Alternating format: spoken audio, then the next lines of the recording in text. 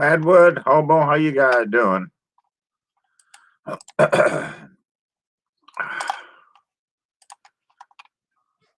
Here's a link if you want to join me.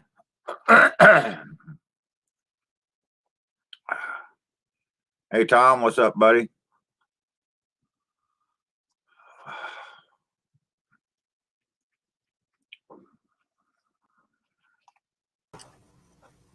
What's up, Hobo? I'm good, I think. It's a fucking long night last night. Yeah, I saw that. I got it in the morning. Who's that? Who's who? That's the, all right, I guess it's gone now. I had a echo. I got up and seen it. Rob was on for over 9 hours. I'm like, what the hell, man? I left to go eat something, came back out to smoke a cigarette. They were still on, so I hopped on for another fucking 2 or 3 hours. It wasn't good. Well, Terry's got to redo that video that we shot this morning, I guess. Well, I seen there was a chunk missing out of it. You too, huh? See, she put the video up and I previewed it and I come in here and I told her you missed a segment. So she went back there and fixed it and redid it. And I previewed it and it was fine. So I put it up on YouTube. And then I looked at it and it was fine. Hey, Risa. And then my sister called me this afternoon sometime. Well, there was 10 or 11 laps to go in the race. And she said, I think you missed a segment. No, I said, we had missed one, but we fixed it. She said, well, it's not fixed now. So then I went back and I watched it again. I was like, what the hell? So Terry's in there now redoing the whole thing. But I mean, even with what was missed, it wasn't hard to figure out since you'd already, you know what I mean? You know my sister. She had no idea. She thought I was eating half raw chicken. So, but I think I got to give it to Everett on this one, though, man. That's who I picked. Yeah. I looked to a comment. I said, El Hobo has declared a winner. Yeah. I seen your comment first, and then because I watched the video and I just watched it a few minutes ago, and then I seen your comment and I commented. I got to tip my hat to you on this one, dude. Well done. But yeah, I can still hear you. I just got to go on the other side of the laptop. okay.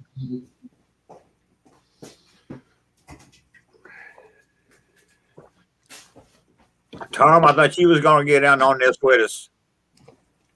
Whoa, boy. Yeah, we never know, Richard. Depends on who wants to show up. How you doing, Clyde? Hey, Keith, can you make us wide? This like hurts my eyes to watch this way. Oh, hell, let me see. Ah, much better. Like that? The other way is wider. No, that's why I said, can you make us like wide? Yeah, but you ain't as big now, Hobo. I don't want to be that big. It's easier to watch in this format than it is when you're. I was I liked what Rob did, and I was really surprised. Mine turned out the tasting as well as it did. Right. I took 2 or 3 little bites, and Terry ate the whole rest of the damn thing right there. I was like, man, but yeah, I'll do it again and try to clean it up a bit. I know it was kind of hard to clean up, but because you got sauce and cheese running out and everything. But yeah, it was I was satisfied with it. I mean, it wasn't beautiful or anything, but it tasted good. Right. And I think that's the only thing that matters in the long run. I've ate a lot of food that looked like hammered dog shit, but tasted great. Yeah, I'll tell you.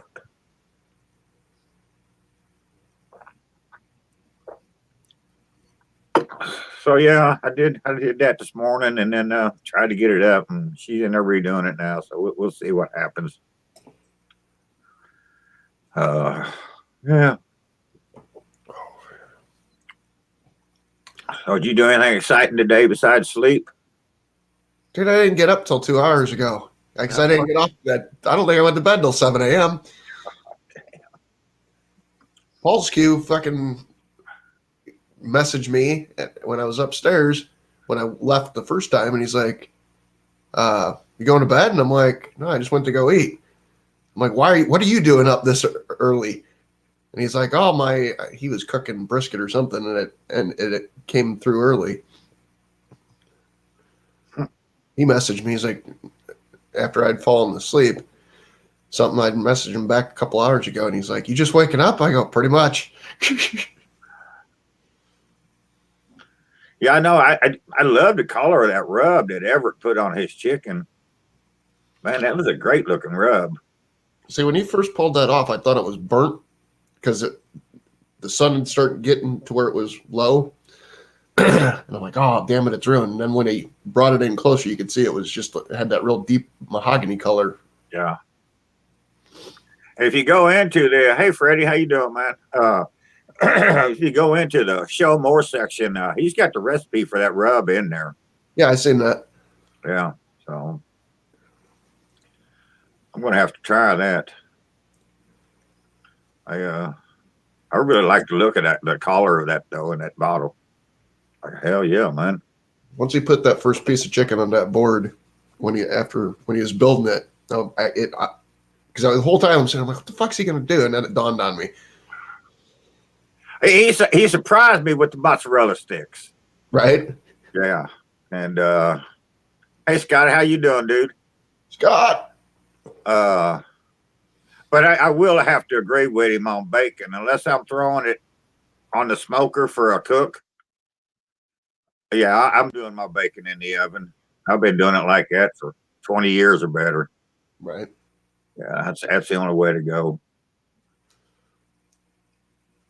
So yeah, I'm like, damn, man. I think you left last night before I got this done. But I ended up getting this fucking thing to work. It's a kitchen conversion thing, but it's got a space you can hang your measuring spoons on. What's a measuring spoon? That thing you and my mom never fucking use. Did I tell you the meatloaf story about my mom? No. I think I was probably 12, and I can't remember if I asked her if I could make dinner or if she told me, like, just pushed me into making dinner. But she goes, so she had all her recipes from her mom, and she's like, "You're gonna make meatloaf." So she gives me the little fucking recipe card, and I'm doing everything, like it's basic meatloaf. It ain't that fucking complicated. But after we got done and she ate it, she's like, "This is the best meatloaf I ever had." And I thought as a kid, like, she's just blowing smoke up my ass. You know what I mean? So I talked to her probably 10, 15, 20 years later. And somehow this conversation came up, and I looked at her and I go, "Mom, you were just blowing smoke up my ass." And she goes, "No, it was seriously like having the meatloaf that my mom used to make."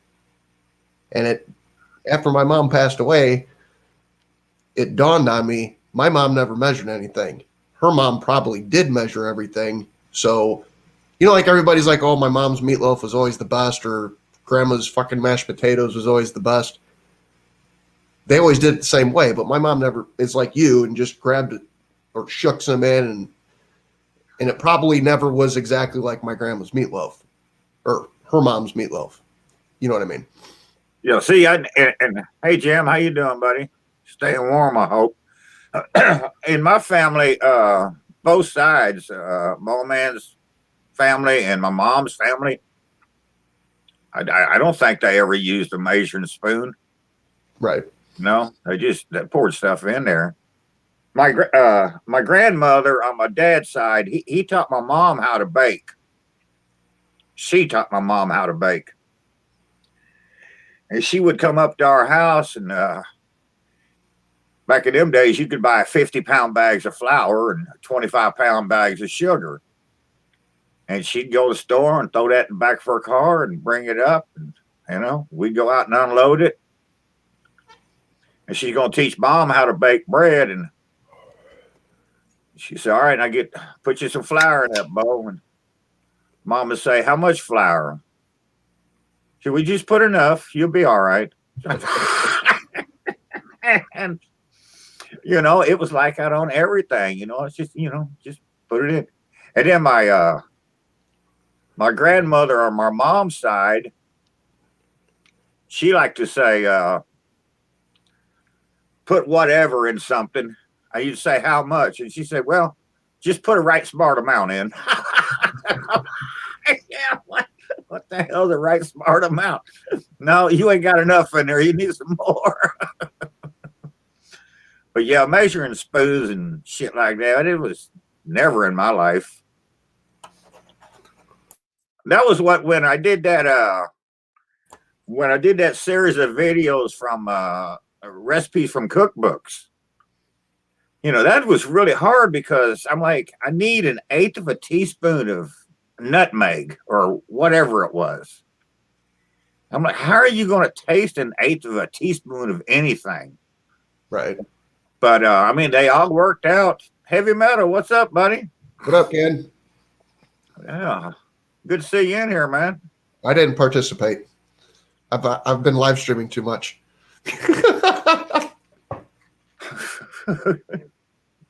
So I was going to since I think it was just the three of you guys. I was going to get, if I was going to do it, I was going to get ground chicken and basically make, you know what a fatty is? Yeah. And do it that way.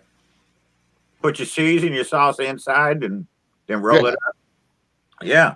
And then just do a bacon weave and wrap it up. Well, that would have worked. I don't know if it would have worked or not, though, because by the time you got that chicken to temperature, I think it might have been dry. That was my only concern with it. Yeah, I know. Because you got to get that bacon to the right consistency, and it's going to happen after the chicken's going to be done cooking. I overcooked it just a little bit when I cooked the unbreaded side, but I wanted to make sure it was done, so I overcooked it just a little bit. But hey, George, how you doing, man? But yeah, Terry's sitting there the whole time, slicing and dicing and eating, and I'm like, well, I must have did something good. Hell yeah. But, yeah, it's something I'll definitely work on again. And I know the breading on the inside, just the breadcrumbs and the Parmesan cheese, you could actually taste that when you was eating it. So I really like that aspect of it. So did the breadcrumbs keep their texture, or did they get soft? It wasn't crunchy, no, but did it get to the point where it was like mush? No, I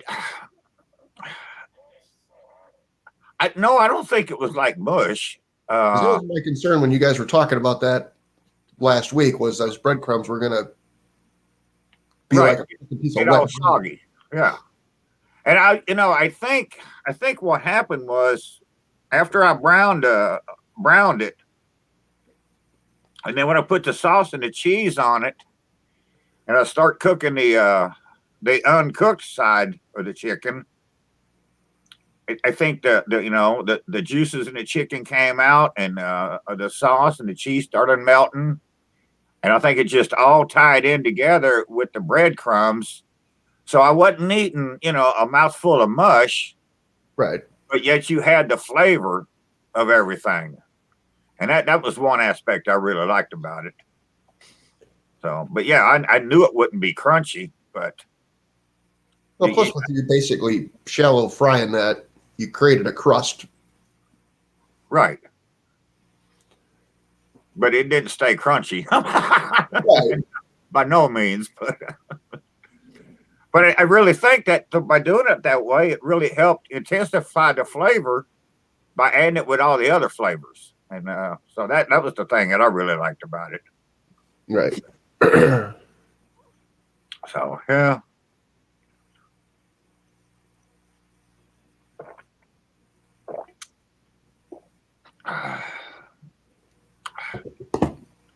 Had a funky NASCAR race today. I know that. And I don't think anything else went on in the world that I really cared about today.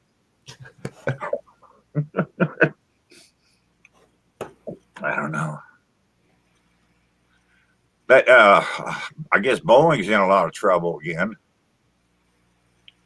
Wasn't it Boeing that had those airplanes that kept blowing up and killing everybody, and then they made them quit flying them for 3 years, and then they just let them come back, and now they got a plane flying and loses his right engine, just blows up in midair, and so now the FAA is all on them about that. I guess they're going to take those planes out of service for a while to test those engines. But, I don't know.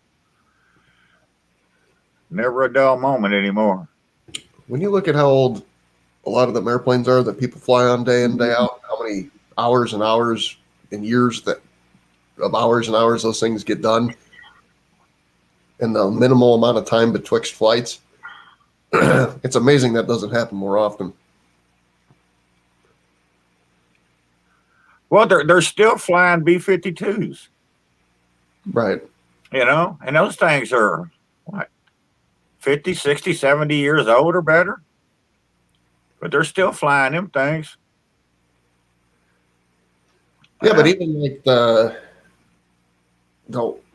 people aircrafts, like that's how FedEx like runs their shit. They buy the old airplanes that like United doesn't want anymore, and that's how they're packing them full of boxes and getting shit places. So you got another 20 years out of them. Yeah. It's crazy.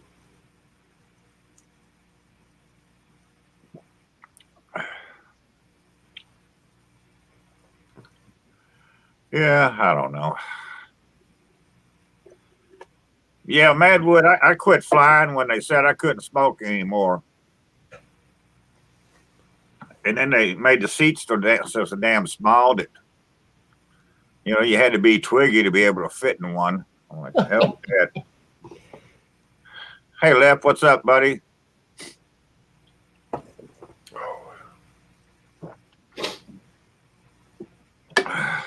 Oh, yeah. What are you drinking tonight? Do what? What you drinking tonight? High Life. Go this way. I'm on a bourbon. I'm on a small amount of bourbon today, so I had to break out some beer from the refrigerator. Narragansett. I'm made in Maine or Massachusetts. I believe it's Massachusetts. No, it's New York, Rochester. Really? Wow.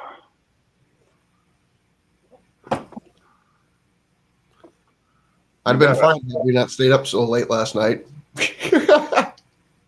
Well, I thought maybe you was having a bourbon shortage in your house or something. That's why you was on a small amount of it. Yeah. My collection's gotten to be minimal at this point. Yeah. 70 of them. It'll come back.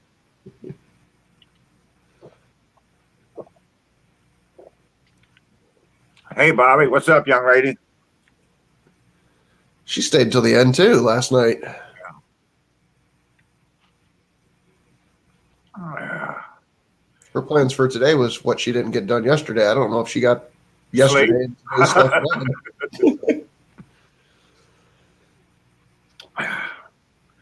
Yeah, Bobby's she's been keeping our live chats going, man. A lot of people's. She's been on a lot of them. She's probably trying to match you in continuous days. Sundays are usually the hardest. Why is that?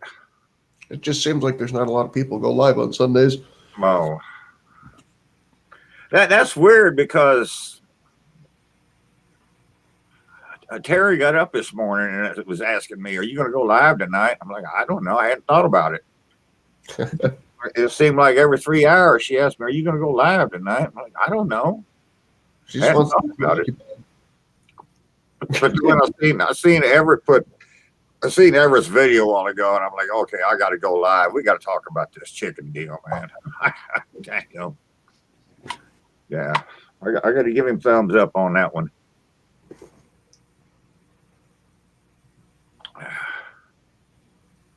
But I'm not a man like him and Rob are. I'm not standing out there in a damn foot of snow cooking on a grill.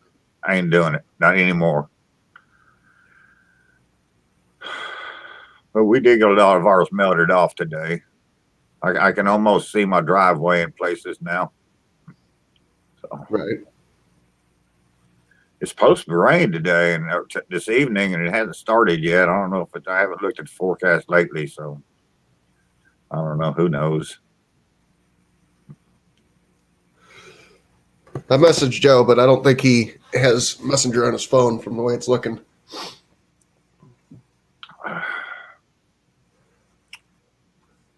Who's Joe? Everett. Oh, okay. Yes, Well, first name too. You know me and names. Oh, well, whatever your channel name is, that's what you are to me. I'm like, hell. So, like, correct me if I'm wrong. Madwood's name is Terry, right? Yep. And every time he gets on, I'll say, "Hey, Madwood," and then I'll see 9 people say, "Hi, Terry." And I don't know if they're talking to him or talking to the old lady sitting over here. So I never say that. I'm like, hell, man. Yeah.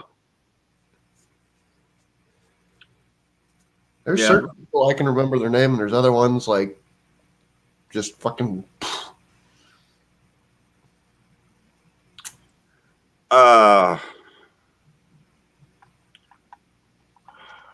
Scott.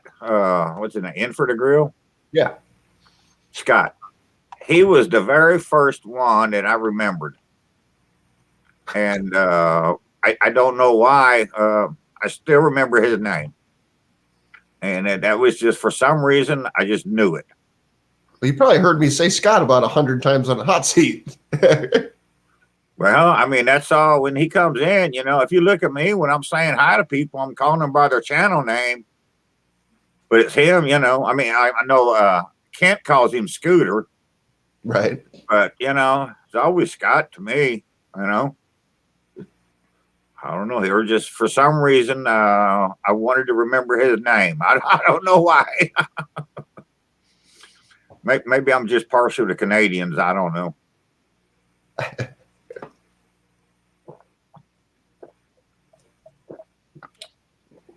Jason Cleveland.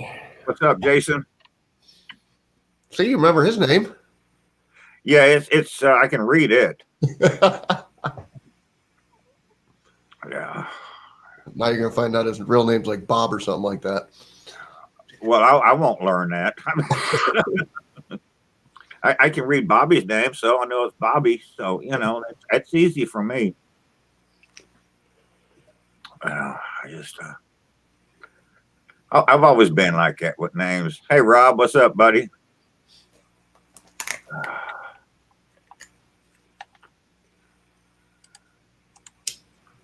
Jump in here, Rob, and tell us what you think.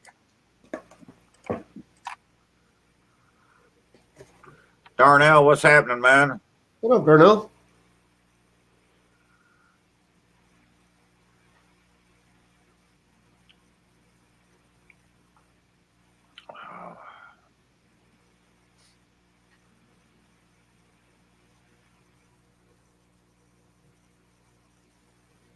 You'll see Darnell's another one I can remember the name too.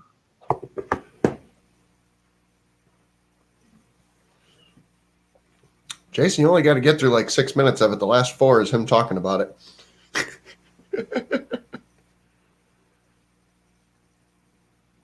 My booger, what's up, young lady?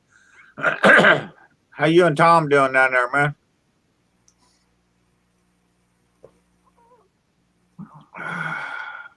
She's probably staying very warm. Get you down here where you belong, hobo. What's up, Rob? How's it going? I liked your chicken parm, reverse chicken parm. Did you see the misstep, or was it all in there? I saw you skipped from doing the one side, and then it was folded over and done.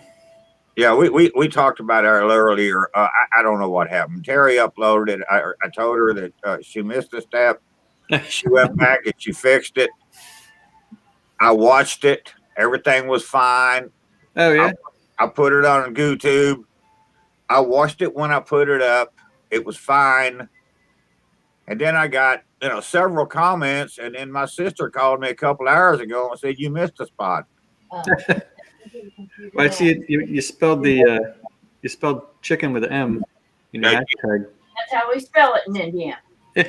She said a while ago, I was telling her about it. She said, you didn't tell me I misspelled something.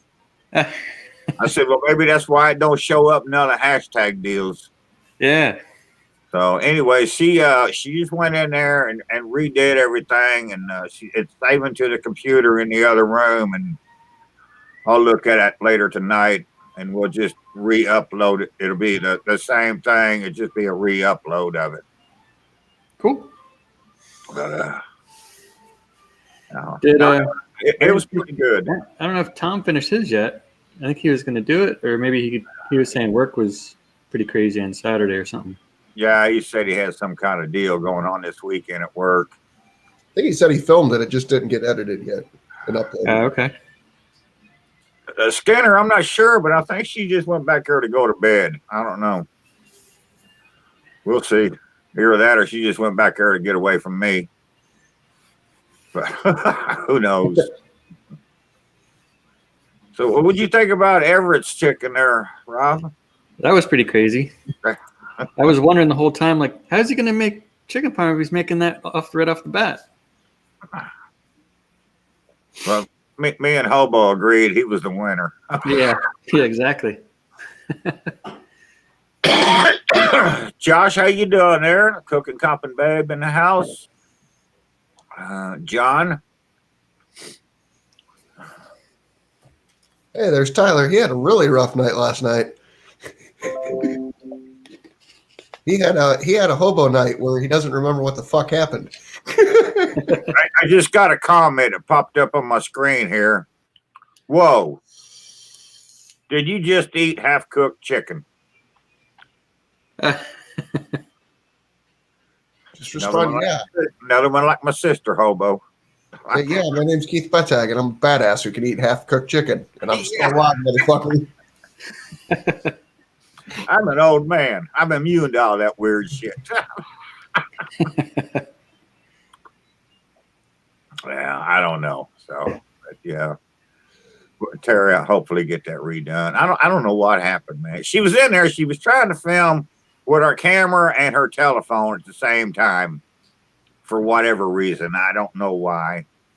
So both her hands was full, and I don't know. I said, why do you got to use that damn telephone? Why can't you just use the camera? Well, I want to try to use my phone because it's got a better picture. That's how I use the phone. I don't even use my phone to talk to anybody. You know what I got this thing for? Oh, look, it's 1937, 21 February. That's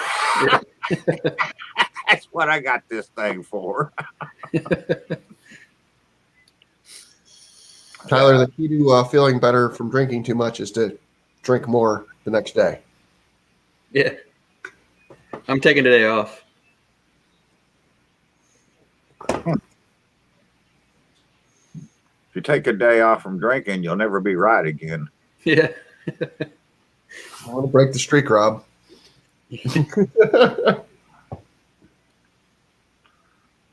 So yeah, Rob, I enjoyed this collab. You'll have to Yeah, come up cool. with another idea, Yep. and hopefully we get it all filmed properly here in this household.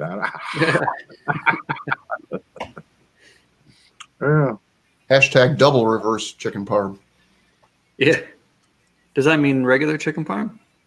It means double reverse chicken parm.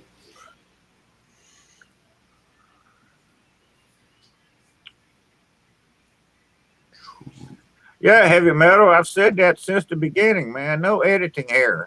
Editing sucks. See what Booger the happens when you bitch edit? came up today. Yeah. Hey, Carrie, VA chick out there. We don't need no editing, man. Hell, that's we're not making opera movies and Oscar movies and all that bullshit. Or at least we're not in this house. Yeah. We're eating half raw chicken, half cooked chicken here. Yeah, right? We had that happen. I don't know. I want to say 2 years ago, a video did the same thing to us. It was fine when we put it on the computer, and then we lost a step, so we had to go back and redo it. Oh, I don't know. Oh, you recooked it? You recooked it or re-edited it? Or, you know what I No, mean? we just it was a piece missing in, Oh, the okay. film, in the film.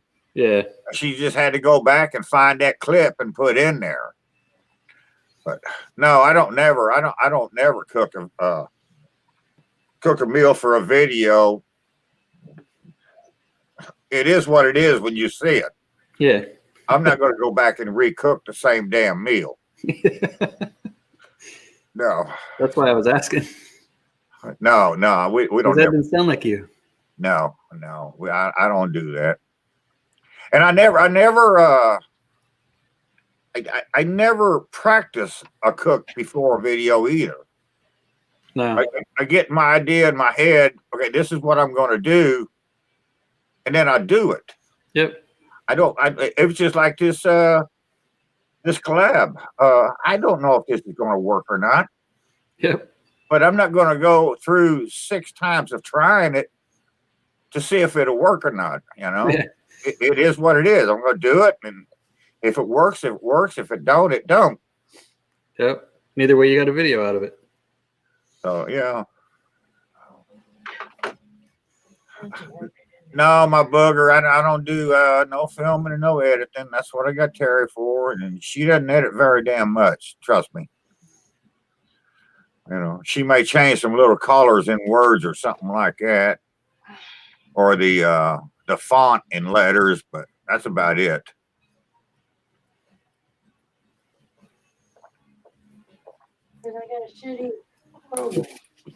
Yeah, well, but no, it was fun, man. Yeah. Rob, when you brought it up, I was like, dude, I don't know if you can do this or not, but it sounds like I can try it. But I was really glad that I did it, you know. And I thought, man, this really does work. So come up with another one. Yeah. And I'm I gonna try. was going to stop today and get me some Taylor pork roll, but I didn't. Ah, I'll tell you in a minute. Well, you buy yours already sliced, right?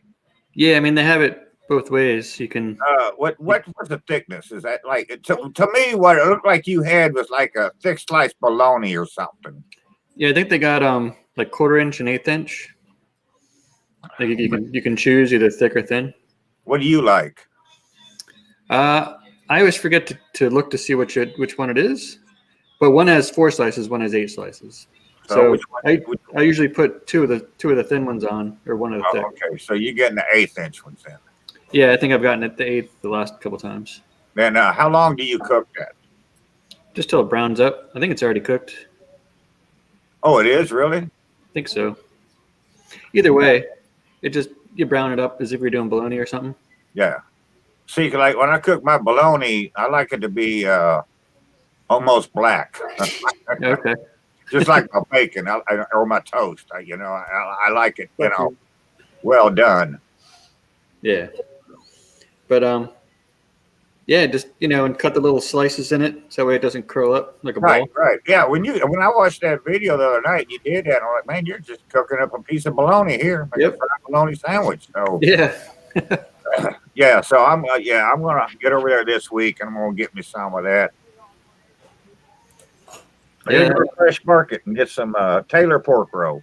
Just you can look that up and you can find it online and it'll tell you all about it. That requires me getting on the computer. So, anyways, and you just make sandwiches out of it. Yep. Fried egg, cheese, and on like a Kaiser bun or a hamburger bun. Yeah, I was wondering about scrambled eggs and cheese and some fried potatoes or Yeah. something like that. Hash Yeah. browns in there. Bacon. Yeah. Okay. All right. Yeah, I'm gonna get over there. In fact, that'll probably be my next video. Pork roll?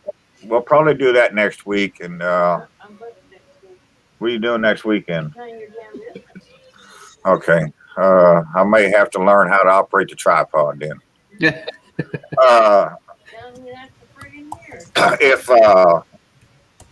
If the weather cooperates, I'd like to get that done on my Blackstone. So we'll see what happens. If Terry's busy, then I may have to. I'm helping your son. I may have to go. I may have to go down to the street corner and solicit somebody to help me. Well, I'm sure there's a wino walking out. Yeah, I don't know about iMovie either. I'm shocked that Booger uses Power Director because I'm like the only person I know who uses Power Director. Not anymore.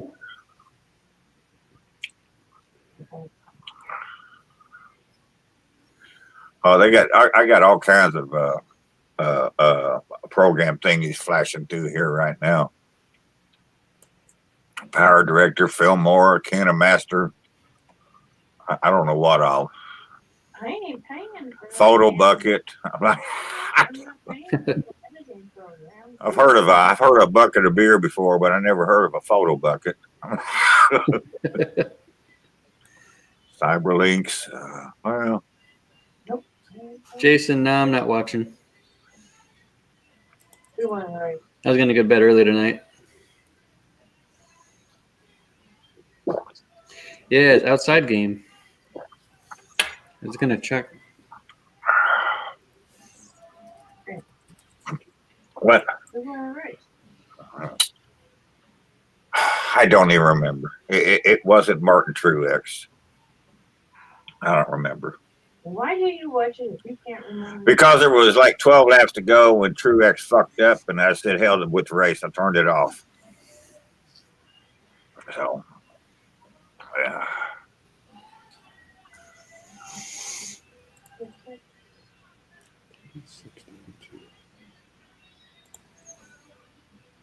Well, Booger, I ain't drinking no water. So, I am. I'm not even drinking cheap hams. Oh, get it. Is that- Oh. you might have to put that on that too.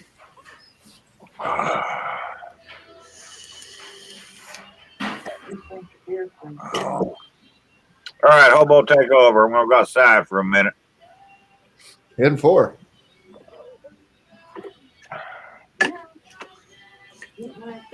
So, but did you go to Cracker Barrel today? What's that? Did you go to Cracker Barrel? I didn't get up till fucking 5 p.m. Oh. Then I laid there because I could tell by looking out the window how dark it was, and I'm going, well, today's just pretty much ruined. Yeah.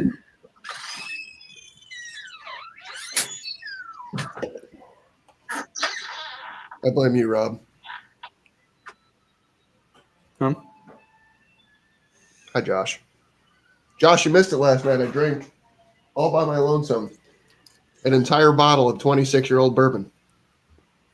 Well, that's not nice. You could have brought down here. What'd you say? I said you could have brought that bottle down here. I would have probably got a DUI at that point.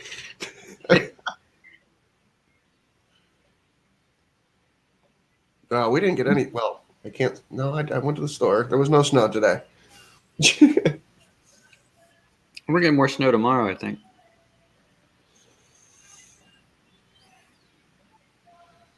I saw you guys were on a boat.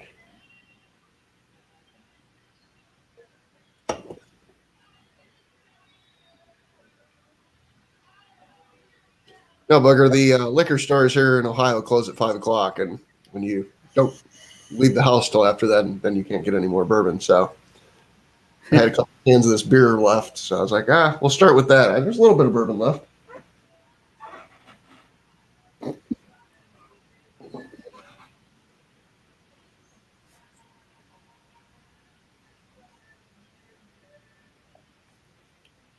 You know what to bring next time you go there, Hobo. Bugger, you can't get this stuff anymore. Like, this was something that came out like 3 or 4 years ago.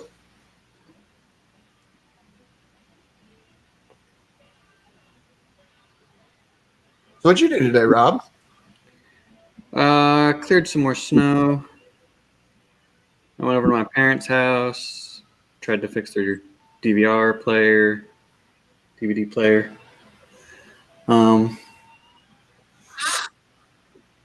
Not much. I'm watching drone videos now. You gonna get you one? What's that? Are you gonna get you one? I don't know. Maybe they're getting So- cheaper. I bought when I got, this was probably 2 or 3 years ago, when I was looking for a new GoPro and I wanted the gimbal. Right.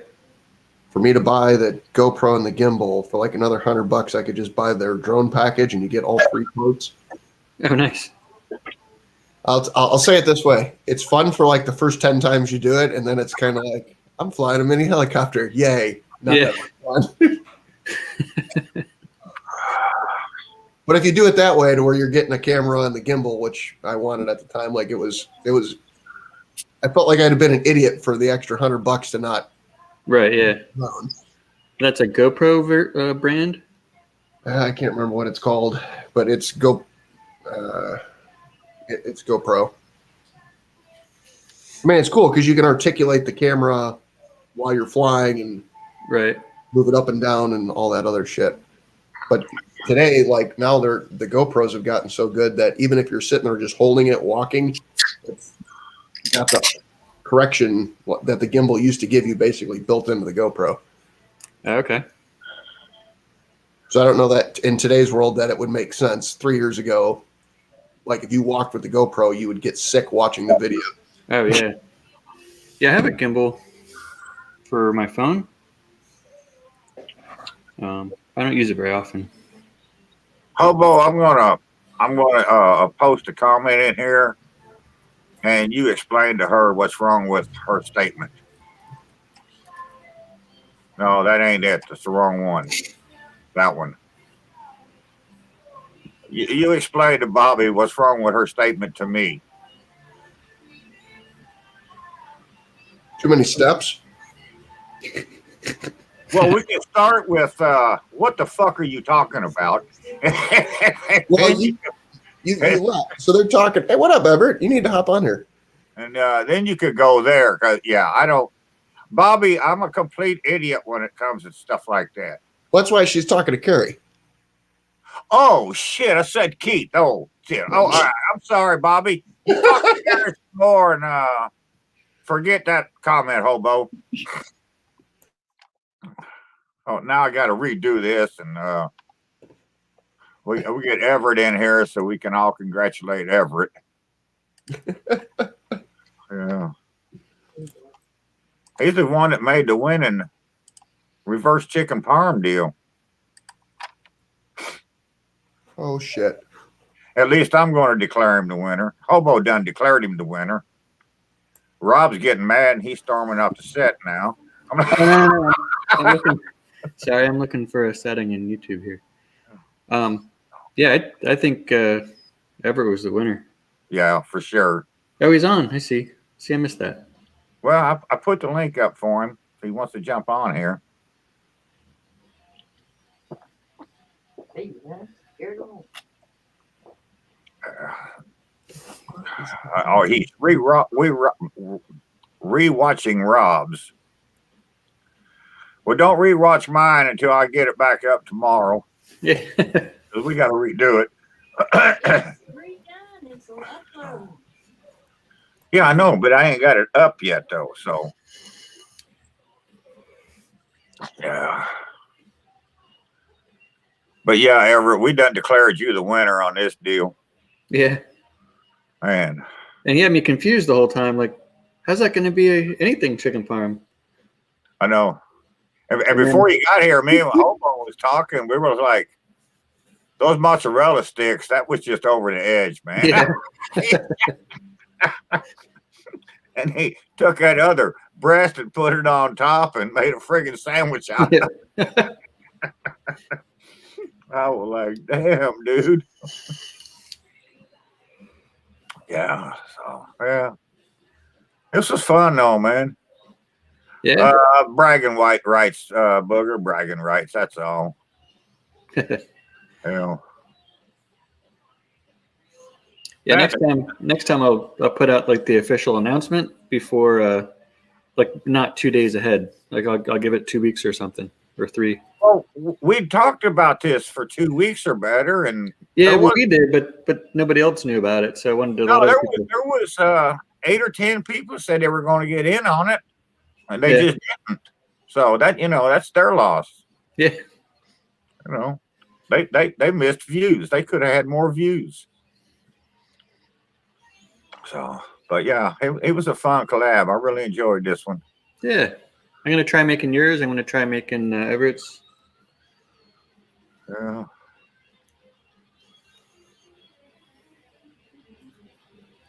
Well, I do have a Weber Smoky Mountain. So I could. There you go. Yeah, I could redo his, but oh, looky here, we have a celebrity. Booger, what's up, young lady? I didn't know anything about this. I had a grandchild here, so I didn't know anything about this Parmesan chicken thing. So, yeah, I think we talked about it on Keith's live a couple weeks ago. Might have been 3 weeks ago, and then we were gonna the 12-hour one or the 8-hour one. Which one? Just one of Keith's randoms. We talked about it more than mine, though. I mean, we talked about it on other lives. Yeah. Oh yeah. Hi, Obo. Rob, how you doing? You're not drinking. You picked the one time I get up here to not have a drink. That's great. Okay. I had too many yesterday, so I'm evening it out. I wasn't there. It's great though. Last night was a long night. Why? What happened? What did I miss? Where? Keith? Rob got going. Rob at like 1 o'clock goes, all right, I'm going to bed. Yeah. 2 o'clock, I'm going to bed. 3 o'clock, I'm going to bed. 4 o'clock, I'm fucking starving, so I go upstairs. I'm like, all right, I'm leaving. I eat. I come down to smoke. They're still on. Oh man, that's crazy. Come on now. I was trying to get Colin to guess all these songs. Colin was pretty good at it. And I think Everett was in the chat still. He was guessing them. I miss And all Matt the fun. was. Oh yeah, Rob, I booked Colin for the hot seat. Okay, cool. We don't have a date, but Josh. I'll put him. Love you, Josh. Sorry. I'll put him in there. he's gonna be like the next Kent. No videos on the hot seat, and then becomes YouTube famous. Yeah. He's already famous in our world. I just think, Keith. Huh? You're right back. You're really quiet tonight. Thank goodness. The old lady, Jerry, I love you. the old lady and Karen, they've been telling me that I don't let nobody else talk. I'm like, well, it's my fucking channel. I mean, yeah, I'm gonna. But yeah. So no, Booger, this was a thing. We was on live a couple of weeks ago, and Rob said he had an idea to do a reverse chicken parm. And I'm like, what the hell is that? He said, what's anything you want it to be? I said, what? We gonna cook a strip steak? I'm like, what is it? Well, what does that mean though? A reverse chicken parm? Like, You know what a chicken parm is? Yeah, well, yeah. Okay. Yes. Reverse it. Put all the shit on the outside on the inside, Booger. Okay. All Yeah. right. So cheese, sauce, and Chicken. okay. Well, yeah, I know it's chicken. Okay. So when's this coming out? Like, when is this public? Today. Oh, it's all today? Yeah. There's 3 of us got a video up, but me and Terry got to put ours back up because we got a scene missing, and people think I'm eating half raw chicken, and it wasn't half raw. Trust me. He cooks one side, Booger, and then it goes to it being folded up, and he's over there fucking sawing at it with the knife. Like, I understood what happened. Like, I sat there and I went, oh, the clip didn't get put in. Yeah. There's a lot of people giving him shit that you just folded this thing up and started eating. Oh my God. You're going to get shit though. It's like, look at you. You're alive and shit. So it didn't kill you. You know, what the bad thing was when, because I had my trusty thermopop out there to test my temperatures, and I'm like, oh man, I way overcooked this. You know, and so, and I knew it was overcooked when I pulled it out of the skillet. But now I got half the people in the world thinking I ate half raw chicken. Yeah. So that's what you're trying to edit to please those. No, I'm not trying to edit. I just want to get. What happened was we did the video, and then Terry put it up on the computer, and I said, Terry, you missed a segment. So Terry went back. She found the segment, and put it in there. So then I previewed the video again. It was all in there. It was good. I uploaded it to YouTube. I previewed the video when it came up on YouTube. Everything was fine. I had, I don't know, 8 or 10 comments. Nobody said anything about that. And then I got a call late this afternoon from Karen Lynn, and she said, I think you missed a step. And I'm like, no, I didn't miss any steps. I had previously, but Terry fixed it. Okay. No, you missed a step. And so then I went back to the video and I watched it. I'm like, I had already watched it. I'm like, how did that step get took out again? So I just figured Terry was doing something while you were cooking it and was busy and couldn't video that spot. No, in fact, the whole, because you know the video is only 6.5 minutes long, but Terry actually sat there in the kitchen the whole time that I did it and was cooking. I don't even think she even got up out of her chair. She sat there the whole time, you know, because it didn't take that long to cook. Yeah, but well, yeah, I mean, you only cooked it halfway. Right, this is true. What I think the greatest thing about Keith's videos are, he always films them at 4:05. Yeah. What do you mean 4:05? Oh, the clock on the wall. I decided years ago just leave that clock there. He did fix it a couple years ago. I guess the batteries have run out. Batteries in that thing 6 times, and you know, we love that though. That's what's great about your videos. Yeah. It's like, it's it's good. Someday Don't worry about it. He starts cooking every time. It's not quite 4:20 yet, but yeah, my thing is this kills me every time. Like I keep forgetting I have this on, and when you see my videos, it shows like, so I marinated it for 4 hours, and it's like 20 minutes later. It's like, what the hell? I gotta take this off when I do videos. Because it is, but it's never synced in. I don't reshoot any video, Darnell. What you see is what you get. Yeah, I ain't reshooting it. No, John, I don't know. We're working on getting that fixed. We're going to re-upload it either late tonight or tomorrow, and then you can see what I did, and it was not raw. Trust me. Jesus Christ. I'm just saying, you're not sitting on the toilet. You're not dying. You didn't get food poisoning, E. coli, salmonella, so you're good. No. You know, I mean, some people see like I check the temperature of the stuff that I cook in the air fryer because I'm crazy about that. I have to make sure it's good about that. But I still get comments like, "That's not cooked. That's raw," and I'm like, "Well, I'm here answering your comments, so." Yeah, I get that about my beef cooks, especially steaks and stuff like that. Yeah, the raw, the medium Yeah. rare. Yeah, because What the hell? if they're not mooing anymore, then they're overcooked to me. Yeah, Hey, man, come on. yeah. That's why I feel for you guys that do barbecue and steaks, a lot of steaks and stuff like that. People are really critical about that. Really, like Yeah. it's still mooing. Okay, it's mine though. It's damn tasty too.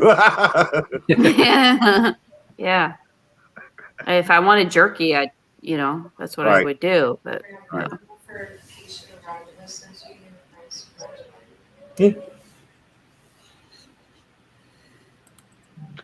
don't know what John Burton's talking about. I seen one of Keith's old videos. The paper towel was on. The paper towel roll above the sink. Oh, it was cardboard. There's probably more than one video where that thing was empty, and sometimes I just forget to refill it. We got a Costco here now, so I always got 127 rolls of toilet paper in the house. Look at Texas, like the shelves are empty over there. Like, oh my God. I talked to Troy the other day, Booger. He was on a live stream, and he was in there. He was in for a long time with us. It was And Gary's. After I left, everybody showed up after I left. There was Greg McVitch there. Maravich, Poser. Barbecue. Yeah. And then I was like, what the heck is this? That was a cool. I watched that while I was doing stuff outside. I was like, God dang. So I told cool. Troy, I said I've been wanting to call you, but when all this weather hit, I didn't know if you had any power or not, and so I didn't want to mess with your telephone if limited on power and shit. Yeah. He said he never lost power. He had 2 days where they had like 2-hour brownouts, and that was it. Mm-hmm. The rest of the time, he never lost power. Oh, that's good because I saw Sapo he had some ice damage. Like from what I saw, I got rid of cable TV, so the news is like I get it 3 days later. I really don't know if a hurricane's coming until somebody lets me know. So Sure was windy today. so I'm like, oh my God, Texas is getting slammed, and I was like, what? Yeah, I've seen Sapo had that video up. I haven't watched it yet, but yeah. I saw he put a video on YouTube, but I was like, what the heck is going on there? But yeah, good Troy that he's okay over there. Yeah, he said they were doing good.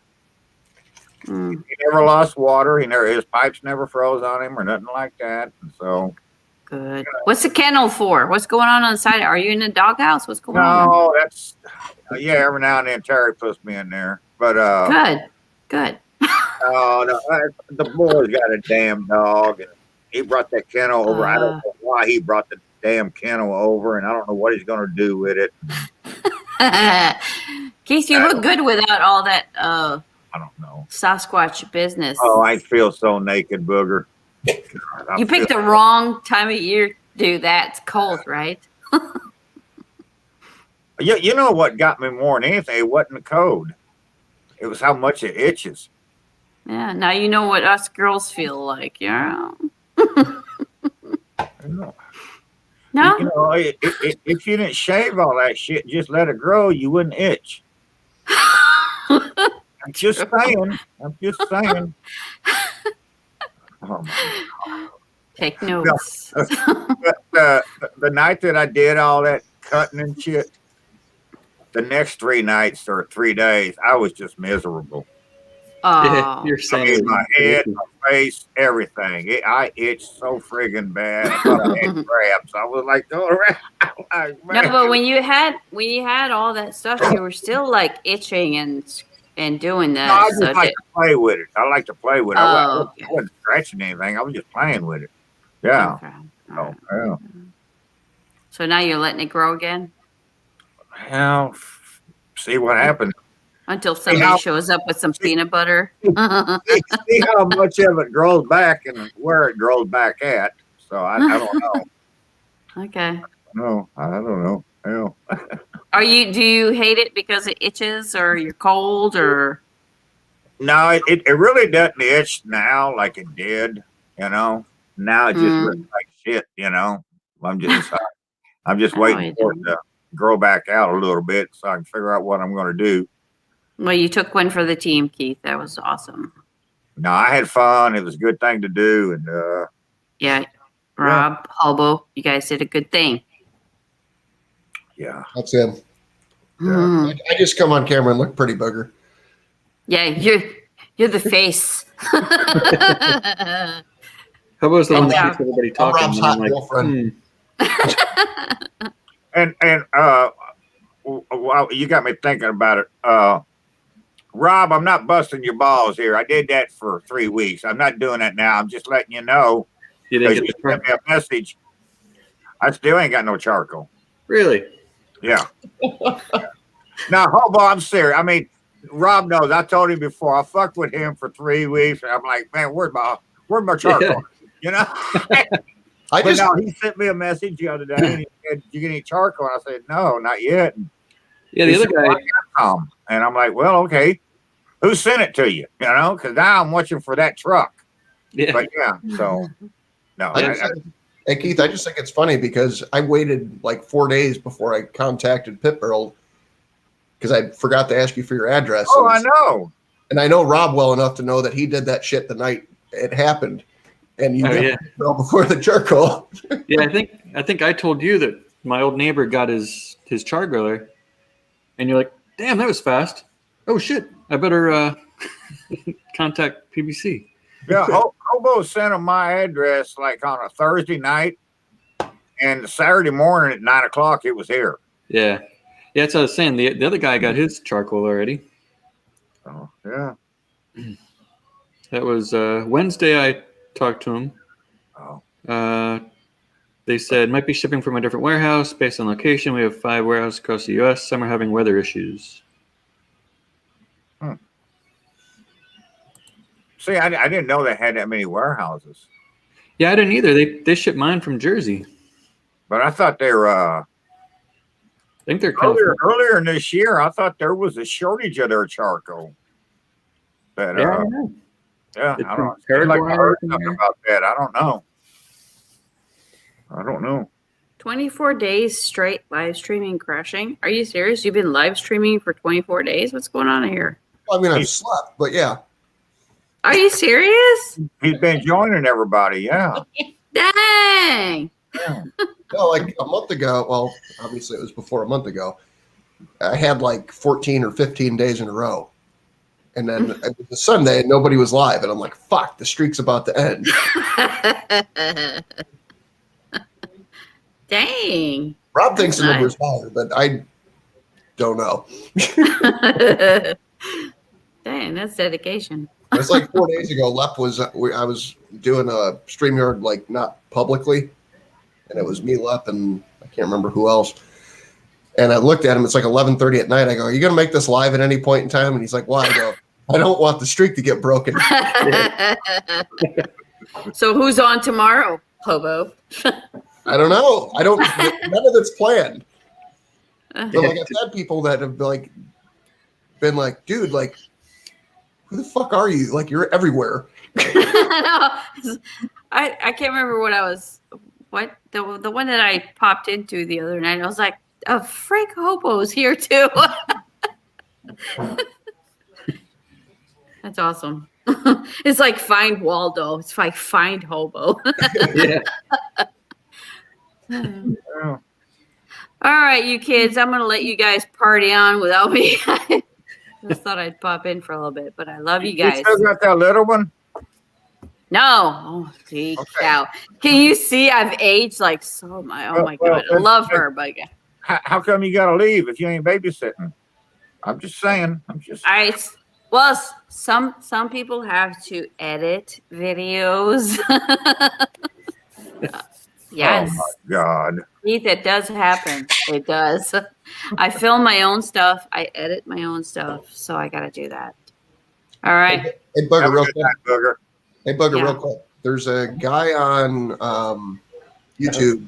I'll send you a link to his channel. But all he talks about is Power Director, and he's got some really good you know how Power Director is really hard to figure out how to do different things. The settings are real deep. He kind of goes into that. You might enjoy some of his stuff. Oh yeah, I appreciate that. I mean, I've had it for I don't know 3 years. It's good, but it does a lot.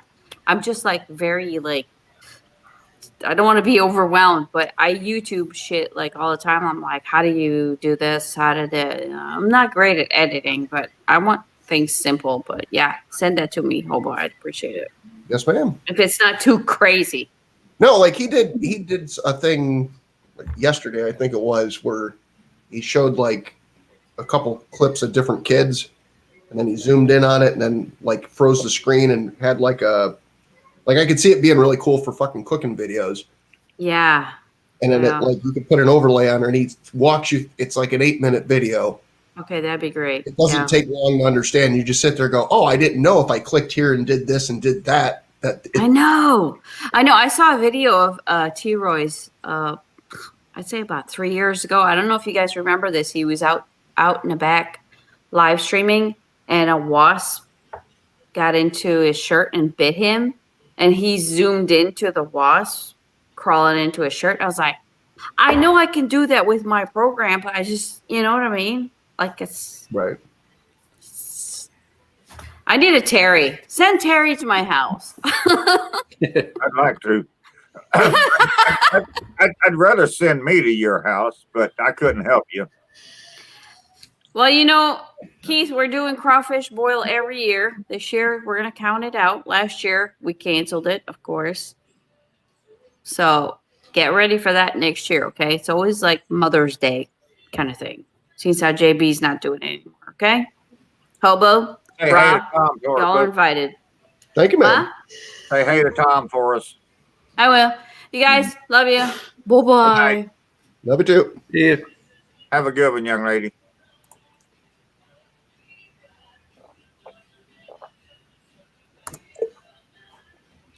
That girl is more fun than a barrel of monkeys, I'm telling you.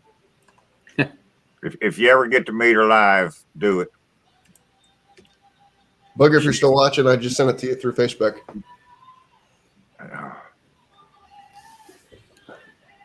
Everett, the question's not where's Hobo, the question's where's Everett. Yeah, there you go.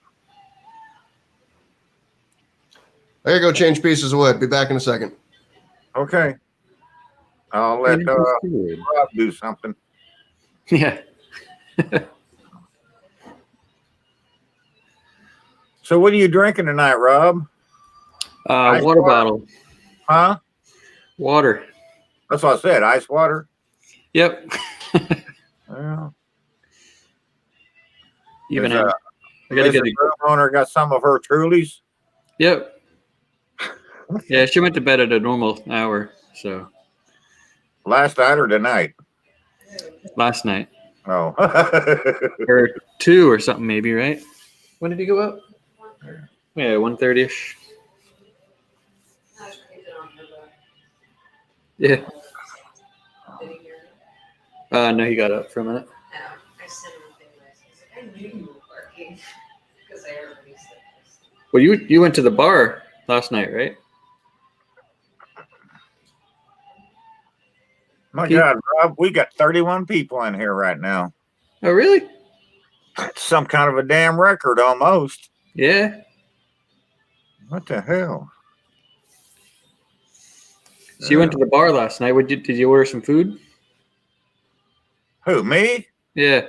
No, we just Who else am I talking to? I thought you was talking to Mrs. Broom owner. Oh no, nope. No, we just drank a couple of beers. I know. That was it. It was so damn loud in there last night that I was just like, oh man, it's just too damn loud. Yeah. I can't handle that noise anymore. You got to go in with earmuffs on. Pretty much. Well, I got to go in there anywhere with my long johns on because every time I go in there, I'm fucking freezing. It's so damn cold in that place. And I'm like, man. Be the middle of winter and the owners are walking around in shorts and they got the fucking doors wide open. Yeah. Because it's so hot in there. And I'm like, if it's so hot in here, can you tell me why everybody in this place has a winter coat buttoned and zipped all the way up and they're wearing gloves and fucking shit? I'm like, hell, man. Not hot in here. Trust me. Yeah, close the door and turn some heat on. Yeah. But yeah. No, we just drank a couple of beers, then left. Yeah.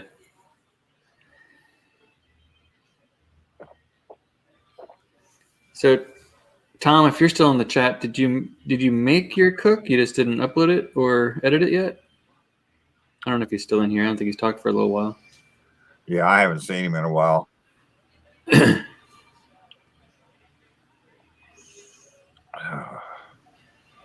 Trivet, Oh, look at that. 2 pieces. I just got to glue it together and, well, stain them different colors too. Nice. It looks like a snowflake. I don't know exactly what the design is. It's one of the things I found last night dicking around. Yeah. Oh, yep, there's Tom. Yeah. So he cooked it. He just needs to edit it.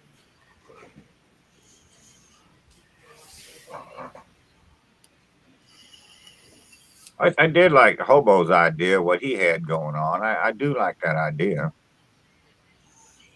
That would get expensive, though, buy that much ground chicken. God. What was See, that idea? Huh? You know what a What was that fatty is, idea? Rob? What's that? You know what a fatty is? Yeah. Instead of using the pork, use the ground chicken. You get to put spaghetti, the cheese, the sauce, Oh, yeah. and then wrap it up in the bacon weave. There you go. John, I've been cooking since I was in the 3rd grade. The very first thing I cooked was devil's food cake from scratch on a wood stove, in a wood stove. I was in the 3rd grade. That was the very first thing I cooked, and I've been cooking ever since then. I spent almost 25 years in the restaurant business, but I've cooked my entire life, basically.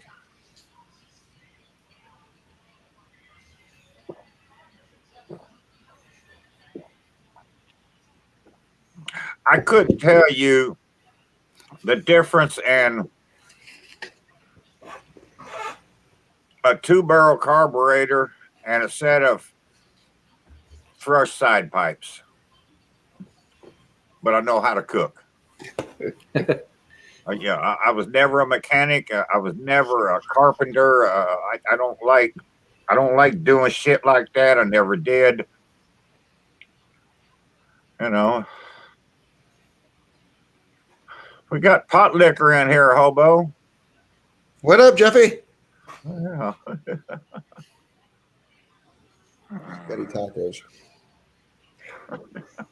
See, I wish fucking Jeffy could hop on here because last time I was at your house Christmas, or was the last time Labor Day. Labor Day? Labor Day. Yeah, Labor Day. So me and Jeffy hop in Jeff's truck, and we're on a search for fucking Grippos. Grippos. We're driving all over fucking Evansville, and I'm getting these stories from like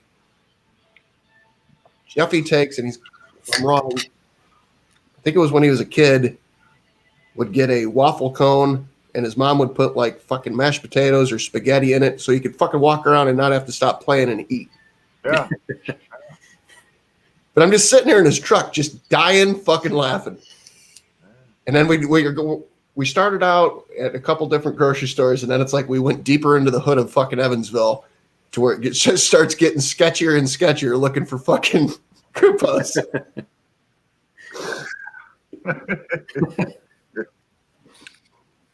Yeah. But it was like, it's one of those things that ice cream cones.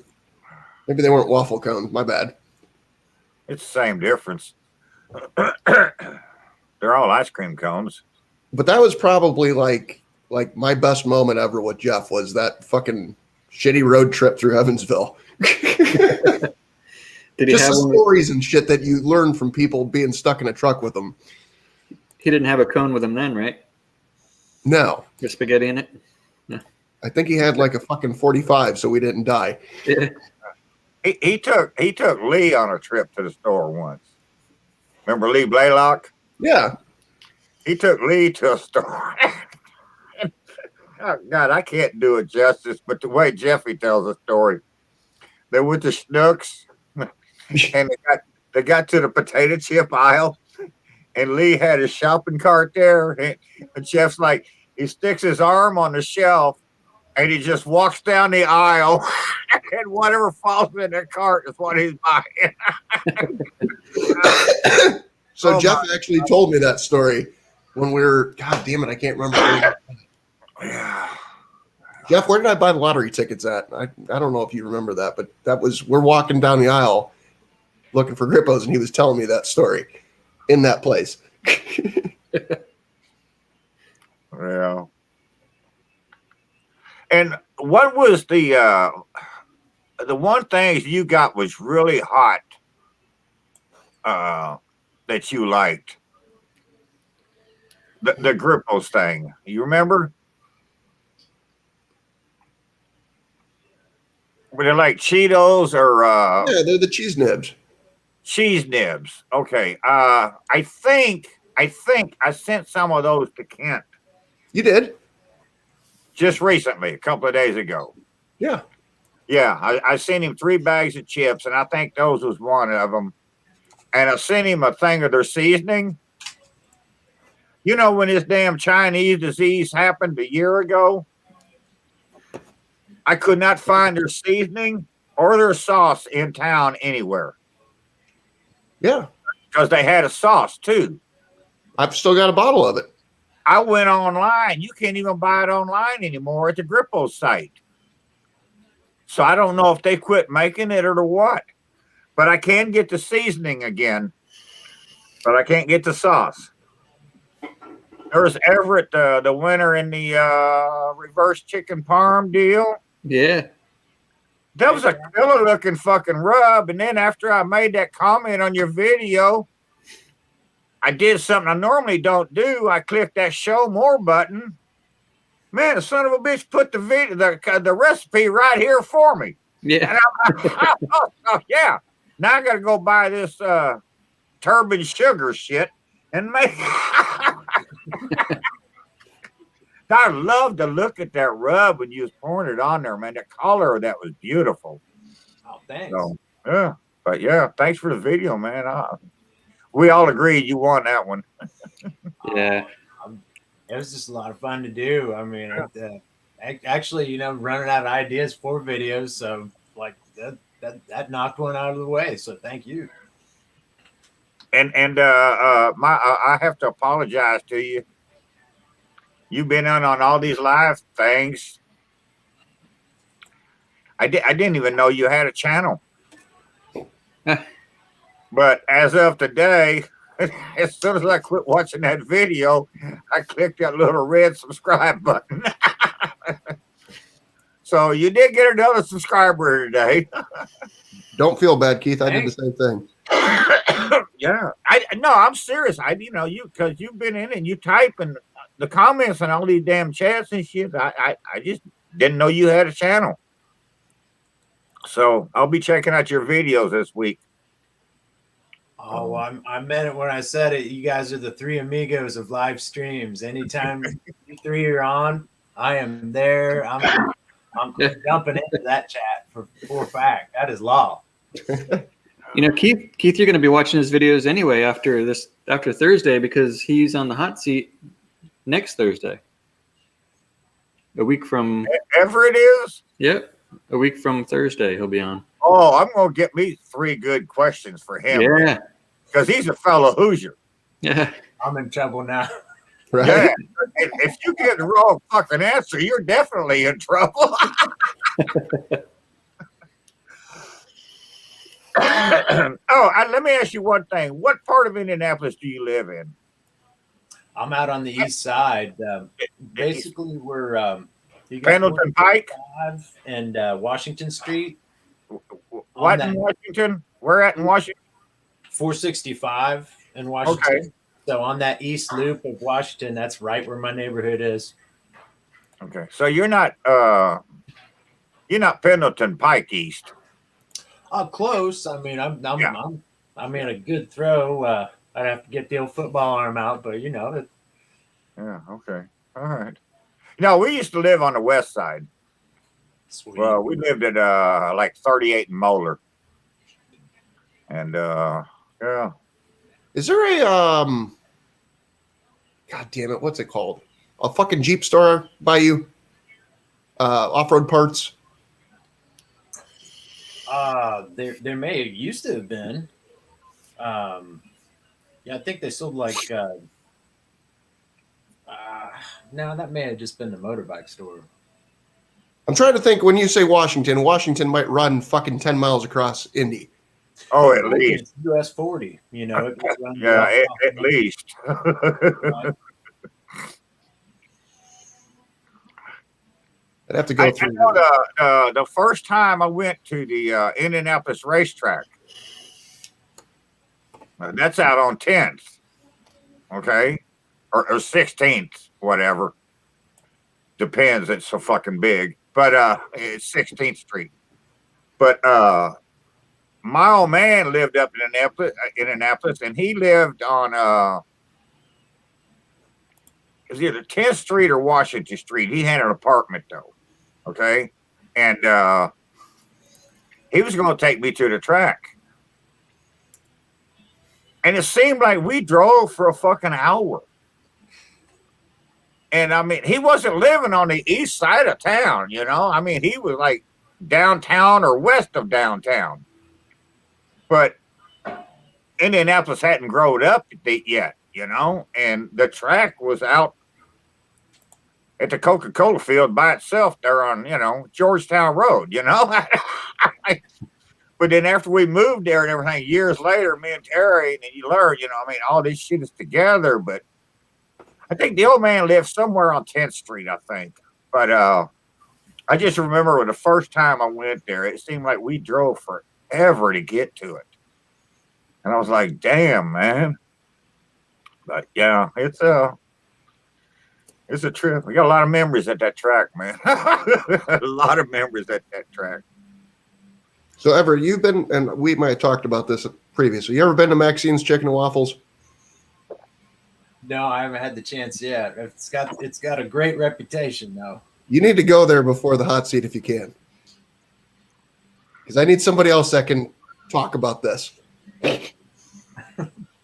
Need a verification here.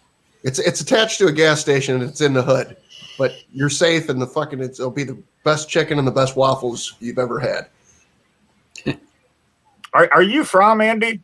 Have you always lived there? Oh yeah. I went to Warren Central High School on the east side. Okay. Basically, I went. So to, what are you?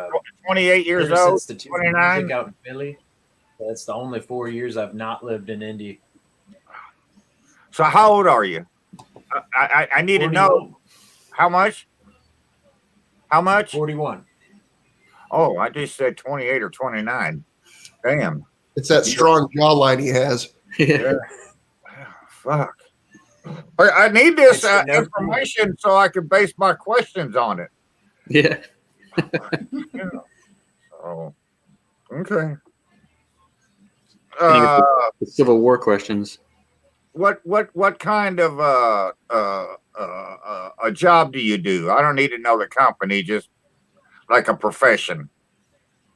I'm a classical musician, and that's kind of how my YouTube channel started. I've just I've lost my stage completely. I'm basically every weekend, like every Friday, every Saturday, I put the tuxedo on. I take my bass to the hall, and I'm leading the bass section. That's what I've been doing for the last 8 years. And it's what with the pandemic, that you can't have gatherings, you can't have concerts, you can't have any, like all the orchestras I play in, they're all shook. So So you got a stand up bass that you play? Yep. Are you serious? Yeah, I play all classical music. I play in I've played in Evansville a few times. Evansville Philharmonic. They got a pretty. I know their conductor pretty well. Or, Yeah. well, their former conductor now. I think he's retiring. I play up in Anderson, Muncie, um, Lafayette, pretty regular. But yeah, that all these orchestras I'm listing, they're not reconvening some of them until fall. So Yeah. I just get a stipend from some of them, and it's just sort of like see you next year. But I'm kind of bored, and like I just got nothing else to do. So it's kind of show people what I'm doing when I'm not playing bass, which is usually smoking some ribs, cooking a brisket. That's kind of what I like doing. Okay. One more question, and then I'm going to go outside for a minute. Do they have Joe Amalia still up there, the grocery store? I think they're all gone. Really? Yeah, I used to live real close to one in Bloomington. And then we had a real nice one on the north side. And yeah, I think they all got bought out either by Marsh's. And then Marsh, of course, got nailed out of the way too. The last O'Malley's, I think it's now a Kroger that I went to. So yeah, Those weren't huge stores, but as far as a grocery store, they were like high end grocery store shit. Oh yeah. And yeah, I was like, fuck, man. That shows you how long ago it's been since me and Terry lived there. It's been fucking years. Oh man, that's a lot of shit, I can tell you. I need to go outside. I love it. Man.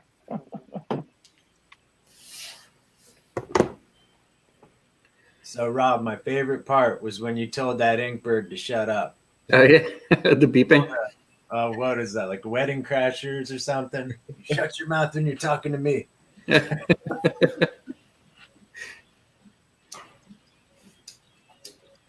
Yeah, it was fun collab.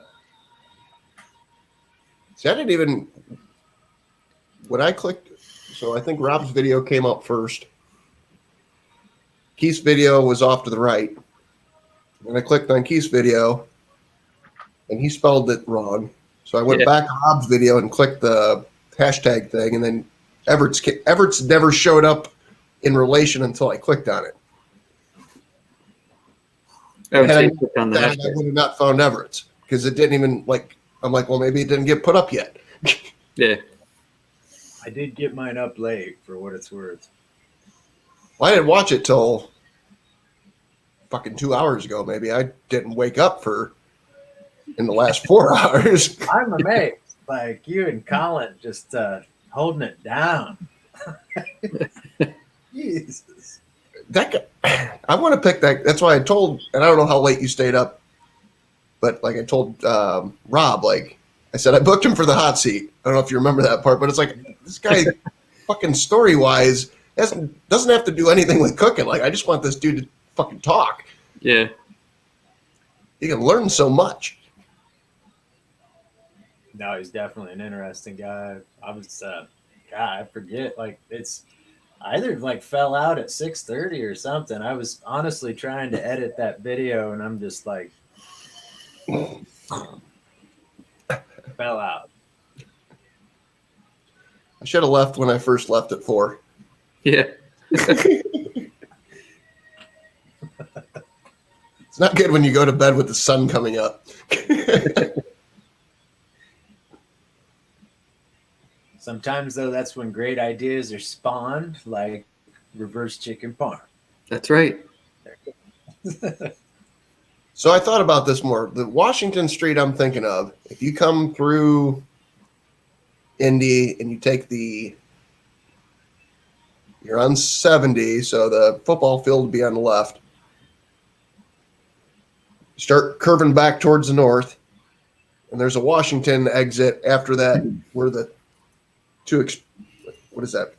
465 on the south there? I can't remember. 365? Yeah, it's 465. Goes like loops around the city. Right. Those kind of come together there at 70, if I'm not losing my fucking mind. And there's a Washington Street, like 2 exits up on the right. Yep. Is that where you're at? That is my exit. I literally hold down court, like beat up on dirty old homeless guys there. Like that's where I'm at. So if you go down that street a little bit further on the right-hand side, there's some, is it called fucking Blueberry Pancakes, or it's some kind of fucking family restaurant. You know what I'm talking about? Oh yeah, Blueberry Hill. Okay. I think just past that on the left used to be where that off-road parts store was. Oh, okay. Yeah, But this is again going back 10 fucking years ago or better. What up, Julie? Hey, Julie, what's up, girl?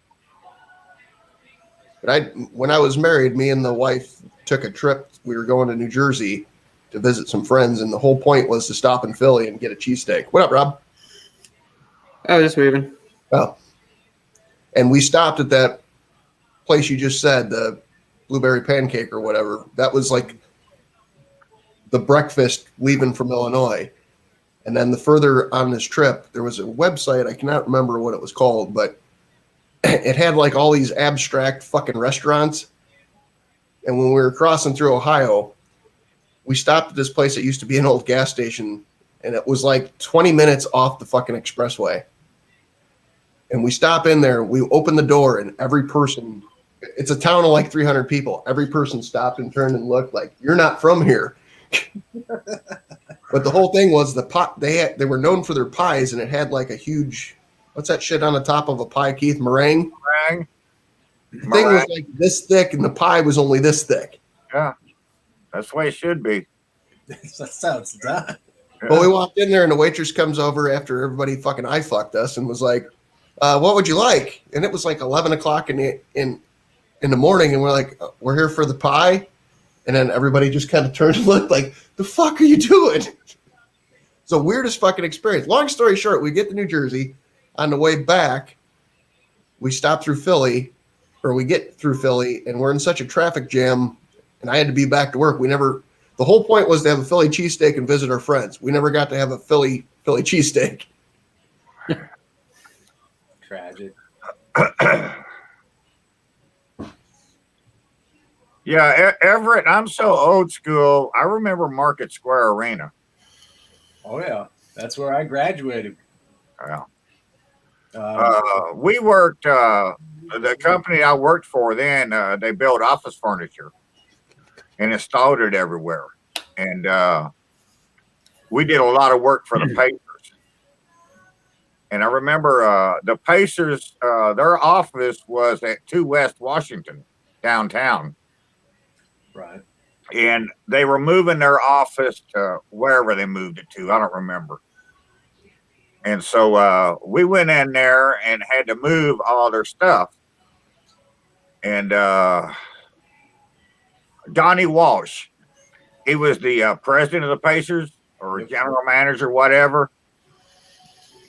He told me, go down in the basement, and you think it's good, keep it. If you think it's trash, throw it away.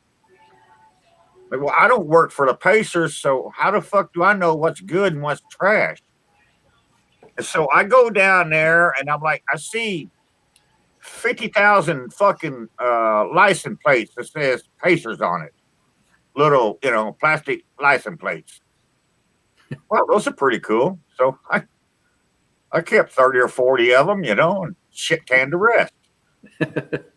Like a dumbass, I found these boxes of canceled paychecks. from the old ABA days of all these basketball players. I'm like, hey, this guy got paid $284 this week or this month. And I shit canned all of that. And it had all these fucking signatures on here where these guys, you know, some of these guys are in the Hall of Fame now. You know, I'm like, think about the signature.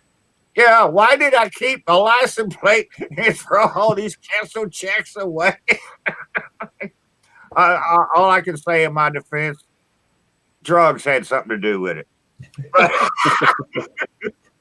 But I will tell you this, Donnie Walsh, I don't know if you're a fan of sports or anything, but we would go into Donnie Walsh's office after they moved. I forget where they moved to, but I had to go into his office one day to do something. And he was on the phone. And he took the phone away and he said, sit down, I'll be with you in a minute. I'm talking to Dick Vitale. And I'm like, cool. Tell One Eye I said hello. And I sit down and I grabbed me a Coke out of his refrigerator and I'm sitting there drinking his Coke and he's talking to Dick Vitale. The nicest man I've ever met in my life. Well, other than Hobo. I mean, I knew that. I mean, this guy, he was the general manager of the Pacers, but you would have thought he was the neighbor next door, your best friend. I mean, he treated everybody the same. I mean, this guy didn't, you know, stand up and over above you. I mean, he was on your level. And yeah, we still got a picture in this house. When we moved, there was a picture on the wall. And I asked him, I said, what do you want me to do with this? He said, oh, man, that thing has been here for so many years. Just fucking shit can it. And I'm like, are you serious, man? It's a beautiful picture. It's some kind of print, okay? I say picture, print, whatever. He said, man, if you want it, take it home with you. And I still got that to this day. And it was just a beautiful fucking print. And I'm like, damn, man. But yeah, that's how far back I go. I was there before they built the Hoosier Dome. Oh man. Yeah. So R.I.P. Hoosier Dome. Yeah. Oh man. So he was so good for the Pacers. And really, if you look at Pacers, like once he left the organization, it all kind of goes downhill. There's no coincidence. Like Isaiah, whoever it was, Larry's in charge.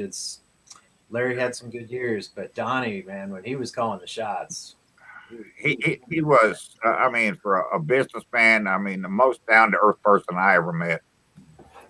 You just walk in his office and he'd say, "Hey, sit down. Let's talk for 30 minutes." Oh yeah, it's snowing outside today. You know, you got another Coke? That's the kind of guy he was. You know, I never met anybody in the business world that was that cool, and I still have fond memories of him. And yeah, so yeah, I got lots of memories of Indianapolis. I really do miss that city, but yeah. Oh God! Oh my work's cut. Good thing I got 2 weeks to come up with your questions. It's gonna have good ones for you. Yeah, I'm gonna have to do some research big time on this one. I may not even look at your channel, but I will say this. I won't even mention it in the hot seat. I will ask you one question right now, and then I'm gonna be quiet and let you talk. Uh-oh. Tchaikovsky or Bach? You know, if you'd asked me this 5 years, I'd have just said lock it down on Bach. But I'd say Tchaikovsky lately. More into symphonic stuff, the romantic literature, and plus all the solo pieces, like just Tchaikovsky Violin Concerto by itself. It's just like a whole world on its own. So, but it's tough. Like Bach. No. We're not watching a MASH rerun here. Right. I'll go check. That Todd Tchaikovsky. I'm Yeah, going to I'll say go check. that was the right answer, dude. Thank you. Oh no, I am partial to Chopin, though. I'm just saying. I'm. Oh yeah. I mean, it's the right mood for the right things. I mean, love Chopin. See, I'm not a complete idiot. I do know some things, you know. I'm like, You studied up. You studied up. No, the questions you had going for was it the pop? Crazy pop? yeah. Oh yeah, like you had Yeah. studied up all over his channel. I could tell. It's like, Keith read up on this guy. I bet I watched 8 or 10 of his videos. And the one he really fucked up on was the armadillo. He had no idea what that was. Oh man. But then that surprised me. But then I thought of his age and I thought, okay, so you know, he's probably just not old enough. But then he did know who Billy Joe Shaver was and Joe Ely, so I had to give him a pass on the armadillo. Yeah. Yeah. Yeah. I won't even ask you who was it, the 23rd president of the United States was? I think it was 23rd. Yeah, It was from Indiana. Oh, It wait, could- I should It know. could have been 25th, but I think it was the 23rd. And he lived in Indianapolis. He's the only president in the United States. Forget me. I forget the number, 23 or 25. He's the only president in the United States. When he took the oath of office, he did it from his front door. He didn't do it in Washington. No. Benjamin Harrison. Yeah, Fort Benjamin Harrison, of course. Yeah.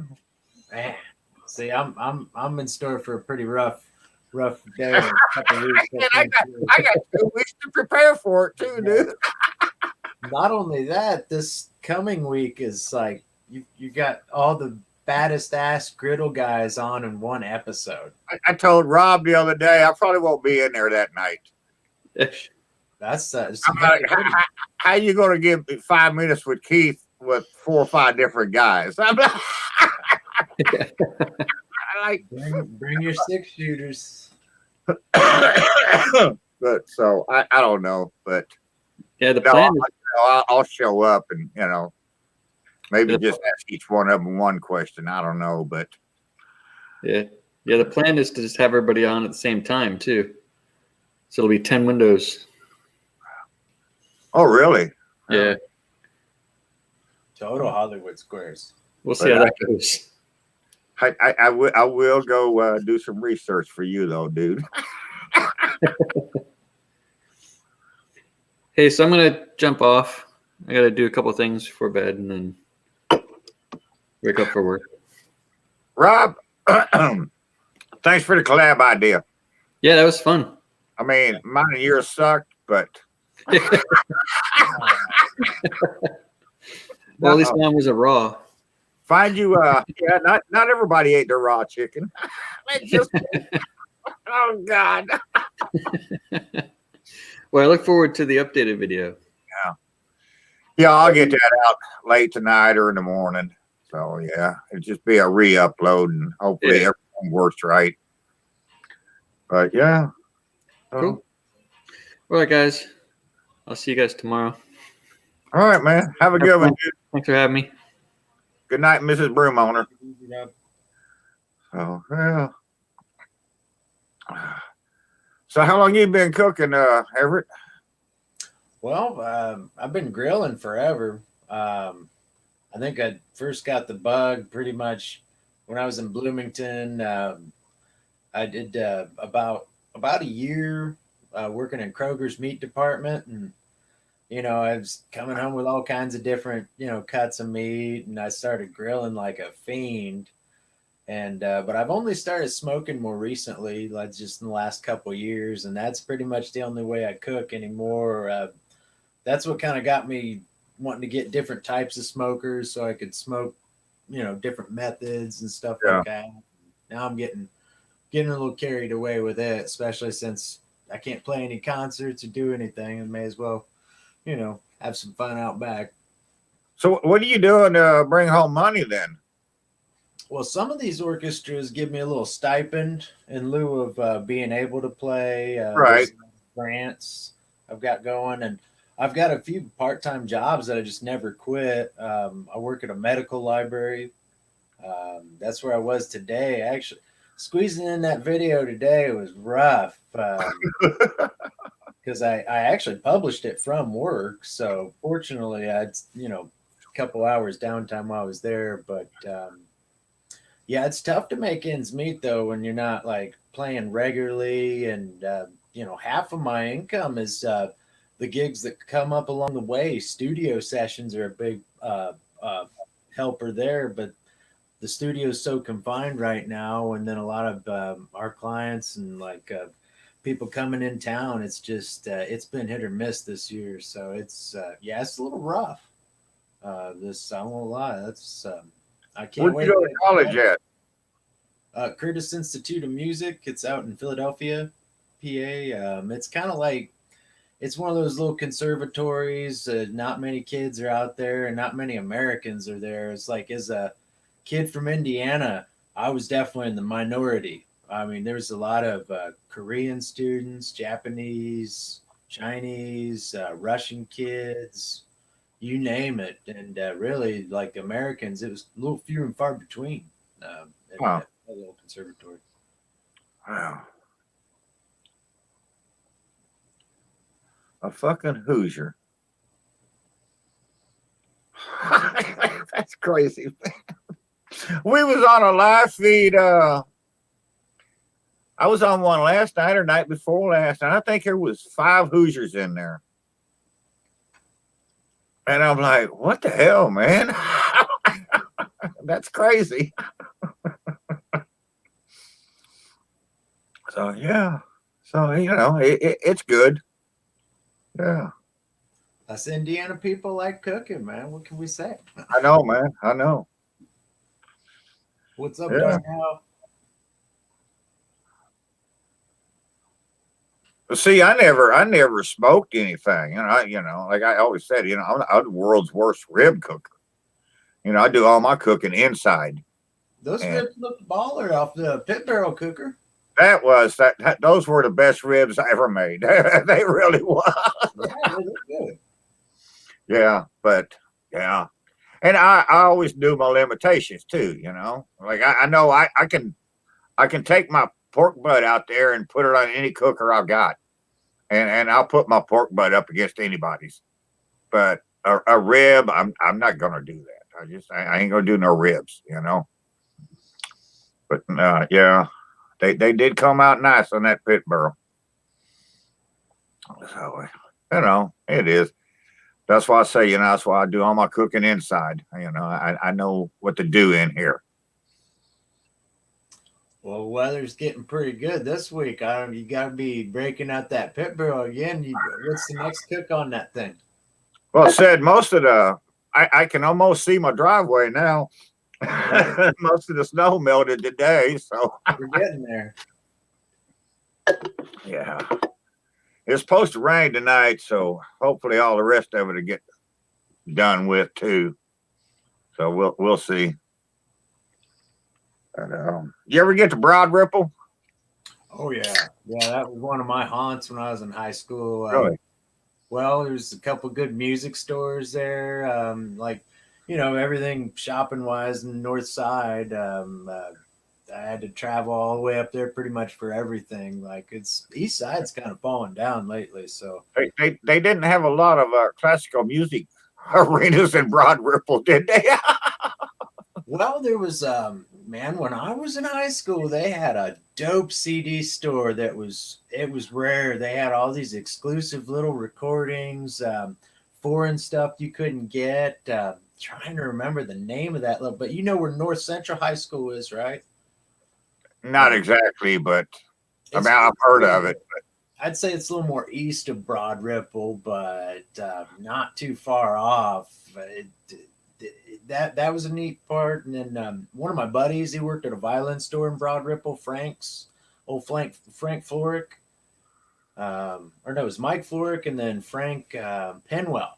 That was the guy that ran Frank's Violins. It was right in the heart of Broad Ripple. See, So, when we was there, what I remember of Broad Ripple was bars, clubs, whatever you want to call them, and shops. And you had a lot of what do you call these shops of eclectic stuff? You know, I don't know what, for a lack of a better word, just off the wall shit. You know, but they had there was a big music scene there just because of I don't remember the name of the clubs anymore, but there was several of them there, bars or clubs, whatever you wanted to call them. And that's what, Broad Ripple was known for then, the shopping and the music. And then later came the beer. I think they had a couple of craft places there before craft beer was even invented, So, yeah. I had a really good steamed sandwich there 10 years ago. I can't think what the name of the place was. Steamed sandwich? It came in, fuck, my oldest was probably like 3, maybe 4. And so Broad Ripple had this pet store, 3 dog something. There's a couple of them around Indianapolis. But it's like a pet store but it's like they make like treats and shit from, like you'd make cookies. That's how they do it. Right.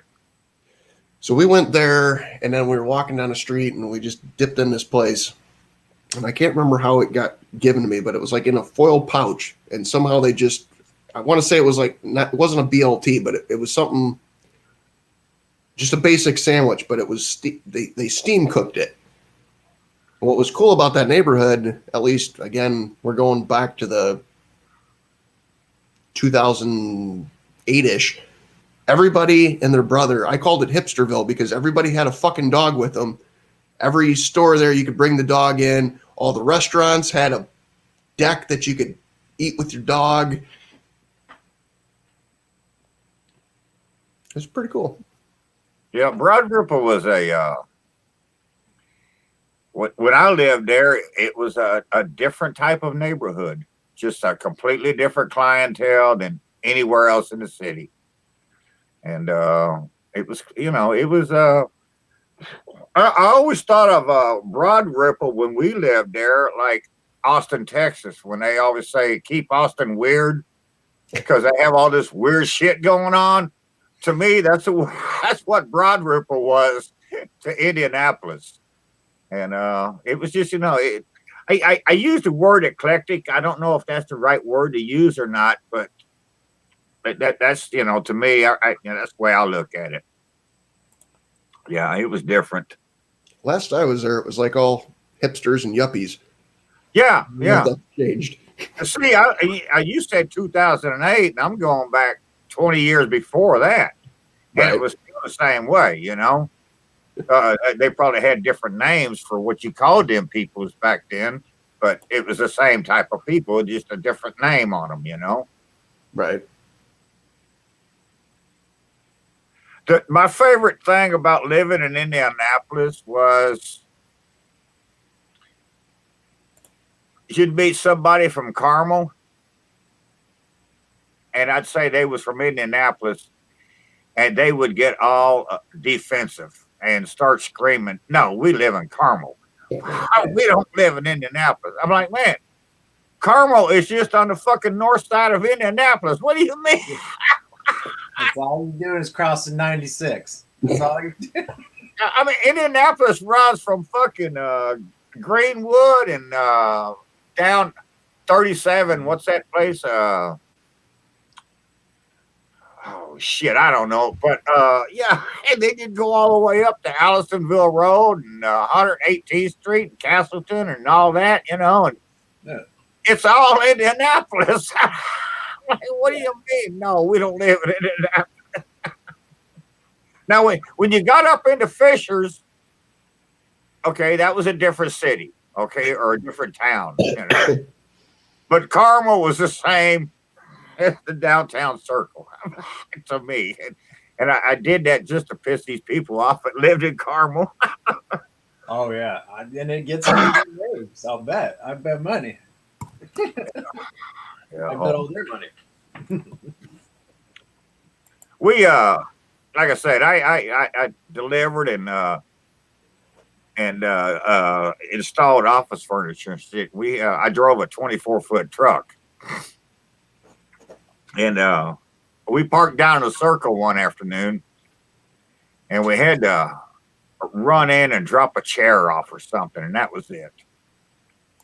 And we come back, we did or whatever it was we did, and we walked back to the truck, and there was nobody behind me. And so I started the truck up, and I looked in my mirror, and I see some guy running across the street behind me, going into wherever it was he was going, McDonald's or whatever, And there was a car in front of me, so I had to back up a foot so I could pull my truck out. And I put the truck in reverse, and I heard this fucking noise, and I'm like, what the fuck was this? And so I got out and looked behind me, and the dude that had run across the street behind me, he had parked a brand new Mercedes right behind me.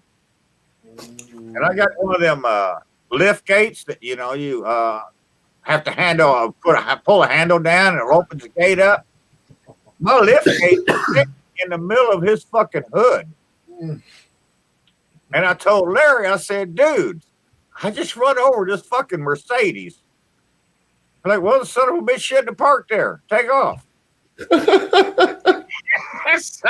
I put the motherfucker in gear and pull it out, And to this day, I know that son of a bitch got home.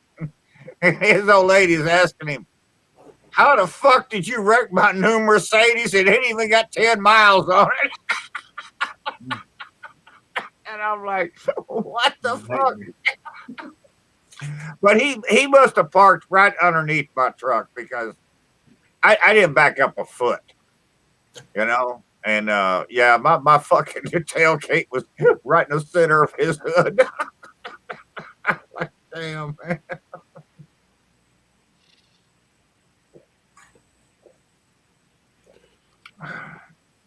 Yeah, we got lots of memories from Indy, man. That was a great fucking town. Yeah. And I always said Indianapolis had the prettiest women in the world. And I could prove that because all you had to do was walk downtown on the circle one day and just make a walk around the circle and see all these women there. And they were beautiful. Speaking of the circle, do they still have that, what is it, Taste of the Town, Taste of the Circle, where they used to have people come out and cook food on a weekend. And they'd have all these vendors set up, and they'd cook all this strange ass food. Taste of Indy, Taste of the Circle, something like that they called it.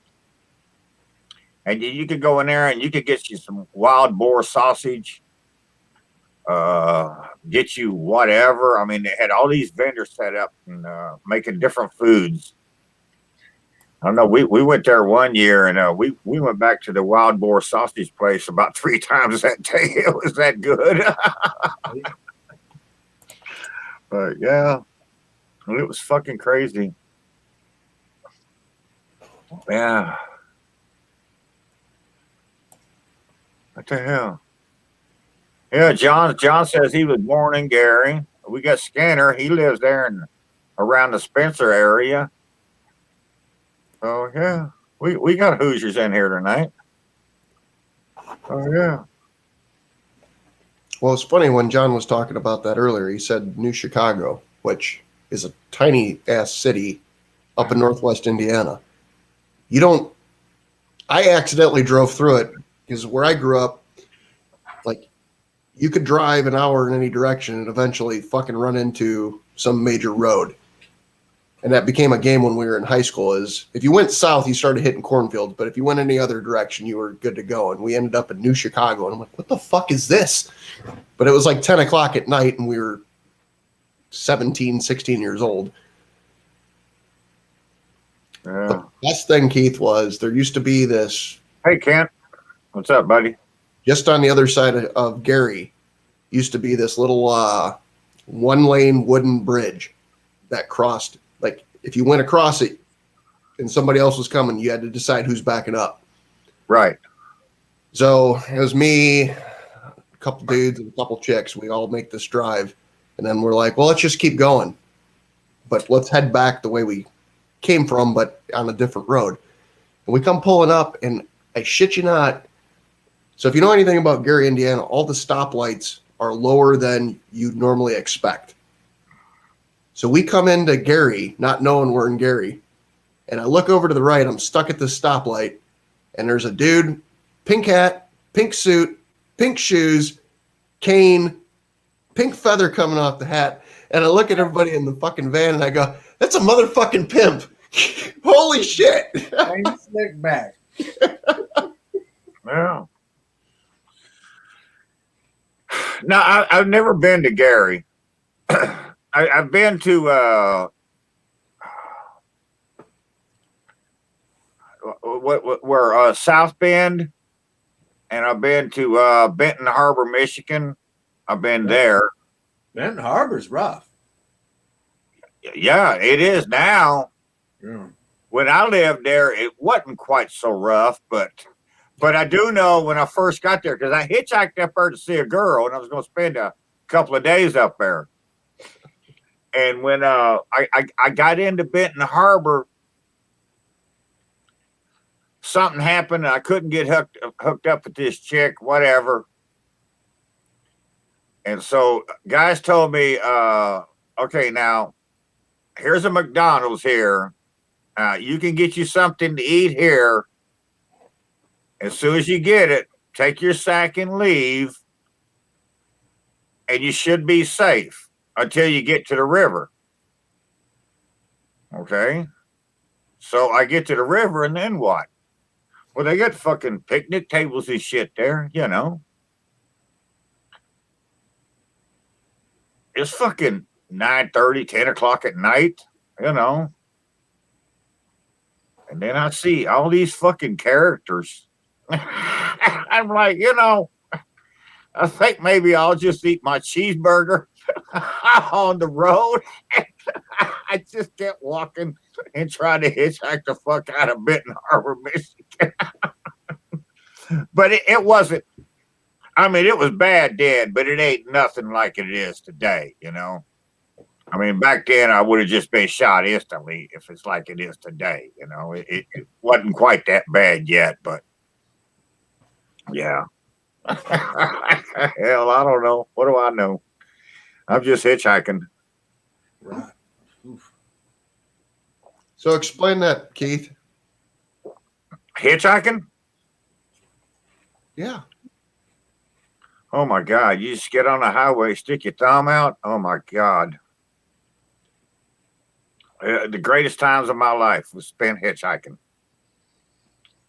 Me and Terry hitchhiked from, we were going to go to Nome, Alaska, hitchhiking. And we left Austin, Texas. We parked her car in a Woolco parking lot. And we left Austin. I had 2 $1 bills in my billfold. That's all the money I had. Or we had. And we got to Seattle, and then we found out we have to take a ferry into Alaska or into Canada, and you have to have $40 in your billfold to prove you're not a vagrant. Me and Terry didn't have $40. So we turned around and we hitchhiked back to Austin. We made it from Austin, Texas to Seattle and back to Austin, Texas in 8 days hitchhiking. When we got back to Austin, I still had change in my pocket, and I had a half a carton of cigarettes. Yeah, so yeah, people treat you good on the road, man, or they did in them days. Look at here, what's up, dude?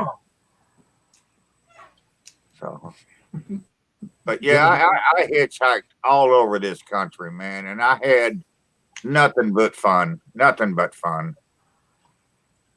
So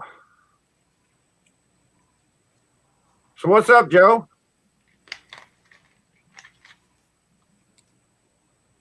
Joe ain't talking to us. Apparently you can't hear.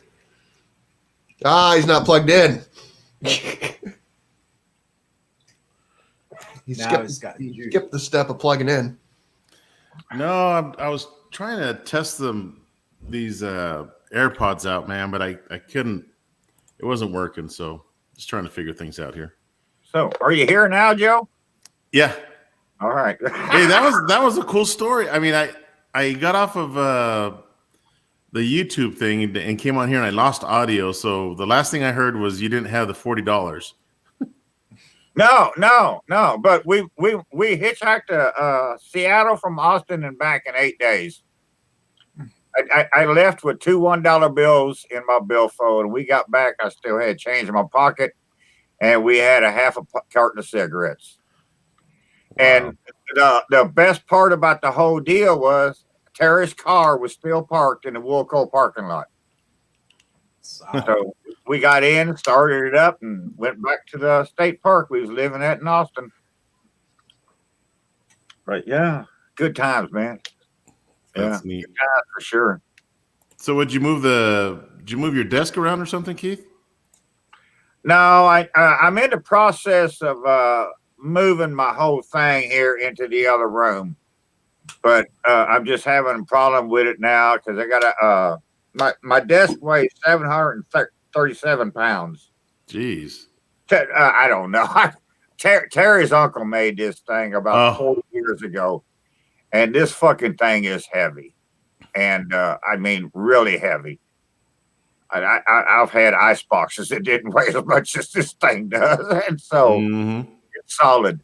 So we just got to get some shit cleared out of the other room. Then I'm going to move this desk into there, and I'm going to move my computer, and then I'll have all my stuff over there in the other room. And so there you go.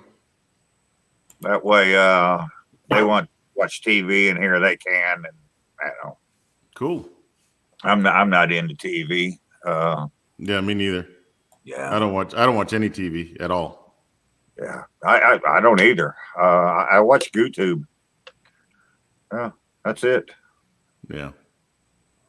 Oh, we ate good, John. We ate really good, man. In fact, when we left Austin, we were just west of San Antonio. Yeah, that's right. I went south to go north. Don't judge.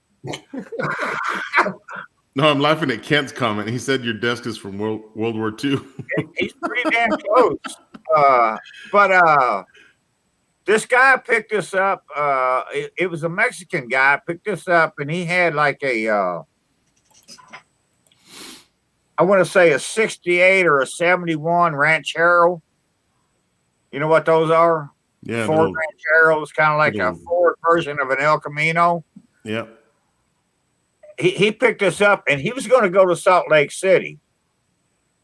And he said he'd give us a ride up to there. And I'm like, well, that's going to change my route, but that's going to get me way farther north. So I said, all right, we're good, man. We'll go. So we're driving down the road with him, and he decides it's lunchtime. So he pulls over to some little corner grocery store out in the middle of nowhere, and he goes in and buys some crackers and some cracker bologna or something like that, and some cheese. And so we ate that, traveling down the highway. And then we get to Salt Lake City, and that's where his family lives. And it's late at night, and he said, you guys just sleep in the back end of the Ranchero here, and then in the morning I'll come out and get you up, and then I'll bring you in, and Mom will fix you breakfast and everything. You guys can take a shower and everything. I'm like, okay, we can do that. And so we get up the next morning, and we go in there, and that was really well. When I went to Texas that time, when in '82, when we went to Texas, that was really my first meeting with anybody Mexican like that. I mean, I'd had I was stationed in California when I was in the Air Force, and I had Mexicans, but I never really, done anything with them, other than knew them. This guy brings me into his mother's house. She speaks like 2 words of English, I'm like, but then she's feeding us eggs and tortillas and beans for breakfast. And I'm like, well, I got to back up from there. That's another story I missed. But when when he picked us up, we went to West Texas. We had to go because we left Austin and we went to West Texas to go north because he had to go see his brother-in-law or something. And you live in Texas, right, Joe? Yeah. Kent said, was that 2 ladies, 2 words, hello, gringo? I don't even know if she knew gringo. I really don't. But no, we were in West Texas. I don't remember the name of the town we was, but I remember I had never seen nothing like this.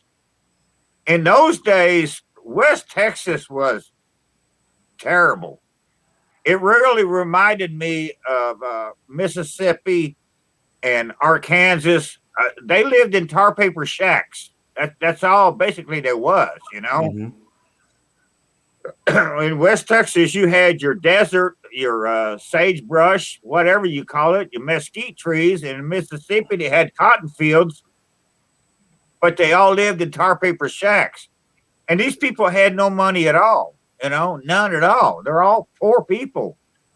And we go in there to eat, and we're eating beans and scrambled eggs and tortillas.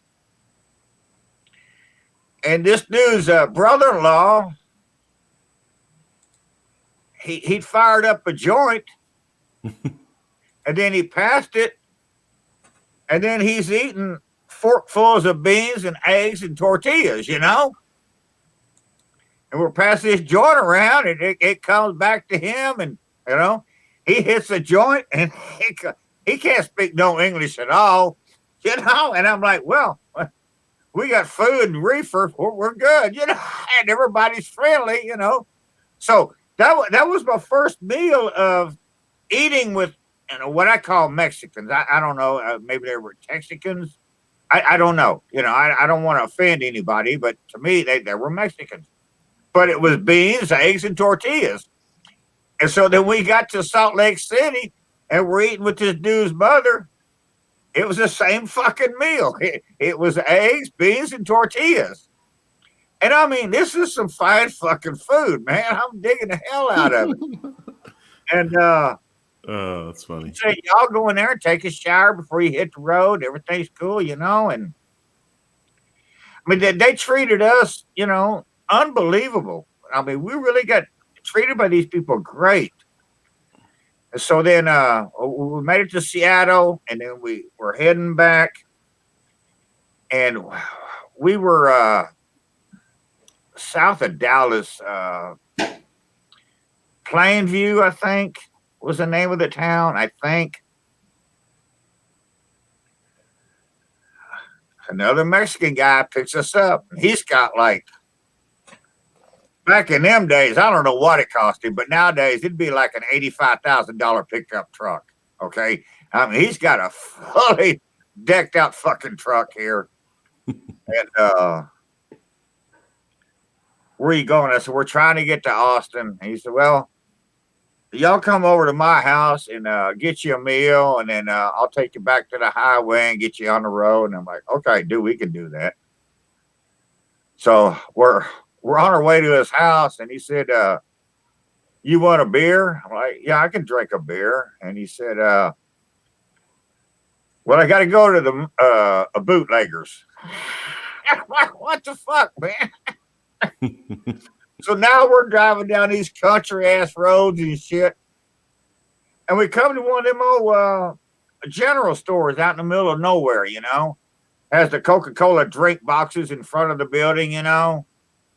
And he goes in there and gets a couple of 6-packs of beer and he comes back out. Then we get to his house and then he's going to feed us. It's not breakfast time, so I ain't getting no eggs, but we're getting beans and tortillas. I'm like, man, I'm digging on this shit at this time, man. So, I mean, I know hobos heard this story, but we're sitting there eating. This dude says, when you all get done eating, you want to see my cock? And Terry had just put the fork to her mouth. Her mouth gaped wide open. And it was like, hey, Terry, we're here. I don't know where the fuck we are, but the dude's feeding us beans and tortillas. And I'm like, yeah, dude, I guess when we get done eating, we'll go see your cock, you know? So now at this point, we don't know what we're getting into. We get done eating, we open us a beer, and he says, come on, I'll show it to you. Now we got to go outside. I'm like, my God, man. That's where any man shows you his cock. I guess we get out there and all you see is these fucking chicken cages everywhere. And then you see these fucking fancy ass birds. He's got his fighting cocks out there. He's like, this has been the champion of fucking Texas for 2 years. Can't no bird beat this motherfucker. Like, man. King cock. Out of his cock, I'm telling you. Oh, that is hilarious. Oh my God. But yeah, you know, I learned what beans and tortillas was on that trip. So do you still eat beans and tortillas? Oh, fuck yeah, man. Fuck yeah. Yeah. Chorizo and Oh man. the first time I'd had breakfast taco was down in Texas, and I worked some construction down there, and guys would come in they drive station wagons, and they would come in on break time. They'd have one cooler full of hot food and one cooler full of cold drinks. And you could get, they sold breakfast tacos. And they'd have different variations of them. And the one, I never know if I'm saying this right or not. I think it was cabrito. Mm-hmm. It was like a baby goat head taco. Yep. That was the finest food you'll ever put in your mouth. If you can get one, don't worry about what it is or where it came from. I'm telling you. And the bad thing about that, man, I mean, the dude could have made 1,000 just of them, but by the time he got to us, they were always gone. So, you know, we were just lucky enough to get them a couple of times. But yeah, and then I came back to we came back to Indiana, and I'm telling all these people, you know, that I know about fucking breakfast tacos and cocks. Well, but, I'm like, man, you wouldn't believe what, and you could put anything in them: bacon, sausage, ham, chorizo, whatever. You know, it was like 2 years later is when McDonald's came out with their fucking breakfast, whatever they fucking call it. You know, but yeah, so yeah, I still eat that. That's funny. So you mentioned chorizo. Have you ever like fried up your chorizo in a pan and then put some refried beans in there and smash them up and then put some like Munster cheese in there?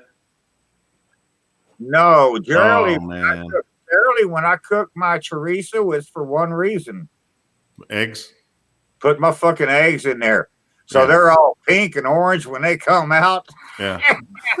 Oh, hell yeah, man. Yeah, that's good stuff, man. Yeah, but try it on beans. And if you like, I don't know if you like spicy stuff, but you can dice up a jalapeno and throw it in the beans. Oh man, Yeah. that's good stuff. Monster cheese, huh? Yeah, Munster cheese, I'll man. have to try that. That's traditional as all get out right there. Really? I've Yeah. never seen or heard of that. Yeah. Yeah, that's awesome, man. That's a cool little story. Wow. Both of them, the hitchhiking one and Yeah. the first time you ever saw a man's cock. I mean, aside from the Air Force. It was a real cock, dude. he was like the Texas state champion. That's a pretty cock you got there. You know, to me, I mean, I can tell this story and people can laugh. But to me, when those words come out of his mouth, and I watched Terry's mouth drop wide, like wide open. She's got this fork sitting there, like I'm like, Terry, I don't know. We're in too deep now. What can I say? Yeah. Finish your taco, Terry. Hurry up so we can go see. Yeah, I mean, no, they treated so well on the road, man. Just and it was like that the whole time I hitchhiked, man. I never had a problem with hitchhiking, and we was always treated well. But you know, I loved it down there, man. Yeah, That's awesome. we used to go to a place in Austin. There was two sisters. Man, I don't mean disrespectful. It's just who I am. I call them Mexicans, you know. Mm-hmm. There were two sisters, and they had a restaurant in a house. And when you'd walk into the house, this is where their restaurant was. You'd sit here. And then when the restaurant was closed, they went to another section of the house, and that's where they lived. But you could go in there and, man, them two women made some of the best food in the world, man. I was like, oh my God. No, back then they were probably, I mean, back in the 80s, man, they were probably Mexican. I mean, there's people that call like will ask me, hey, are you Mexican? And I'm of Mexican descent. So I'm Hispanic of Mexican descent. Like I wasn't born in Mexico. Right. That's So why that's why I don't mean any disrespect. no, it's not disrespectful, but a lot of people just don't know. Like, hey, are you Mexican? Well, I'm of Mexican descent. My mom was from Mexico, and my grandparents were from Mexico. But obviously, my mom came over when she was a young kid. But she was a Mexican. Now she was a Mexican American because she was an American citizen now. But I'm what you call a Hispanic, and that's of Mexican descent. Right. Just like an African American would be, he's an African American of African descent. That's just, I guess, the technical term, but it doesn't bother me to be called Mexican or whatever. It's the same thing, you know. It's not disrespectful. I got to get a beer, and if you, I'll tell you a story you're really gonna like. Oh man, I promise. I jumped on because I wanted to hear this story. I mean, I thought it was cool. He hitchhiked all the way to Seattle with $2 in his pocket. Just think what would happen today. Oh my God, dude. They wouldn't make it. I'm just wanting to know whether it was him or Terry that was blowing the truck driver. Yeah. That's yeah. It's like somebody's got to pay for this ride. And Keith, I'm going to sleep. Oh, that is hilarious. Keith, I bet you've got a million stories, man, to tell. Good All stuff. right. Have you lived in Texas your whole life? Yeah, I mean, I went to Phoenix for about 4 years. Moved out there for the All right, we don't count that. Yeah, no. You know what the Alamo is. Yeah. Okay, and then after the Alamo, you had what? Goliad, and was it San Jacinto? Different battle. Yep. I think it was Goliad. They had a massacre and killed 48 people, 86 people, okay? Yeah. Me and Terry living there in Austin. We're living in a state park. And we started hanging around with these two guys that were brother-in-laws. One was Mexican, one was black. We named our boy after both of those guys. What? We named our boy Zachary Curtis because I thought those guys were such good people. Okay, the Curtis was the black dude. No, I take that back. Zachary was named after a black guy named Curtis, but it wasn't them two brother-in-laws. It was a black guy that we used to go to the bar and drink beer with, and he was a cowboy. He was a real cowboy. He'd come in off the range after 2 weeks, walking bow-legged, have his snuff in the back pocket, and he had a silver Coke spoon around his neck. And we'd sit in the bar and we'd party with this guy. That was the Curtis. The two brother-in-laws, that was Dwayne and Zach. That's who they was, Dwayne and Zach. Zach, his name was Montoya. His last name. Mm-hmm. He had, I don't know, because I don't know the years, but it was a great uncle or something like that. Great grandfather, something, that died at the Battle of Goliad.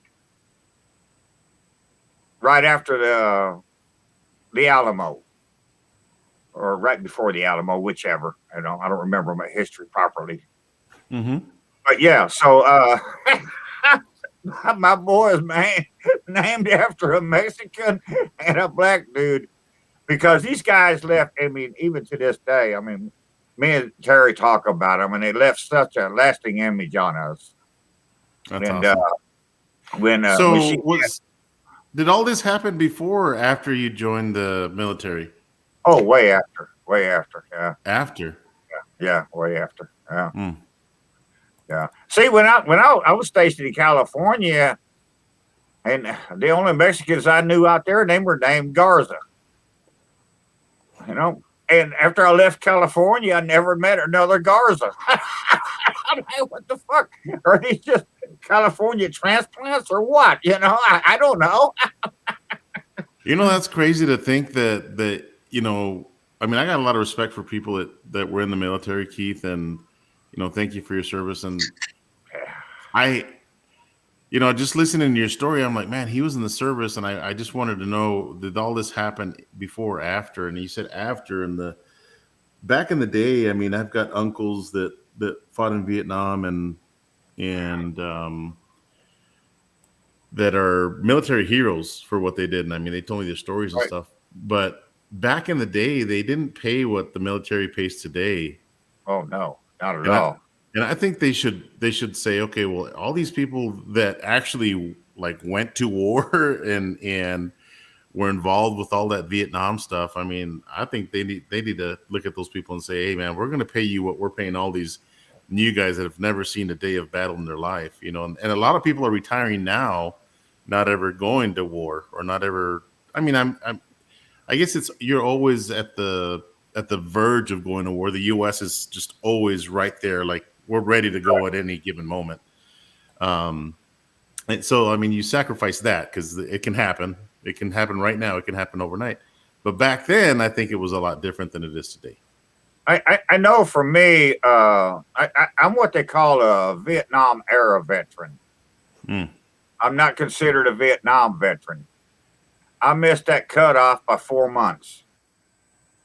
Okay. And so by missing that cutoff, I lost a lot of benefits. I still retain some benefits. And this is an ongoing argument I have with Terry and my sister and several other people. Mm-hmm. They want me to go to the VA hospital and get whatever. I don't need that. You know, know, Terry's got insurance. I'm covered on everything. I was no fucking hero. I served, but I didn't do anything. I got fucking high, you know? But there's guys out there, you know, they lost a leg, they lost an arm, you know, whatever. They saw real terror. You know, I didn't see none of that shit. So why should I go get my free eyeglasses from the VA and possibly, you know, prevent them from getting it? You know, I'm just like, I don't need it, you know. Yeah. No, I think, I mean, 5, 6 years from now, when Terry doesn't work anymore, her insurance is gone, if push comes to shove, maybe I'll go ask the VA for my free blood pressure medicine or my free eyeglasses. But I don't need to now. And, you know, I'm not, you know, I just think there's other people out there that deserve it a whole lot more than me. And don't say, well, you served your time. You earned it. Fuck you. I don't deserve it. Yeah. Other people deserve it. You know, Yeah, I mean, I look at it. that's pretty. I mean, I guess that's nice of you to say, but the thing is, though, I mean, things could have happened at any given moment. So from the moment you signed up, you could have gone and not ever come back. And that's the thing about it, is that just to have the balls to do that, Keith. I mean that. And no, I've got friends that retire and then I was in the fire department, and that's something that people don't understand. Yeah. We woke up every morning. Well, at least I did. I woke up every morning and I told myself, this may be your last morning. Yeah. Because, you know, we got airplanes out there on the flight line, you know. They could blow up, you know, you be fighting a fire, they blow you be a dead motherfucker, you know. Mm-hmm. So every morning I woke up, told myself, this could be your last morning. And so I always lived my life like this could be my last morning. So I'm going to do whatever it is that makes me happy, you know? Yeah. So, you know, everybody should live that way. I mean, we can't today, but if I want to snort 6 grams of Coke today, that's what I'm going to do, you know? And so pretty much for, you know, 5.5 years, the Air Force paid me to get high, you know? So, yeah, no, I don't need the VA hospitals. I don't need their benefits. I don't want it. I think it goes to people that was in the jungle, that was in the desert. Those are the people that need it. Yeah. You know, they deserve it a whole lot more than I do. And so I'm not going to, you know, I'm just not going to do it.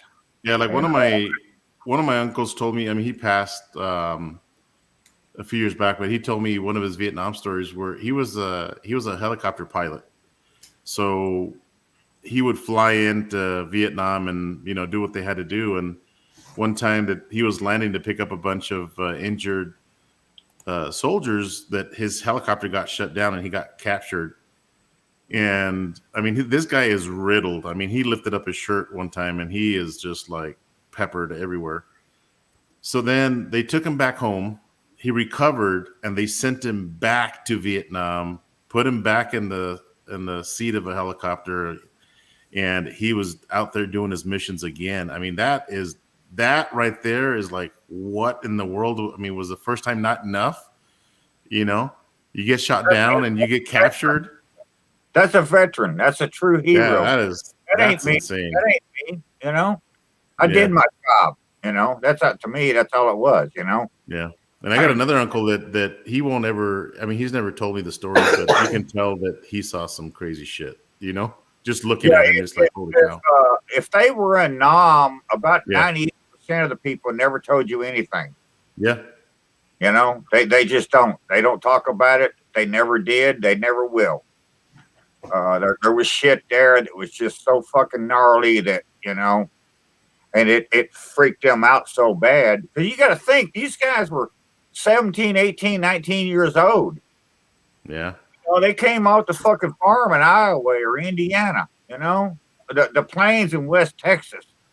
they never seen or heard of anything like this. Mm-hmm. And once they saw it, it just, 60 years later, they're still flipped out. They may have been able to get a job when they come home and retired, after 30 years doing a job. But yeah, they're still flipped out, because it was some weird shit. Yeah, my Uncle Lloyd didn't give a shit. I mean, he showed me some stuff that he still had from Vietnam, like stuff that he would get from some of the soldiers and stuff, man. And he didn't give a shit. I mean, he liked to talk about it. I mean, that was just him. But then my other uncle, like, he's still alive, and he won't say anything. Yeah, very quiet. People do. Very few people do. Yeah, I had a good friend of mine recently. In the last 3 or 4 years, he died. But he died because of what Agent Orange did to him. And he spent so much time over there. I had a great uncle in World War II. He jumped on a grenade at a foxhole and saved everybody in the foxhole, but lost both his legs. But I mean, he actually, he lived, came back and opened him a jewelry store and learned how to cut diamonds. Yeah. But he lost his legs. Those are the people to me that deserves the VA benefits. Yeah. So I'm not taking anything away from anybody there. I'm just not going to do it. Yeah. So hey, Hobo, what is that behind you, man? Is that a disco or something? That is a 3-foot paella pan. Oh, okay. Nice. Very nice. So the place I go down in Cincinnati, Jungle Jim's International Grocery Store, has regular paella pans up to, this was the biggest one they had. And I had a chick who was living with me. Every time we'd go down there, I'd eyeball that thing. And she's like, you don't fucking need it. Mm. And then shortly before she moved out, she's the one who had a friend of a friend of a friend who, how I ended up with my Weber ranch, which is about 3 foot. So the weekend after she moved out, I went down to Jungle Jim's and bought that motherfucker out of spite. I have no reason to have a fucking 3-foot paella pan. So where do you keep your wrench, your Weber wrench kettle? In the driveway if it's not in the garage. Oh wow! I use that thing as a fire pit more than anything. They're not making those anymore, right? I keep hearing that, but I don't know that for sure. So somebody said in the chat that the military guys don't make any money now. So Darnell, so I have friends that are still in that make really good money, that have done really well for themselves. In fact, half of my neighborhood is retired military, all like master sergeants and stuff like that. And I got to tell you, they do really well, man. I have a buddy that retired at 50 from the military and is doing well for himself. And I'm sure it's the higher you go into the ranks, the more you get paid. But these guys are not stopping. I mean, guys that I graduated from high school graduated from the Sergeant Major Academy like 4 years ago, and they're continuing to, stay in the military. So I think, I don't know, I guess it's the ranking thing. I mean, I don't understand the military pay, and I don't get into that, but I think the more you stay in it, I think the more they pay you. And a lot of people do really well. Yeah, trust me, they make a whole lot money more now than they did when I was in. Yeah. I remember when I was stationed in California, and one of the guys that I worked with, he got a check from the federal government one day. And they had underpaid him. So they sent him a check for 86 cents. Wow. And he said, I'll tell you what, the government's books will never be the same again, because I'm never going to cash this fucking check. He went out and bought a frame and put this check in this frame and hung it on the wall. He said, Yeah. Fuck the government's accountants. Their books ain't never going to match up. That is hilarious. Yeah, You know, Darnell, you're right. The McDonald's manager will make more money. even back then, how much did it cost the government to cut an 86-cent check? Right. You know, hell, the fucking paper alone, the envelope that you put it in, and all the postage. And I'm like, come on, man. Yeah, you're paying the postman to walk it to your door. Yeah, 86 cents. I'm like, what the hell, man? So, hey Keith, the Ohio is the state runs all the liquor departments. The what? The state runs all the liquor departments in Ohio. So, like when I walk into my liquor store inside my grocery store, the state comes in and tells them there's going to be 4 bottles of this wide by 4 deep, etc. So I walk in there one day and I don't understand this. And the guy asked me, he's like, "Do you need help finding something?" And I'm like, "No, I probably know more about," I didn't say this out loud, but it's like, "I probably know more about bourbon than you fucking even understand." But I go, "You guys moved everything. What happened here?" And he goes, "Oh, state guy came in and said, this is how the shelves are going to be." I'm like, all right. So I'm sitting here looking at this sign, and there's literally a sign that says this bottle of bourbon was $30 and now it's $29.96. Going back to what you're talking about, somebody printed this fucking sign that you're telling me I'm saving 4 cents on this now. Who gives a fuck about saving 4 cents? And what did it cost you to fucking print these signs and put them out through the entire fucking state of Ohio? I worked at a grocery store once, Hobo, and I had a canned goods aisle, and I had a shitload of shit that I wasn't unloading. And these canned goods was 33 cents a can. And we didn't have scanners back then, you know, no electronic checkout at the register. We had to stamp everything on the individual product, and that's how they rang it up. Right. So my boss tells me, he says, "Man, just make a sign and put a sign on there. If you put a sign on it, fucking people will buy anything." I'm like, okay. So this can of cream style corn is 33 cents. So I put a sign up that day that said, canned vegetables, whatever, 3 for $1. And I worked third shift. And when I came in the next night, my fucking shelves was completely empty. And I'm like, what the fuck happened? And I went to my boss and I'm like, man. He said, "I told you, if you put a sign on anything, fucking people will buy it." Yeah. And I said, "I'm charging them more at 3 for $1 than I am for 33 cents a can." He said, "It don't matter. You got a sign on it. They think they're getting a bargain." And I'm like, fucking people are idiots, man. Yeah. You know, the like at Walmart, they have, like, if you're buying a case of soda and they have a 12-pack of soda next to it, their stickers actually says what it costs by the ounce. Yeah. Like 3 cents an ounce or whatever. And I used to, before they did that, because not all grocery stores have that, I used to break out my calculator and then say, okay, well, 24 cans divided by $6.99 or whatever, and figure out what's the better deal. And if I was saving 3 cents a can, I'm buying the case instead of the 12-pack. Or in many cases, it's cheaper to buy 2 12-packs than it is a case. But that's true. You put 3 for $1 on something, and people will wipe out the shelves. That's crazy. They think they're getting a bargain. Yeah. It's like you just paid a penny more. I mean, it's only normally a dime a can, but it's 3 for $1 now. They're going to pay it. Yeah, it's crazy, man. The mentality of some people. Yeah. That's I don't know. Most people don't pay attention. They're living in their own little bubble. Yeah. So, Joe, you East Texas or West Texas? I never remember. West Texas, far West Texas. El Paso West. El Paso. Yeah, there's just a few very small cities west of me. Anthony, Texas. Anthony, Texas is the furthest.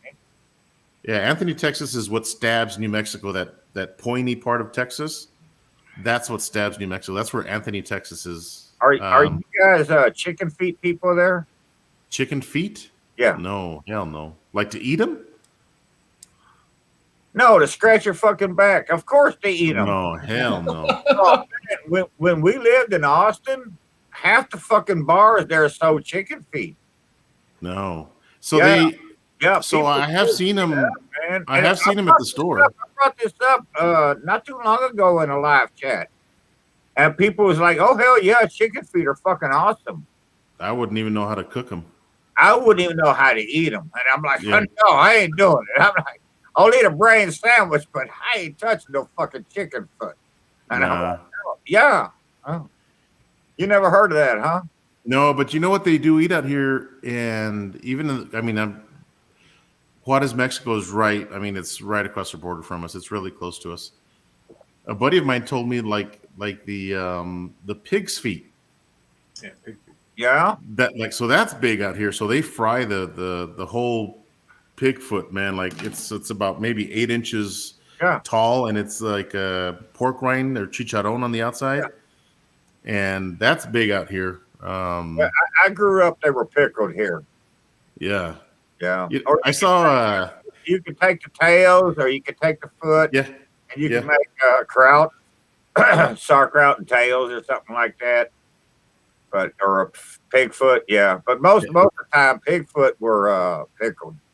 Yeah, over here it's all fried, and you say the pickled pig's feet. That's I don't know if you guys know who Catfish Cooley is. Yeah, yeah.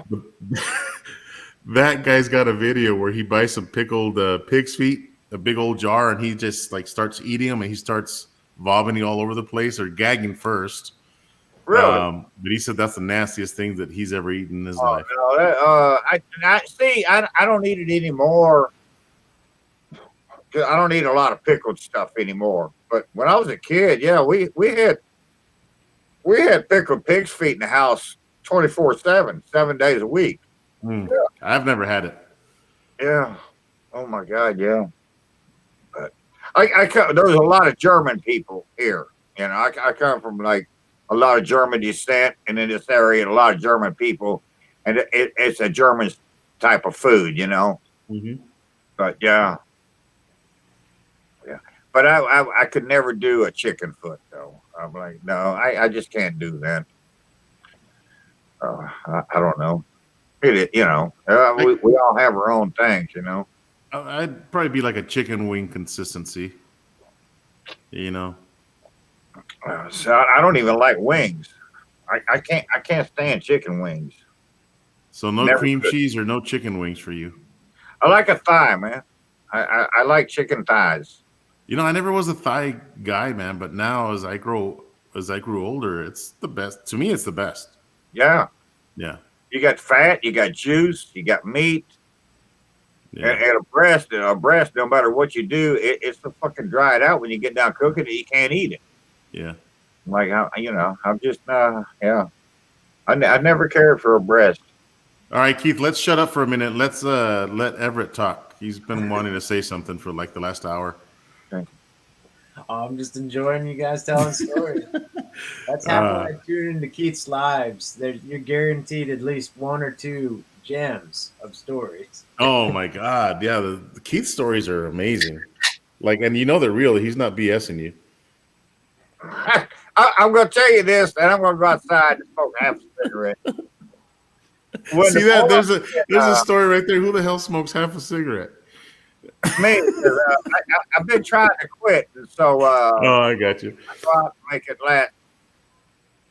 The boy was in grade school, and he would bring his friends over, and he would say, "Tell John a story," you know, and he always went tell his friends stories.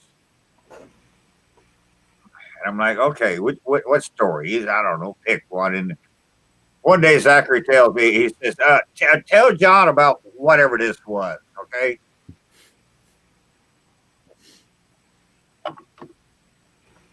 Hey, Joey. And so I start talking and telling my story.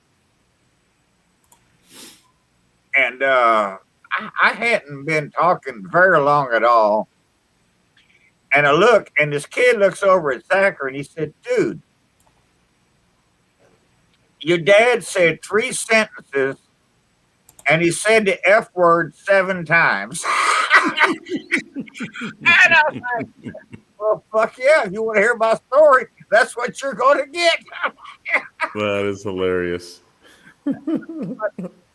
Yeah, you know, that's what it is, you know. No, Lep, I got to go outside to smoke. That's where I'm going now. And Joe told me to shut up, so I'm leaving. So Yeah, I'm gonna get off, guys. I got some stuff to do before I go to bed, but it was good chatting with you. Everett, it was nice to see you. Put a face to the name. Oh, likewise, man. I'm just honored to be on a little live with you, man. I watch all your videos, Joe. Oh, thank you, man.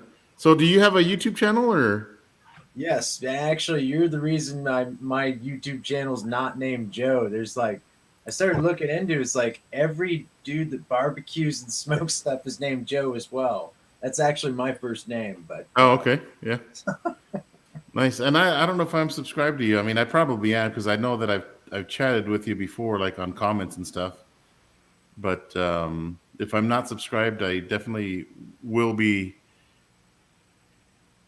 in a few minutes here. Yeah, I am subscribed to you. oh, thank you, dude. I appreciate it. I'm Yeah. all of like 4 or 5 months old, so very noob. Very nice, man. I am subscribed to you. That's awesome. All right. Well, you guys have a good night, Hobo. Go for 50 days. See if you can do it. Fuck. I And may if have to call you and say, hey, go live, motherfucker. Yeah, hurry up. Yeah, even if it's midnight. Oh, shit. All right. You guys have a good night, man. Later, Joe. See ya. And then there was 2.5. I don't even understand what focus Keith's camera is on right now. That's actually, I'm just glad. Yeah, I finally don't have the most blurry view there. Oh, it was a couple weeks ago. It might have been last week. Like I progressively watched Keith's camera get blurrier and blurrier. And like the one time I hopped on his live, I'm like sitting there, I'm like, I'm not had a drink yet. Why is he blurry? And then I think Terry said something. She's like, your camera's all blurry. And I told Keith, I go, just wipe the lens. And he's like, nobody ever touches the lens. I go, so you fucking might have just walked by and hit it. Who knows? It only takes one.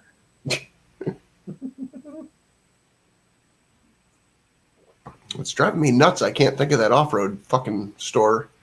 Because I lived, when I lived in Illinois, it was like 2.5 hours.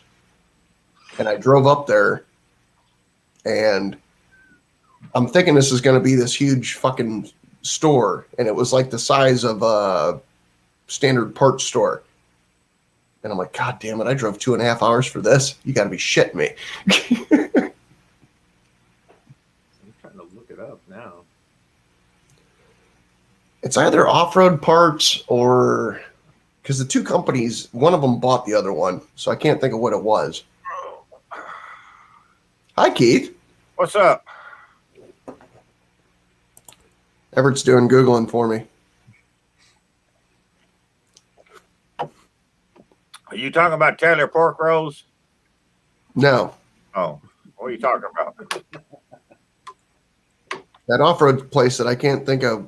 Oh, It's right down the fucking street from him, and it's driving me batshit crazy. I don't know. Now I'm going to look it up. Indianapolis off-road parts. Four-wheel parts. No, that's on 88th. Is 88th like an exit off of Washington? Mm, That don't sound familiar. no. This That's has up on the changed. north side. Maybe it's not there anymore. Or maybe it moved. Probably doing a little too well, so they packed up shop and moved up on the highfalutin area. Yeah, they probably went out of business. Now I'm looking at this map, and it wasn't off of 69. There wasn't no 69 back in them days. Well, I don't know. You're younger than me, so there may have been.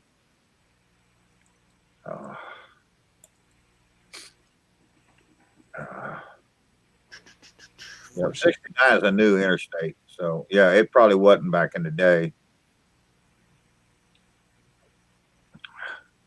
It I was think north. the interstate that run through Indy was 65 and 74 back in the day. So, and then you had 465 that went around it. And Everett, you'll get a laugh out of this. When we moved to Indianapolis, if you got on 465 and you drove from point A all the way around back to point A, it was 54 miles.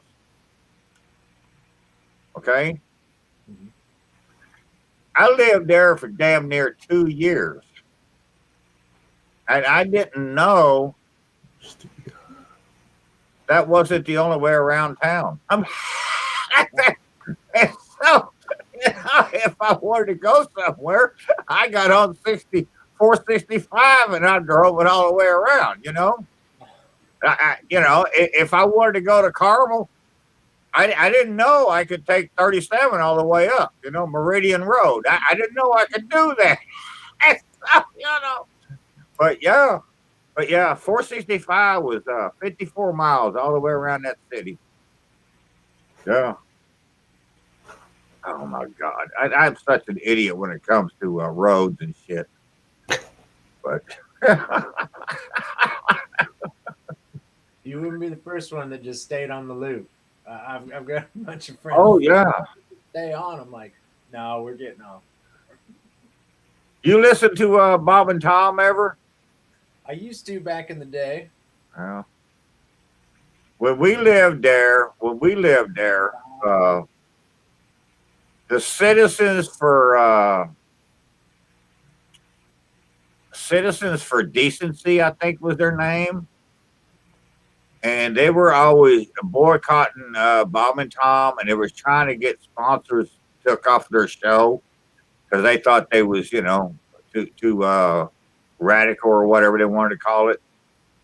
And I remember once Tom said, you can file all the lawsuits you want, cancel all the sponsors that we have. I don't care.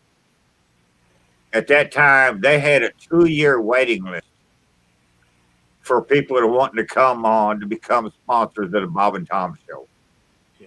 Yeah. And do commercials and shit, Yeah. I don't listen to them on the radio anymore. I catch them on YouTube periodically. But when Bob left, the show lost a lot for me. I loved Bob on there. But yeah.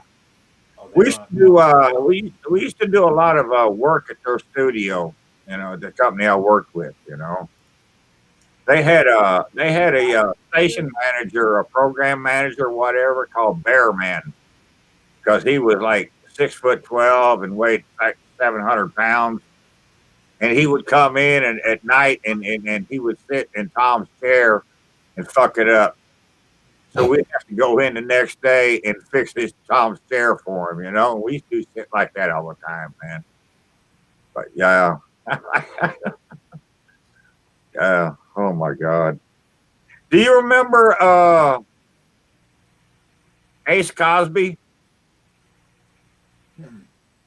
Okay, because you're a lot younger than me, but back in the day, Ace was a member of their show, and they'd at one time Ace would when they did concerts, when they promoted concerts. Ace would show up at the concert venue and he would interview these people and, different things, And they had, they promoted a Kiss concert. I think it was Kiss. I'm almost positive it was Kiss. And they had it set up so the night of the show, Ace would go out to the Market Square and he would interview Kiss before the concert. And for whatever reason, Kiss said, "Fuck you, we ain't gonna do it." And so the next morning, Bob and Tom said, "Fuck you" to Kiss. And they said, "We're not playing no more of your music. In fact, we're breaking all your albums now." And you can hear them breaking all these albums. And it wasn't 2 or 3 weeks later, Kiss came back to Indianapolis to the studio to do an interview with Bob and Tom, because they knew they'd fucked up, And I was like, man, these guys was big back in the day, man. Really big back in the day.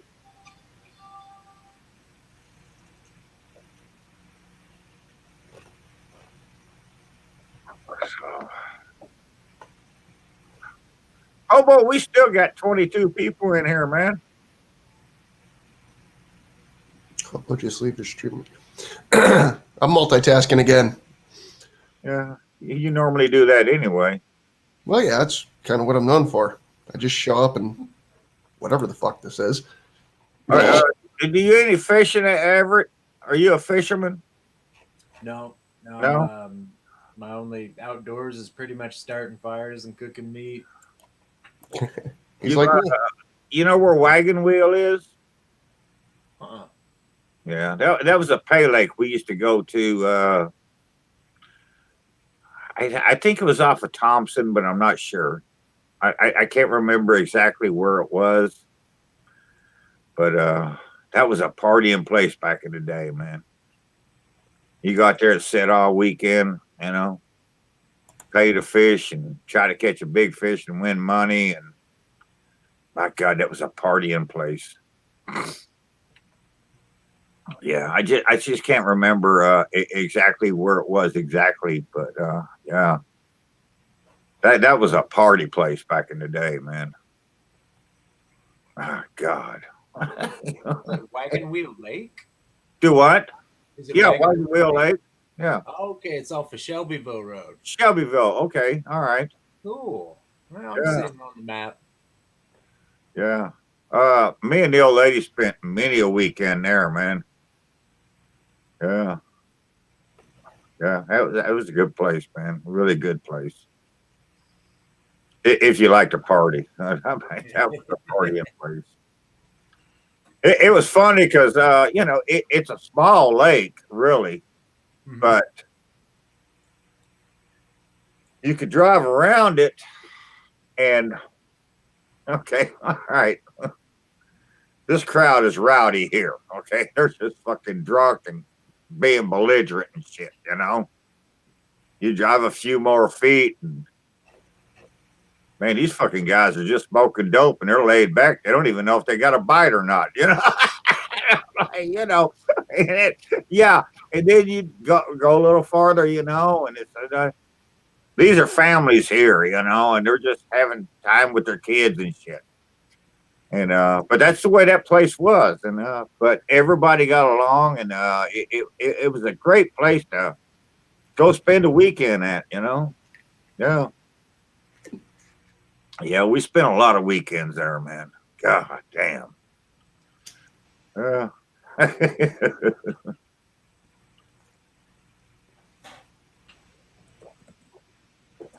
I just like watching Joe's fucking facial expressions when I watch him listen to Keith's stories. You have like some of the most fucking animated expressions that I fucking love watching. I mean that in a good way. Yeah, Joe's pretty cool because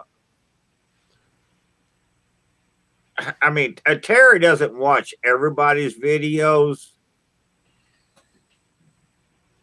but she can hear Joe and she say, "It's a squirrel." I'm talking about this Joe. I forget. You don't know anybody's names. Oh no! I thought you meant the squirrel, man. Yeah. I almost know Joe as the squirrel too. Oh. I'll go back to calling him Everett for you, Keith. Well, yeah, because I don't know who the fuck you're talking about if you say anything else. Everett works. It takes me back to my football days. There you go. You're only your last name. That piece of tape on your helmet, that's who you are, right there. See, to me, it's whatever you call your channel, Right. you know, and so that's the way it is for me. You know. So, I always laugh, and Everett probably doesn't know this. I know Keith knows this, but back when I started my channel, there was a handful of us who all kind of came in and within 6 months, if you will, and they'd all call each other by their names. But even in a Facebook Messenger thing, it was always hobo, hobo, hobo. And I'm like, I have a fucking name. Yeah. At this point now, it's like become so comical. Like I have my neighbors call me fucking, I don't have them. That just happens to work out. They call me hobo now. And it's like one of those things if you move across the country and you can tell anybody in the world, like everybody calls me Snake. And you just become Snake. yeah. That's how the fucking hobo thing turned into. Joe, you want to jump in here? I'll drop the link in here. We got I'm not sure, but I think her name is Marcel from A Little Fish in the Kitchen.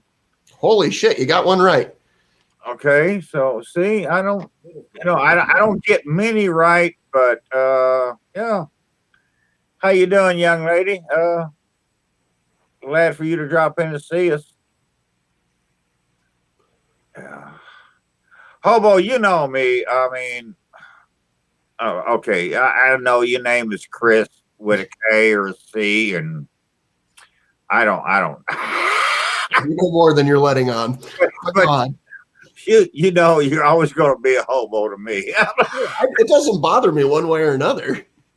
Yeah, and I don't care if it does or not because I'm still going to call you a hobo. Yeah. What up? What up? What up? Joey, I have to ask Joey. What do you want, hobo? What are you doing? I was introducing Joe to Joey, or Oh, Everett to Joey. yeah, Joey. We've interacted on many things before. I don't think we've just ever been on cam together. I was trying to be polite. Fuck both of you and Keith. Everybody not named Keith and Hobo is named Joe that's been on the show tonight, it looks like. Yeah, Joey well, takes Joey Adams, I have to ask you, what the fuck is your old lady doing hiding your reefer? No, she doesn't. She doesn't at all. I said I would love it if she got into the reefer with me. Like if I woke up and found out she smoked a bunch of my weed, I'd be like, yes, this is the best day ever in the history of the universe. This is the perfect marriage now. Like it's a good marriage. I'm not saying don't get me wrong, but like if she smoked weed every day like I did, fuck.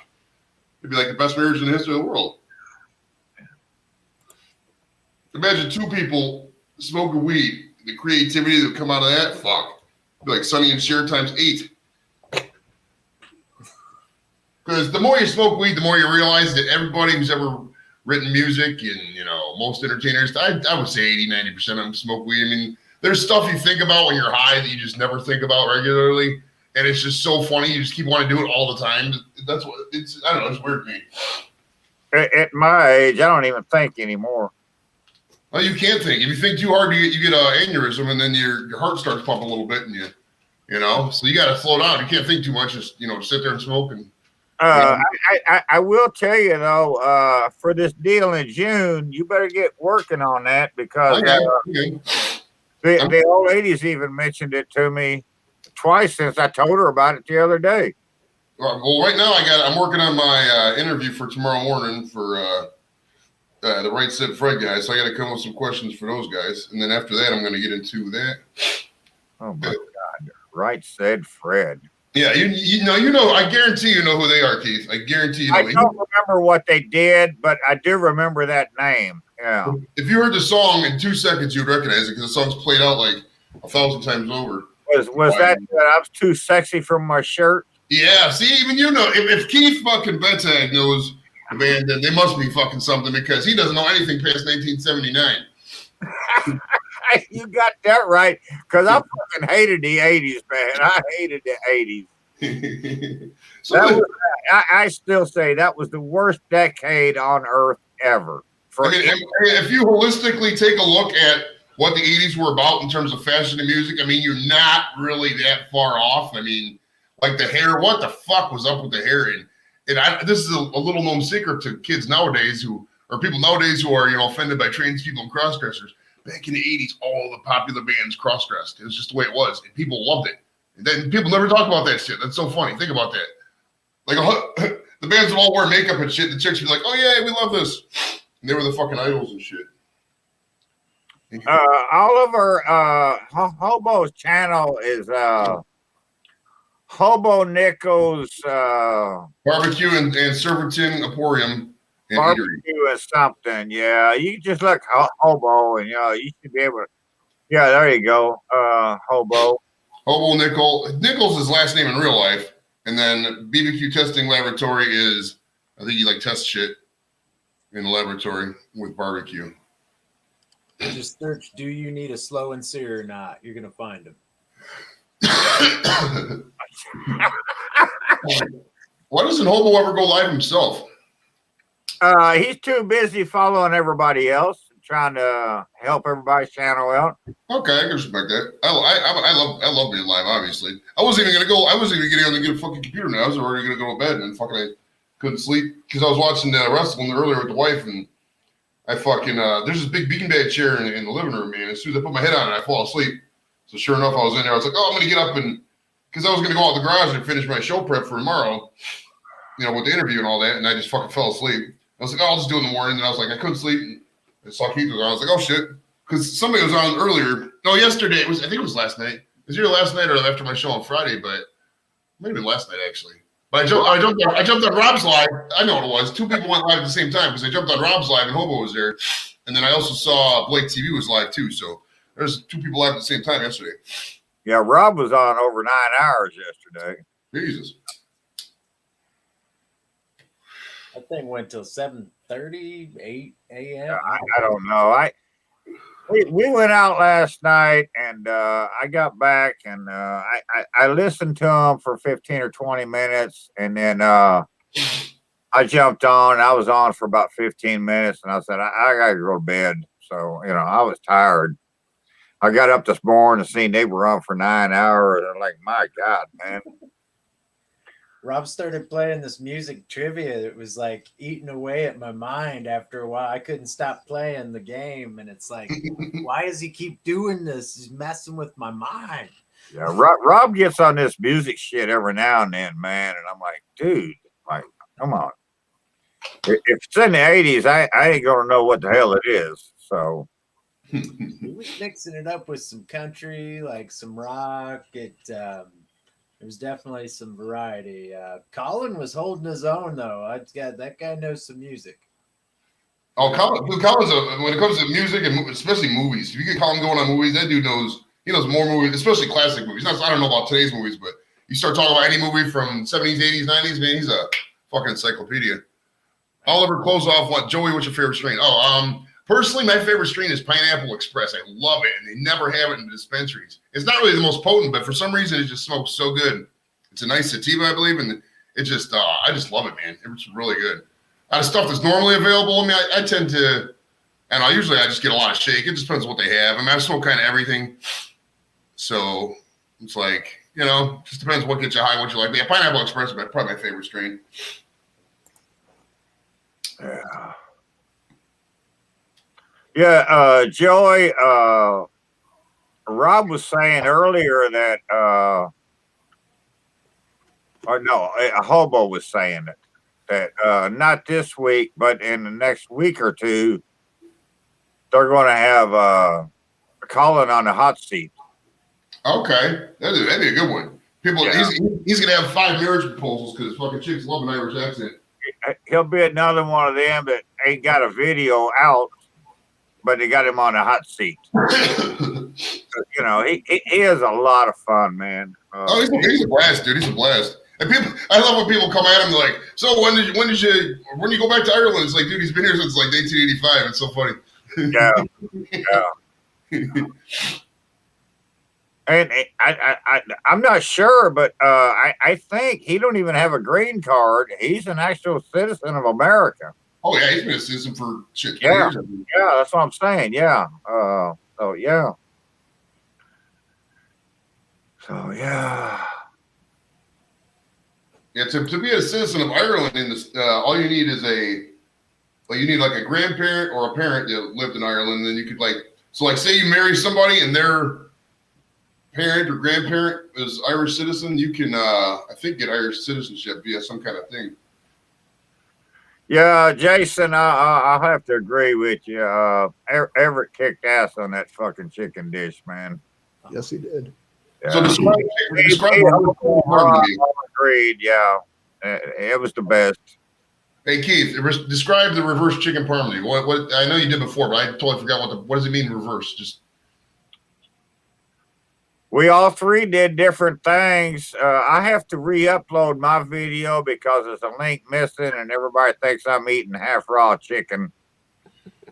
So Terry had to do that video tonight, and I'll get that up tomorrow morning, re-upload. But trust me, it was not half raw. It was over fucking done. The raw chicken challenge, I like it. But yeah, no, that yeah, but what Everett did there was fucking awesome, man. Yeah. Give me like 30 seconds. I gotta run in the house and get some weed because I'm out. I got weed, but it's in the house. It's not in the studio. So hold on. I got enough. I got some weed in right here, but it's not enough to roll a blunt. That's So all right. I ain't got no cookies either, so go ahead. Right? God damn. We got to get these cookies. We got to get the charcoal. I'm fixing to write a list down. Yeah. Joey makes cookies, and I'm waiting for him to send me a dozen of these chocolate chip cookies because they look so fucking good. Damn, man. These have got to be a Keith Fest. Platter of cookies. Yeah, we're gonna do that in June 11, 12, and 13. So, hey, you can't go fucking play bass nowhere. You might as well come down here and play it for us.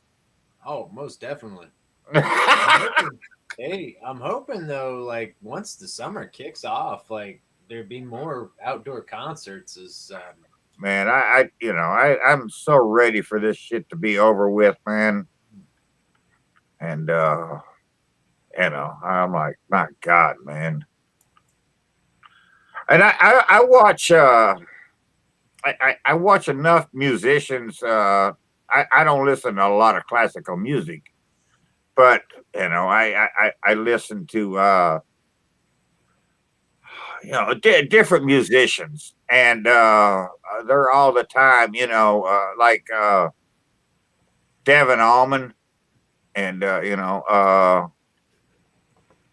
here's the thing. He does things, you can help musicians because it's not just you playing the bass, but you have sound techs, and then you have guys that's tuning your instruments, and then you have people setting up your fucking stage, and all these people are out of work.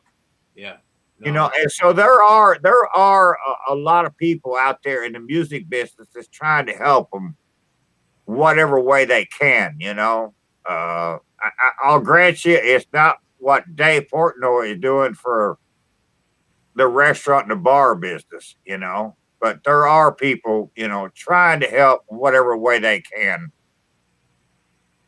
And I don't know, like I say, I don't listen to a lot of classical music, so I don't know if you have people in your genre that's doing the same thing, but I would imagine that you do. There's certain people trying to help each other the best they can, and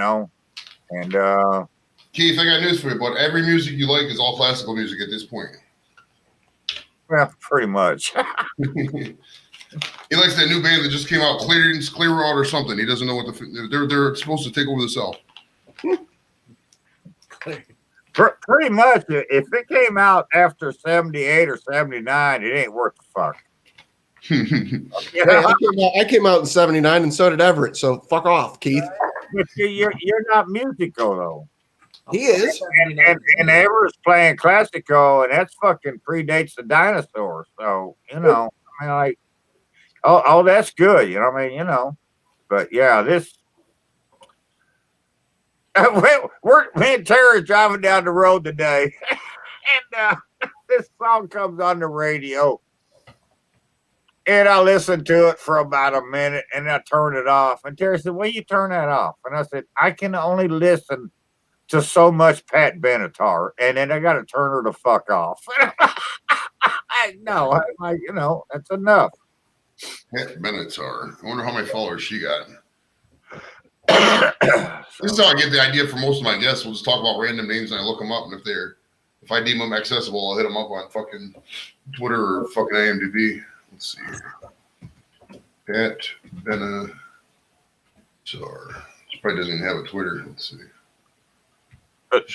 Darnell with me is probably because Terry spelled the name wrong. She had to change her spelling, and then my video was fucked up, so she had to change that. So it'll be hopefully right tomorrow. I don't know. So we'll see. John Benet Ramsey official. Okay, who the fuck has that kind of account? What's that? I was looking on Instagram, and I was typing in Pat Benatar's name, and fucking somebody has an account that said John Benet Ramsey official. Like, who the fuck has a John Benet Ramsey parody account? What kind of fucking sick twisted people out there? Well, I do know John Benet Ramsey ain't got nothing to do with music. Not at all. Yeah, I think it's got more to do with child abuse and murder than anything else. But, Did they ever solve that case? only in my mind, nobody else's. I mean, there's no way it couldn't have not been anybody but the parents at this point, right? Yeah, well, I don't want to get us all arrested and thrown into jail, so I ain't gonna say nothing. But If the Fed's got that kind of time to watch a fucking 11:30 p.m. fucking Sunday stream out of Evansville, Indiana, man, we are way in deeper than we thought. It'd be funny though. It's like, better watch what you're saying, Keith. This is Agent Johnson with the FBI. I mean, this is some unknown YouTuber. Give me advice. who the hell knows? Dwayne Johnson in The Young Rock. Oh, I can't wait to not watch that. Yeah, Everett, what was that place down on the south side? A steakhouse, was it the Fireside? Is that still there? I've not been to the Fireside.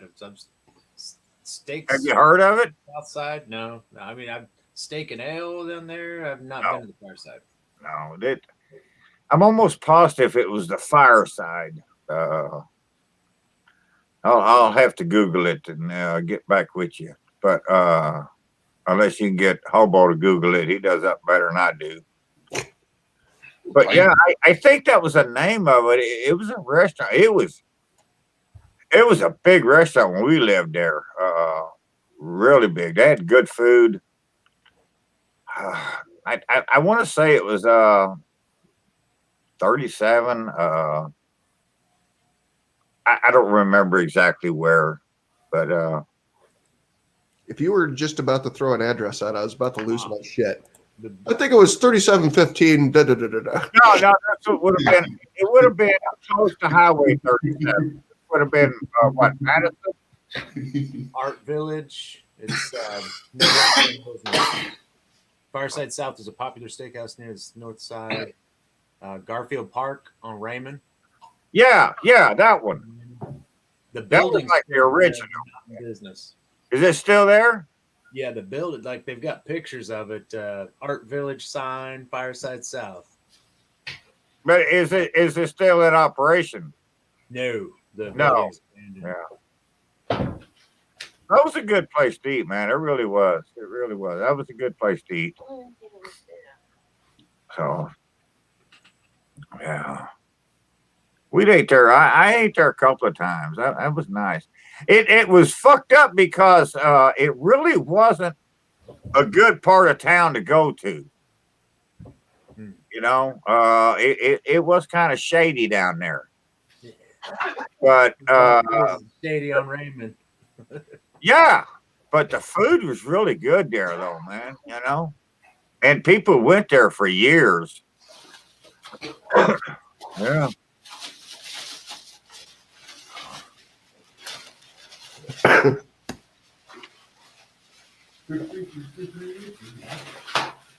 All right. So, what was London like in the 60s and 70s? I can ask this guy about. Should I ask him if they saw the Stones and Beatles growing up or what? I've seen the Stones, never seen the Beatles, and I don't know nothing about London. I've He's never talking been to about London. the band he's interviewing tomorrow. Yeah, I'm talking about the band, not you. I know Yeah, you've seen the list, yeah. He's talking about Right Said Fred. Yeah, yeah. And I know they've met the Queen. I've read that. Someone definitely asking about the Queen. But I got to figure out like what the intro questions, like where they go to school, what London was like. Do they have any scooters? I should bring the Vespa in here and ask them if they have any scooters. I think a scooter back then is something entirely different from what a scooter is today.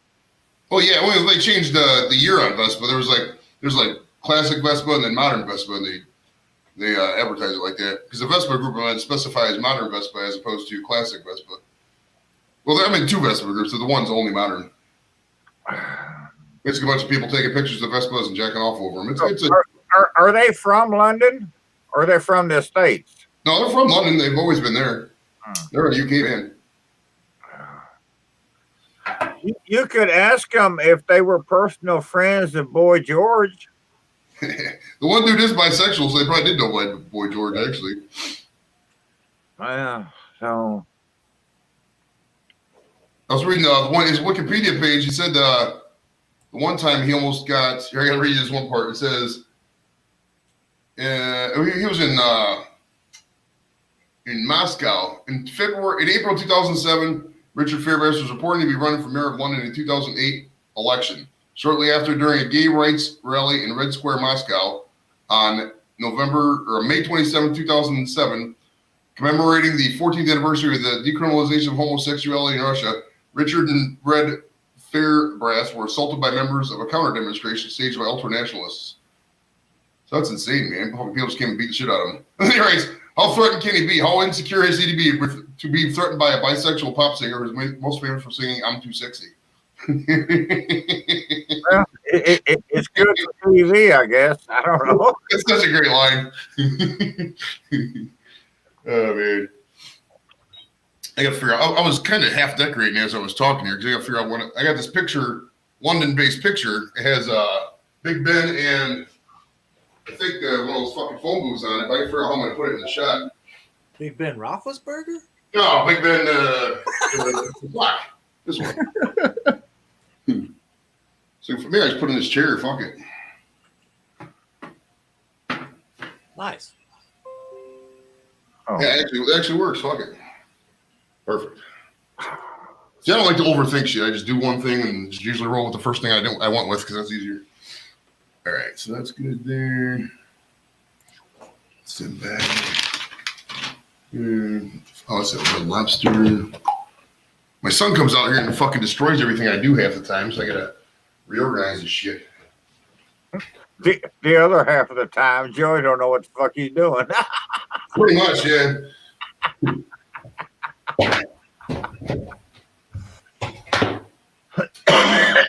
Oh my God. So you just cold call these people, Joey, to get them on the podcast? Typically, well, it depends. I mean, I don't call anybody. It's 21? So I ain't got time for the phone. But usually, I'll start out with. Man, I gotta have a person in mind. So usually it starts by like how he was talking about Pat Benatar, and I just that person might be reachable. So first thing I'll do is look on social media. If I can find a profile with the message where you can message it, that's my first step. If they answer right away, then good. If not, then I try to. Sometimes I'll have a website and you can email their website. If not, then I go to IMDb, Internet Movie Database, and you can sometimes email them through there. Just all depends on their availability. Anything big. I mean, I don't overshoot myself. I'm not gonna fucking email Jean-Claude Van Damme or anything like that. But any star who's one hit wonder from the '90s usually does it kinda, and pretty much anybody from a movie, bit actors, shit like that. It just depends. Sometimes you luck out. Sometimes it's it's a zero-sum game. I mean, it's probably like a 1, 2, 3% success rate at most. I mean, there's a lot of unread messages. They just don't even check it. Sometimes I'll look at it and just ghost me. Well, Cameo is a good source too. I'll go on Cameo and hit them up. A website where you can like get them to do messages and shit. So.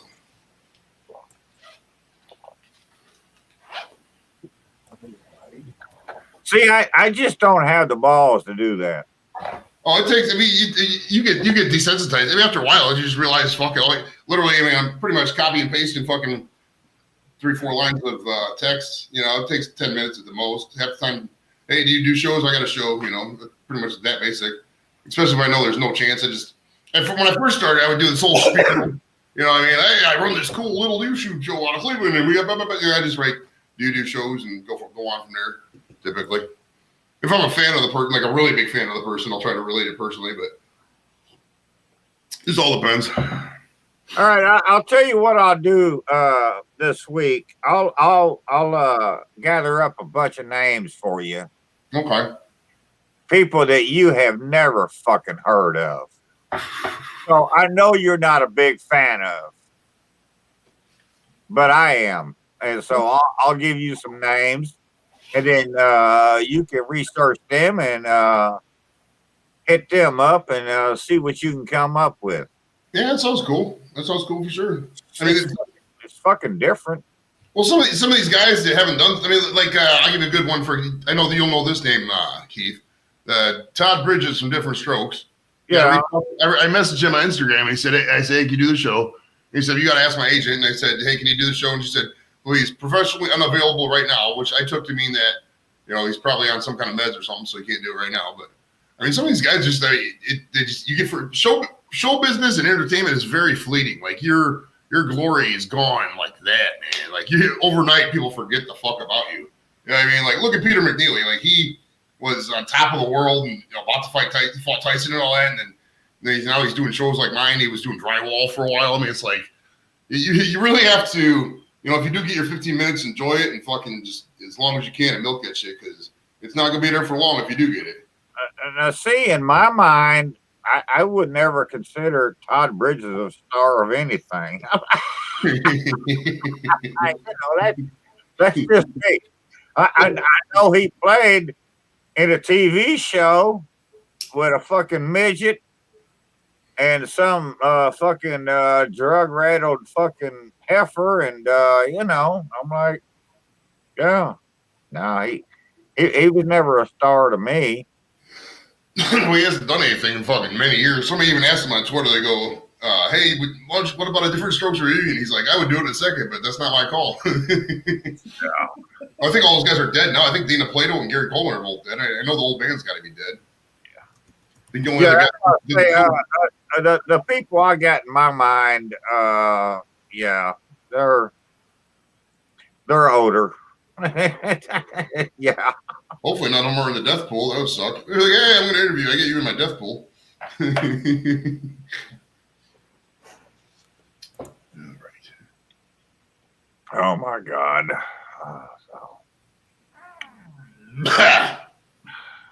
Yeah. Oh, another tactic I've used now recently in terms of trying to find guests and whatnot, I'll go to, like, I'll research the interviews. Like, I'm researching interviews, other podcasts and shows they've done with Right Said Fred, and I'll just check what other guests they've had. You know what I mean? So, okay, he had Right Said Fred. He also has blah, blah, blah. And I know if they're doing the same, you know, size shows as mine, that they'll probably do my show if I reach out. So, I know with what you do, all right, Right Said Fred, they had one song basically, right? Mm-hmm. Pretty much, yeah. They had a couple random dances. It would probably be easier for you to have them on a show than it would, say, Mick Jagger. Oh yeah, because it's easier to narrow it down. If I had Mick Jagger on there, maybe like, okay, where do I even start with something like this? You know what I mean? How do you even encompass that? So yeah, well, I feel like you got to come up with $250,000 first to pay him. Well, I mean, when people hit a certain level, they don't really need to do it. I mean, if you got $100 million, you know, what the fuck am I going to offer you? You know, that's what you have to basically. You got to get people who like talking about themselves. If the real big egomaniacs, those are people that you can book easily. They can just keep talking because you know they don't really have to do anything. If you Oh, booked like me. pretty much. I mean, if you were a celebrity, you'd be the perfect person to book because I just say, "Hey, Keith, what's up?" And then 15 minutes later, I come back and you finally wrap it up. Yeah, I'll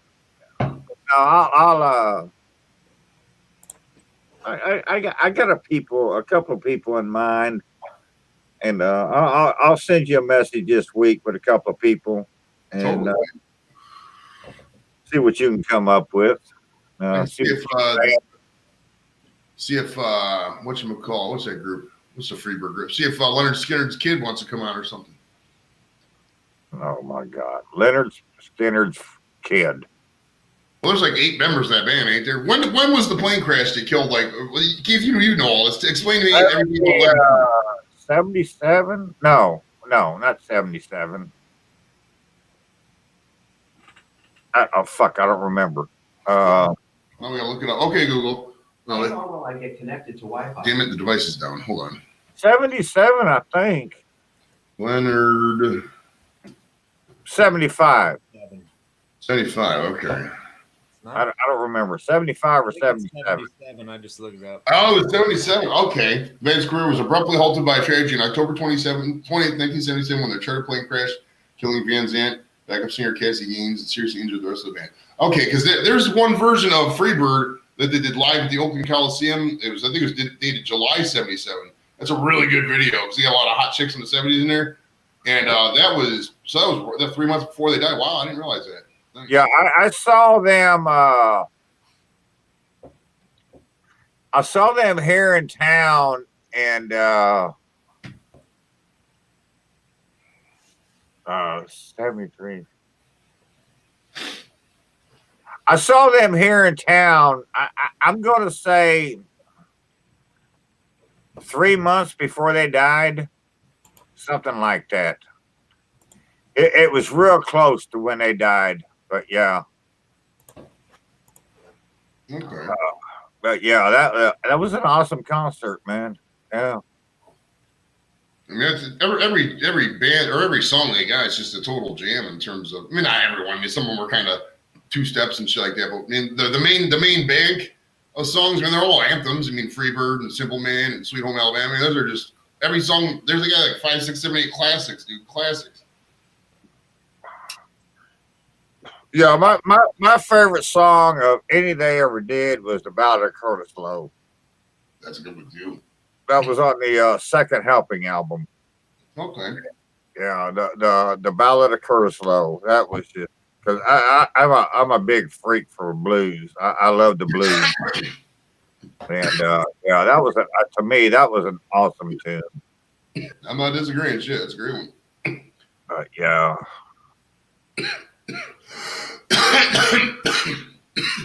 Here comes the coffin mute.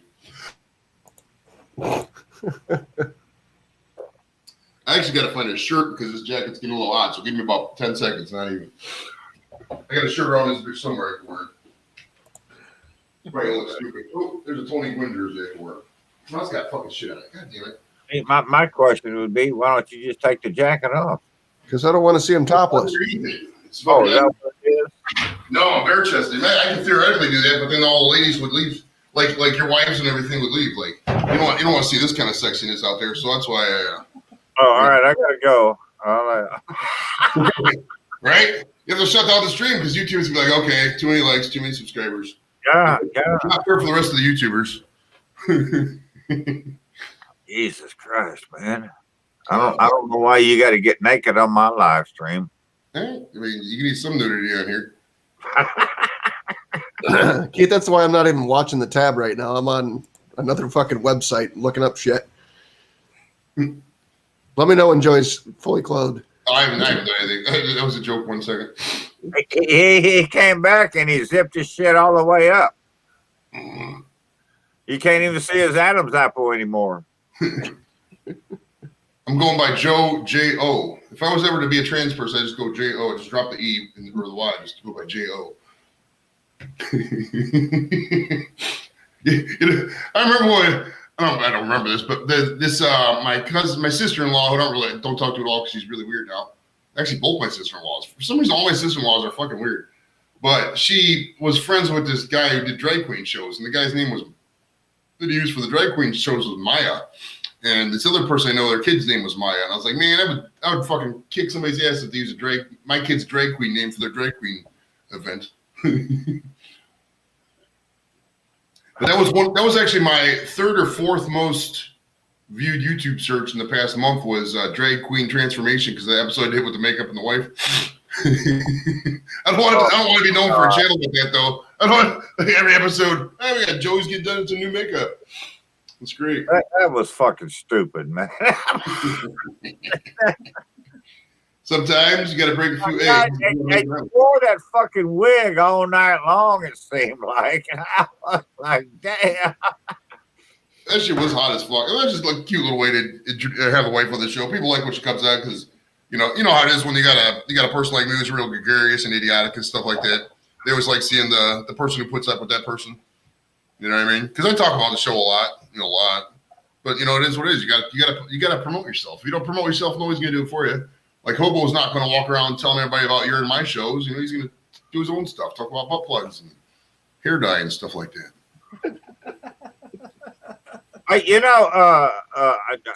Tomorrow's a new mail day, and I'm really hoping to get my wooden butt plug in the mail tomorrow. I would assume at this point that the mailman or mail lady probably stole that fucker, so you're gonna have to be waiting. Keith, I sent it to Jealous Devil. It'll be in your bag of charcoal. Yeah, there you go. Butt plug size briskets. Oh my God. Full chunks of butt plug size. Butt plug shaped. My God, I ain't never gonna get that fucking t-shirt. I don't even need the Sequoia plug. I'm just wanting a t-shirt. I'm doing all I can do to promote this fucking channel, man. And I'm like, this company, and I'm like, damn, dude, help me out here. I got people wanting to sign up for it, man. Hell. Yeah. Hobo, you're sitting on a gold mine. You just don't realize it. You gotta know when to launch the gold mine. Oh, is that what it is? You can't it's like walking into a room full of 100 women and whipping your dick out. You might get one bite, but the other 99 probably going to beat the fuck out of you. Exactly. Sometimes you got to blow up a few villages, in order to get the fucking pipeline through. You know what I mean? It's the way it goes. You got to have a good lunch. Hobo, you said that. That made me think. That brings back another story. Oh, God. Here we go. When I was in California, I worked with a guy, and he would go down to the city park, and he'd see a girl, and he'd say, "Hey, you want to fuck?" That's all he would say. Smooth. And I bet you it worked at least once. I told him one day, and I said, "Man, how can you just go up to random women and ask them this question?"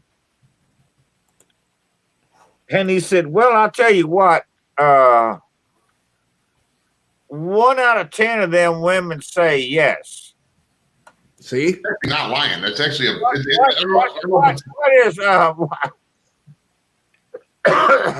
are you doing? I'm getting 1 out of 10. What's your percentage?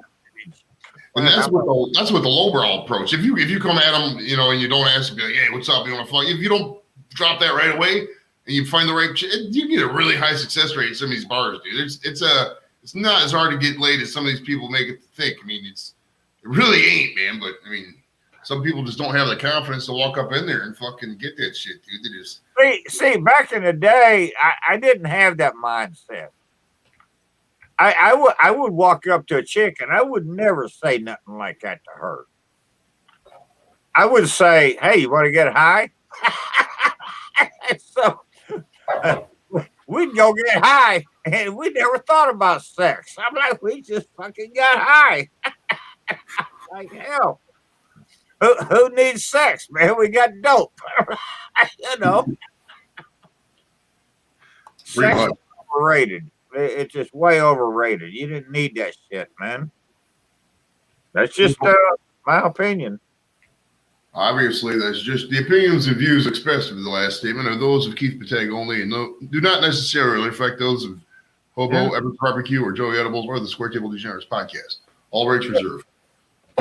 Well, I'm still not going to just walk up to young lovely and say, "Hey, you want to go get it on?" Well, I mean, at your advanced age, it's probably a great idea, honestly. I mean, you don't want to, you shouldn't, as a guy, I mean, with exceptions, I mean, if you're in really good shape or you got a lot of money, maybe you can do whatever you want. But, you know, as a guy, you really shouldn't dig no more than 10, 15 back from your current age. I mean, beyond that, you start getting a little, like, what the fuck are we going to talk about territory? Like, what am I going to do with, like, a 20-year-old? Like, what the fuck are we going to talk about? I don't like the other stupid music and the things they do and the things they complain about. They don't know about fucking, you know, the 90s Bulls or, you know, fucking Larry Bird, days like that. What the fuck am I going to talk with a 20-year-old about? You know what I mean?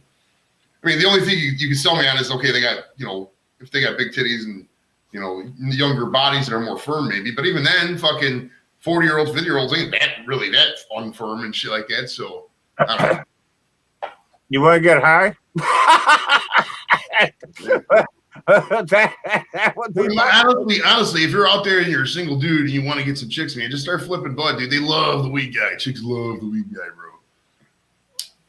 Yeah, I could. I just. I don't know. I've always looked at women differently, and so I could never do that to women. I'm like, I can't believe over the last 5 minutes you've not lost any of the 27 people watching. no, I've gained. Well, I see 19 here. I went from 18 to 19, and why would I lose people when I say, you know, I couldn't say that to a woman? I'm like, well, I wasn't talking about you, Keith. Oh, all right. I'm gonna go smoke a cigarette then. Half a cigarette or a whole cigarette? Half a cigarette or a third. All right, we'll see in exactly 3.4 minutes. I'm gonna start the timer. Google keeps the dream alive. Google stopwatch. All right, so we got to add 30 seconds. We'll start right now. There's about 15 seconds right now. We'll see how long it takes them to smoke half a cigarette. In my experience, a cigarette's about 7 or 8 minutes. It takes to smoke, depending on how fast you puff it. I mean, you could hotbox a cigarette in 2 minutes, but it's not enjoyable. I mean, if you're trying to enjoy that cigarette, it's be about 7 or 8 minutes. And usually, you get a cigarette break is 15 minutes because you got to walk to the place to go smoke and do that. What good is a nicotine buzz if you're rushed? I mean, we got to take our time. Oh, for sure. Well, smoking cigarettes and nicotine's all about being social, just bullshit in the smoke deck. I mean, literally, that's 90% of it for me, at least, when I used to smoke. Should we go out especially, we'd have guard drills, you know, the 1 week in a month thing, we'd be so fucking bored, like there'd be nothing to do. So there'd be people who only smoke on guard drills. Like the only time they smoke is 1 week in a month with the people out in the smoke decks just because they're that fucking bored. Okay, I just learned you can laser engrave fucking eggs. I Nice. think it's cool as fuck, but it's scary as fuck. If you go too deep, you're gonna have a fucking mess in your equipment. That'd be cool though, dude. Using a laser to blow up an egg. I might do that as a video. I like that idea. Pew! You're not doing it at my house with my laser, I can tell you that. You have to call in a distraction, be like, "Oh, Bo, there's an emergency on the other side of town," and then I run in to speak. I take that, a couple of butt plugs, and run out and do a video. No, right in the bottom. These are not Hobo's butt plugs. You're out of fucking control. When's the bottle opener keychain coming out, Hobo? That's what I'm waiting on this. It's here. You know how to contact me. Wait a minute now. So, okay, I was envisioning an actual butt plug that has a bottle opener on it and a key, like a hole. So we're just talking bottle opener. Okay. I'll have my R&D team start looking into this. Skinner, if you're still watching, figure out how the fuck we're going to do this. Logistics. No, he went to bed earlier. Logistics. I have something I want to say, but I don't want to fucking say it, so I'm just going to... I can hear Keith coming back in. But it would be cool to just... While you're back there.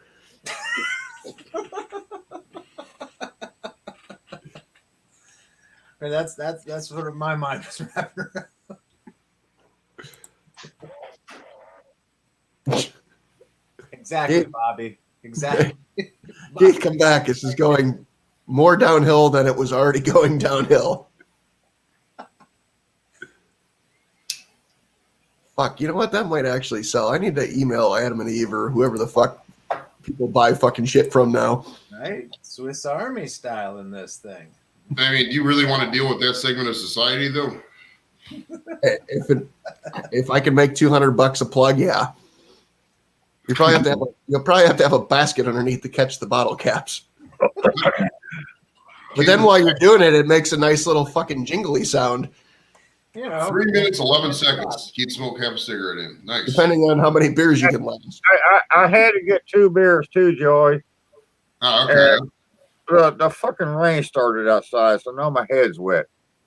Dude, what a lot of people don't realize, I mean, people who don't realize, I mean, there's going to be a lot of flooding over here in the next couple days here when the shit melts a little bit. Because there's a lot of snow. So, I mean, as we can tell by the Texas debacle, I don't know how they didn't get much snow in Texas, but I mean, some of these places with snow melting, dude, it's going to be fucked up in them sump pumps and the basements and shit. Fuck. Oh, well. Rivers, too, because the ice get here in Ohio, it happens all the time. Like the river will freeze and then it'll unfreeze for a little bit and it'll start flowing, but then it'll refreeze and then the ice will jam and then it'll start flooding everywhere. The Chagrin River over by Chagrin Falls, Ohio, on the east side, like that. It does it every year. It fucking floods like that with ice jams. And shit. I thought about you and left today. I seen a news story where the Coast Guard had to go in and get 10 people off of an ice floe in Cleveland. Oh wow! I didn't. See, I fell asleep. I didn't pay the attention to the news. That's crazy. It sounds about right. Well, they go ice fishing on the lake, and today was the first day that was over 30. It was like 30. They hit 35 today. So probably, and it was fucking sunny as shit. So what probably happened was everybody went out and fucking got wanted to go all ice fishing further, and they just kept pushing it, and they probably got stuck, and the fucking shit broke off. And not to break the conversation here, but me and Terry had to go out and buy a new washing machine today.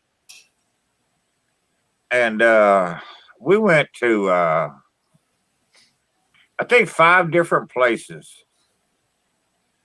And I'm like, man, these fucking things are expensive nowadays. What do you consider expensive? I mean, you should be at least expecting to spend $500. I mean, what were you thinking the price was? Well, I didn't even see one for $500 because I knew what I wanted, and I was going to stay with that. But I think this washing machine was, I think it retailed at $1,400. Damn. And I'm like, what the fuck, man? And then they had it marked down to $1,200, I think. And then I told the dude, I said, look here, man, I'm a fucking old man. I'm retired. What's the best price you can give me for cash? And he came up with $950, I think it was. Okay, it's not terribly bad. And I'm like, okay. I told Terry, I said, that's the best price we've seen all day. So, and I said, I need this installed. I need it delivered and installed. And I need the old one taken away. Yeah, that's all part of it. And I said, okay. Oh, nice. Free delivery and free installation. Yeah. And he said, the only thing I'm going to charge you with is we have to put new hoses on it. I'm like, okay, go ahead. And so then we're walking up to the counter, to make the arrangements, pay for it, whatever. And Terry said, well, if he's got to put new hoses on it, is this a fucking used washing machine? And he was like, no, it's not used. Our guys went out and they installed washing machines, and then they just used the hoses that the people had in their house. That's why when I changed out my washer, I had to do that because the one was leaking, so I had to. It was like 2-3 times. He said that people bitched about that. He said, so our insurance for the company. So now when we do it, we can't use your existing hoses. We have to put new ones on. If I was doing washing machine installs, I would 100% agree because it's. I mean, I've replaced actually my washer and dryer. The washer, I think, twice, and then the dryer once here at the house. He charged me $25 to put new hoses on, and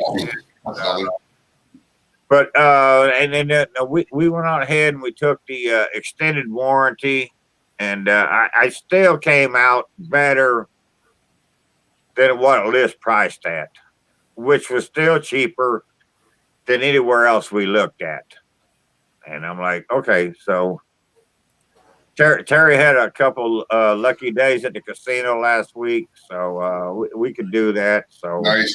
That's practicality right there. You didn't go back to the casino with your winnings. You actually went out and bought something. You see some people, they go to the convenience store or something, they'll buy a bunch of lottery tickets and they win $20 and just buy $20 more lottery tickets and lose. And it's a perpetual fucking cycle of depravity and hellaciousness that I don't want no part of. Me. That's why I don't fucking gamble much. Yeah, Jason, we got an LG machine, and my God, we've lived here for 3 or 4 years now. I don't know how many years my sister had that before we moved in, and there's been a ton of clothes washed through it, and so I wanted to stick with the LG. And that was the one thing that I found hard shopping for washing machines was everything is fucking Samsung. And I have never been a fan of Samsung anything. I don't have a reason. I just don't. I'm just not a fan of theirs. So. But I liked the way this LG worked, and I just wanted to stick with it.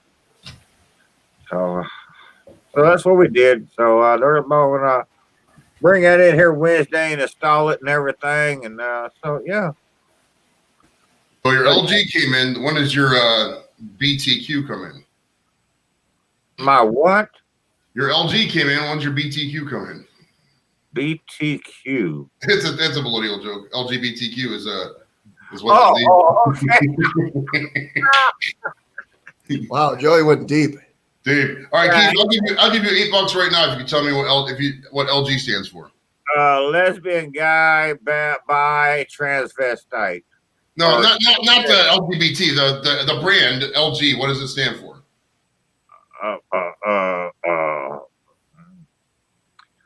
Large quota. Now, it stands actually for Lucky Gold Star. It's a nod to two original company names, Rak Huai, pronounced Lucky, Chemical Industrial Corporation, which was founded in 1947, and Gold Star Corporation Limited. When they merged in 1958, it became Lucky Gold Star, which was rebranded to LG in 1995. That's fucking weird because I remember Gold Star products. Mm-hmm. Isn't that crazy? I never thought about that either. That was some of the cheapest fucking shit on the market when I was young. But this LG machine here, they worked really good, man. I say I don't know how old this machine is, but I just wanted to stick with it. I'm one of them guys that I find something that I like to stick with it.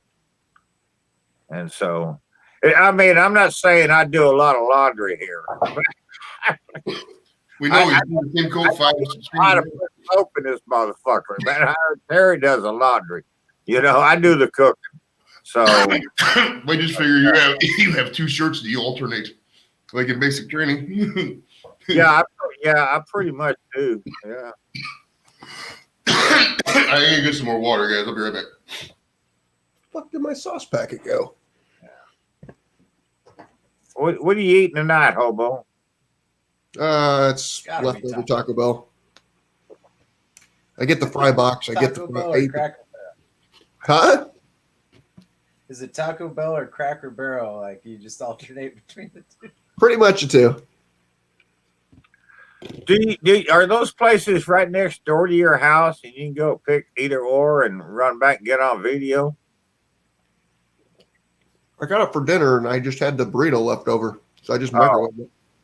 Okay. But yes, they are just down the street. About the same distance as you to the ghetto liquor store. Well, there you go. I haven't been in there in a month or so. I need to go in there and show those people some love. I do like my ghetto liquor store. I do like that.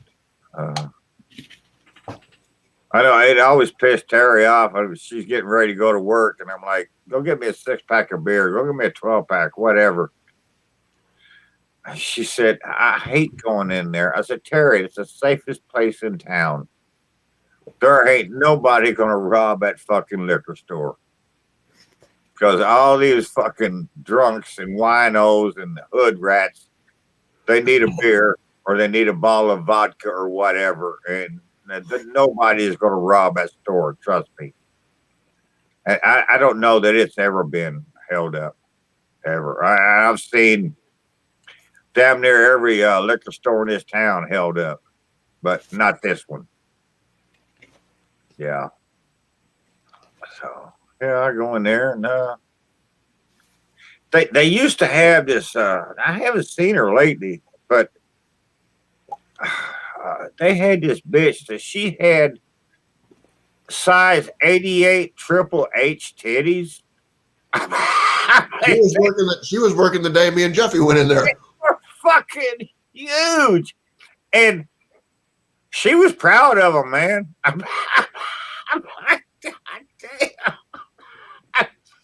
She showed him things off to you in a heartbeat, and I'm like, man. But she was such a nice lady, though, man. Always friendly as fuck, and I'm like, well, no, I can't say friendly as fuck because she never went home with me. But no, she was really super cool, though, man. Hey, Neil, what's up, dude? Yeah, I hear you, man. But yeah, it's a different type of liquor store, and Terry's scared to death to go over there, and I'm like, man, I'd go there. And a lot of times, Terry will say, I'll take you, but you got to go in. I'm like, Terry, I don't want to get dressed. And she's like, just wear what you got on. And so I go in there dressed like this. I got my reindeer pants on. Keith puts his pajamas on with one of those Dickies from back in the day. It was like come down to here with a turtleneck.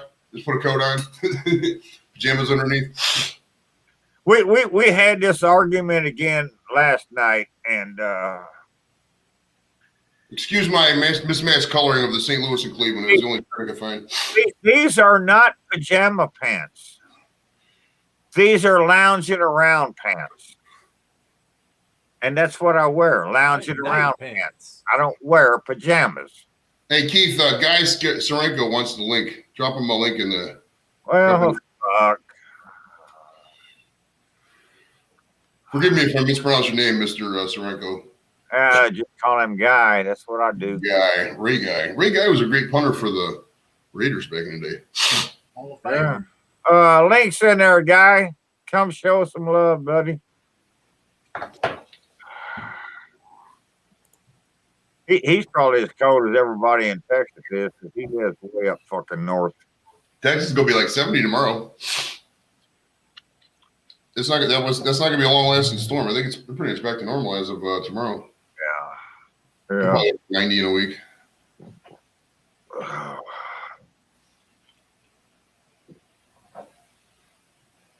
I remember when it was cold in Texas.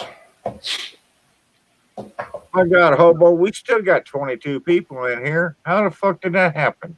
Listen, if you're out here right now and you're watching us, we love you. That's a new level of boredom.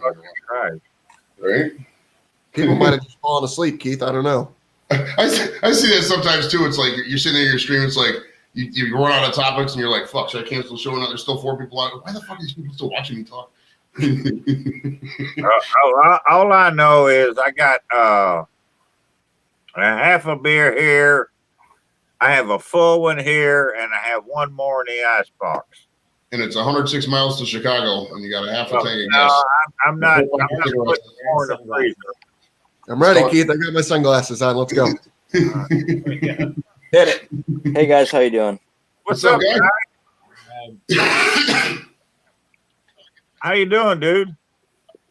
Not doing bad. How you doing, Keith? Oh, fuck, I'm drinking beer. I got 2 left, so I got 3. and then it's bedtime. So what's up, man?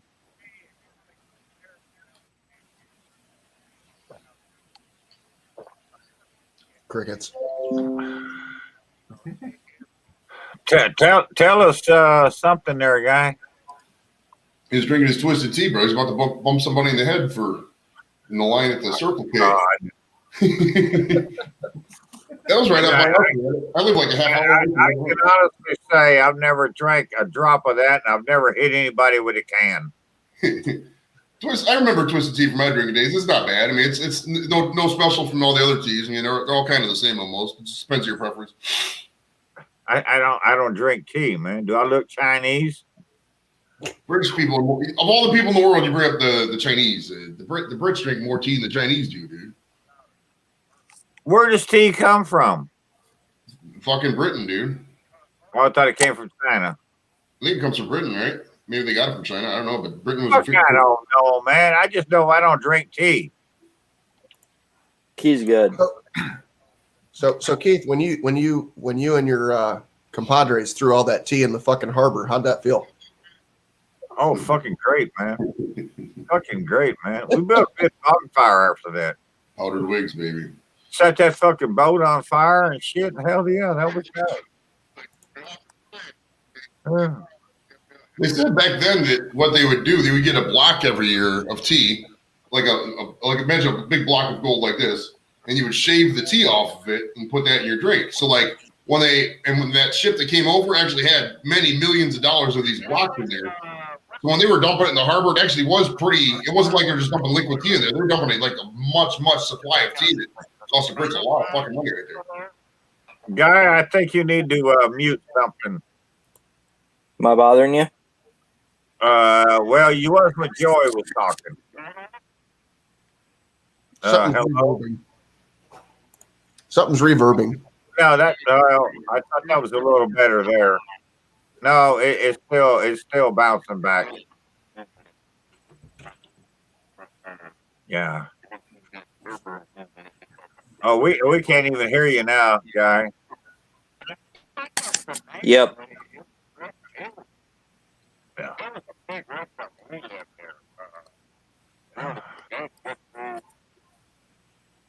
Yeah. Guy's been here before, Hobo. He should know the rules. I don't know what the deal is. Guy, are you a Bison fan? Fuck no. Not even close. Not even this much. No. Jason Cleveland, yes, I am from North Dakota. What about Travis Hafner? You like Travis Hafner? I don't know who that is. He used to play baseball for the Indians. He's from North Dakota.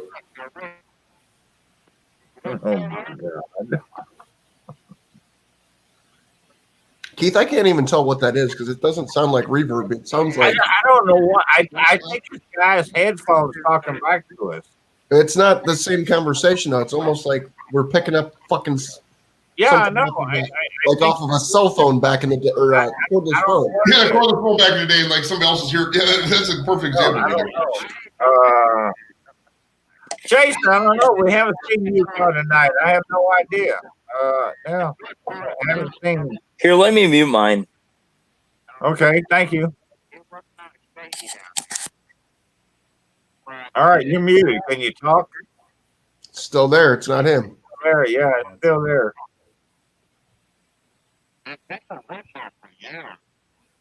Oh fuck, that was even worse. Sounds like it sounds like Star Wars talking when they're in the suits. Them Jabberwockies. Is it me? Well, We don't know. I don't know. I think it's better now. No, it's you, definitely. It's me? I think it's the antelope head behind you.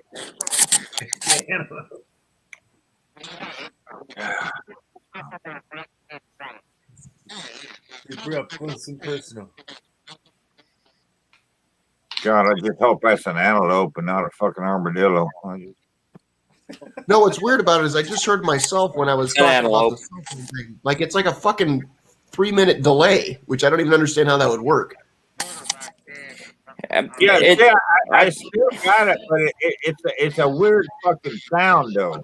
It's not like reverb. It's just see, and I'm hearing Joey now, and he talked like 3 minutes ago. yeah. So it's definitely you. But Take it's your not me. Take your headphones off.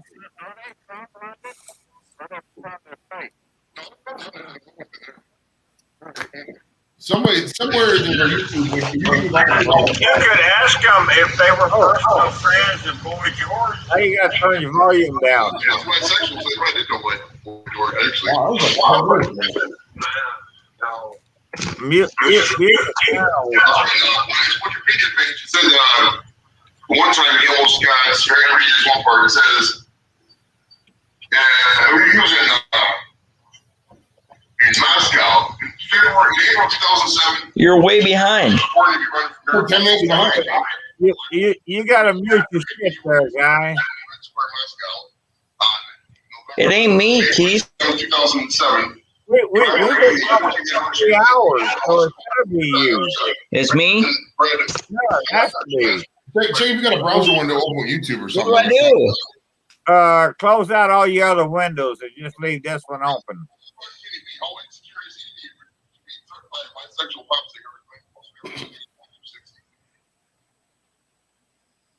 Right, well, okay. Close out this window and leave the other ones open. Come on, guy. Yeah. Close out all your other windows and leave that one open. It all started when I asked him about those bison. That feedback. Hey, fucking Carson Wentz and now Trey Lance is coming up. We've had this problem with guys before. I thought he had it figured out. Let's try it one more time. For me, I put in a chair. Fucking. Oh my God, it's even worse. Nice. It actually works. It's worse. Oh, wait a minute. Wait a minute. Are you there? I'm here. Oh, I think we got it. I think we got it. All right. What the fuck did you do to fix it? I don't know. I just joined. Well, Okay. you go in next time then and don't fuck everything up. It's already fucked up. No, it's good now. Yeah. Yeah. My sound's good. Hobo, your sound good? Yeah, see? Yeah, I You're can good. actually see your mouth moving. Oh, well, oh wait, I gotta move Hobo though. He's in the wrong spot. There we go. Yeah. Maybe you just joined at the wrong time. Now I should have moved Hobo, or I shouldn't have moved Hobo. Now it's just getting all fucked up again. But so I hear it again. I know. I don't know what that is, man. Yeah, you were really good when you first came on here. I figured it out. All right. Can you hear me now? Yeah. Okay, I had 2 streams crossing. Yeah. But I still hear myself twice though. No, I just figured it out. I just muted the other one. But we're talking now, right? I'm still hearing myself twice though. That's normal, Keith. And first off, if you learned anything from Ghostbusters, you never cross the fucking streams. You don't touch tips, you don't cross streams. And no docking. Yeah. But it's been like 3 streams now, and I can actually hear every one of you now. No docking.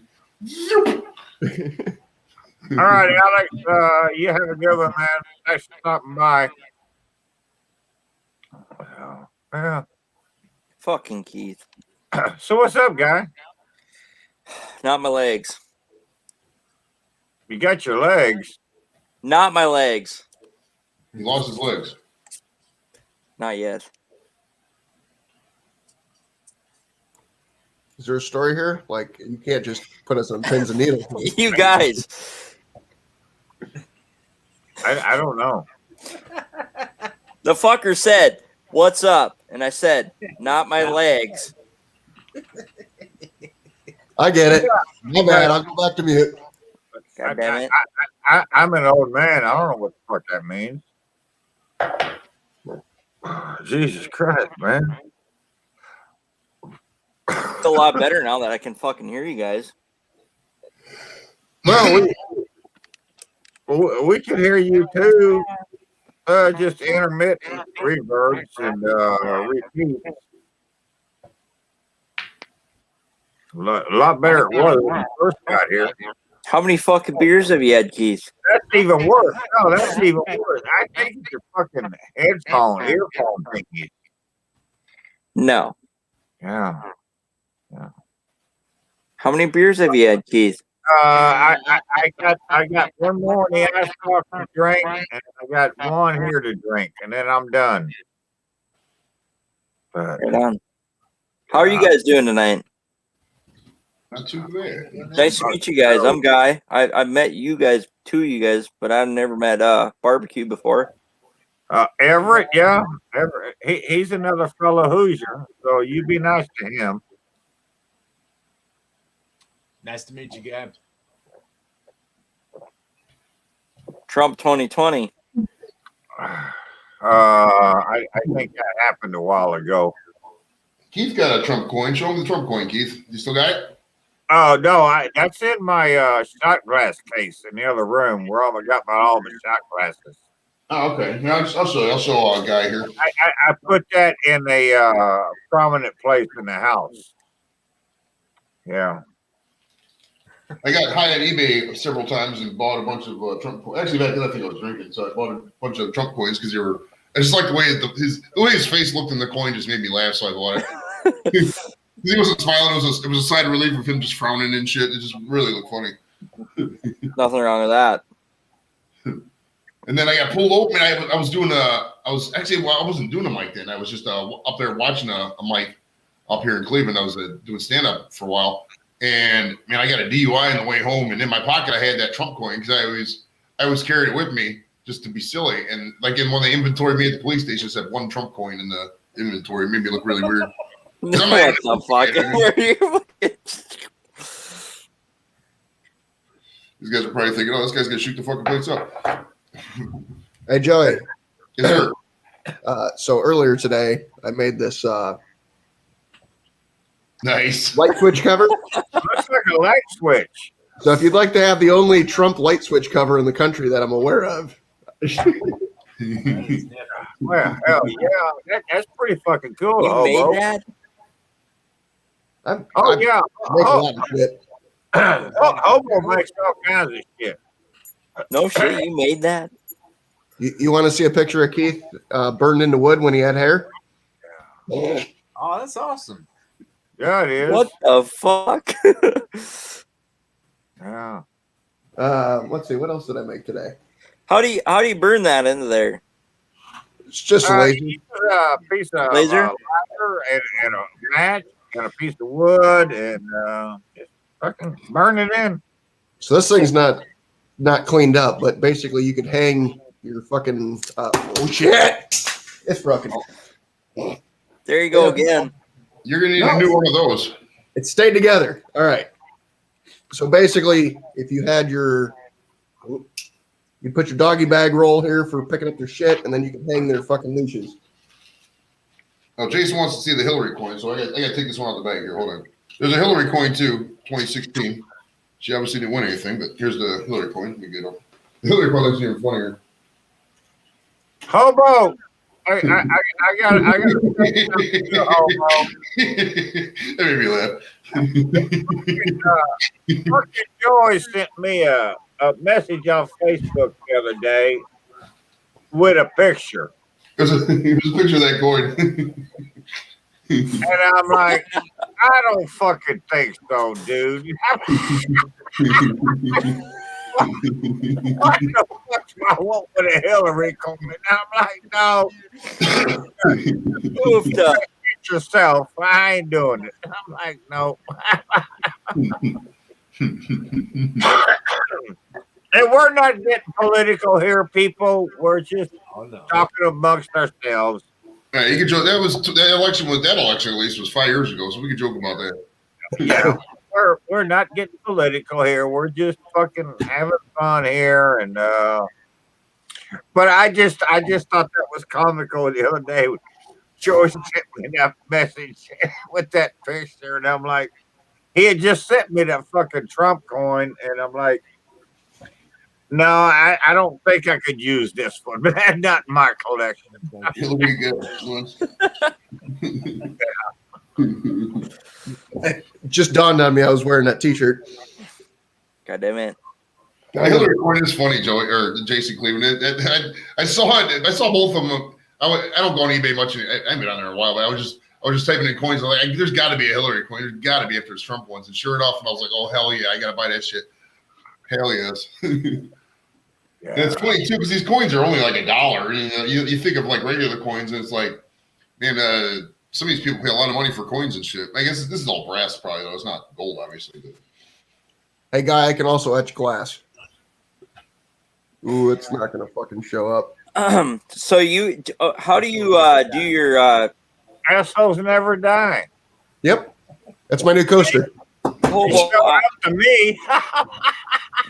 I do CNC plasma.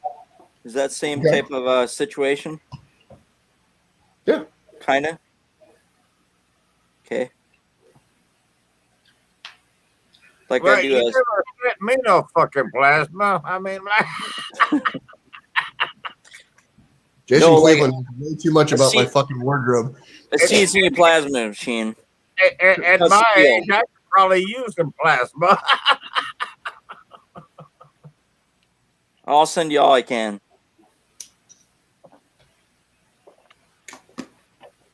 Oh my god! Well, what do you use for like a? I use like an Inkscape. I do. So I've got a full spectrum laser, and I do most of the design stuff within their software. It's not the best, but I'm not a fucking graphics designer by any means.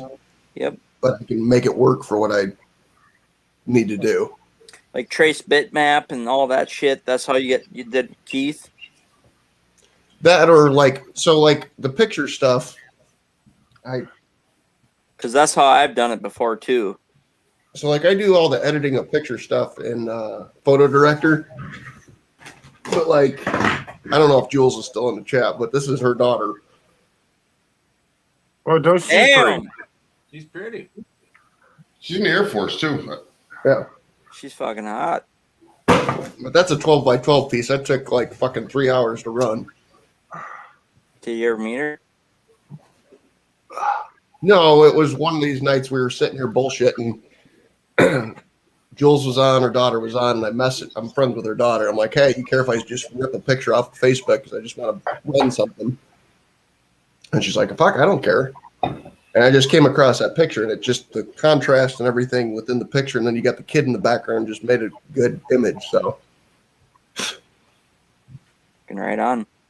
but the problem is like most people don't know how to take a picture worth the fuck.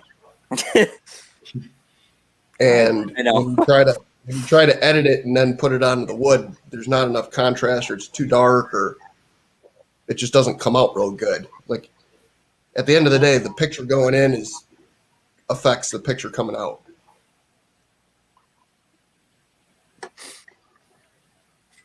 But It's like basically, logo. what I was asking you is kind of the same. You guys go off of like an Inkscape or like a fucking thing to get that right. Basically, it's just a different set of software, but it's this. That's all what the I meant. Software. I'm sorry. Yeah. Okay. I remember that escape. Is that close? I'm more web crawler. That's my method.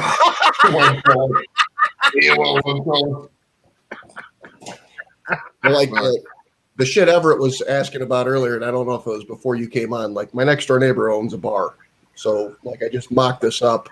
It's a 1/8 inch piece of wood on top of a 1/4 inch piece of wood that's glued and screwed, and then it's got a bottle cap opener on the bottom. So you have And a I just- CNC with a fucking a drill bit, right? No, it's just a laser. It's just 2 pieces of wood. So the back piece of wood is the same outline with a hole drilled or a hole laser cut through it. Okay. That piece drops out, and then you just How big's your table? 12 by 20. 12 by 20. That sounds kind of personal to me. No, but Table? you guys laugh all you want. We fucking know what we're fucking saying. Anyway, I have a 12 by 8 that CNC plasma. Yeah, you're talking feet. I'm talking inches. Oh, I'm talking millimeters with my fucking hose. This thing's in a bedroom of mine. I don't even have a room fucking 12 by 20 feet. well, that's cool though. Yeah, I will say, a guy when a hobo first brought out that little fucking thingy with the fucking bottle opener, he showed that to us for fucking weeks on end. It was just plain. And now he's got pictures of people's names and shit on Wooden it. butt plugs. Nobody has ever gotten one, and he just keeps adding more names and businesses to it. But yeah, he's been doing this for about a month now, and yeah. Hey, Keith, I don't have my wallet with me, but there's this stuff called currency. Money? If anybody wants any of these items, they can send me currency, and I will send them product. Can be easily exchanged for coin from the realm. Yeah. So I'll take a sack of fucking pennies.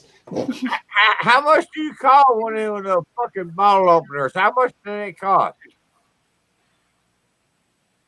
I'll sell you one right now with your picture on it for $10. All right, so somebody send me a super chat for $14.50 because that's got to cover YouTube's fees, and then I can have Hobo send me a bottle opener. Like I fucking need a bottle opener. Right, you're drinking a canned beer, talking about needing a bottle opener. I know, but we're trying to get. It's what do you call jumpstart business deals? You're trying to help somebody get started. Kickstarter campaign is the word you were looking Yeah, for. all right, fucking Kickstarter. If you want to play soccer, we can do that. Hey, Keith, do you want your picture or do you want her picture on there? She's a lot better looking. I don't know. Keith's got a better jawline than she does, though. Yeah, I like the one with my chef's hat. Or do you want Josh's mom? Oh. No, I no. I will ask you, Hobo. Though, did last night I was only in part of it, but I know you was having problems. But did you get your millimeters down to inches or I'll inches be right down? back, guys. I gotta grab beer. Yeah, I showed it to you earlier. Oh, that was your snowflake. Oh, that's what you. No, the thing you had last night was That was this. Okay, yeah. I can show you on the back because that's where I fucked it up. Yeah. So yeah, okay, all right. I didn't know. The snowflake thing you're talking about is just a trivet. I did that today. A trivet to put a hot pan on? Yeah. Oh, okay. All right. It just needs this is the first time I ran that fucking thing, so I just wanted to see if it worked. Normally, like if you put there's a tape you can put over the wood where you don't get the burn residue to cross over onto the top. Yeah. But I don't do that like the first time I ever run things because I figure it's not going to be worth a fuck. So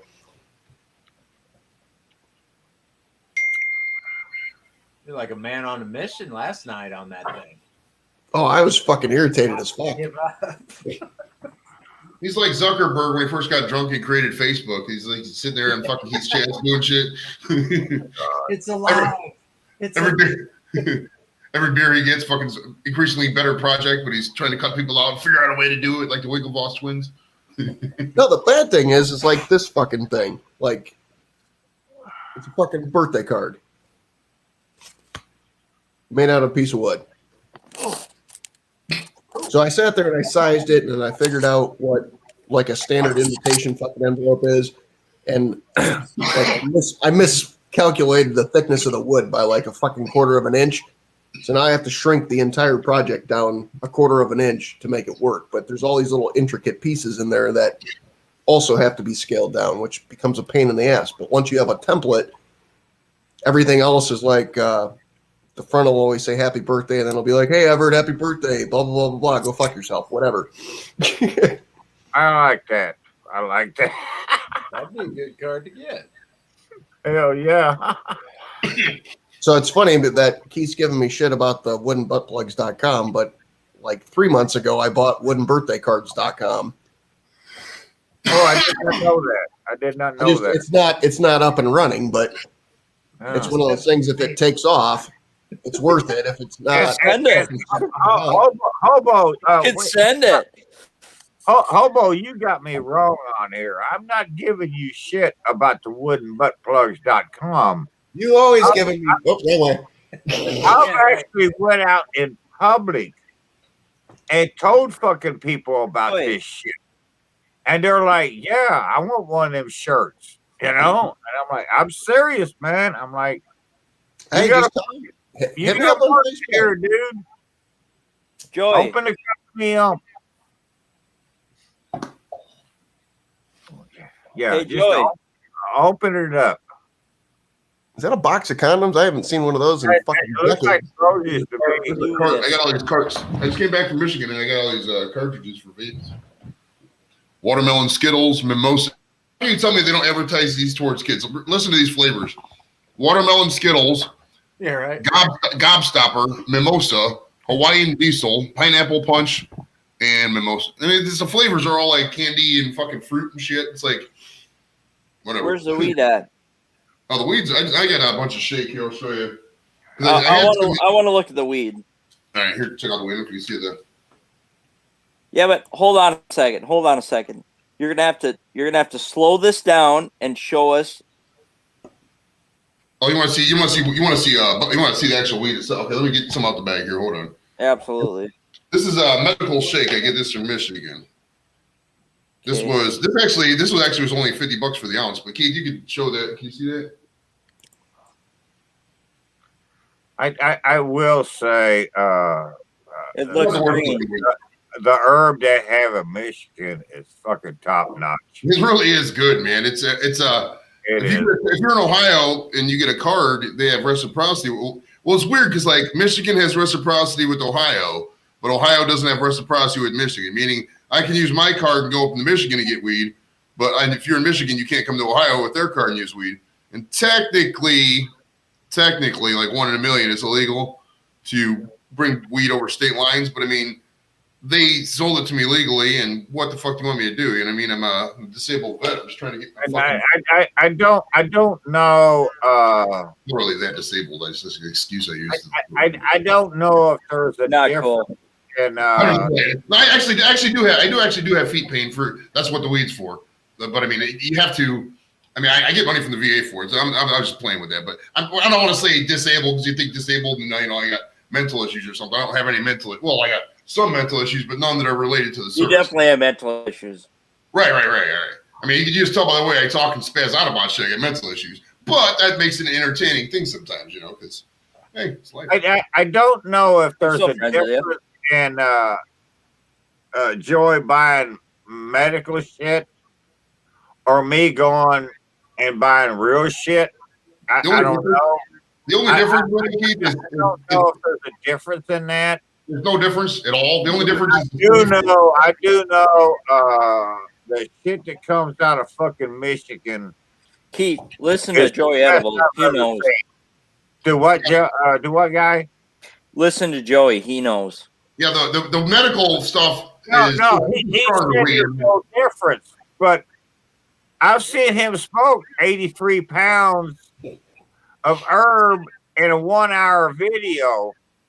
Who And gives a I can't even do 4 hits of a fucking number on it, you know? You have to think too. My tolerance is through the roof. I mean, I smoke all the time. Like when you imagine if you drank 24 cans of beer a day. Eventually, you'd have to get 30 cans of beer a day. It's like that weed. Like you smoke Right. so much. After you can't get like how you would get high, Keith, if you smoked right now or did an edible or something. It's impossible for me to get that high just because my tolerance is so high. Weed's different than like beer. With beer, no matter how high your tolerance is, you can always get drunk if you drink enough beer. It's not like that with weed. With weed, even if you got the strongest shit in the world, you can only get so high once your tolerance is there because you know how to deal with it. You know how to deal with it in your mind and all that. So it's like it's more of a Whatever, Joey. No, Joey, I got to argue with this on this. We're about the same on the argument. I've smoked dope for more fucking years than you've been alive, and Me and Joey have something to I'll say. grant you, I don't smoke as much as I did back in the day. But I will say this: don't ever tell me I'm as high as I can get. No, you ain't. You can always get fucking higher. I don't know. But but Keith, yeah. What? Can I talk for 5 seconds? All right, go ahead. I'm not trying to say nothing disrespectful to anybody, but Keith, the weed nowadays is so powerful that Joey knows. Oh, yeah. It can fucking trump us. No, I know. That's what I'm saying. I don't know how I can watch him in an hour video smoke a fucking pound of it. And I know 4 hits is all it's going to take from me. Well, you also haven't smoked weed. I mean, you don't smoke weed on a daily basis. I mean, it's all about tolerance. I don't now. And I got to go get some. I got to get up. I'll be right back. All right, But cool. yeah, no, that used to, I mean, fuck, I smoked an ounce a day for fucking years, man. I don't know, 5, 6, 8, 10 years. I smoked an ounce a day. An ounce a day. I mean, I go through an ounce, about an ounce and a half a week. An ounce a day is kind of almost incomprehensible. I mean, that's like that's equivalent of like 5 packs of cigarettes. That would become a job. I did that too. You were also you did other drugs too back in the 70s. I mean, back in the 70s, everybody was doing everything, I think. So you guys I know, that's what I'm saying. And hey, I've done enough of all of it to know that the fucking herb now knocks my dick in the dirt compared to anything I ever had 40 years ago. Well, that's why I told you with my edibles. I mean, I always try to make my shit as strong as humanly possible. So like, and I learned over the years that like a lot of people don't have the same tolerance as me. So like, I give them some people, they just start getting paranoid and freaking out, and so you have to be really careful. That's why it's always best to just do it with somebody. Because I mean, all the emergency room visits, all they're gonna do is just put you in a fucking hallway and let you get on high, and they're not gonna do anything. Because you'd be like, "Oh, my arm's not there, man." Your arm's obviously there. You're just fucking high. You know what I mean? Joey, trust me. I get a dozen chocolate chip cookies. I ain't gonna eat all them motherfuckers at the same time. You're gonna eat half of one, and you're gonna be wondering where your head's at. That's what I'm saying. So it'll last me 2 weeks. I'm good. I'm just saying. Uh-oh, what do we got there? There it is. But no, I'll tell you what though, those were some fucking good looking cookies, man. Nuggets. Oh, nice. Look at those. Oh my God. I like it. Jason Cleveland writes, there's a ton of pot shops in the border of Eastern Oregon. A lot of people buy from Idaho. Come in, they say it's a federal offense to transport across state lines. It is true. I mean, but no, there's a difference. A lot of the blunts are what I do. Michael Kelsey's right. But like the stuff I do, I mean, I have a medical card, so it's not because you can go into Michigan and buy recreational weed and just bring it anywhere. Those people are way more likely to get prosecuted than somebody like me just going across who has a card. You know what I mean? So it's like, I mean, is there a risk? Sure, there's a risk, but I mean, it's so minute that it's like it's totally worth it. There you go, Joey. Read the comment on the screen there. I'm sorry. I'll have to find a way to get you a couple cookies, Keith. I think I told you how to do that. I don't want a couple. You gotta do that shit live though. If you gotta eat the first cookie live. If I do this for you, you gotta do it right in here. Oh fuck yeah, I will. Oh hell yes! Like fucking paramedics on standby. If you just send me one cookie, I'm gonna be a bad motherfucker. I want a dozen of them chocolate chip cookies. Keith don't like that kind. I have to prepare for Keith Fest. So You gotta build up your tolerance before Keith Fest. Yeah, I have to prepare for it. Yeah, because there's gonna be a lot of people falling asleep early at Keith Fest if they don't build a tolerance. So I used to do that to my buddy. My buddy Bob always hosts fights up here. Like if there's a big fight, we'll get together, and he'd always talk shit about my edibles. I found out it wasn't because he doesn't like them. It's because he was always falling asleep at the fucking party and shit. It'd be 11:30. He'd be sitting in a chair watching the fucking Stipe fight, like just fucking zoned out, man. It's great. Well, you know just as much as I do, Joey, is edibles they hit you differently. Yeah. Oh yeah. You know, it's like a fucking complete different thing. It'll strike you out of nowhere. Like you'll be like on the way back from Michigan yesterday, I was eating gummies just like this, and I was just slowly popping them. I ended up eating the whole pack of 10 gummies. It's like 200 milligrams, and then it didn't really hit me. And I got home, and I was just standing there talking to the wife, and I was just laughing about some stupid shit. It all kind of hit me at once. It was really funny.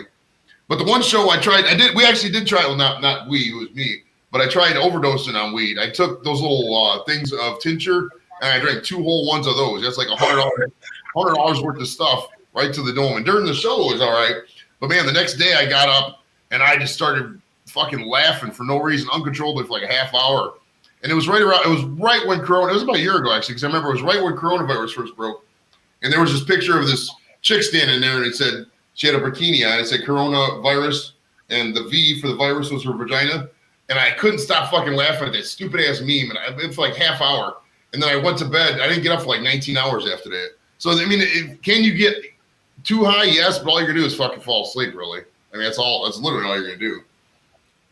All right, I'm going to go smoke this other half a cigarette and get my last beer. Y'all keep... Smoke that fucker in the house, Keith. Oh, no, man. You want to get me shot? Yeah, it'd be on camera. That's true. You get more That's true. More super that happen. Hey, Michael Kelsey, what's THC 8? I don't even know what that means. That's a whole new strain. Blow your Is it really? Is it legal? It's tetrahydrocannabinol, something like that. I know what THC is, Keith. He's talking about THC 8. Those would be a different kind of something. Let's see here. I gotta look at my weed container now. See what it is. Delta 8. What is that? I'm fucking stoned. Well, I just smoke all the shits up here is legal, so I don't really know what this. I mean, I've heard in the past like people talk about female weed or male weed or something like that, but I never really looked into it because I don't really grow it, and I don't got that kind of patience. I just buy it. I'll buy it and definitely know the fuck out of it what strains are good and what strains are bad and this and that. But in terms of growing, I don't have that kind of patience. I don't even like cleaning, to be honest with you. Like stuff, I would rather pay somebody to clean than fucking clean myself. Fuck that shit. I know a little bit. Legal in most states. I gotta look up this THC 8. Well, this shit ain't legal. All stuff you got ain't legal?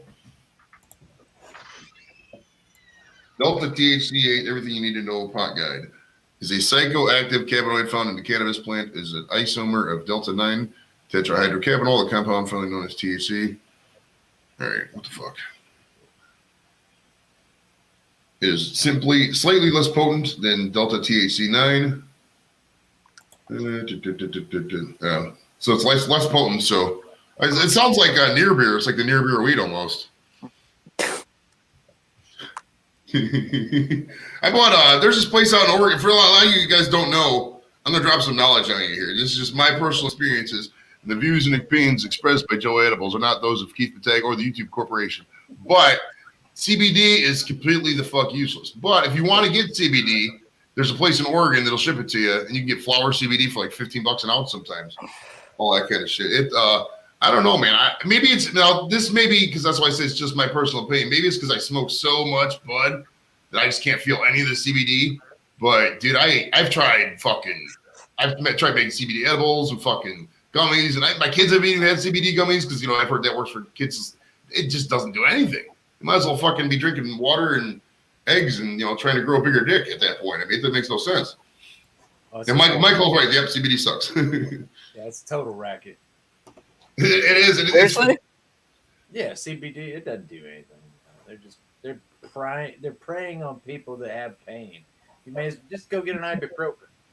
It's not gonna. You're gonna get the same amount of relief. It is. Seriously?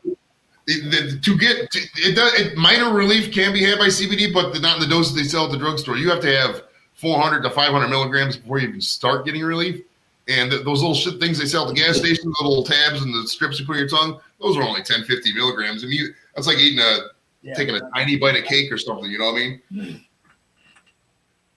Absolutely. Oh, Michael writes Delta 8 is what we smokers are hoping CBD would do. Okay. Good deal. Fuck, Joe, you gotta tell me about these comments. Every time I do this shit, I don't ever look. Oh, just look. Are you on your computer or are you on a phone? I'm on a computer now.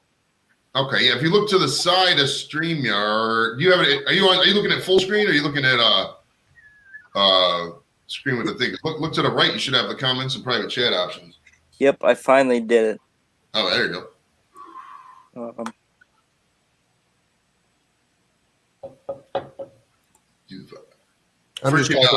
I'm just talking shit to whoever the dude is. Fresh News 247. I don't even see that. Is that on a different stream? I don't see that. Where's that at? Is it on YouTube? I don't see it on the StreamYard stream. Let's see here. Oh, he's just fucking trolling for fucking viewers. You gotta. I mean, if you're out there and you want to grow your channel, that's fine. But you can't just come in and say, "Hey, sub to my channel." It's not how it works. You got to say, "Hey, man, what's up? No. He came on and said you guys are a bunch of gutless pussies or something like that. Well, I can't do that. I mean, come over to this channel, and if you guys have anything to say, and I'm like, yeah. Michael Kelsey said you don't see me either. I haven't seen any of these comments. He must have been deleted or blocked or something, maybe. No. Fresh News 24/7. VP Glove sent me. He said that you guys are gutless, and he'll be live for another hour. You have a comeback. Middle finger emoji. I don't know who you are, and I don't really care. It's pretty much my comeback. I don't know. If he wants to watch my stream, okay. I was outside. I missed all this. We were just smoking dope. If you want to come in here and show some fucking hatred, fuck you. We don't care. I got a couple of things to say, and I'm going to get out of here because this is my last beer. No. Yes, this is my last beer. No. And my last cold beer. You can do shots, Keith. I don't do shots. Keith, if you put beer in the freezer now, by the time you're done with that beer, the first 2 beers will be cold enough to drink. No, I don't have none in the freezer and none outside, and so I'm gonna say this. Living here in Indiana, reefer's been frowned on forever. I lost 3 jobs because of reefer, and I contested all 3 of them, and we went to unemployment, and I had to go to court for a couple of them, and the court always validated my stance, and so I always got my unemployment. They went for my side as opposed to the business's side. But I know one time I had to go take a fucking drug test, and the dude called me in the office and he said, you tested positive for marijuana. And I'm like, well, yeah, okay. And then he said, and you also tested positive for THC. And I'm like, oh, okay. Now, which is it you're firing me for, the THC or the marijuana? And he said, well, we're going to fire you because of the THC. And now I'm an old school hippie, and I know what THC was. That was the powder that you snorted. What? And I was like, I haven't done any THC in 20 fucking years, dude. How the fuck you gonna charge me with that? And we got into this big, long argument, and he was like, okay, if you want to be a Philadelphia lawyer, I'm not going to argue with this case, and you're fucking out of here. I'm like, fuck you, dude. I'll see you in court. I didn't even have to go to court on that case. I won, so I got my unemployment. Another time, I fucking had a job, and they were trying to build their company and do this and that, and they were doing weird shit. And the guy said, okay, the boss says, okay, we're going to come in, and in a month from now, we're going to drug test everybody. And if you test positive, then we're going to give you 30 days and we're going to retest you. And if you're negative, everything is cool. And so they waited 30 days or they drug whatever. And they drug tested us, and they fired four of us on the spot. And I fucking I contested that. I signed up for unemployment. They contested it, and I'm like, no, fuck you, man. You fucking lied on this deal. And so I had to go to an unemployment judge, is what they called him. All right, Keith, let me ask you a question. Between me and you. I'm not even 2/3 into my fucking statement. Go ahead. Are you on unemployment right now? Am I on unemployment now? Right now. Oh, fuck no, man. I've been fucking retired for 4 years, man. He's like 102, bro. There's no way he can work. Who's going to hire him? But so but he's able to. Do what? But you're able to. Once you qualify for Social Security, once you qualify for Social Security, you pretty much want to retire. Is how it goes. Yeah. I have no idea about that. I'm fucking 30 years old. So I got my update. Like, I'm 62. I'm fucking 100% done. There's a chance I can even retire before that if I fucking if I can't work with my fucking feet injury or whatever, feet pain. If the feet pain gets to be too much, I can't deal with it. I'm just gonna tell the VA like, put me in for unemployment. I retired. Yes, sir. I retired at 62 and took my unemployment. I said, fuck that. But I went to court with this fucking dude over this fucking shit, and the judge asked this dude, all right, make your statement, your case, and he put all this shit down, and he's answered it, and I'm writing all this shit down. And the judge comes to me and says, all right, what do you got to say? And I said, well, he's answered it. Do you want me to respond to everything he said or just a lie? Somebody's volume fucked up again. But anyways, the judge says, what are you talking about? I'm like, dude, I got 5 pages of a legal pad here. I wrote down, and everything this motherfucker said was a lie. And so I gave this paper to the judge, and he starts asking this guy, did you say this? Yeah. Did you say that? Yeah. And this went on and on and on. And finally the judge said, you fucked this dude over, and you had no reason to do that. So I got my unemployment on that case. And that one took me a while because I went for fucking months without any money. But then I started. Well, basically, Keith, what I'm asking is you have gotten unemployment from shit. 3 different times. Yeah. 3 different times in my life. Yeah. I was on probation and I was allowed to smoke weed because I showed him my medical card. And she was like, why don't you just give me this now? I was like, well, they didn't have medical cards last year. She's like, okay, and I was able to smoke weed the whole time on probation. It was ridiculous. The one time I got my unemployment was because, well, it was the same case I'm talking about. The judge asked the dude, he said, what are your limits? And I don't care what state you go into, but every state has a limit of what you're allowed to test positive or negative for. And the guy said, we have no limits. It's a zero tolerant thing.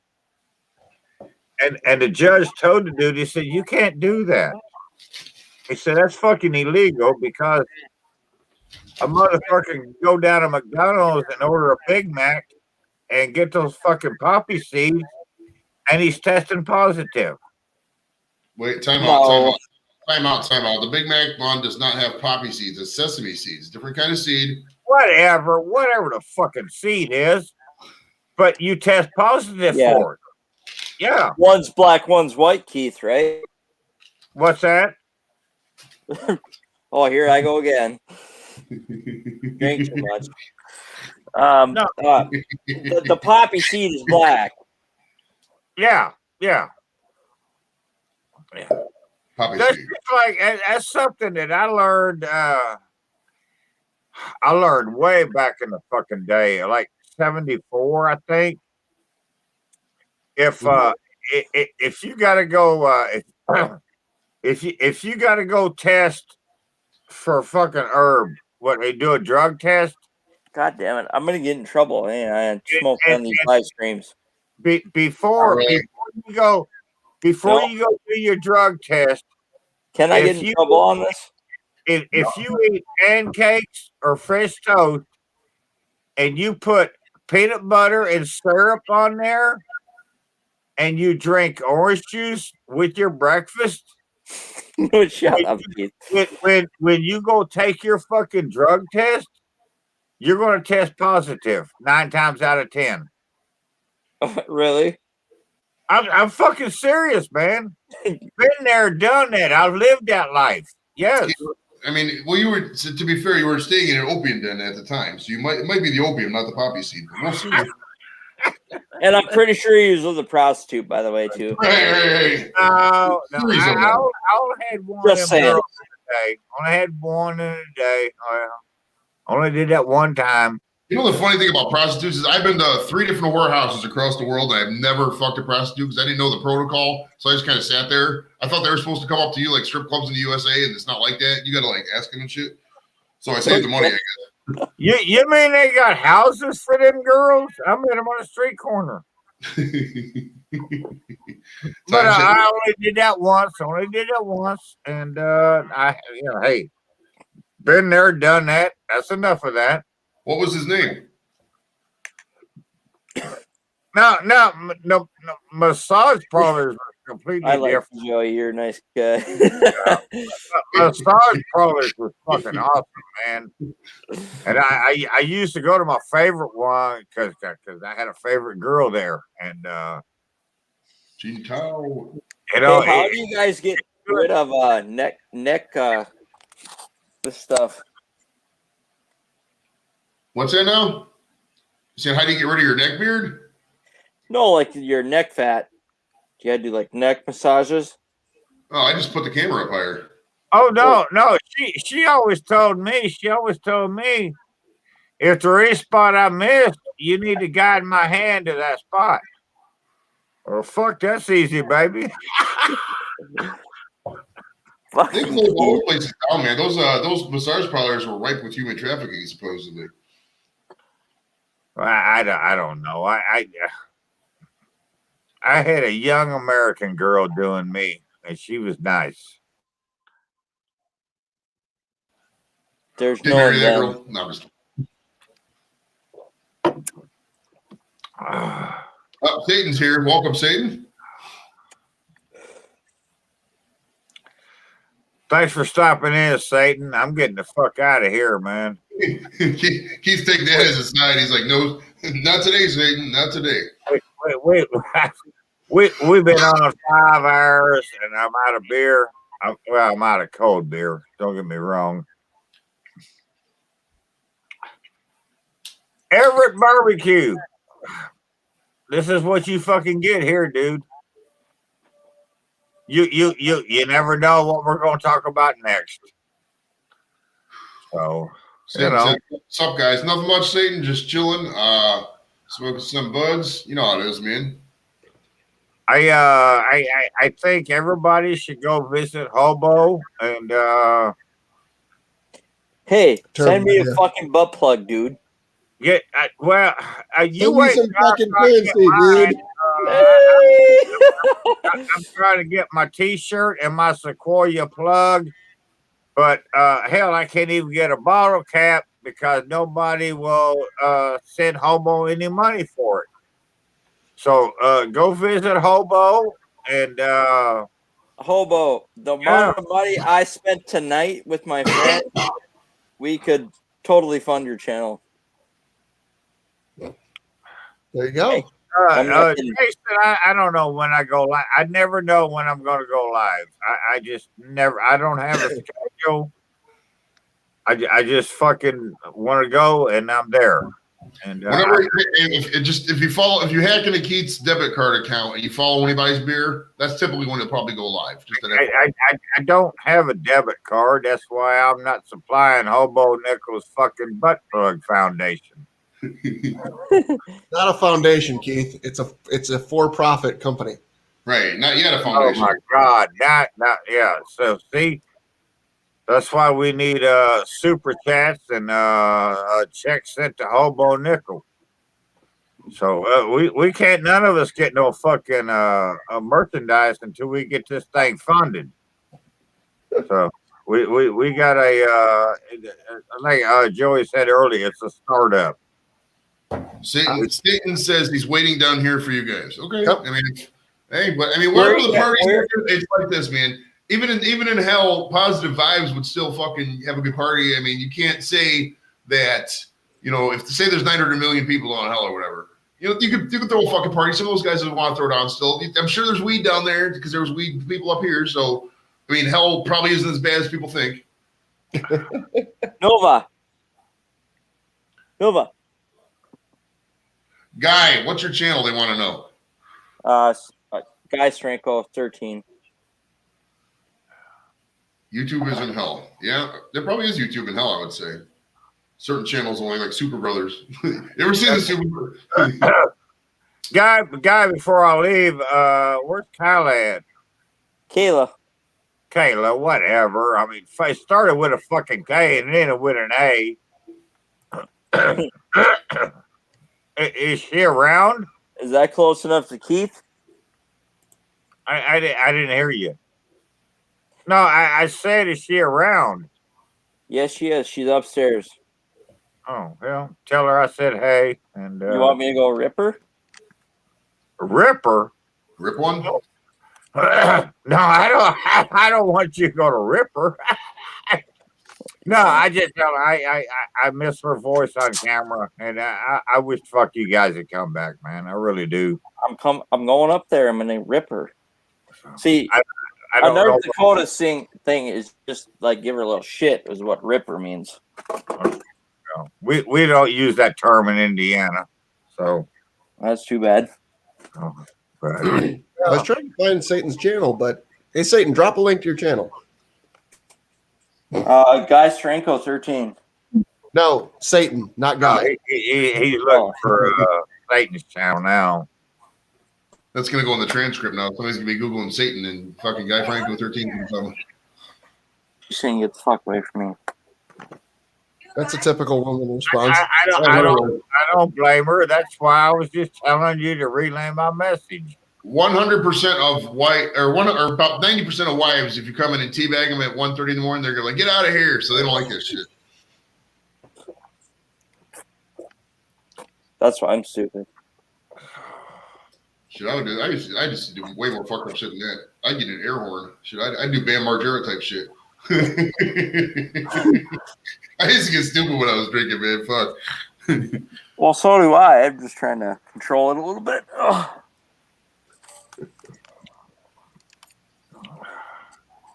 Well, that's why streams are good because, you know, if you're doing something ridiculously stupid, people can say, hey, don't do that ridiculously stupid activity. There's kind of a check built into it. Yeah, you know, I think, all right, I'm going to say this. I'm going to get the fuck out of here. The best thing about lives on YouTube to me is for the people that don't have hours. They don't have their subscribers, you know, and those guys can get on there live and they can stream live and they can get your watch hours up. They may pick up a subscriber or two, but the watch hours really help. And for the you know, the smaller channels that just starting out, that's a good thing to do. Oh yeah, I mean, it's For people like game. us, you know, I just want to hang out and get fucking drunk. You know, that's what I do. The best way to grow on YouTube is just to simply spend time on fucking YouTube, man. I mean, you can. All the other search engines are just going to bury your posts and or like or social media and like if you post something on Facebook about YouTube, it just buries it. I mean, some of your friends will see it, but it's not nearly as popular because Facebook wants to keep people on Facebook. YouTube wants to keep people on YouTube. It's the nature of the business. So I mean, just hang out on YouTube and fucking boom, you get your shit eventually. Might be several years for some people. I mean, if your channel's just you sitting there, you know, playing Super Mario Brothers, I mean, who's going to watch over time? But I mean, you just gotta hustle, man. I think that's why a lot of people get high and get drunk on channels because it's like if you do that, that's just built-in entertainment. You know what I mean? Nobody wants to watch people sitting around drinking milk and talking about fucking knitting and shit. People want to see, you know, debauch and fun times and titties and weed and shit like that. That's what life's about. Not sitting around, you know, oh, let's look at the new phone books. You know, nobody wants to do that shit. All right, I'm going to get out of here. Keith, are you fucking serious? Yeah, man, I'm out of beer. I got to go to fuck to bed. It's we've been on 5 hours tonight. It's a quarter after noon or quarter after midnight here. Quarter afternoon. Yeah, so I got to go to bed. You know, Hobo, you want to stay on for a while? Just do like you did the other night, where everybody hangs out, and when it ends, that's why I asked. Balls out TV watching. So I can leave and y'all can hang out and you know.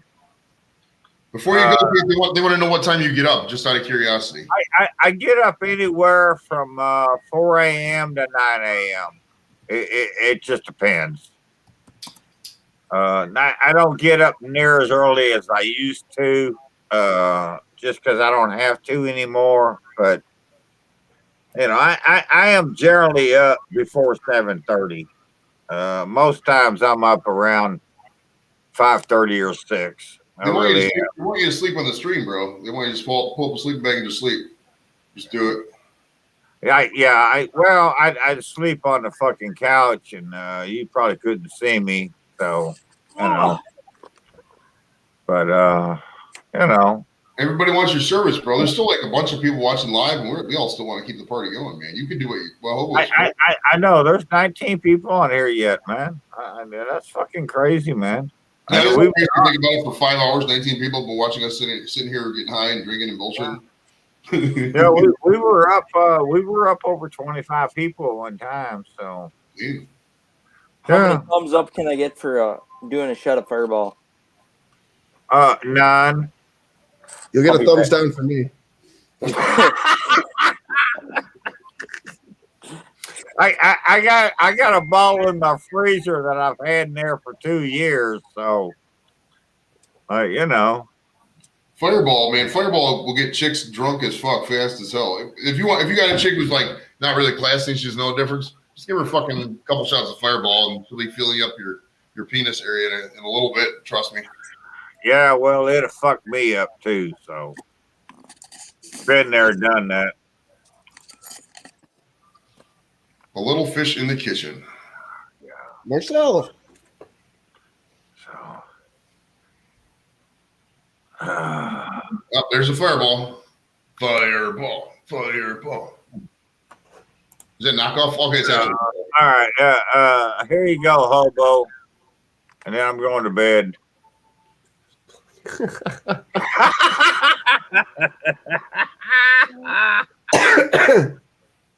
Outstanding. And we want the Sequoia. We really do. But all right, you guys, I'm going to leave this thing go. What do you got? A fucking half pint of Fireball? You know you That- hate me, Keith. He's gonna do it That to ain't his even damn a ball. fucking Oh, bottle. hell yeah. Dugging that shit. Fuck yeah. I've got like a fucking gallon of that in my freezer. I've had for 2 years. Pay attention. All right, I'm going pee. No, so I ain't heard that in a while. All right, you guys hang out. I'm gonna get the fuck out of here, and then I can get a bunch of messages tomorrow to tell me what the fuck. 14 hours, and you're still on. Everett, I thank you for showing up Oh, for your fucking deal today and the collab. That was fucking awesome, dude. And it's just great working yeah. with you guys, man. I have 2 weeks of research to do on you, man. I know You're I'm in fucking trouble, dude. You're in fucking trouble. That's all I'm saying. See, it's not just the hot seat; it's the bed tag grill. You got to survive that first. No, but hey, man. This What- Keith guy right here, I gotta tell you, he's a wealth of information. All his What videos, goes you through another? I back gotta in the say, day, all Keith's videos is a wealth of information. That'll teach you how to fucking cook right. And if you don't know how, watch him. appreciate that, guy. I appreciate that, man. That's not even trying to be your friend, Keith. That's nothing towards you at all. No, I know. I don't want you to be my friend. I'm yeah. You live in fucking North Dakota, man. we ain't close enough to be friends yet. But no, Say, guys, Keith. yeah, you know I love you, man. I Get learned a your lot of ass shit from you. in there. Get your ass back in there and do some videos, dude. Fuck, man. So, yeah. So, thanks everybody for showing up. I've been at this for 5 hours a night, so I got to go to bed, man. I'm out of beer. I ain't got nothing to say. How do you send the super chats? Just click the I little dollar sign. You gotta do it on YouTube, but click the little dollar sign by the chat and it gives you the super chat option. Mostly, I think you need money in your bank account, and I don't know. I just Fuck. I've never tried to do that before. I tried to send my buddy this 100 times. Yeah, Jason, that was a good fucking video, man. The Who's Your Heart Attack? Yeah, that was a good video. I really enjoyed that. I really did. Yeah.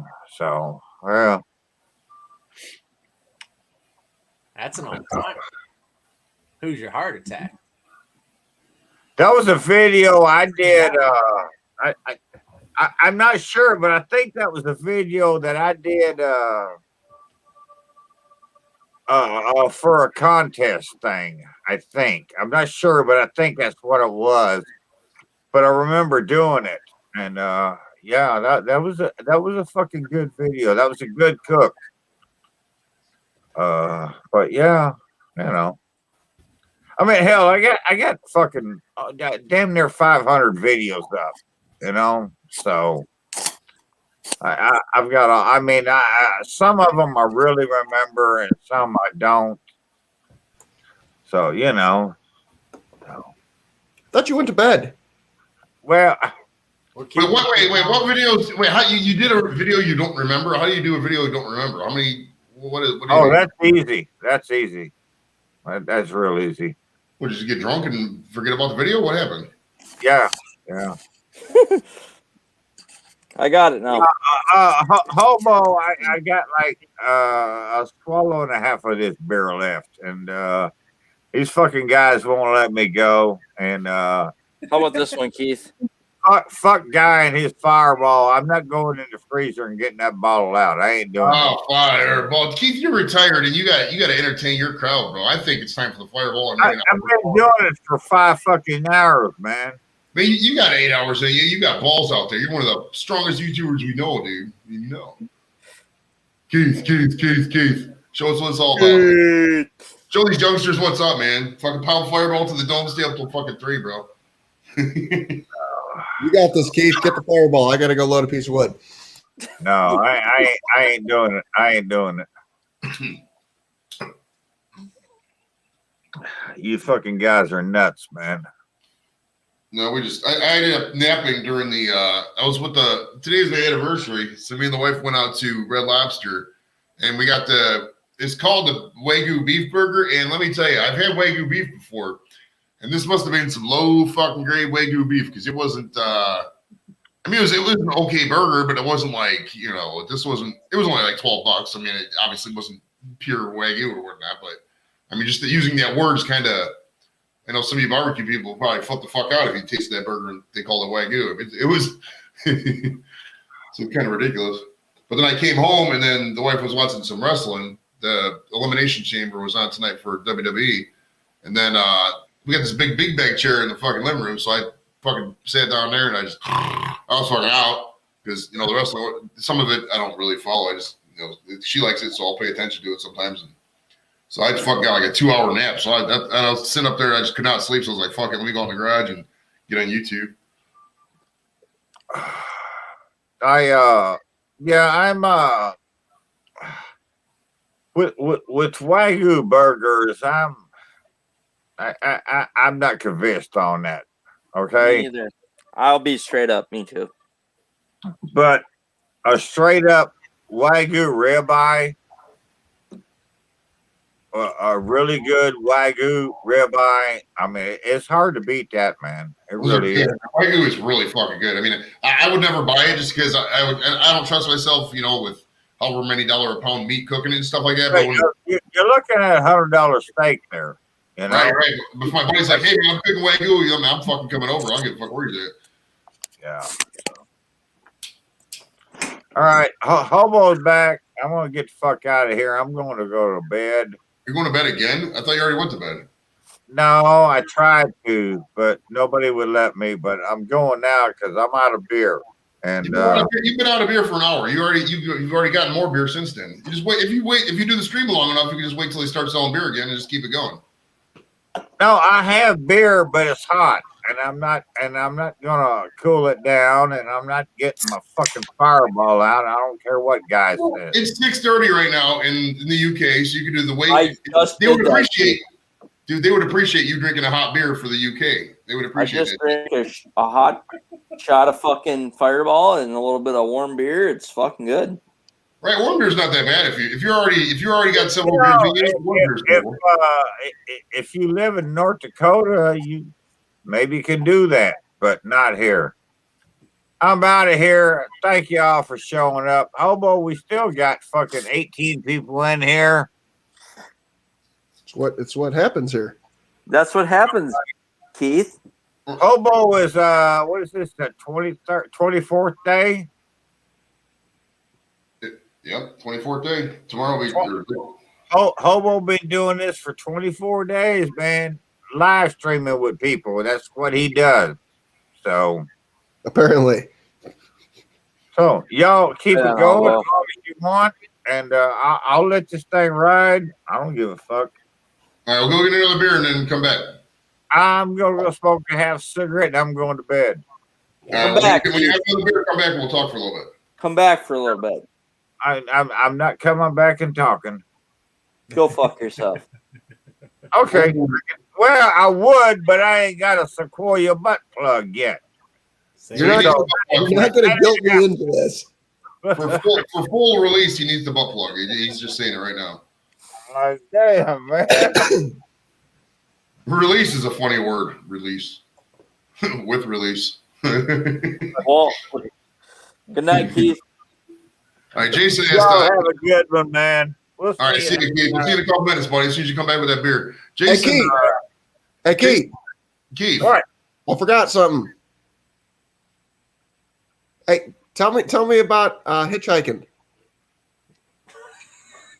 What are you doing? I do that tomorrow, hobo.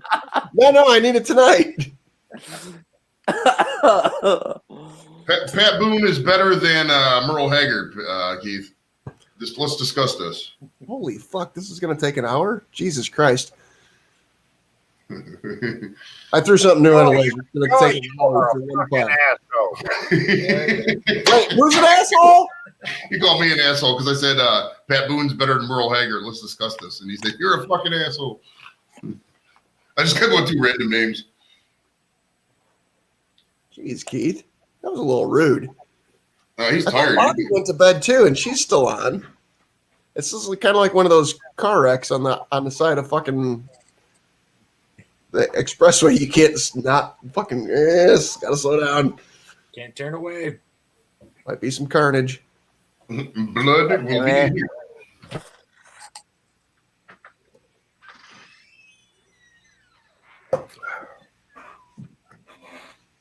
Well, I got at least 2 drinks left in this bottle. I wasted that beer earlier. Is that all you drink it, fucking hobo? What's that? Is that all you do mixed drinks? Typically, I drink bourbon 99.999% of the time. But how do you drink it, though? Is what I'm asking. It depends. If it's something that's like worth a fuck, for lack of better words, or the first time I'm having, I'll have it straight. But like, if it's Sunday night, I'll mix it with usually Diet Squirt or Sprite or 7-Up.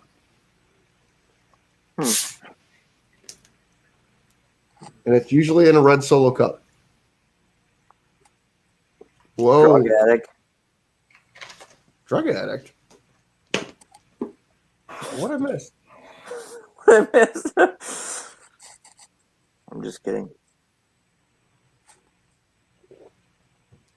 Stuff strong.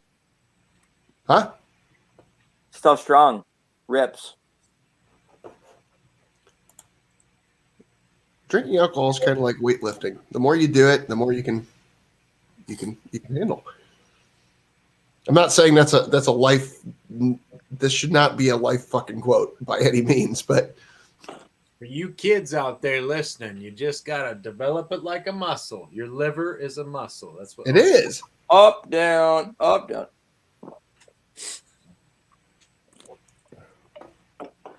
No, I think he's right. I think you're both right. I know you are. Yeah, but like Charles Barkley says, hobo's not a role model, except for he said he's not a role model.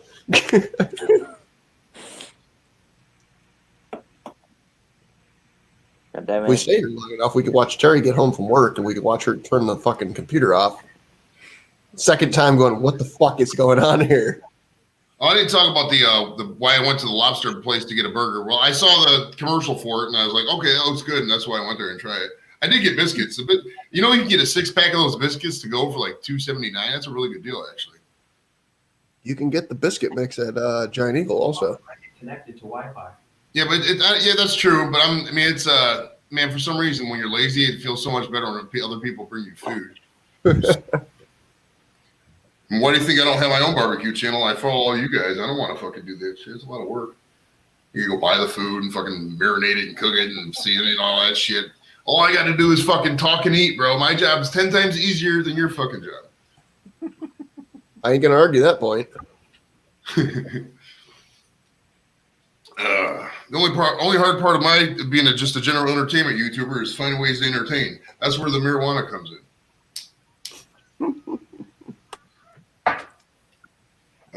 Fuck. So, what else is going on, fellas? We're gonna die.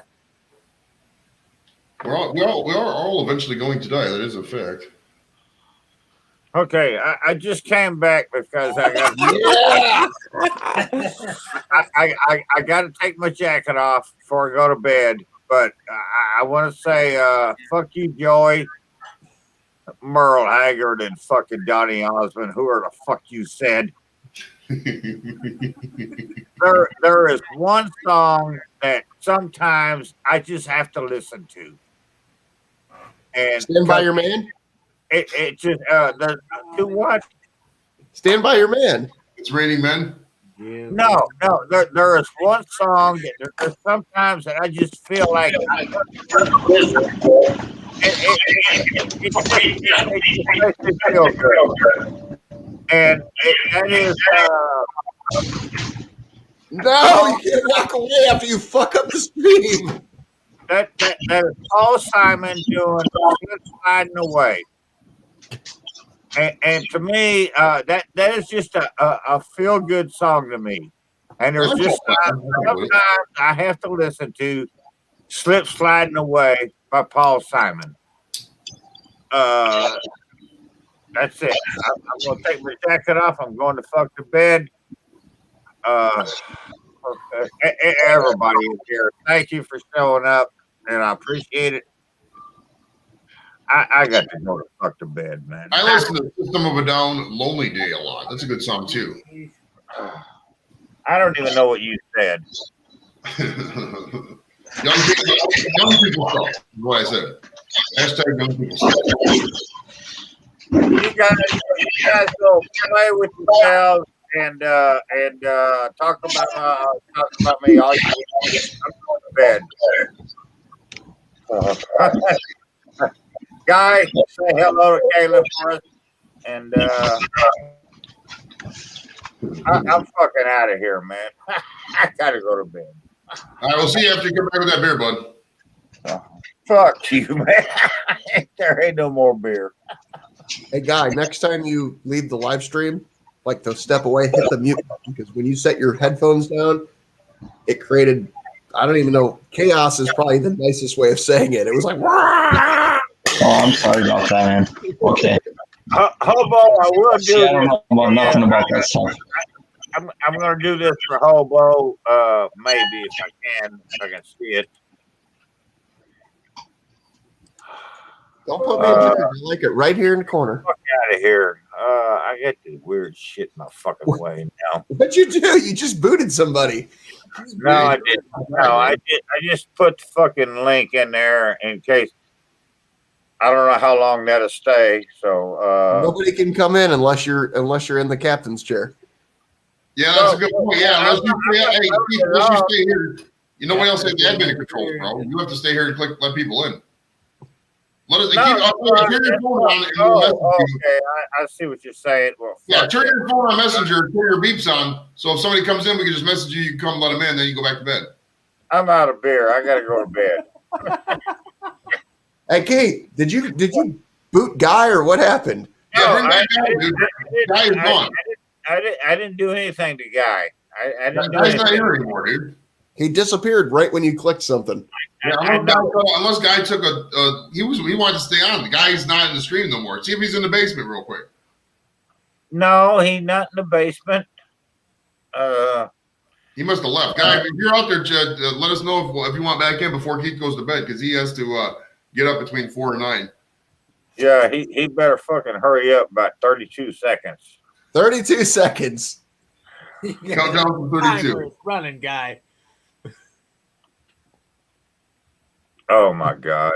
Yeah, Guy, where we're at, bring it. Come back so we can, if you want to still talk with us, bro, because Keith's gonna go to bed after he gets that beer. I ain't got no more beer, and I ain't drinking no hot beer. Well, if you put it in ice cubes, it's a little watered down, but it's nice and cold though. You put it in ice water and drop some salt in that ice water, and let me tell you. No, I don't like salt. You'll live to be 115, bro. Can you imagine Keith at 115 still doing YouTube? I'll tell you what, man. Like I've told everybody I've ever known in my entire life, I'm gonna live longer than any of y'all motherfuckers. I will live longer than all of you. Now, Michael said we lost Guy. Yeah, Guy's not. Guy must have misclicked or something because he probably clicked the wrong window when he was trying to mess with his headphones. That happens all the time. I'm going to get the fuck out of here. That wasn't 32 seconds. And You haven't started the countdown yet, Keith. You have to give Guy 32 seconds before you can go to bed. He wants to start this. That 32 seconds went long ago, man. You have to start the countdown officially before it can be an official countdown. That's not fair to your audience, Keith. Yep, guys. Man, fuck you guys, man. I'm going to bed. All right, if you want to be like that to your audience, that's up to you, bud. And audience, man. You don't want to lose subs over this, Keith. Joey, I can't even get no fucking cookies. What do I care about subs? I want some cookies. I want some charcoal. I want it now. Keith just wants cookies and butt plugs. And butt right? Jeez. Everybody send Keith merch. Whatever you got. That is a new song we could come up with. Cookies and butt plugs. Yeah. Hell yeah. C&B. Just like Guns N' Roses, bro, but cookies and butt plugs. We could get Everett over here playing bass for this shit, man. Yeah. I can feel the vibe. You guys have a good one. I'm getting the fuck out of here. All right, we'll see you in a couple minutes, Keith. See you after you get that beer. Did we do the 20 minutes? We had a call for 20 minutes. Let's see when that was at. It's 1:38 right now. I sent the message at, let's see. Once those lights hit. Keep Keith on 121. I said keep Keith on as long as possible. Okay, so we almost did the 20 minutes, man. That was pretty good. 17 minutes of keeping them distracted. We're the fucking masters of fucking deception up in this. And no attention to the man behind the curtain. Keith is the whiz. Keith is so fucking funny, dude. I just love that. You could just talk stuff. He literally just does not care. Like he just doesn't give a fuck. He'll just keep going, and you could make a joke about him. He's like, yep, that's right. Just keep going. It's so fucking funny. I love it. He's perfect for live streams. He doesn't need any script. He doesn't need anything planned ahead. Just go. Literally that old guy at the end of the bar. That's Keith. Yeah. Every bar has that old guy who just has stories. You can just literally turn him on. You can smack him in the back of the head. He start talking, smack him in the back of the head when he's done. You can stop to go the whole time, 10 hours. Just nonstop stories. It's weird, Joey, because I used to be able to do that. I can't fucking do it anymore. You know, after a while, you start getting. I mean, it all depends on the people too. I mean, so many people have heard when you talk for 5, 6, 7 hours a day to the same people. They tend to hear the same stories over and over. So if you don't get new topics, it's like, you know, it tends to be like that. But that's why you gotta. That's where weed does come in, man. I mean, you come up with the most random ass shit when you're smoking weed, man. You really do. Great for what I'm doing. Which my wife questions all the time. But I mean, if your spouse isn't questioning your YouTube, then you're not really a YouTuber, I would say, right? Then you know you're doing it wrong. Exactly. If she's all about it, then fuck, you probably got to change your channel a little bit, piss her off. Some guy wrote in a podcasting group earlier, my wife left the podcast. Should I discuss this? And I was like, no, half the group was like, hell yeah. And the other half was like, now if you want to still stay married. I mean, nobody's actually ever done that, though. If you're out there and you're thinking about if you want to grow an explosive manner on YouTube and you're getting ready to get divorced or something like that, start dropping hints about it on your show and then come up with a show, you're like, I'm leaving my wife and here's fucking why or something like that. Dude, that would go viral as shit. I mean, I would probably clear it with her first because, you know, some fucking degrading ass shit. You know, if you do stuff like that in public, but I mean, shit, fucking views, bro. People are obsessed with, if you're looking at spam, too, I'll give you spamming 101. People are obsessed with threads on cheating. Like, for some reason, like when somebody goes, oh, I was with this doctor, blah, blah, blah, and they tag it, those threads blow up, man. If you find those cheating threads, just drop a couple links in there. People will click on anything in those threads, dude. I've got like 90 views off of one fucking thread before. But technically, spamming is illegal. It's an art. You got to do it. It's called promotion. Altered promotion is the preferred nomenclature. I'm going to get into these gummies because why not? And I want to entertain because Keith is gone, dude. And once Keith's gone, you know, fucking Hobo is just etching away and everybody else is chilling, man. I'm regretting fucking setting this file up to be ran right now because it is so fucking intricate of the cuts that are going on. There's still another 45 minutes of it, and it's only half of the fucking box I'm making. How big is the box? 12-inch by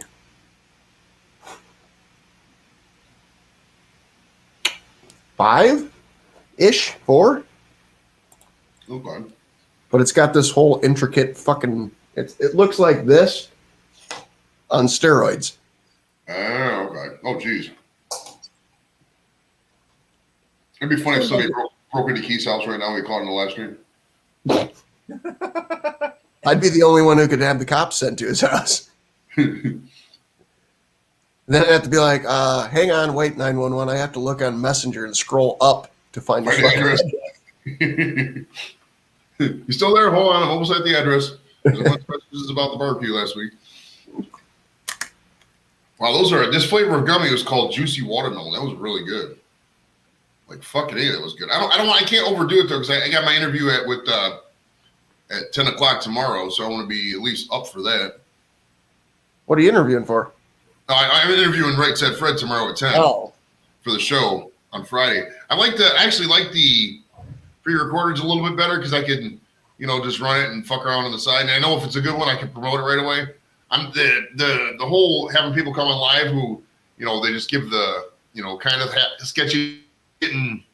It's like a 50-50 thing sometimes. Like they'll say they'll do it, and something comes up, and they're like, "Oh, I can't do it." And it's like, "Fuck," you promote his whole damn show, and then they don't show up. So it's like, you gotta. It's an art. It gets annoying sometimes, but it's still How cool. often do you get the sketchy person?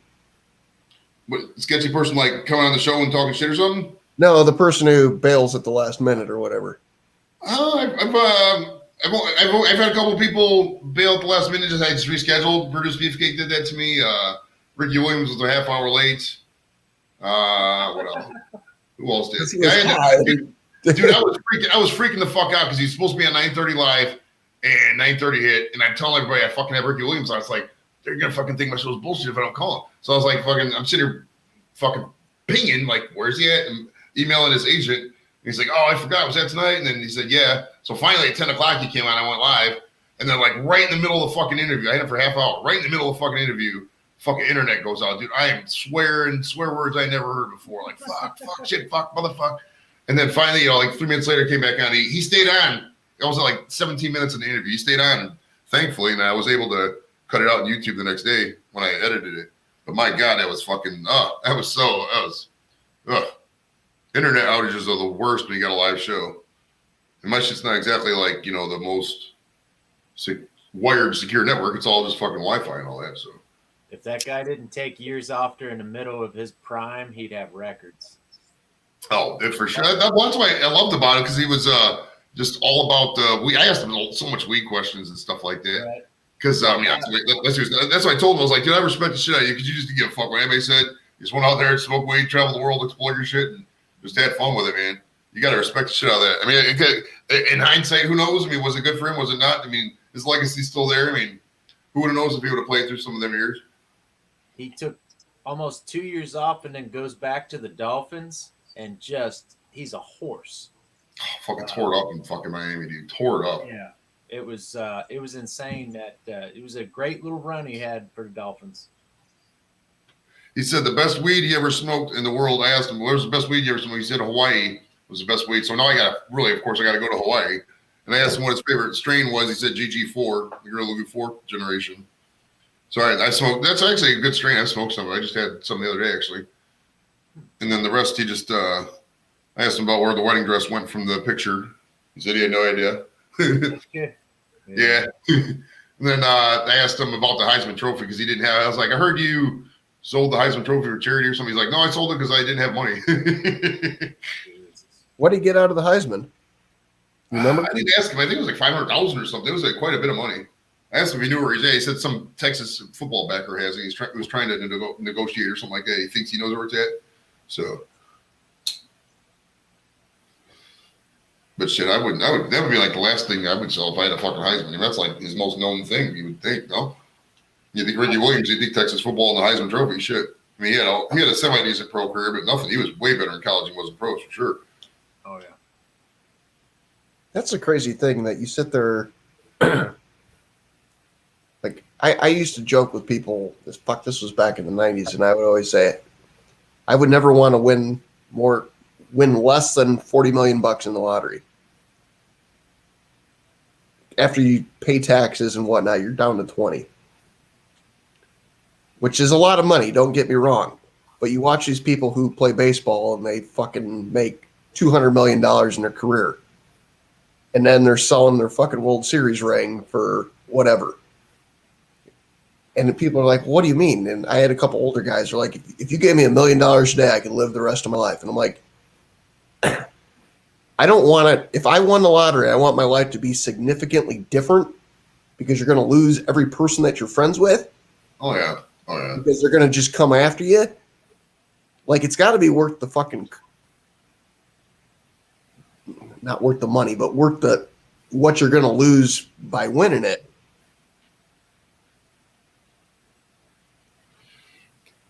Well, I mean, you not only do you have federal taxes, the state's going to take some, the fucking city's going to take some.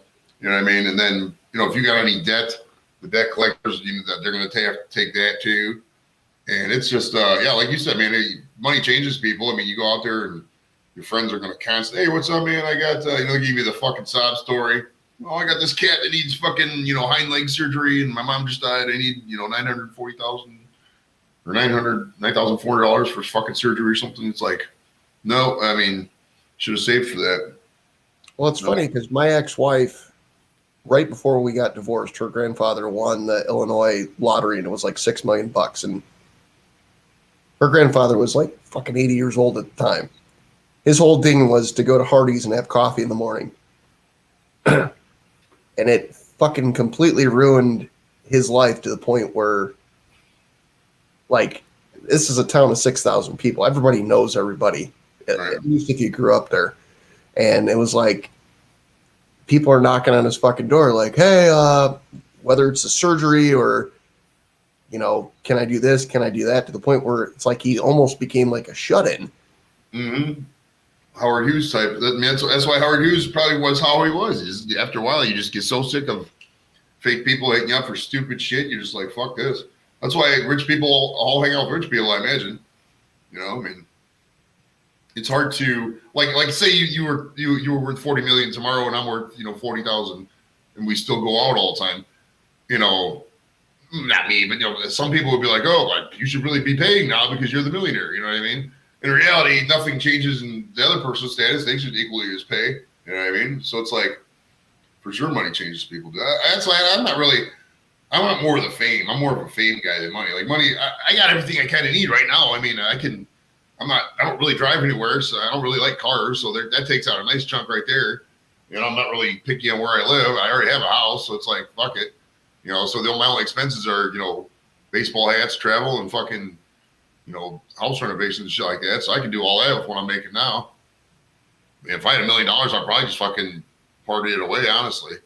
Just throw a fucking big ass rager and shit with chicks with big fucking titties, no bra. Fuck yeah. I mean, like, I hate, and I know you and I, Joe, are going to have a fucking different viewpoint on this, but I fucking hate LeBron, but I would never want LeBron's life. Oh, I agree too. I mean, because people, the ass kick, well, I mean, LeBron kind of did it a little bit right compared to some parts of LeBron's career. I obviously disagree with, like, leaving in 2010 was kind of shitty the way he did, but he was fucking young. He was 25 years old. He was getting advice from people who just wanted to maximize his money. And I mean, in the end, he's just going to keep playing until whatever. And the NBA is so watered down to where, he could, he could probably play until LeBron plays. But yeah, his life would be like, I don't know. What part? What wouldn't you like? Just because he still has some of his childhood friends, but I don't know if he finances them or not. No, what I mean, like a Steph Curry life, somebody who's already in money and then just kept going, as opposed to somebody like LeBron who came from the hood and then got into money. No, what I mean is that. So he moved to Bath, which is a township. He still claimed, I still live in Akron, which is complete bullshit. It is what it is.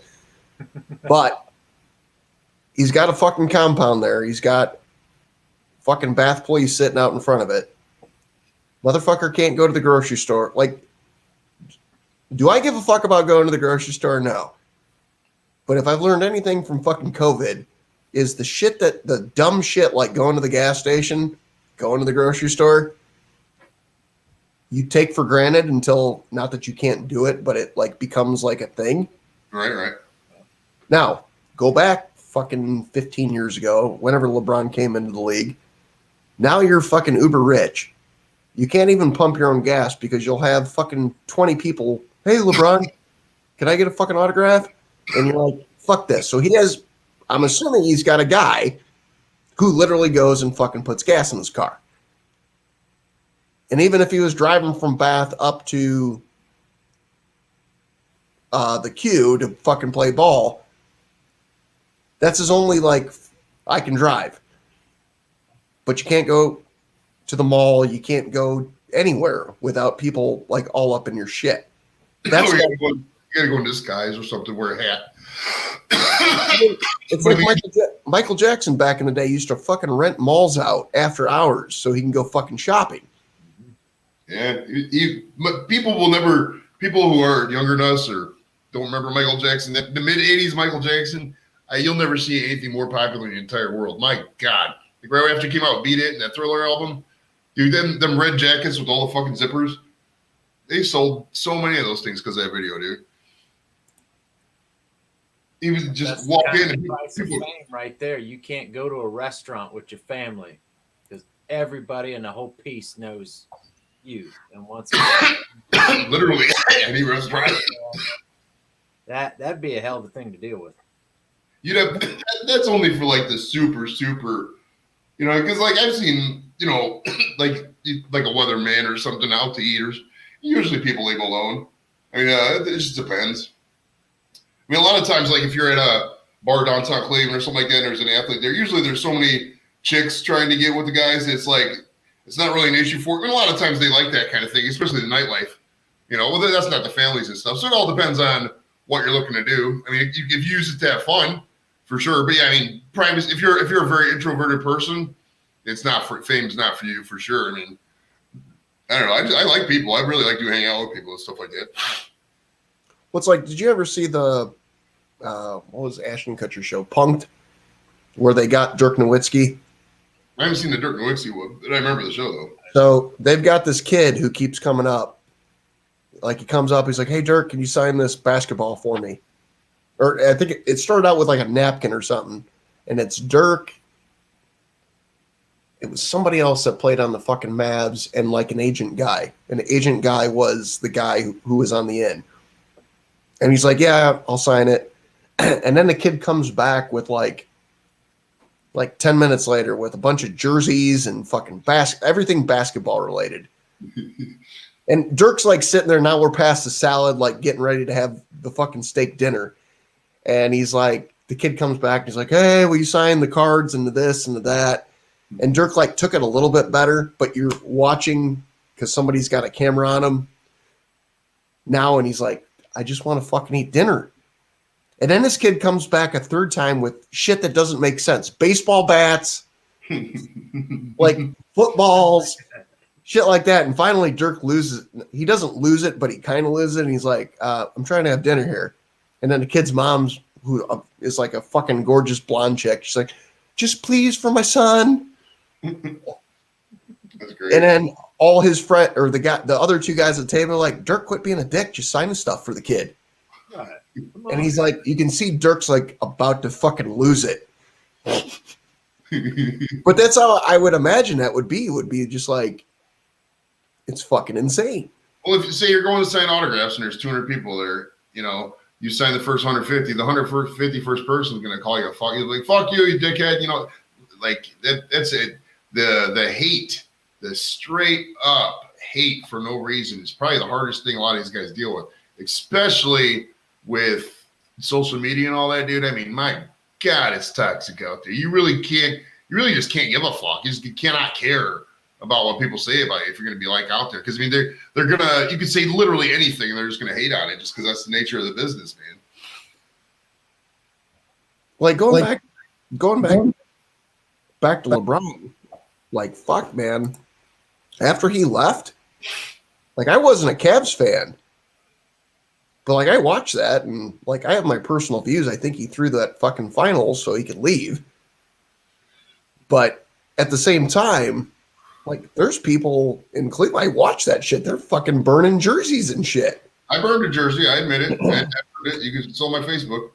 Mike writes, if you're an NBA player, your height will give you away. That's true. I got to tell you a funny story about that. I work downtown Cleveland in the Federal. Well, I used to before all this, but my office is in the Federal Building in downtown Cleveland, and we got the immigrations right there. And Zydrunas Ilgauskas went in there. He tried to beat the crowd to go in early, but he couldn't get into the building before 8, so it's a public building. So everybody, all the employees were walking by there, and there's fucking big ass 7'3" Z sitting there on a bench waiting for fucking the public to let in so he could get in, because he tried to beat the crowd and get in before everybody else who was getting in and out, but he had to wait. So they made him wait till 8 o'clock. It's so fucking funny. He's just standing there. Everybody's looking like, hey, let's see. Everybody freaking knows because you're 7'2".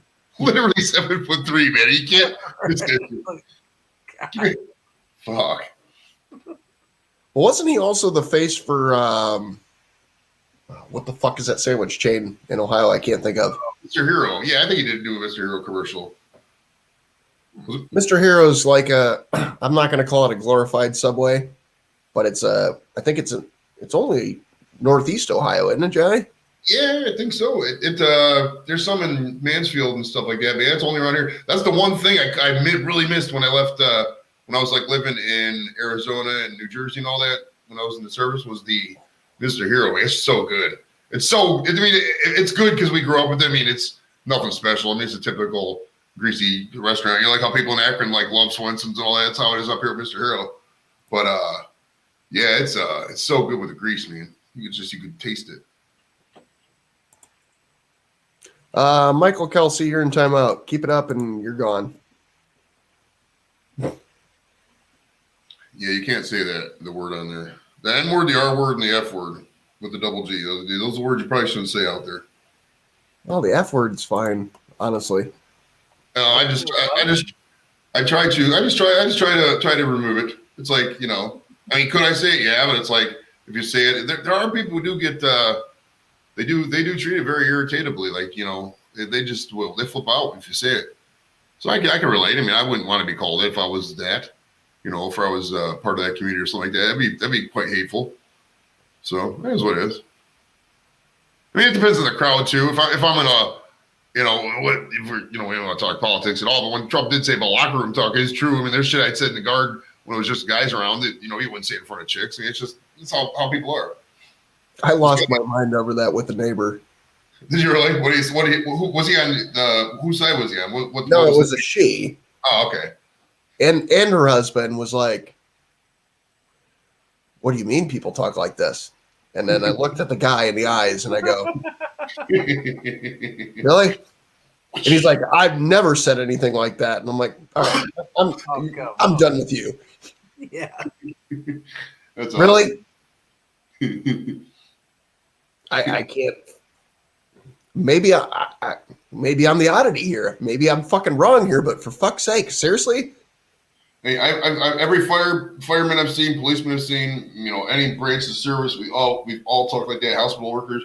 I mean, there might be some people, maybe. I mean, if you like went to a liberal arts college or something, and you were involved in a lot of different stuff with, you know, not at traditionally, you know, overly masculine activities, possibly. But my God, if you're 40, 50 years old and you didn't, you know, talk about the chick with the big hoots you want to rail in the back of the fucking Chevy, you're not really a guy at some point. You know what I mean? So it's like, but I mean, there is different levels of, you know, asexuality and stuff like that too, taken into account. But yeah, normal 90% plus of dudes going in, you know, they're going to talk about titties. It's just the way It's not dudes though. It's also chicks. How many chicks do you know that are like, oh, Michael McConaughey's just popping into my head for whatever reason. Oh, I'd bang the fuck out of him. Mm-hmm. Oh yeah. They for sure. Those are the ones you want to make your friends. If you're out there and you're thinking about, you know, who should I make my female friends? Who shouldn't I make my female friends? Well, for one, you know, get the ones with the body parts you're attracted to. If you like big titties, make sure all your friends have big titties. But, you know, make sure that I got sidetracked on titties. What was the topic before that? You said something I totally forgot. It was locker room talk. Locker room talk, and then before that was LeBron. No, what was after locker room talk, but before titties? Girls are just as dirty as guys. Oh yeah, I mean, you want to get the ones. Secondly, you want to get the ones who aren't offended. Like if you got, say you got 6 chicks, 3 of them they just want to tell titty jokes and fart jokes and shit like that, and smoke beer and drink weed, and occasionally blow you. And you have 3 chicks over here who get offended by everything you say, and they don't. Why the fuck would I hang out with those people? You know what I mean? Come on, common sense. You literally just said smoke beer and drink weed. Oh well, you know what I mean. Drink beer, smoke weed. No particular order. But yeah, but bottom line is, guys want to be friends. If you ever wonder why, there's a chick who's real popular with the guys, usually probably because she parties a lot, she has fun. You got to just gotta have fun in life. You don't want to be stuck up, and nobody wants to walk around, no matter what people do have the right to be offended, but in general, there's extreme examples. This is where it usually goes wrong, is because people always bring up these extreme examples of when people are offended, like, oh, why are you offended by that word? And it's like, well, of course, those people don't understand. But like in general, just if I say fuck, I don't want to hang around people who are offended by the word fuck, or, hey, nice tits. If she says, thank you, I do like them. And, okay, that's what I want to hear. I don't want to hear, oh my God, that's offensive. I want to leave this party. Why would I even fucking go to that party, man? There's no way. It's wasting my fucking time. I'm 44 years old. I probably got 30, 40 years left to begin with. I'm not trying to waste it, hanging around people who are offended all the time. Sorry, you're unfriended. Bye. Go off in your fucking, little area and, talk about what next is going to piss you off in the entire world, because I'm not trying to kick it with you. Ever.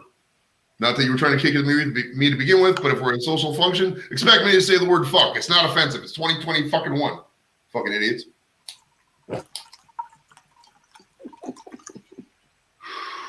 Listen to a lot of rap. I can relate to Mike on that. There's this comedian up here named Bill Squire. You ever heard of Bill Squire, Hobo? He's an MMS Squire on MMS. No. All right. Well, he's a local comedian. He has a bit on that. He's like, we should get a pass as white people to be able to say the N word a couple times, like for songs and shit.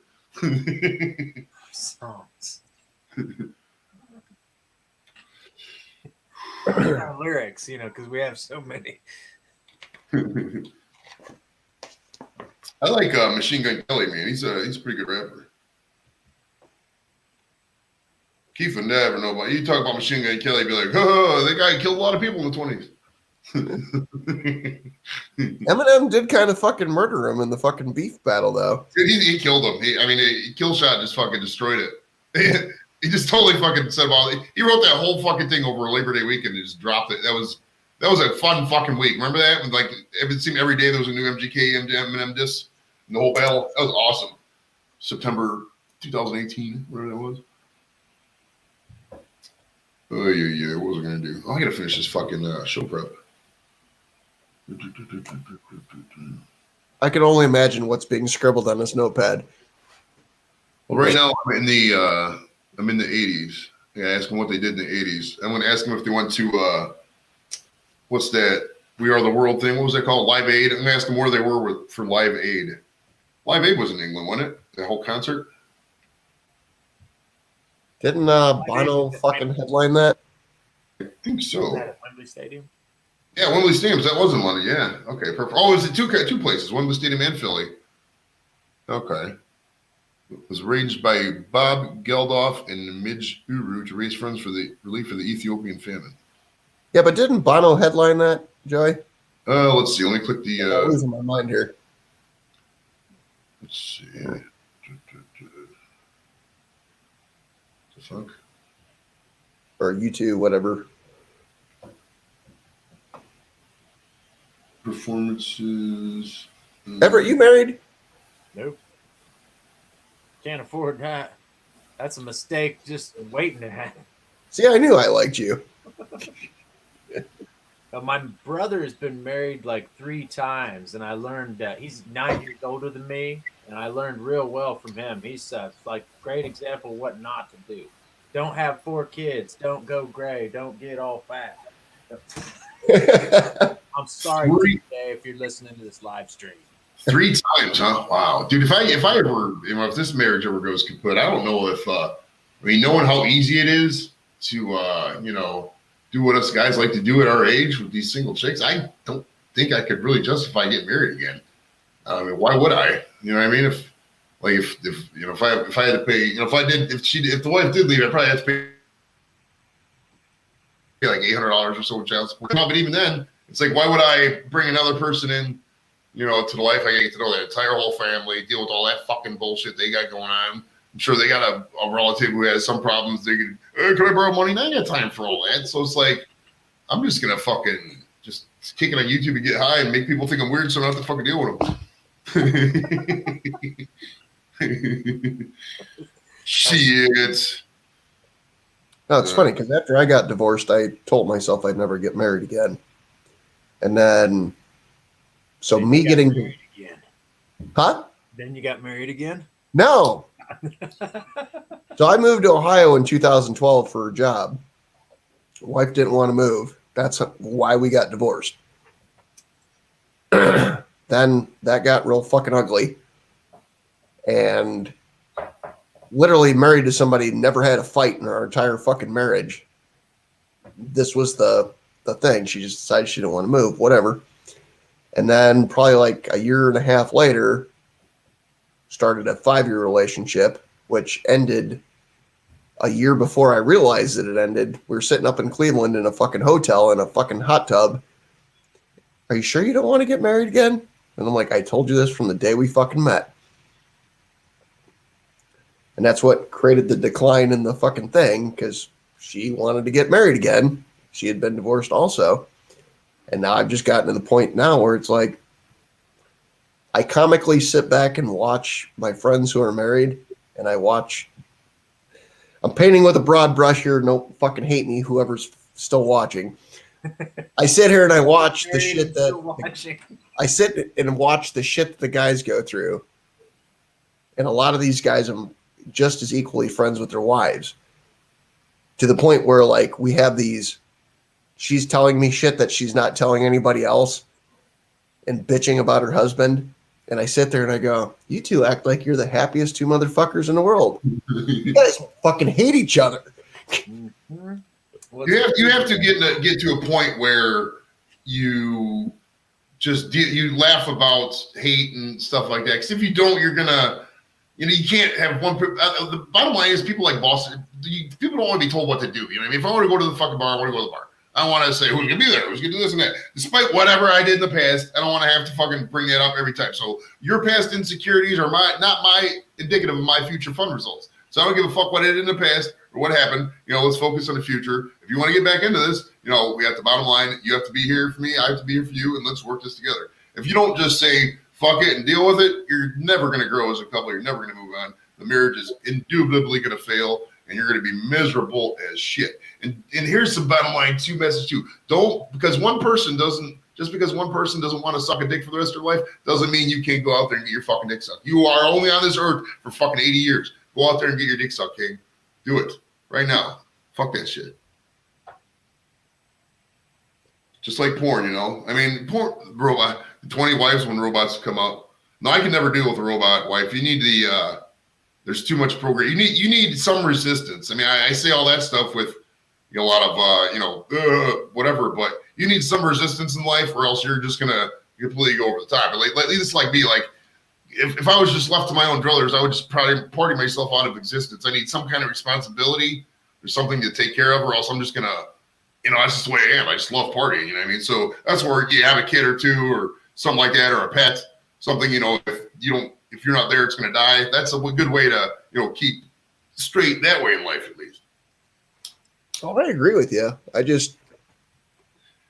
COVID's kind of become an entertaining thing for me. Of everybody kind of got sucked into the little small worlds, and like I watch the stuff that's going on, and I'm like,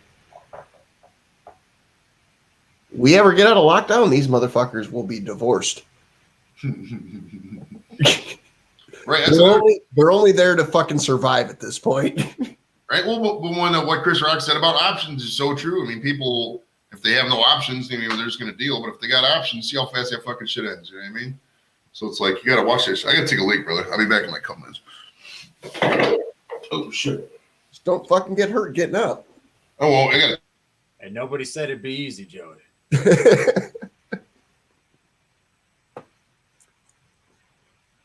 Now, that's what I think is one of the most dangerous things of this pandemic right now is couples spending more time than what they bargained for with each other. You're really going to find out who that other person on the other side of the bed is going to be during this time.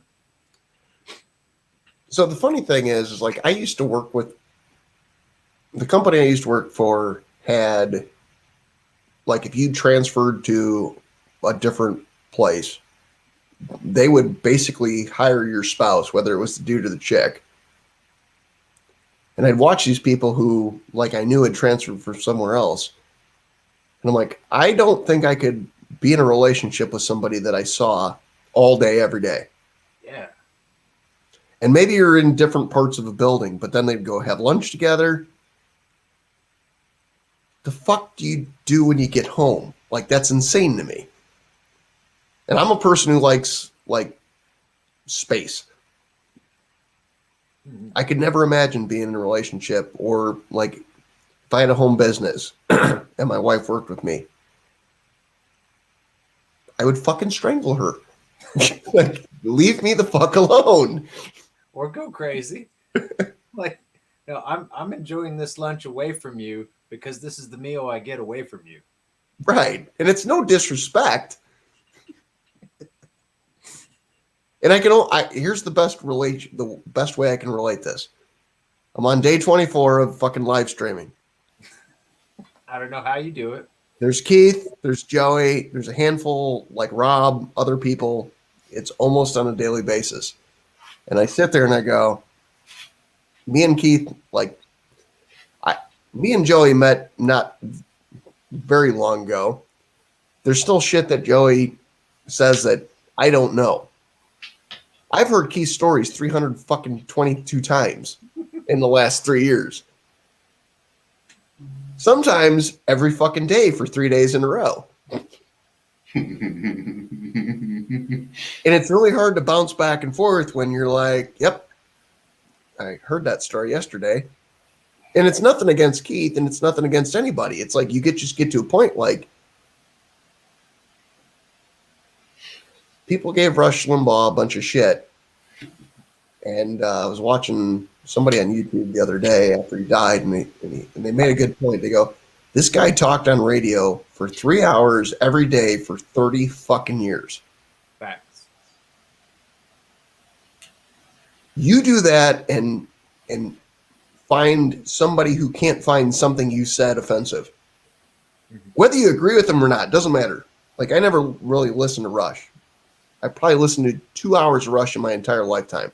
I used to rock Rush a lot back in the 90s, back in the day. But if you talk for 3 hours every day, so that's 3 times 365. No, weekends he wasn't That's on. 9,000 hours times 30 years is that 360,000 fucking hours? And we'll take 100,000 hours off for weekends, so 260,000 hours. It's a lot of fucking time that you can screw up something. And especially if you're doing it like Joey was talking, where you're doing it from an entertainment standpoint. That's fucking insane, first off. It's a lot of staying power. I mean, the fact that he stayed through, I thought he was going to actually unendorse Trump before the 2016 election somehow. Because I think a lot of those guys just didn't see Trump coming, so they had to adjust. But yeah, to think he lasted through all that. I mean, his popularity grew in the 90s with the Clinton Lewinsky stuff. And, he was really anti-Clinton. That's where a lot of people started following him. And then the 2000s after 9/11, he was obviously everybody was kind of together after that. But yeah, he just stayed through all them years, all that change. It's really crazy when you think about it. It's impressive, man. Whether you liked him or not, like, he was a machine. Right, and entertainers entertain. I mean, there's going to be some people maybe a little hateful hate-tainment kind of thing. But I mean, even that's kind of subjective. And a lot of people, what I learned, bottom line about a lot of this is a lot of people they have a very limited worldview on a lot of stuff. Because like on Facebook, they just unfriend, delete, block, whatever, people who don't agree with them. So like it's a perpetual ball of stuff that builds up on a lot of sides. I try to not. The only thing I'll unfriend somebody is if they get in my DMs and threaten me. I don't fuck with that. But anything else, I mean, as long as you're not personally threatening me, you can call me all the names of the fucking book. I don't give a fuck. I'm going to tell you my opinion, and you're going to listen to it if you give me the fucking forum. It's just the way I am. But like people have such a very, very limited worldview anymore. That's a tremendous issue. I don't really have a solution for that. I think they do have to regulate Facebook a lot better. because like the whole you type something, you go to jail about it. Just stop me from typing it. Like, what the fuck is that all about? It makes no sense. It's negative reinforcement. It's like, I'm gonna keep beating you until you get right. How do I know when we get right? Fucking idiots. Double talk.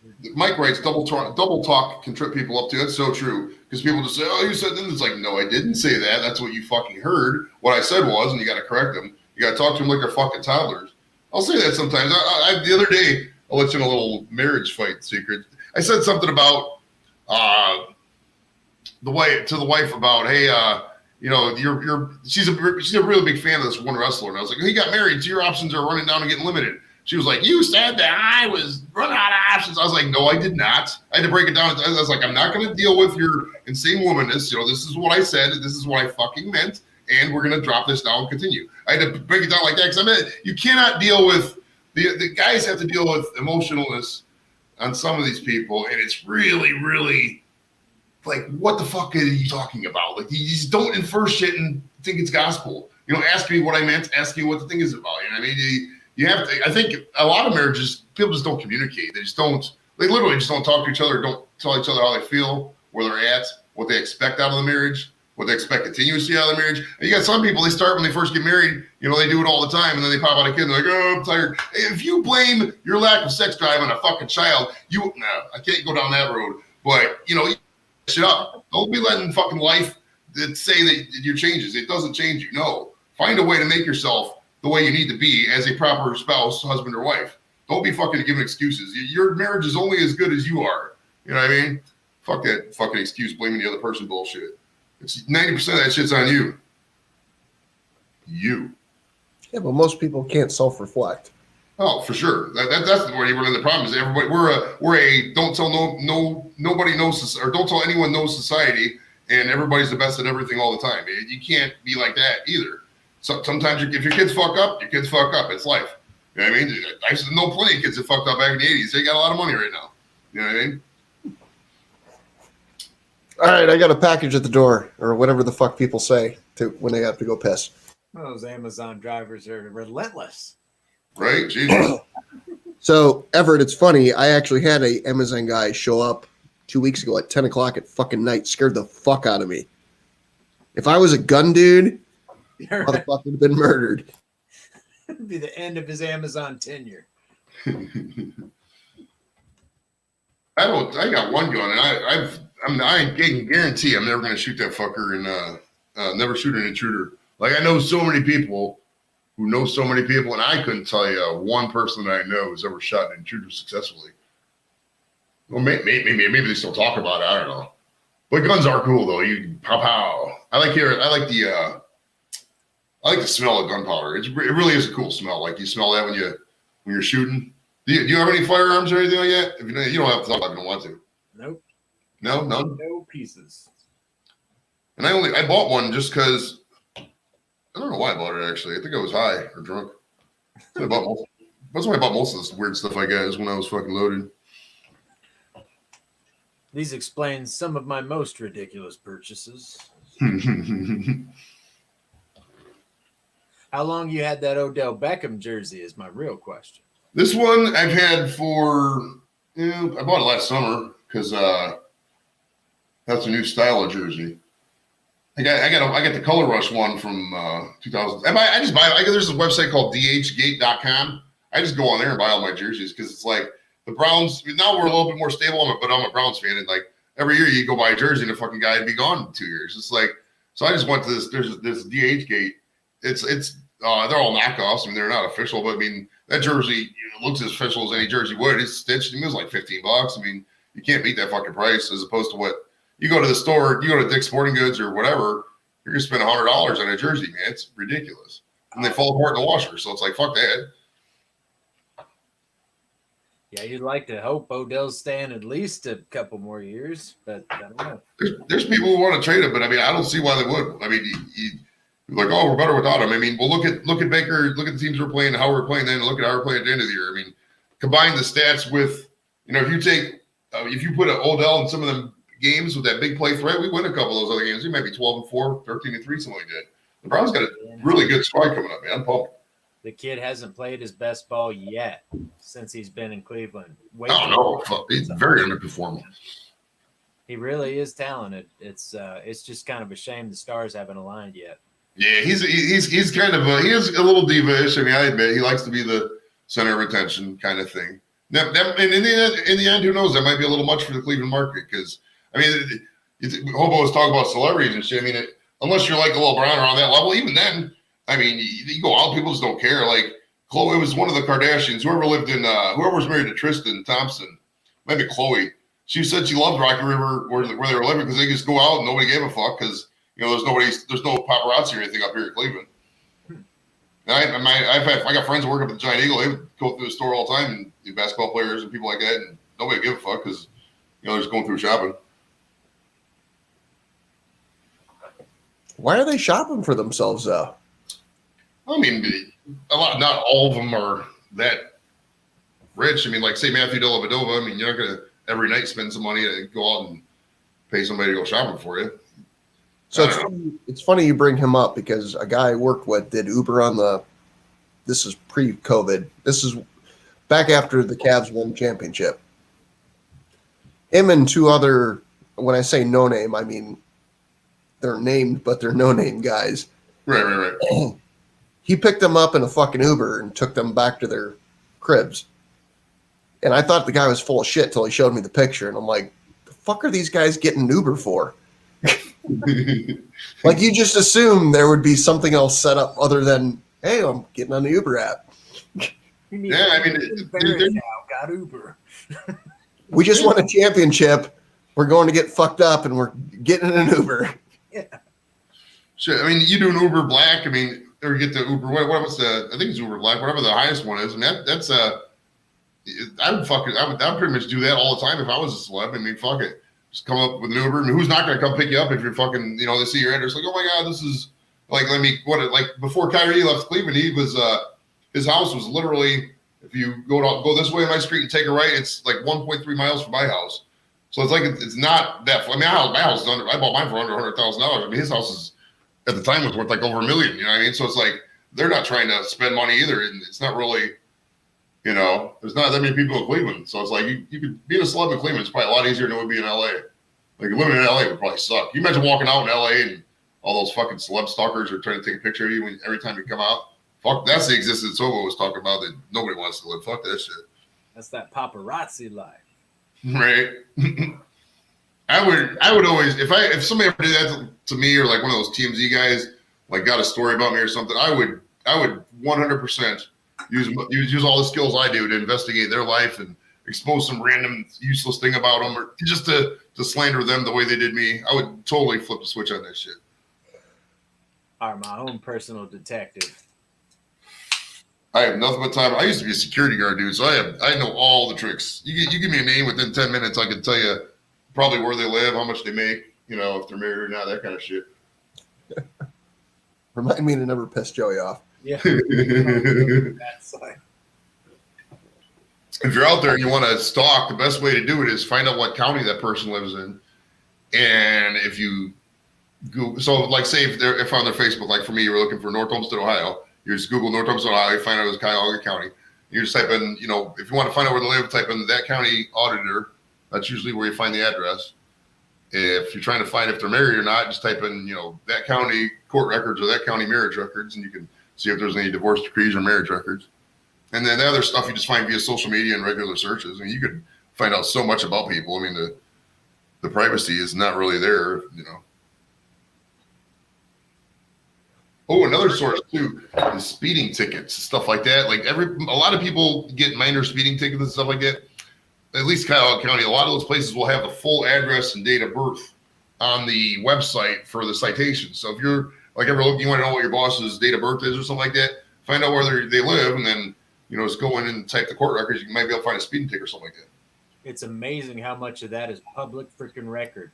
I looked up other friends of mine's speeding tickets. You can find that, which shocks me because that's like, I mean, what about HIPAA laws? People that can protect their own health information, it should be the same about your legal information. To me, that's like Oh yeah, you would think. I found where you get crazy is if you look at some of the police reports and some of the sloppiness there. I found full social security numbers on police reports right there out there. They never correct them. They don't give a fuck. It's like, oh, criminals, whatever. That's why you gotta do a search. I mean, if you're not good at it, maybe get one of those U.S. search companies, or whatever. But search your records and find out what's out there about you, because people are petty motherfuckers, man. They will use anything against you. If you're in an argument, they'll try to find your employer and email your employer, shit like that. People don't care, man. They're fucking ridiculous and ruthless. Oh yeah, like I was talking earlier about those cheating threads, dude. I saw there was fucking 100 this person work. They were emailing employers. Like, who the fuck are you to email somebody's employer on a private Facebook thread? Like, who the fuck? Who made you judge, jury, and executioner? Fuck out of here with your righteousness, dude.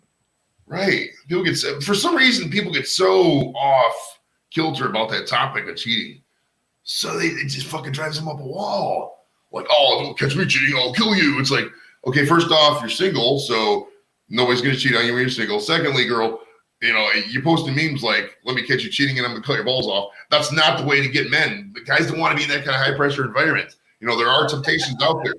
You know what I mean? We're fucking human. If you squeezing out a set of titties isn't the reason to fucking throw your life away and end the marriage. I'm just saying. I'm just fucking saying.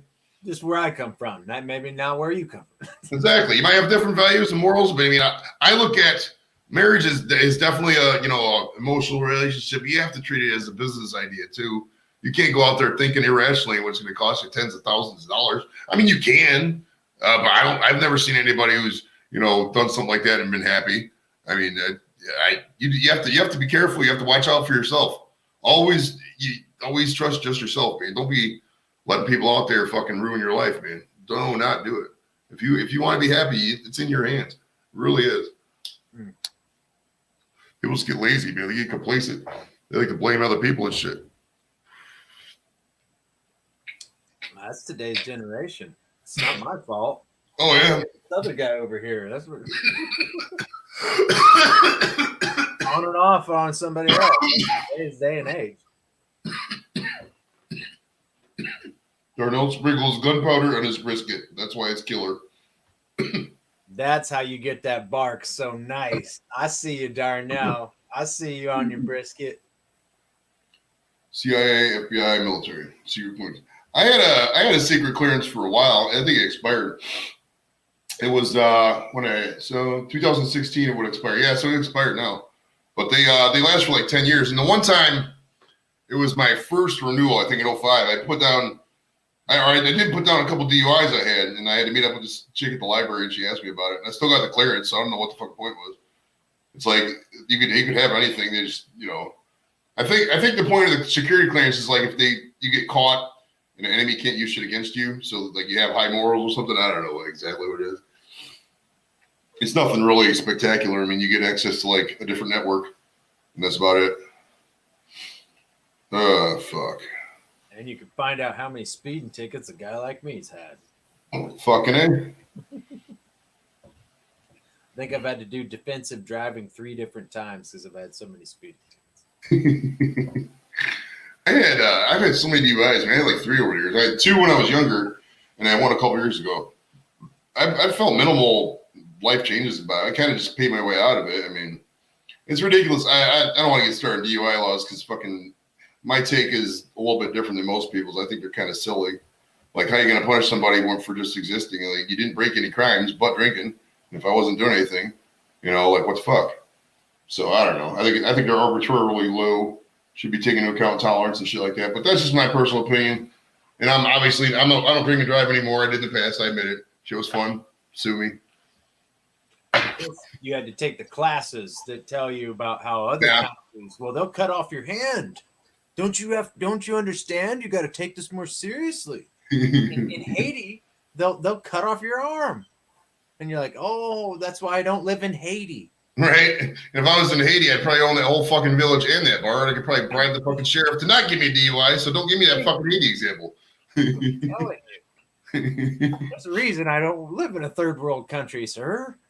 Right, but for some reason, every DUIs, people just think irrationally about it. Like they'll bring up like, oh, my uncle was killed by a drunk driver. That has nothing to do with what we're talking about. That person. That's a what case. They take one case and they just put this broad brush and they don't think common sensely. You know what I mean? And we encourage drinking and driving as a society. Every place to get beer, you have to drive to. You can't get beer delivered, for example, a lot of places. That shit makes no sense. So I mean, it's a bunch of hypocrisy, in my opinion, in a lot of these laws. They just want to generate the revenue. They don't want anything else. They want to generate the revenue to get the bigger cop cars, to get the bigger whatever and the equipment and shit like that. So, I mean, if I was governor, I would definitely change the laws. They'd probably be pissed at me, but fuck them. If I was governor, it'd be my governorship. I do what I want. You know, the reason that's the legal drug, though.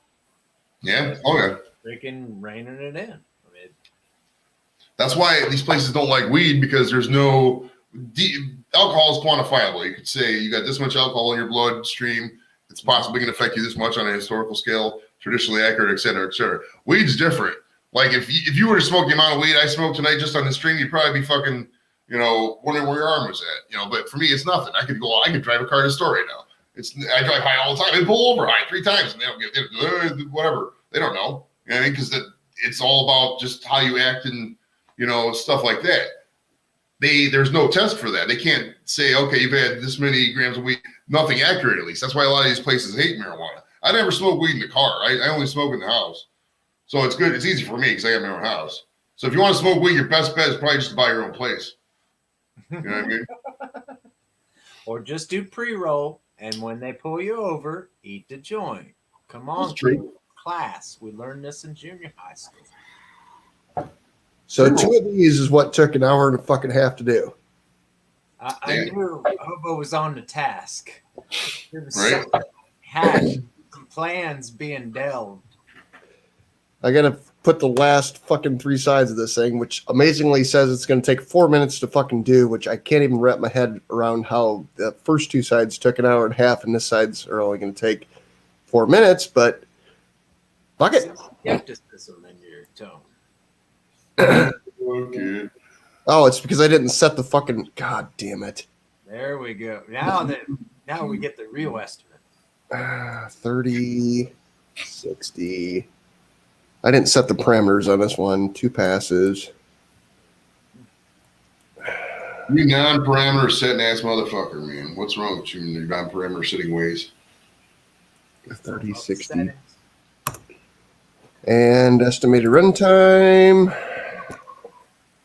25. Keith would probably be like, don't talk about that when I was talking about DUI laws earlier, but that's what you get when you go to sleep and you run out of beer. Random shot here, Joey. Have you I was on a podcast with a buddy of mine. We used to interview celebrities quite a bit, and Tony Hale's one of the guys that got back to us really quickly, and he's a great interview. Have you seen Arrested Development or Veep? I've seen Arrested Development, years ago. I haven't seen Buster Veep. Bluth. Okay. The guy was an amazing interview, and not only that, like I said, he got back to us like super fast. I don't know. I mean, it'd definitely be worth a shot. And like I said, if he agrees to it, he is just freaking money in the bank. I mean, like he's one of those guys you just get him talking. He goes. Those are the best people to find. That's why I like what I've been doing lately is that's how I actually found Right Said Fred, because I interviewed I was looking up. I was supposed to have the guy from Marky Mark and the Funky Bunch on, but he bailed on me a couple hours prior. I'm gonna have him on next week. But I was looking up interviews with him, and I saw that this chick had interviewed Right Said Fred. I was like, okay, if they're getting access to that, he's gonna say yes to me. And sure enough, boom, like the next day it was right on it. So I was like, okay, good deal. But I have to personally be vested for me to really go out to somebody. Like it has to be something I'm interested in. Like I'll have somebody, like my buddy RJ is always like, oh, I know this wrestler. She was in Glow. I was like, well, I mean, I didn't really watch that. You know what I mean? I'm not really vested in that. Right. And I would have to literally get into it and study the whole thing to even watch the show, and it's not worth my time at that point. Yeah. So that's why, like anybody that's like been Browns player, Ricky Williams, obviously you can know about that, and wrestlers, British Beefcake, stuff like that. It's stuff that even the smaller guys, and the chick from Office Space I had on in Volume 10, the rapper, just very, very small bit players, but shit I was very intimately familiar with. You know, I've seen Office Space 100 times. I played Pistol Grip Pump, you know, on loop when I was a kid. You know what I mean? So I knew it all about it. So it was an easy flow interview. I can't force myself to do something I don't want to do. You know what I mean? So I have to really be vested in it. I mean, I could, but I don't want to, pretty much. All right. I got to let you guys go because I got to finish this show prep or I'm never going to get this done. I got to get up in 7 hours. So I'll holler at you. Bullshit. If you haven't. Joey, I got a question. Yo. I don't know what the question is. I'm just doing to you what you did. Oh, it's doing what you did. Sweet. If you haven't subscribed, get your beer. Subscribe to STD Podcast. Subscribe today. We should have another beer, Joey. It costs nothing. We should have another blunt. Negative. I'm going to finish this blunt when I'm doing my show prep. I'll still watch this. Maybe I'll jump out a little bit, but I'm going to mute myself here. Let me see. Hey, no, I got it. Joey, if you jump out, you can't jump back in. Oh, that's a good point. Well, it is 2:30 in the morning. I'm not going to be jumping back in, but I'll see you guys. Subscribe and like. I love you guys. Talk to you later. Bye. Later.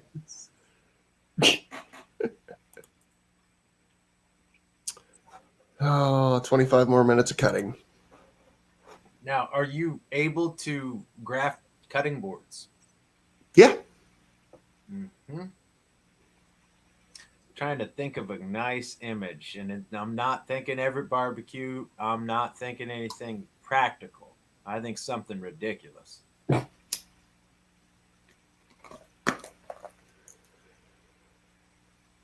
the fucked up. You know, huh? Charter member Wooden Butt Plug Association. No hashtags. I want to kind of fancy. Here's my downfalls. I'm not a fucking graphic designer. The guy who actually lives next door to me, I probably shouldn't say this out loud, but what's the odds that anybody's going to find this out? Is the graphic designer for one of the Indians minor league teams that's close to me. Oh, cool.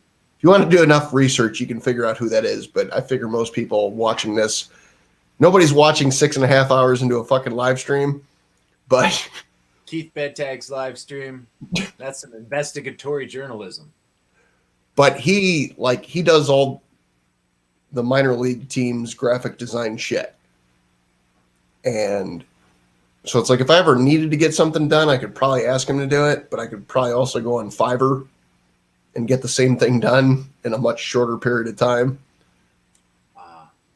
But like most of the stuff, like I've had a couple YouTube channels. They're like, "Hey, can you make a sign for my channel?" I'm like, "Yeah, send me your stuff." And they're like, "Oh, I don't have any stuff." And I'm like, "Your YouTube channel has a graphic fucking logo. Just send me that. If you can get me that." Like, I don't have it near me. It's upstairs. Like when I first got this laser, I was dicking around and I had Hungry Hussy send me his shit. And that thing came out fucking amazing. But it's the difference between a picture, like her, and how the picture's taken versus somebody who's making a logo out of something that's like very choppy, blocky. That's not the best way of saying it, but it's not a real picture. More basic.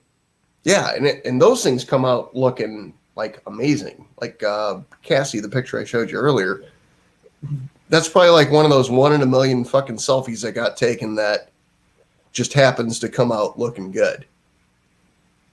And like, I've done a couple other pictures, and there's people in different forums that I'm in for the same laser that I own.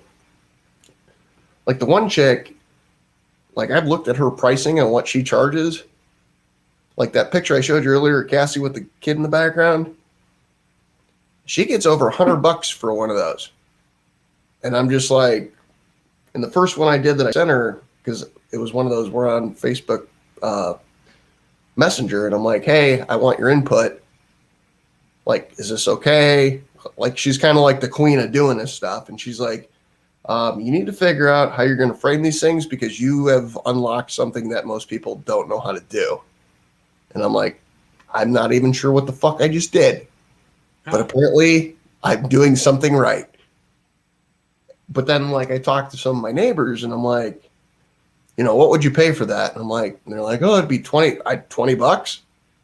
And I'm like, there's people who are paying over $100 for this. And then their eyes get all. And then what I realized, if you're looking for something like that, it's one thing. If you have no interest in it, Exactly. it's a different thing. And I go, this thing took 3.5 hours to run. You know, how do you value that? Plus the amount of time that it takes you to actually do the editing part to make the picture worth a fuck. Or if somebody says, well, here's a picture of my dog and he's in a cornfield and there's 32 other animals. Can you just take the picture, just get my dog and get it cut out? And then it's all blurry as fuck. Like I love watching like YouTube videos on people that are doing this laser type stuff. And there was this one guy, and I think he just gave 0 fucks. He's like, you know, if somebody sends you a shit fucking picture, they should expect a shit fucking product. And I was just kind of like, that's kind of not a great way to do business, but I understand what you're saying, but fuck, that's kind of crass. In principle, I agree, but Right. But like the more, like the last couple of weeks I've looked into things of like what all, I say dumb shit you can make. It's not dumb shit, but it's like, I looked at it from like the picture standpoint of things, but then I sit there and I go, you know, most people probably aren't going to be in that market, but you might be in the market for something that's 2 inches by 3 inches that I can tell you, hey, this is $10 or whatever with a fucking cheap ass fucking Michaels frame around it. People will be like, oh, I do that for $10. Well, if I take that $10 and I figure it out across the 12-inch board, I may have to sell 10 of them, but it's the same $100. It's just people look at it from different, like micro thoughts of, would I like to have this picture on my desk at work for $10? Yeah, I would. Do I want this picture above my mantle of my wife? Somebody that's like, fuck yeah, good for them. But the cost literally is the same across the spectrum. And it's like these things that the fucking keychain things. Like I know what the cost is in there. I know what the amount of time it takes to run laser on. Whether I do 100 of those or I do 10 big ones, not that you're going to have 10 big ones, it's all the same. But it's like, for me, it's like trying to figure out what the market will accept, et cetera, et cetera. Mm-hmm. It's like the guy who lives next door to me just opened up that bar I told you about a couple hours ago. And I'm sitting there, I'm like, these might work. So I send him a text. And then about an hour later, I get from him, well, he's like, fuck yeah, those things are cool. Let me talk to the 2 other guys I'm in business with. And I haven't heard back from him in a week. And I'm like, now I'm in this world of, do I press him or do I let it fucking play out? And I don't know what the right thing to do is. Like, this is all new to me. yeah, that is a difficult call. But like you say, though, one of the toughest parts is how much time you're putting into the program, setting it up before you even start using the laser, right? Well, I mean, once you get the so backstory here is back in like 2002, I used to make candles just for fun for myself, people around me. And I started doing that again a couple months ago. And like my one neighbor's like, are you going to open up a candle business? I'm like, I don't know that I'm literally doing that, but you guys seem to like it. I'm sitting here going, well, if I got the laser running for 3 hours, I got 2 options. I can sit there and watch whatever TV show I want to watch, or I could be doing something. Mm-hmm. And in that couple hour period, I could probably pour, I'm going to say 50 candles, whatever the fucking number is, doesn't matter. So you got 2 options. You can either sit there and fuck off, or you can try to do better for yourself. So why not do better with something that you already know how to do? It's not that complicated. My thing is like, I'm not a salesman. So that's where I'm kind of struggling with this whole thing of like, I love Keith to death. Keith's like, give me some free shit. And I'm like, there's no benefit to me sending you free shit. I may as well come over and cook you another tri-tip. Right. What's the difference? But like, I was talking to another neighbor and I showed her, the fuck was it? This is close to me, but it's not the finished product. You can't see them because there's better versions of this. This was the first one I did. And they're fucking Easter basket tags. You put your kid's name on it. It's got fucking designs, looks like an Easter egg. I'm looking on different websites and what people are selling them for. And I went and talked to my neighbor. I'm like, does this look good? And she's like, yeah. And I'm like, all right, you work in a hospital. I'll give you $1 for every one you sell. You literally only have to like just get me sale. Like there's no effort on your part other than, hey, would you like one of these? Yeah. All right, just spell the kid's name correctly. Takes 30 seconds. You're good to go. And she's like, fuck yeah, I'll do that. And I was joking with her husband. I'm like, yeah, I'm pimping your wife out. But it's like, the more people I can get to sell something, it's easier for me than if you try to do that shit on Facebook. Facebook's like, oh, we want you to buy an ad. Well, that shit costs money. Sponsored ad. I can get the word of mouth thing. And that's what's funny is like half my neighborhood is all friends with me and all know the Hobo Nickel barbecue thing and the Hobo Nickel custom gifts thing. Not a single fucking one of them ever share out anything I post on the Hobo Nickel custom gifts. And it's like, it costs you nothing. I fed you motherfuckers for 3 fucking years. Just share the goddamn thing and it's within Facebook so it'll get out there. How hard is that? You can help me promote.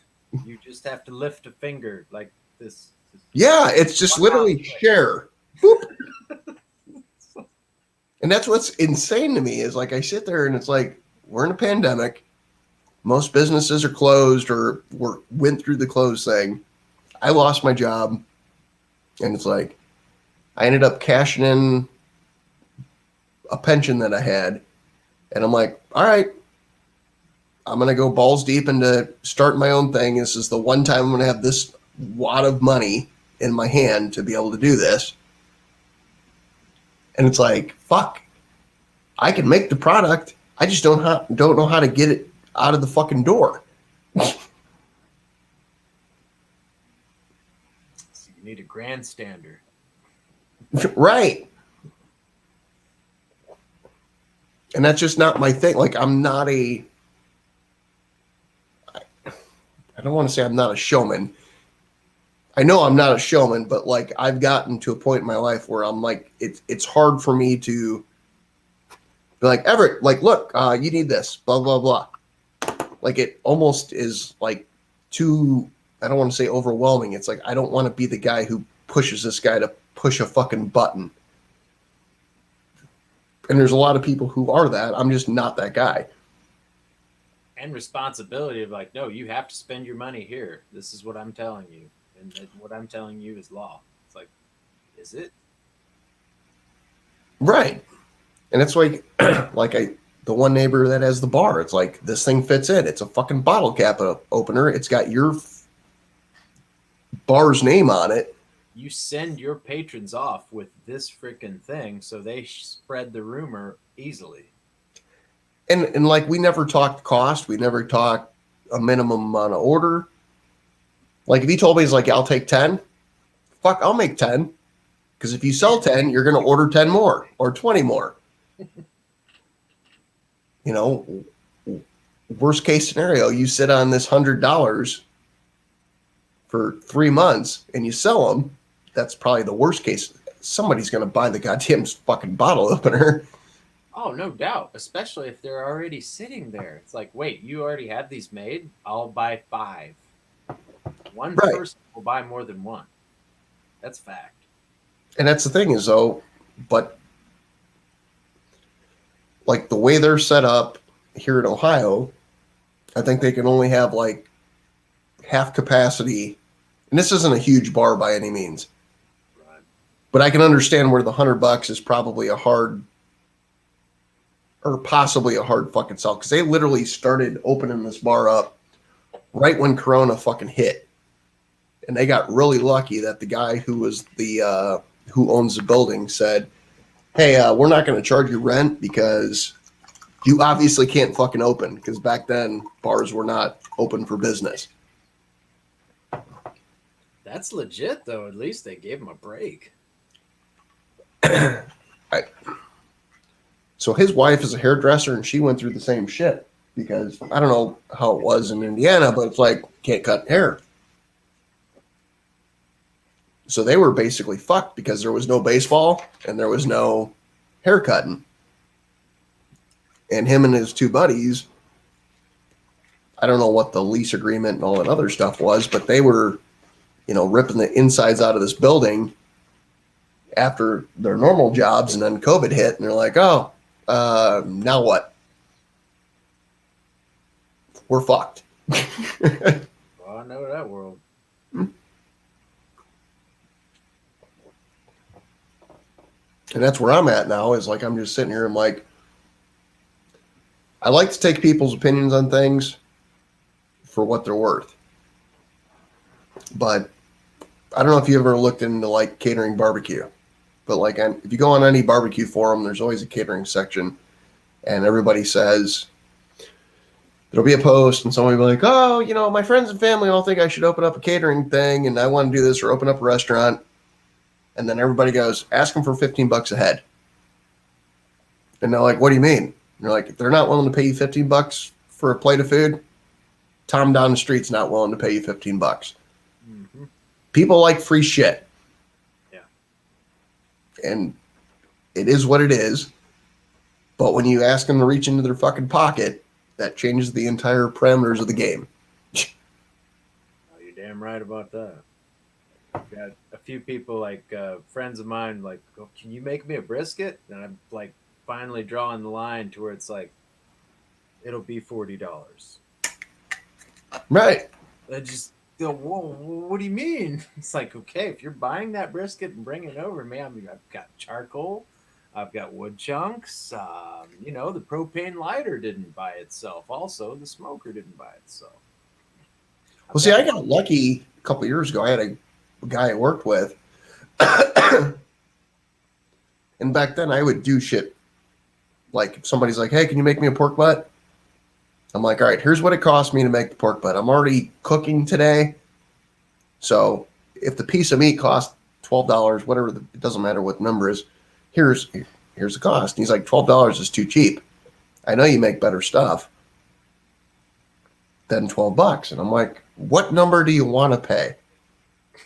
He's like, what do you mean? And I go, I told him, I said, listen, I go, where you sit there and where you're failing is you're sitting there going, if I go to Kroger, because I know you guys have Krogers, and a pork butt is $3 a pound, or it's never $3, $2 a pound, Sure. and it's 10 pounds, it's $20. I go, I'm going to Restaurant Depot, and I'm buying them in a 2-pack. So basically, I'm getting the same pork butt you're getting I'm getting twice the weight for half the price, or for the same price.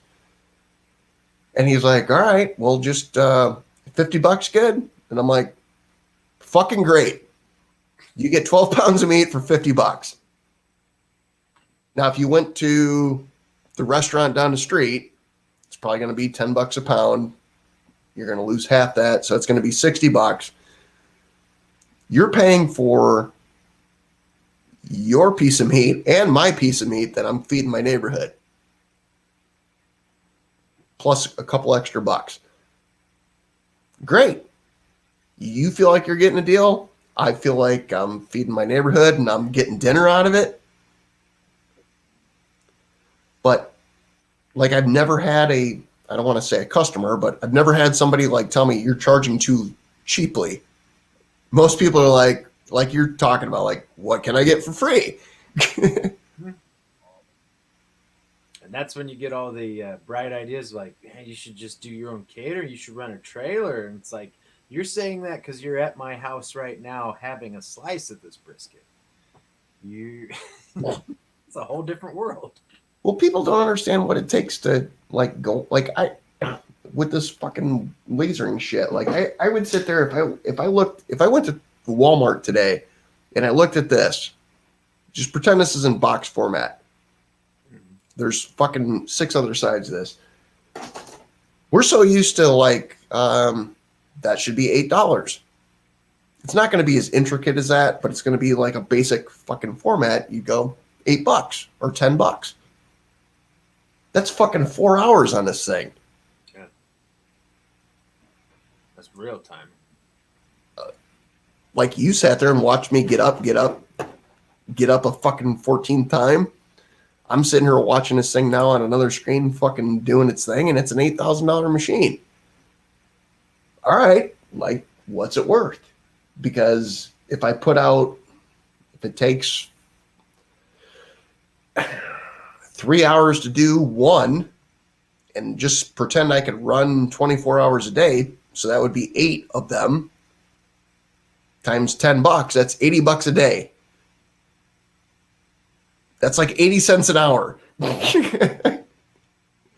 Nope. Can't do it. But that's the thing is like when you get into like custom type stuff, if somebody wants something, they're going to pay for it. If it's what I'm walking down Walmart's aisle and seeing, and they're like, oh, I'll take that. Great.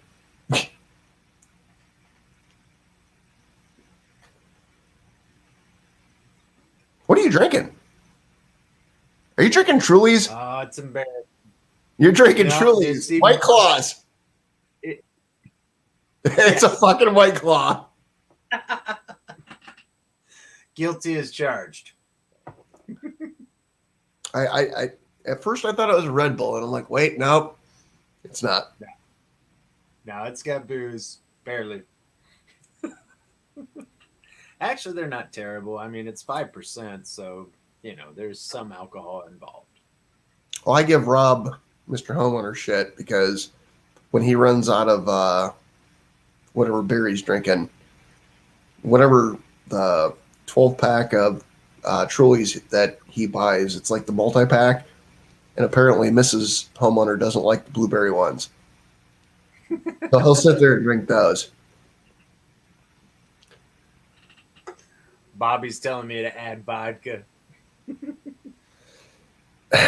So a funny story is Kettle One. I don't know. when I turned 21, like vodka was my thing. I used to take vodka, watermelon pucker, and what was that shit that wasn't quite orange juice? It was Sunny D? Sunny D. That shit would taste like cantaloupe Ugh. once you mixed it all together. Watermelon pucker, Sunny D, and vodka. Yeah. You could drink that stuff and it didn't taste like alcohol. And I would get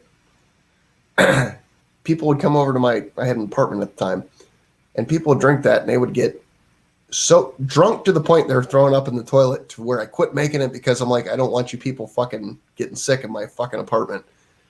I can't watch you people self-deteriorate like this.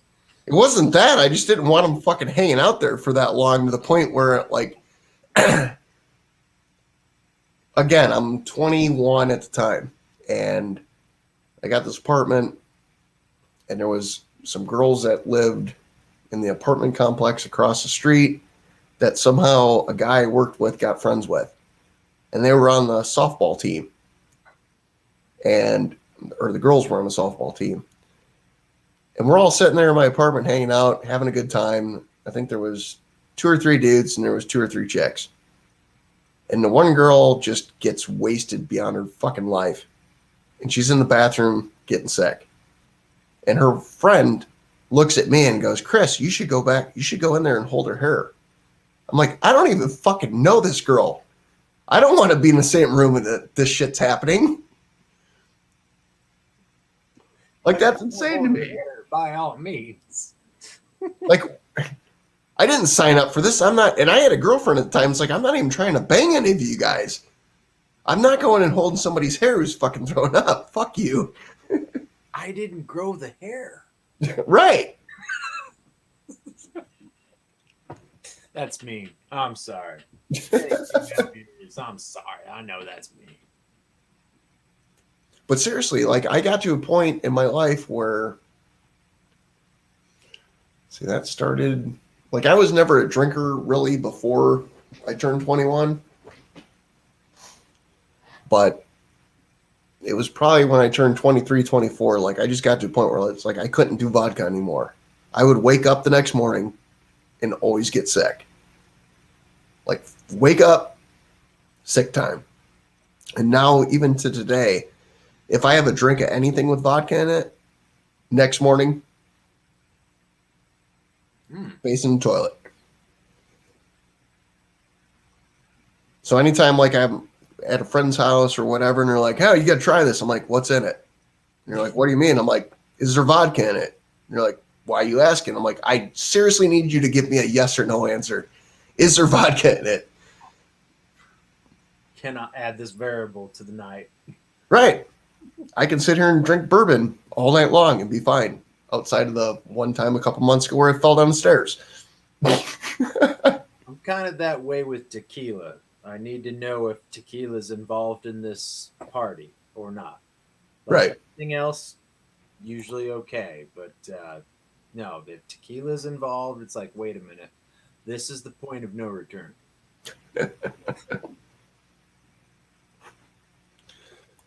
Oh, the box is done cutting and I'm not fucking with it tonight. I already know what it took. So it's funny, when I went upstairs and you and Joey were talking, there's some pieces in this thing that don't like get cut perfectly. So you got to push all the pieces out. Are you up there pushing the grafter? No, I was sitting there with a fucking drill bit pushing out the little small pieces. Not with the drill, like I'm just using it by hand, but I'm just pushing the pieces out. But then it, like, the pieces that cut are against the honeycomb in the bottom of the fucking laser. And I'm like picking all these pieces out by hand so that I can put the next board in to cut the last part. And I'm like, fuck. And I looked at the other piece and I'm like, I'm not pushing this out. I'll deal with this another time. I'm not popping these out. It doesn't take any pressure. It's just literally like if you could put your finger into your belly, like it's not, there's no resistance there. But it's like, I'm not doing this. Tedious more than anything. Right.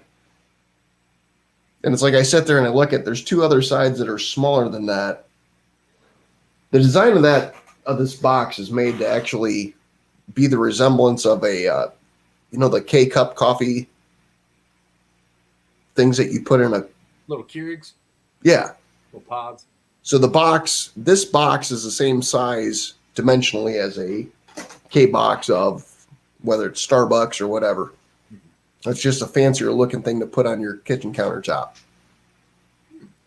So you could put, I don't know how many come in there, 20, whatever. You could put them in there and it'll look nicer than that. And I'm like, fuck. I'm not putting this together tonight. Not happening. I don't want to do this 1,000 fucking times, which will probably take me 5 minutes, but it's just the tedious action. Not fucking happening. I had a more eventful night planned. What's the thing, like I've told my neighbors, is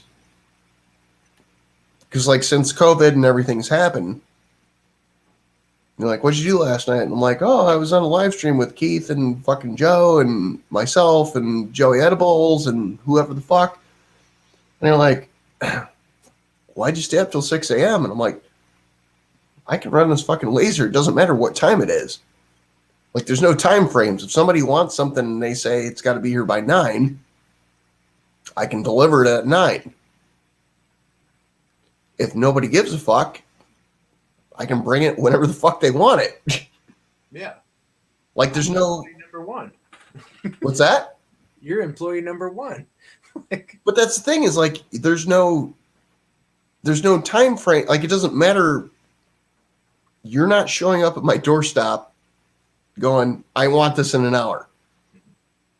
somebody wants something, they're like, oh, hey, like the one neighbor's like, hey, can you make, I can't remember what it was, but it was like, can you do some graphic shit for my kid's Halloween costume? I'm like, yeah, when do you need to buy? Well, Halloween. All right. So I cut the shit out in the vinyl. She brought the costumes over, fucking pressed it in the fucking press. Scared the fuck out of me. Because like I have one shot. It's not like a t-shirt where I've got a couple hundred t-shirts upstairs. I've got one shot to get this lined out the exact perfect way it's got to be, because this is something that your mother-in-law hand fucking sewed. All right. Smashed it down. And I'm one of those people that is like real anal about everything has to be perfect. And I notice when I fuck something up by a 16th of an inch and nobody else will ever fucking see it. And like I told Ashley, I'm like, hey, I don't like this. And she's like, no, it's great. And I'm like, it's not great. It could be better. And I fucked it up by like a 16th of an inch. And she's like, it's the kid's Halloween costume. It's on the fucking tail. Oh, it's something dragons. It's some kid's fucking movie or cartoon. And she's like, nobody's going to ever notice that. It's on my kid's. It's basically a tail hanging off my kid's ass, basically. It's dragging on the concrete. There will be dragons, something like that. Oh, Bobby's actually going to bed this time. I believe it when I see it, Bobby. Bobby's a stormtrooper. She'll be in there to the end.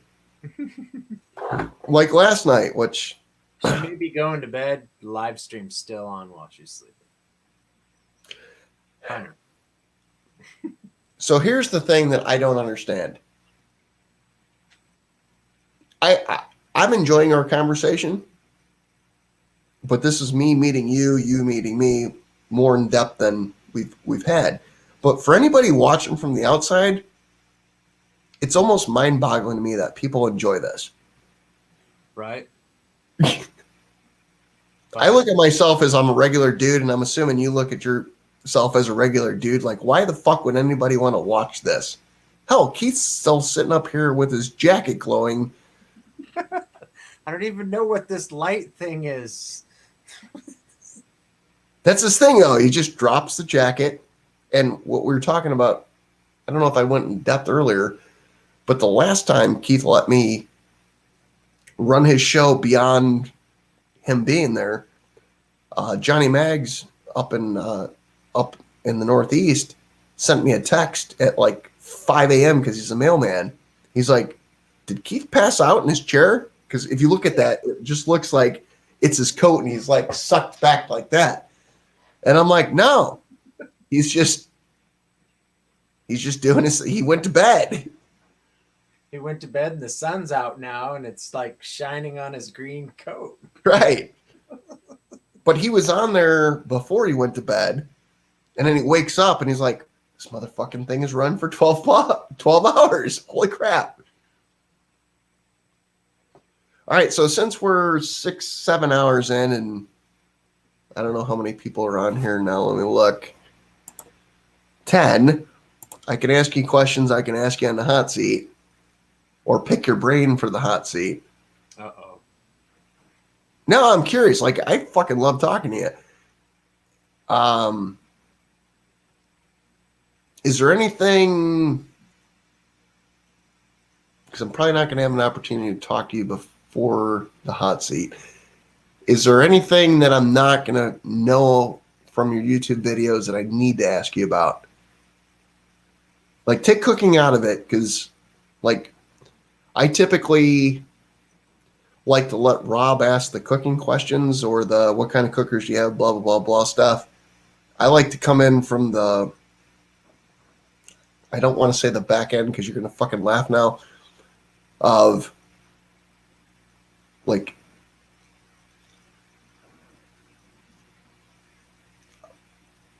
what's the word I'm trying to say here? Left field? Huh? Are you trying to come from left field? It's not left field. It's like I know what you do for a living, and I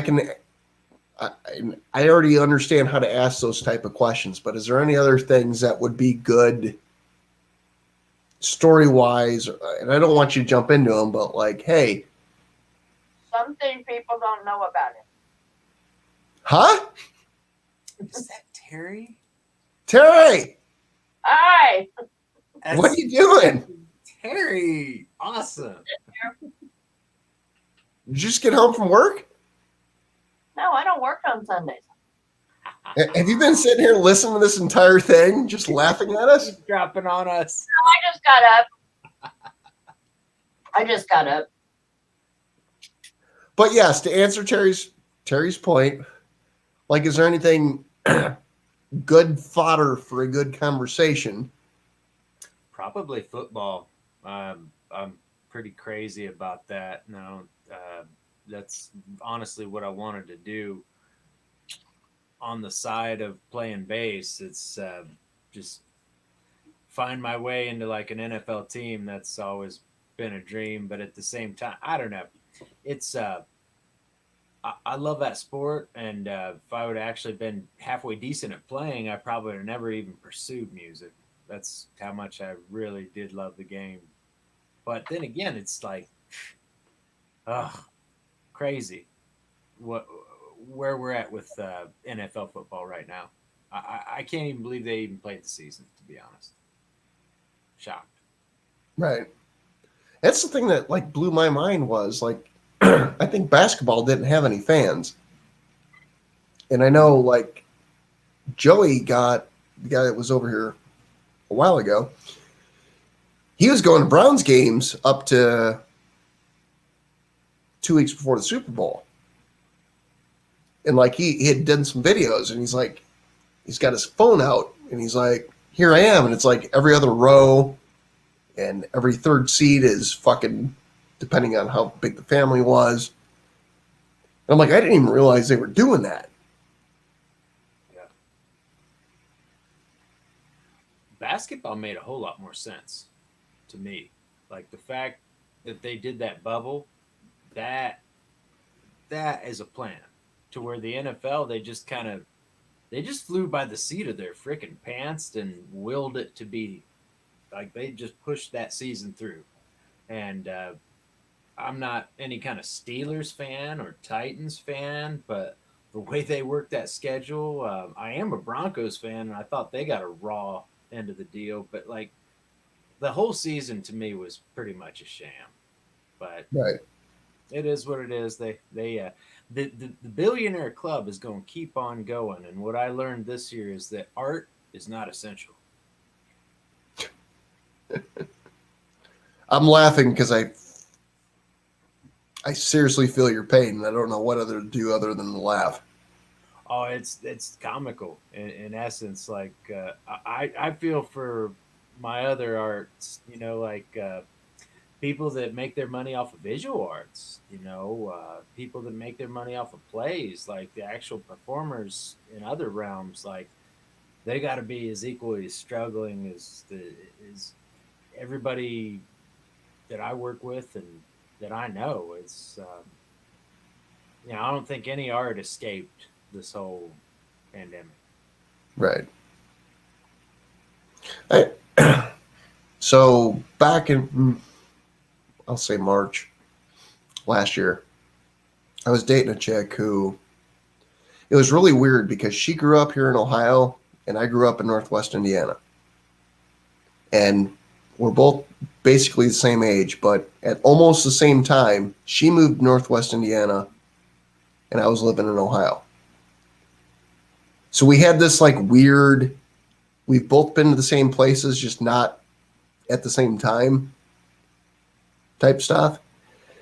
And she was back here in Ohio working for a landscaping company.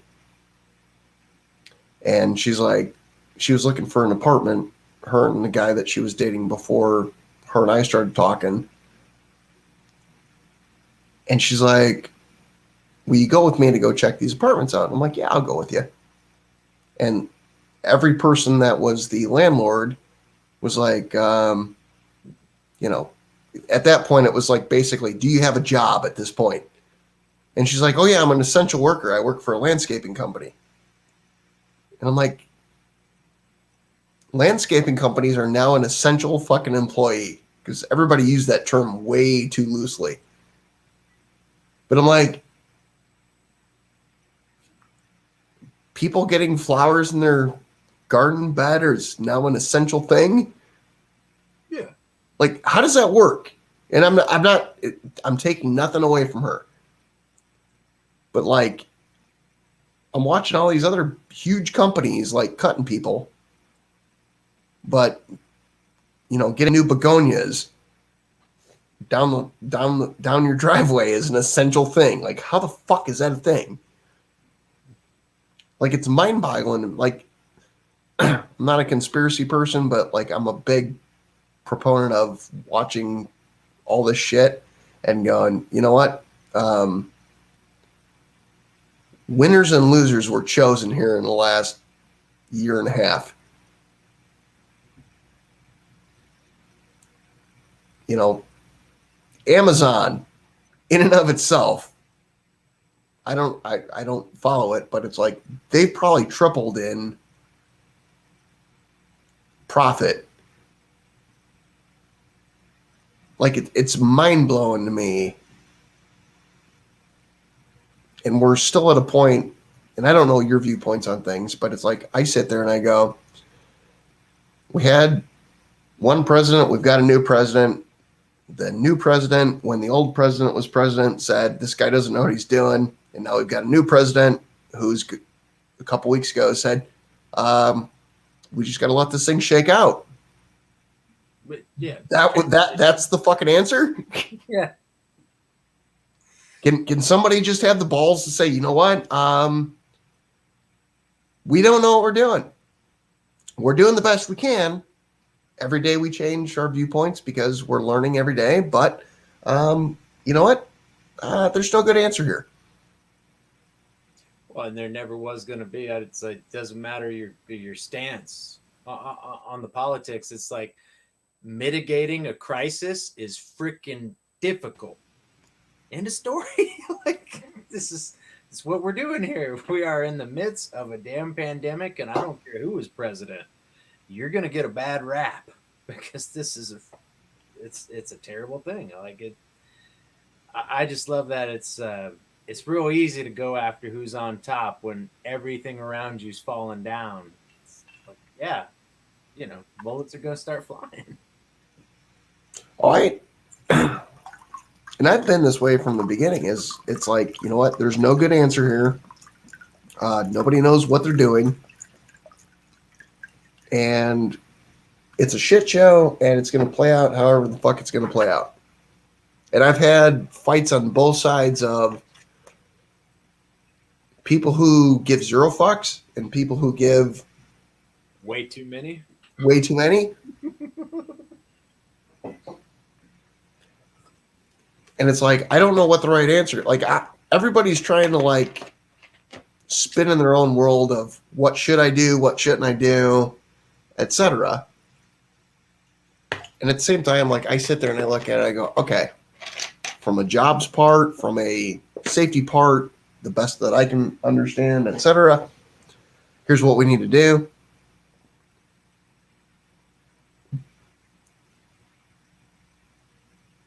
But you can't.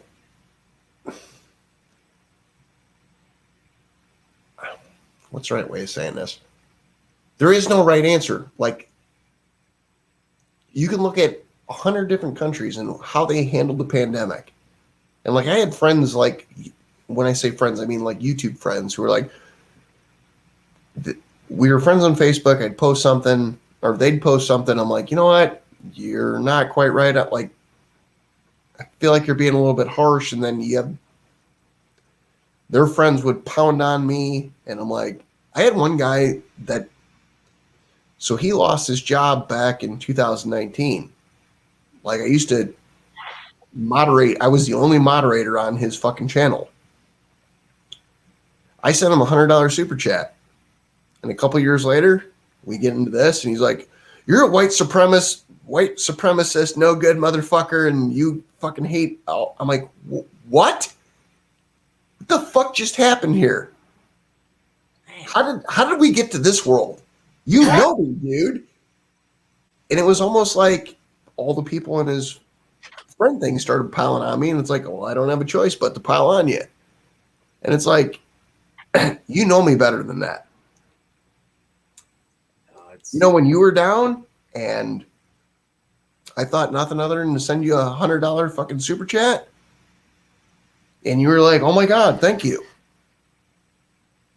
I don't need you to, you know, pat me on the back today, but now you just turned your back on me. Like, was it about the money? What the fuck just happened? No, things got so twisted over this whole time period. I don't know whether it's like just people sitting on and having too much time to dwell on it is the difficulty, but it's just, man, yeah, real touchy. Between the months of April and June somehow. Well, here's the thing is, like, I sat there and I was like, I don't want this to get political, but like, I'm watching half my country burn, not half, 10% of my country burn down. I don't care whether you agree with the side or you don't agree with the side. Can we just not burn shit down? Yeah. There has to be a better way of doing this. And then it's funny to me. So for some backstory, when I lived in that town in Southern Illinois, all my friends, or most of my friends, were actually cops. So the night that the day that the Capitol thing happened, a couple of my neighbors, we're in a neighborhood, like we have a text thing.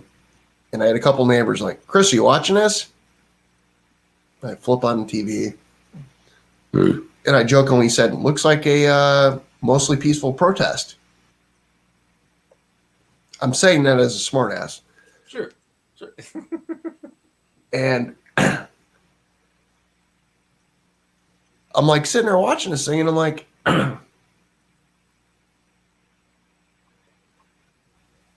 this is not good. This is the most fucked up thing that I've probably lived through in my entire life of watching on something within my own country. And then I think it was the next day or the day after, I got on Daddy Cook's Phil channel. I'm on his panel, and him and I are it's him, me, and a bunch of other people. We're talking. And I told Phil, Phil, here's the fucked up thing that nobody's talking about. Number one, I watched somebody with a fucking 2x4 within one strike break in the windows of the Capitol building. Why the fuck is that not bulletproof glass? Every year we have the president show up, do the State of the Union address. This building should be fucking bulletproof, for lack of better words. I go, nobody's talking about that. Everybody's talking about they broke in, but nobody's talking about here's why they should have never been able to break in. Number two, why were they not prepared for this? And then we can go through 3, 4, 5, doesn't matter. I don't care who broke in. Like, that shit doesn't matter. The fact that that building could be so easily breached is mind-blowing to me. Because, again, once a year, we have everybody but one cabinet member there so they can do the State of the Union address. You got the Supreme Court, you got all the Congress people, senators, etc. You got the president, and then you got Bob, the highway fucking cabinet member, whatever the fuck he is. Sanitation representative, Bob.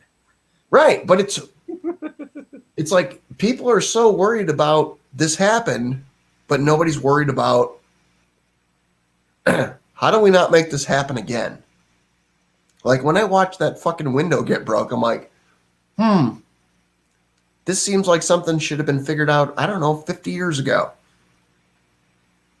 No, it's eye-opening how vulnerable that whole area is.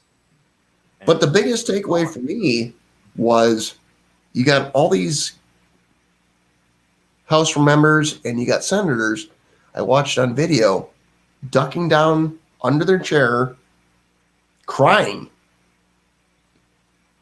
And I go, and this is a dickish move on my part. I sit there and I go, now you know how most people in our country felt for the last 6 months. When I had people riot, or we didn't have rioting we had marches and shit like that 2 blocks from my house at the mall. Me and a neighbor of mine, a couple neighbors of mine, had a contingency plan of, if these motherfuckers, because the mall's all closed, and they're like, we're just not going to be a part of it. And I'm like, well, these people are going to go somewhere. If they march down the street and end up turning left down my street and start wanting to burn shit, what do we do? Like, me and a couple neighbors had this conversation. We actually had an oh fuck moment where we went, we're actually having this conversation. And it's like, if I'm having this I'm not one of these people, but it's like, if I'm having this conversation, there's other people having this conversation, and now you Congress people are having a couple hours of fucking pain, and I've dealt with this multiple times. If anything, you people should understand what the normal America has thought for the last 6 months of the summer of happiness, whatever the fuck they called it. Like, do I feel bad for you? Should it happen? No. But now you know how a lot of people in this country felt, and you guys those people don't live in the real world. They're so siloed into their little fucking thing, and they've got security, and they've got this, and they've got that, and they're fucking rich. And it's like, oh, you felt threatened? Well, welcome to the fucking rest of the world. Now what? And now what has turned into nothing.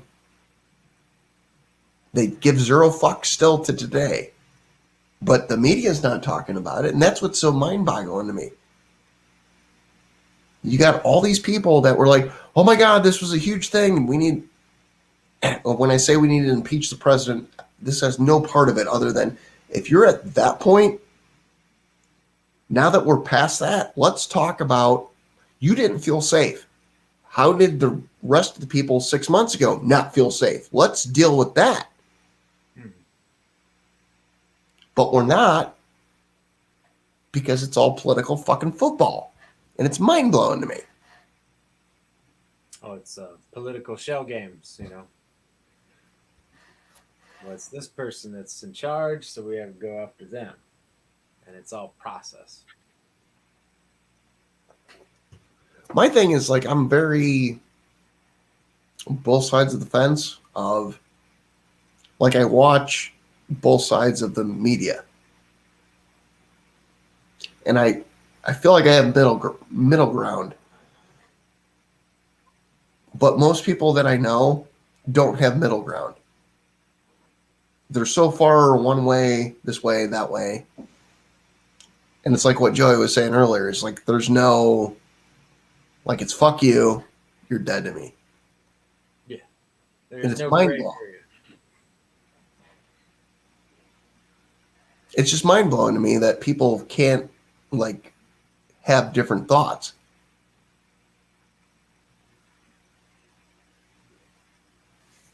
I don't know what Michael Kelsey is like.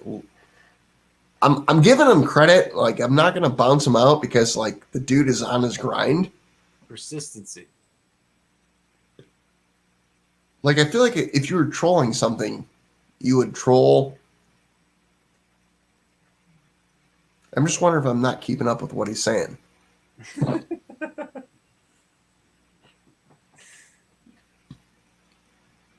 Like, I've watched this stuff before where somebody's just there to fucking throw grenades. But I don't think he's doing, like, I think he's real. Like, I wish that we could have him on here right now and just pick his fucking brain. Wish you could. He's probably in the basement, literally. Yeah, Keith just can't let him in because Terry, wake up. I don't want to yell that. That was probably the best part of this whole live stream. That Right. out of nowhere, like what? So it was weird because I knew it wasn't coming from my house. Yeah. And I'm like, maybe Everett lied. Maybe there's a girl in the background. And then it's like fucking Goonies. Like, oh, Jules is still awake. Oh yeah. What up, Jules? So Jules is awesome because, like, it's probably about a month and a half ago. I had just started through Leprechaun TV, started watching these beer channels. And I don't understand shit about beer. But the format of the show, like, it was in, like when you watch something and you don't necessarily care about it, but you enjoy the format of it. So you're just absorbing knowledge. That's kind of how it happened.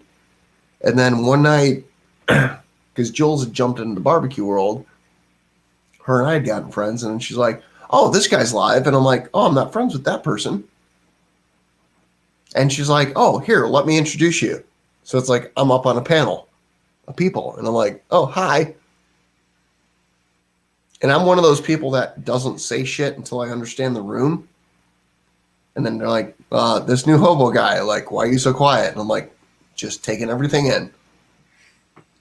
And then it was probably like 2 weeks later, I get on a live in the beer world, and some guy from Canada loses fucking shit and is arguing. Like, think of the Brady Bunch. You got three people. I'm stuck in the middle.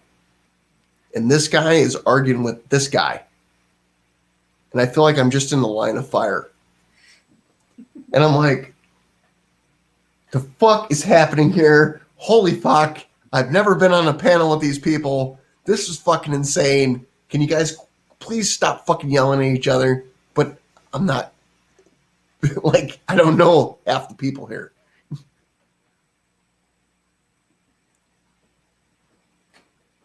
Like, it was crazy.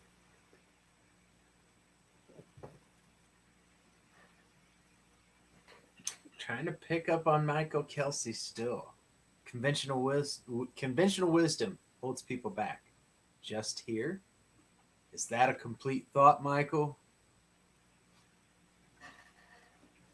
Everett, you got two choices here. We can either sign off or I can go pee and we can keep going. What's your option?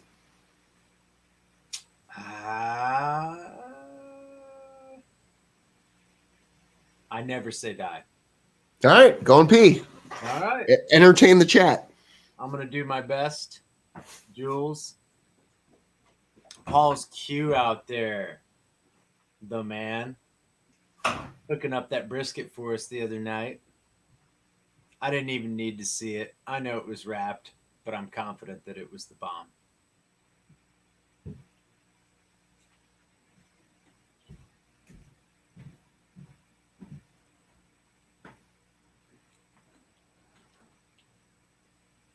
Yeah, I got to credit you, Michael Kelsey. The persistence is admirable.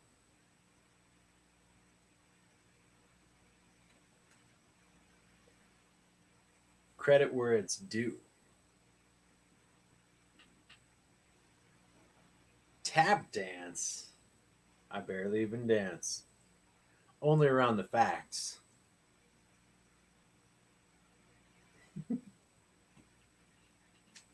I rap while I'm cooking all the time, Paul, because I'm chief of the East, mind-blowing dominator, innovator, party saver. I'm the beat motivator. At least that's what I tell myself when I'm cooking.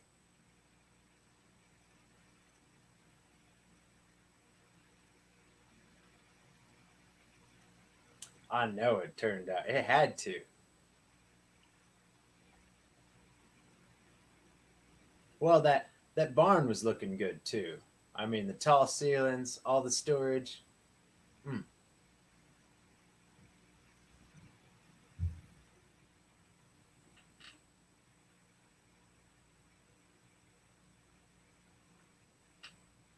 I'm just trying to figure out what this source of light in Keith's actual room is. Because that TV.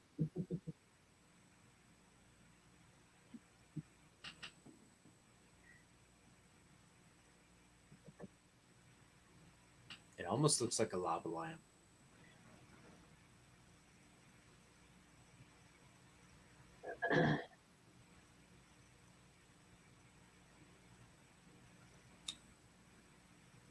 Aha, just here. I see you, Michael.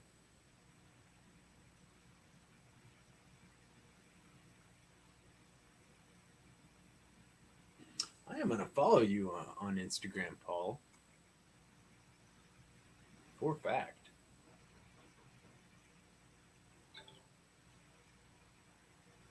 I'm kind of up your way too, Paul. Like, I've got a few cooks in the book, but it's just like editing these bad boys out, getting them up to video.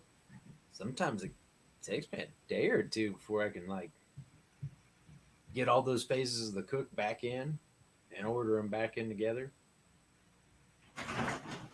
That's why you gotta love Instagram for some certain things. Like, I could put a snippet of a cook right up there.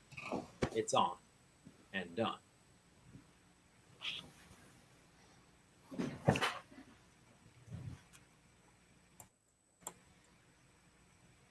How'd you do? I heard you going. You know, just riffing. I'm amazed there's that many people still watching. I swear we're gaining watchers. I'm gonna look. Was it 10? Then it's at 12. Then it's. I'm assuming you were talking to Paul about the Instagram thing. I am getting on Instagram as we speak to follow Paul's cue.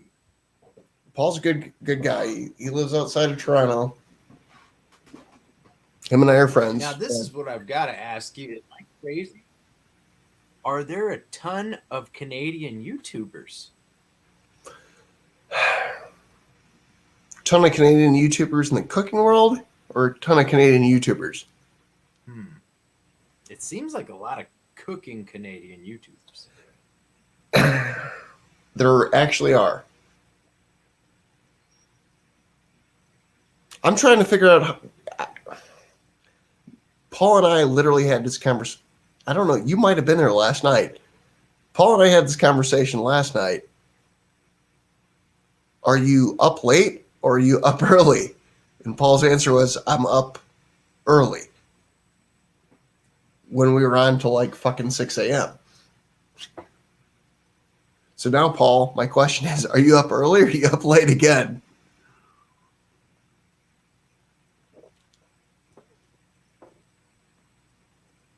But yeah, there's up early again. The fuck are you cooking tonight? Or today? Last night?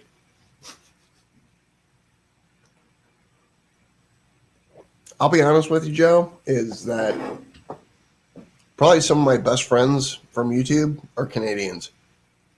Like Paul, you know Paul's Q, obviously now. In for the Girl, Scott, Postal Barbecue. Right. And I joke with a lot of them because, you know, the old joke with Canadians is like, you guys just all apologize for stuff. And it's not that, they're just... Oh, I'm sorry. Most of those guys that I've met, like, and I've talked to, whether it's on the phone, live stream, etc., they're just very sincere people. And I love the fuck out of them.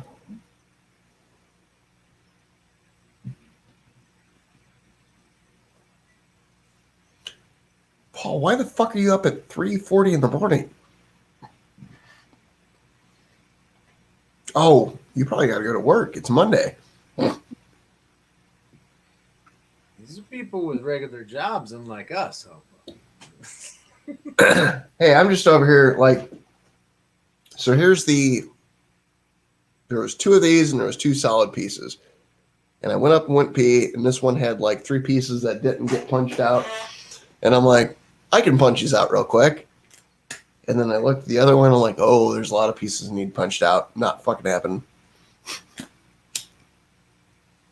No time like the present. Come on.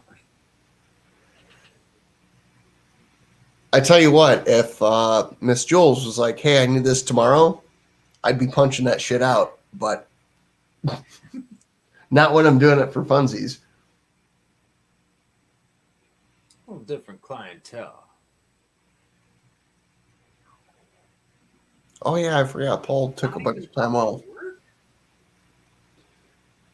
I don't want to get into Paul's shit, but Paul took a sabbatical, for lack of better words.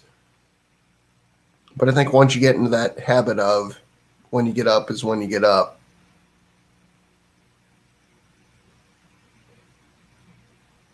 That's another person that I know has not been on the hot seat is Paul's Q, who. So next week we got Griddle Guys. I think there's somebody next after him called Everett Barbecue or something like that. Some phony. We need to get Paul on. For sure. No, I know Paul well. Like, Paul's a handful of people that I know well enough that, like, I don't have to do research on. I just know the dude well enough that it's just going to fucking roll. And that's where I'm getting with you, Everett, at this point now. Is like, that's why I'm picking your brain into, like, oddball shit of,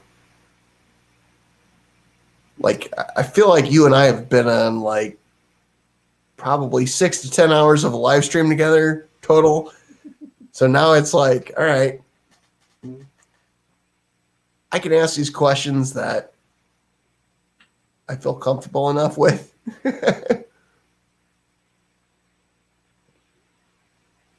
The first question I'm going to ask if you show up on the hot seat is what the fuck is behind you? Because that shit is driving me batshit crazy because I can't tell what it is. Oh, my whiteboard? Is that what it is? I can't tell. Yeah, it's just a whiteboard with my notes, man. Actually, this needs to be updated. These are all the videos I'm gonna do because I like to stay organized, Hobo Nickel. Got to erase reverse chicken parm. That's done. See, we're gonna do real deal Holyfield copycat. I want to do a copycat of the. You've heard of Valentina's in Austin, right? Yeah. They make that breakfast sandwich, the real deal Holyfield with brisket and eggs and all. I want to copycat that. Who are we talking about that? I hate copycats usually. I don't want to be like, redoing everybody else's video, but I don't think anyone's trying to copycat the real deal Holyfield. That's like, you got to go through some effort. Yeah, but is that literally a note from last week's hot seat? No. This is just what I'm keeping up on. All right, because I feel like Bowen, was it Bowen? Bowers, yeah, he's all about going to Valentine. Or I think someone asked him like his favorite Texas barbecue place, and he went Valentina's. Yeah, but Bowers got that from Franklin. So that was my question is that where that note came from? No, I've been researching the whole Texas scene for a minute and like places I want to go to. There's 3 of them. He nailed them though, basically in that last episode. He's already been to Snow's. I would love to go to Snow's. Everyone wants to go to Franklin's, but yeah, that Valentina's guy, he kind of, I like his style though. He's basically, it's every recipe he's been taught as a kid is at his restaurant, and then he comes up with new kind of fusion recipes. To me, that's like he's making barbecue his own. So does he have a YouTube channel?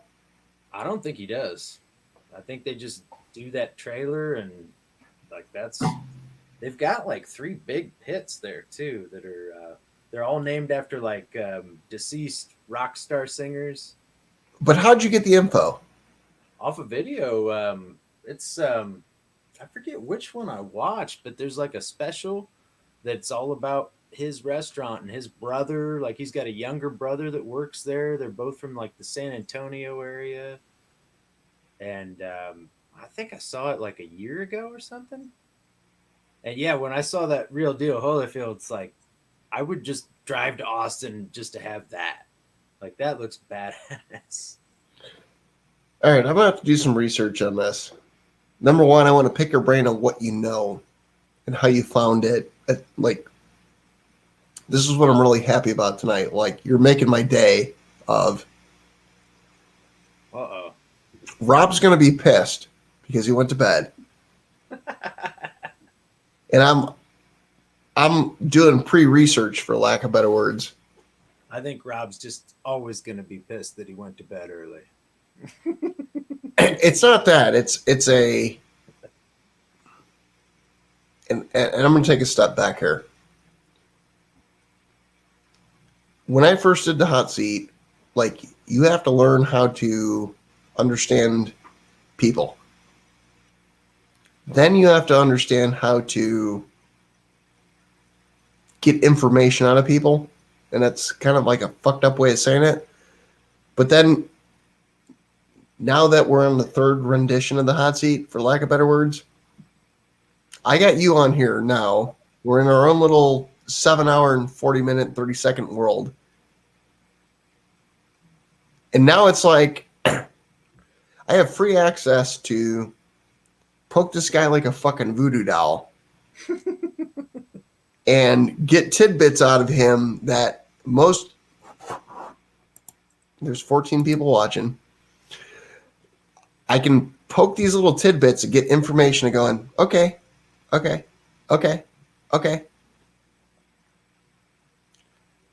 That nobody would ask you if you were ever on an interview show. Nobody go, wait, what's that behind you? That's nel cor non più non mi sento. That's what that means. I no longer feel in my heart. Direct Italian translation. Right, but here's the thing. Here's the fucked up thing, Joe, is that I've been where you live, not in a creepy way. I've picked your brain prior to this. I've watched your videos. Not saying I know enough about you to know enough about you, but like, you're going to be one of those interviews that's going to go smoothly, non-transitionally, probably going to last longer than an hour. It's just going to flow because there's so many cross patterns of you and I, not intentionally, but just having happened. And it's going to be a good conversation. I think so. I'm hoping so. But like I said, I'm gonna have to bring some kind of game. You guys are having every griddle master under the sun on Thursday. That's gonna be a freaking hot show. Yeah, but it's its own little niche. And I'm not trying to play it down. Don't get me wrong. That's gonna It's be one of those things that it's going to be its own thing. The biggest problem with next Thursday is going to be, did you ever watch, what was the show with Danny Tanner? Full House. Full House. Was that? Did I just hear Terry again? Yeah, she knew Full House. Oh, You remember when they had the wiffle ball bat, which was called the talking stick? That's going to be the problem on Thursday.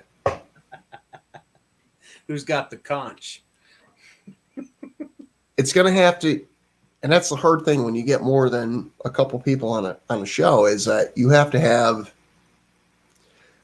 number one, either before the show happens, you have to have an understanding of, if somebody's talking, even if you think it's your time in the sun, shut up. And this is just hobo being crass at this point. But number two, let people finish their point.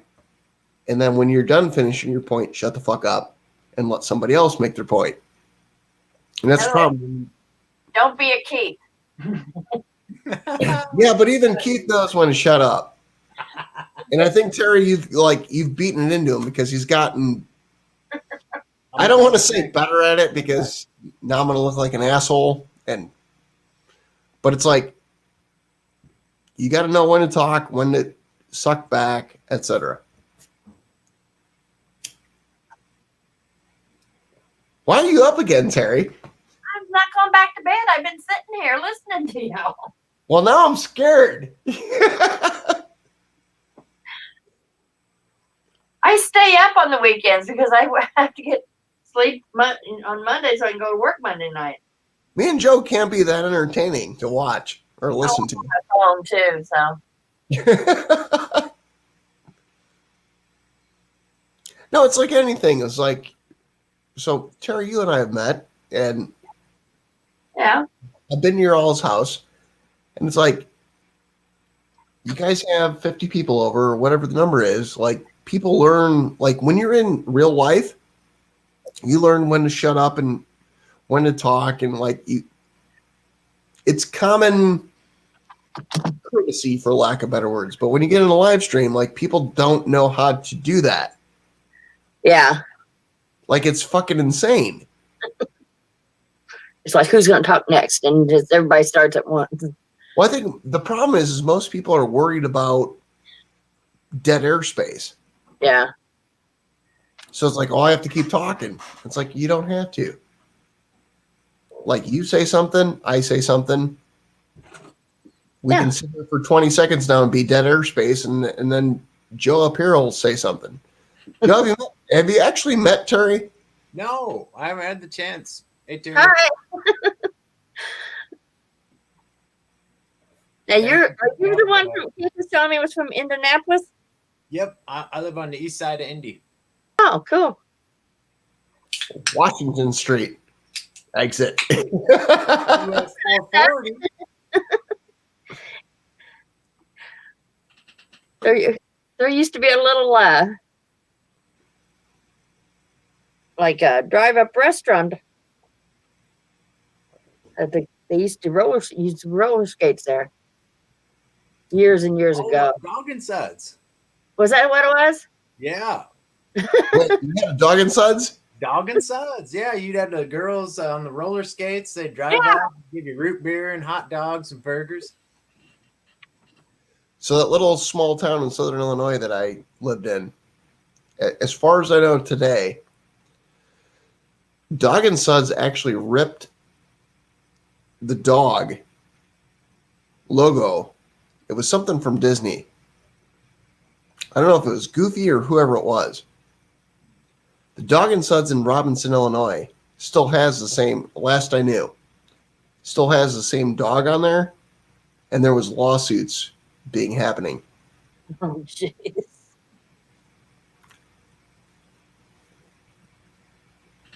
Can't make it up, man.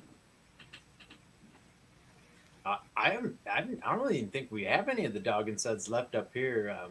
The sad part is, those are the best fried mushrooms. I am telling you, they had the best. Oh, that food was like, I remember as a kid when I lived up in Northwest Indiana, there was a Dog and Suds. We only went there once. I didn't appreciate it for I didn't even know what it was. But I remember going, food was good. And then when I moved to Southern Illinois, I probably went to that place like 5 or 6 times. But I remember you could get they had the frosty root beer glass with the root beer in it. And last I looked a couple of years ago, there's only, I want to say like 10 Dog and Suds left. And they're all independent proprietors type places.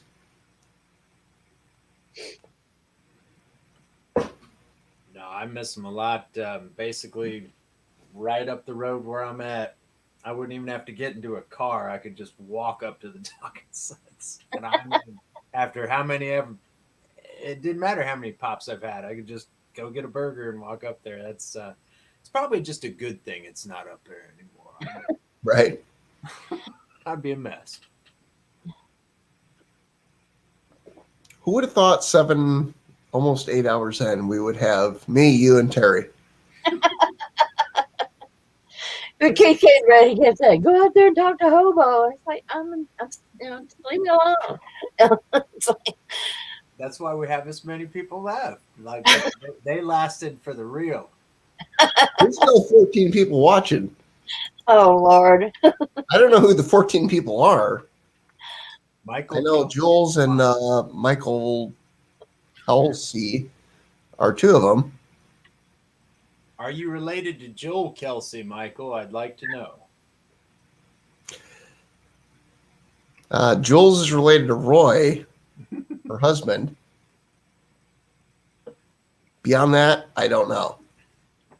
I'm seriously like, I know I'm on both streams, so I'm one of the people. I don't know if Everett's one of the people, but there's still, I don't know if Terry. Here's the thing that everybody in the YouTube universe needs you to do. Okay. You need to teach Keith how to open up a second tab. Yeah. Like I said this like 2 weeks ago. Teach, and it's funny because like Keith will help you like, Hobo, why is this person fucked up on StreamYards? And I'm like, I have never had StreamYards. I don't know.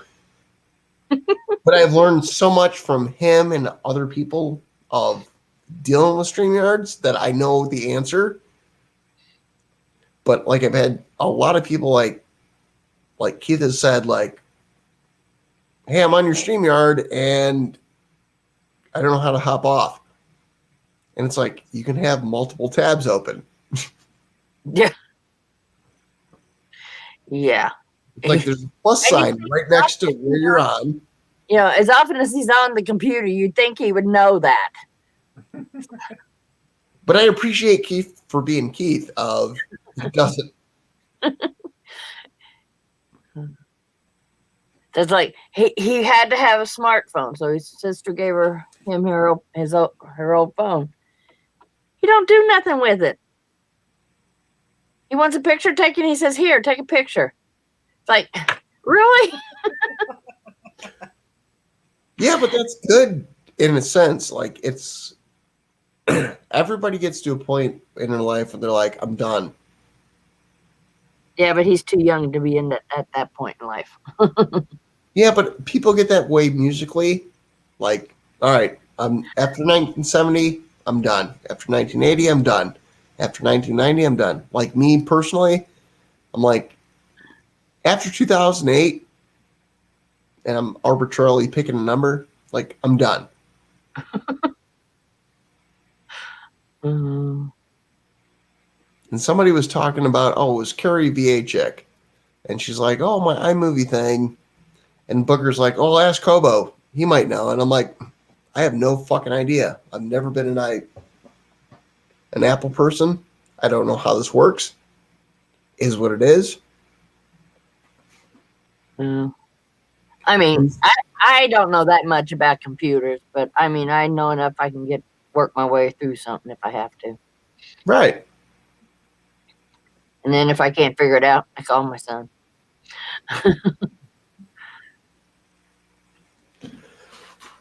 But you got that option. Yeah. Yeah. I was surprised as shit earlier today when Burger's like, oh, I use the Power Director like I use. I've never heard anybody on YouTube be like, oh, I use Power Director. Huh. Mind blown. What do you mean they usually use like Photoshop or something, or No, there's like 100 different programs? editing softwares. I just bought Power Director because it was the thing that I found at Best Buy, I think, at the time. This was like, 5-6 years ago. And it's just something that I've always used. But the problem is that on YouTube, there's not a lot of channels who talk about Power Director. So there's a lot of features within it, but it's hard to understand how to use them. And like earlier, I sent it to Booger. I'm like, here's a guy who does this. And a lot of the shit that he does, like, has had no interest in me. But I'm not... I'm like the in-between between Keith of no editing and anybody else. Like I'll edit selectively to a point. Yeah. Like if I start sneezing, yeah, that's going out. But if I fuck something up, it's gonna be in there. Like the time I dropped the camera, I left that in there Hey, that's just being human. because I walked too far away and I had a corded mic on, and I'm like, whoop, and I literally picked the camera. I'm like, motherfucker's still running. Woo! But that's the thing is, like, a lot of people try to look professional. My whole thing is like, I'm in my driveway, I'm cooking. Yeah, Shit happens. right. Exactly. I don't care if I look like a dickhead. Is what it is.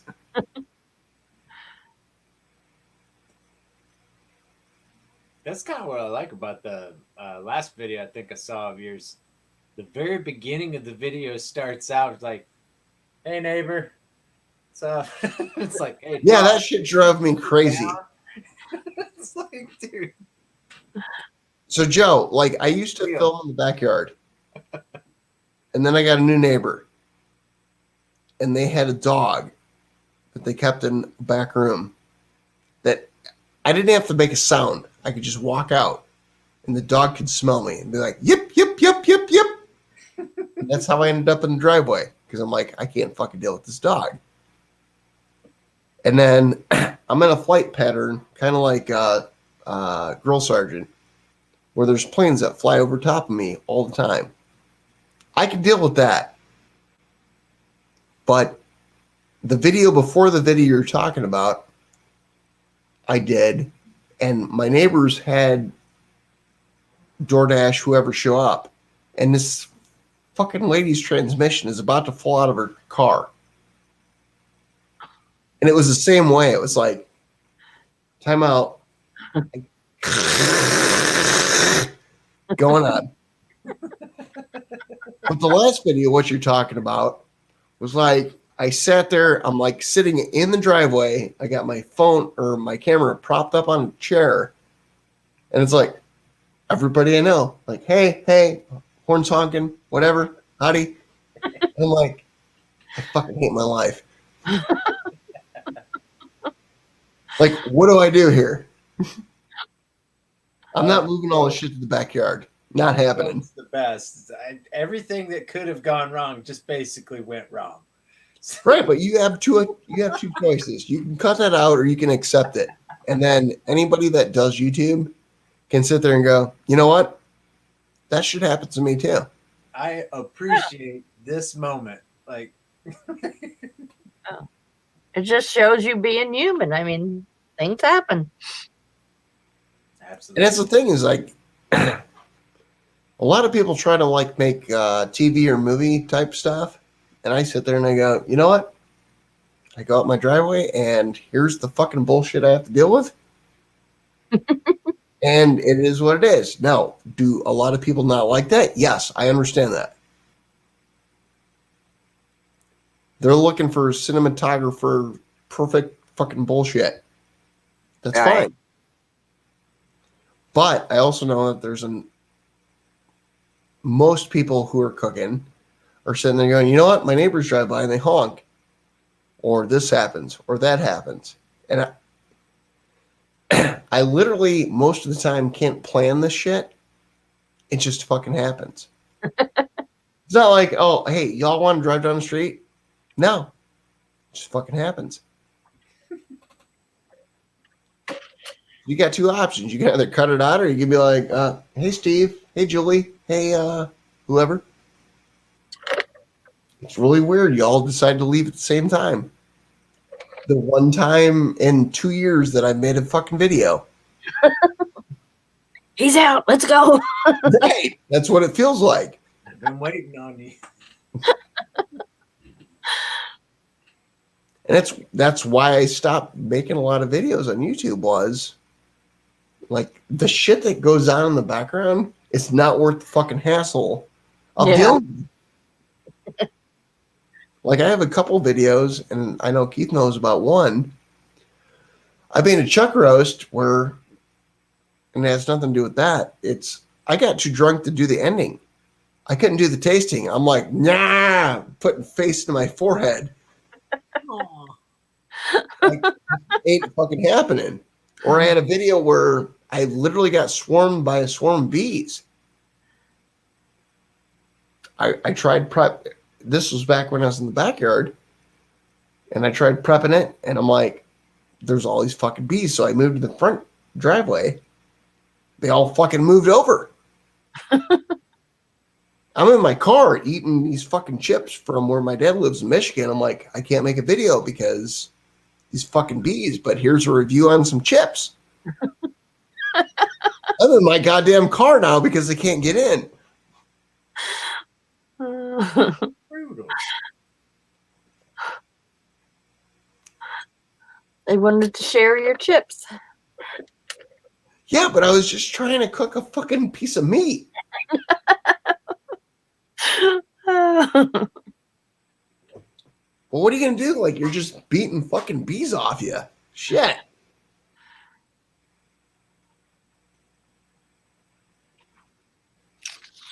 I get that all the time in the winter when I'm making. Yep, Paul, hear you. You do shit. If you're cooking in the winter, people are like rubbernecking the fuck out of you because everybody's like, it's cold outside, and you're like, yep, I'm out here in a t-shirt like a goddamn Canadian stud. And when I say Canadian stud, it doesn't matter. I'm just being a smartass. But most people in the winter aren't out cooking barbecue because they're Terry, cover your ears. They're fucking pussies. It's amazing that Terry pulled her hands back right after I said that. Because it didn't help. Because I still heard you, boy. But that's the thing is most people don't do that. And it's like most YouTubers have more than one cooker. Most United States citizens don't have more than one cooker. They got a gas grill or a Traeger or whatever, Weber, whatever. Anybody who has more than one grill, you're like in the top 5%.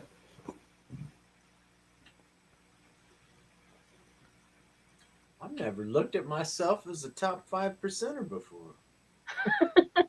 But it's true. Like one of the things that you and I, Everett, were talking about earlier was I was talking about the guys that have or the guys that get on forums and talk about doing catering and whatnot. There was a guy who was literally a meter reader for the gas company. And he's like, I've been in 1 million backyards in the last 5 years. Nobody has more than one grill. It's like 1%. And when you get into this world, I'm not saying this world, but when you get into the YouTube world or I give enough care about cooking on barbecue or whatever, you get more toys than you probably need for whatever reason. You're now in the 5%. And most people don't, if you have this passion, you don't understand it. Like you sit there and you look at your neighbor and you're like, oh, I got this. Like I've got these neighbors. And I'm like, and they're like, why do you have all this shit? And I'm like, because it gives me interest in understanding how they cook differently is always my answer. And they're like, yeah, but why? You could do this on X, Y, and Z. And I'm like, yes, I could. But you've got 14 sports cars, or you collect baseball cards, or your wife has 32 fucking sex toys. Doesn't matter. It's so fucking different, but it's the same cost. It's just spread economically across different fucking environments. This is my fun. Let me have my fun the same way that you have a Cadillac, or you've got 32 sports cars, or you've got whatever. Why do you care? And once you break it down that way, they're like, you know what? That makes sense. It's like I can buy a $50 grill and figure out how to cook beef ribs on it. And that's my fun for 3 months. Not that fucking complicated. Yeah, to each his own. You know, like that is Right, how yeah. I want to spend my time. Learning how to work this new cooker. But that's the thing is like for me, like a lot of the things, like when I started my channel, like I had a lot of small cookers. None of them cost very much. And people are like, why do you buy these small things? And I'm like, because I'm cooking for myself or one other person. Should I buy, and no disrespect to Lone Star Girls, it's just the first thing that popped in my head. Should I buy this thing and cost me $7,000 for me to cook for myself and somebody else? Makes zero fucking sense. And then I bought the Humphreys Down East Beast, which is a huge test smoker. And then joke became, oh, Hobo is always the small grill guy, and now he's got this thing that's way too fucking big, and now he's got a Weber Ranch, and et cetera, et cetera. And it's like, I'm not doing this on purpose. These are things that just fucking happenstance on me. But I can learn how to understand them, and that's my fun in life. It's the same thing with this goddamn fucking paella grill that somebody asked about earlier. It's a 3-foot fucking paella cooker. Paella. When the hell am I ever going to have to cook 3 foot of fucking paella? Never. Ever. Ever. Like, I'm going to put that down and I'm going to crouch. It's 3 fucking feet. If anybody knows how big a cinder block is, that motherfucker is 3 feet. That was a spite buy. I'm not going to lie. But I got one. And you know what? I've never seen anybody on YouTube who has one. So y'all can fuck off. And if anybody needs a paella party for 300 people, hit up Hobo Nickel at www.woodenbuttplugs.com. I am your man.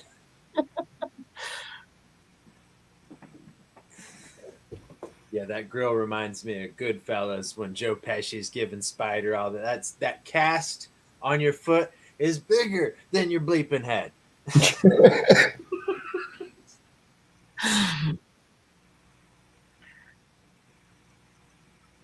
And like Paul said, he's got 12 different cookers now, and most people in Canada have one. It's true. People that do what we do, for lack of better words, whether you have 2, 10, 100 different cookers, we're not the norm. We think we're not the norm. Actually, we think we're the norm because it seems like it makes sense, but we're not. You know, one could argue, like, because I've been to Keith's house and Terry's house.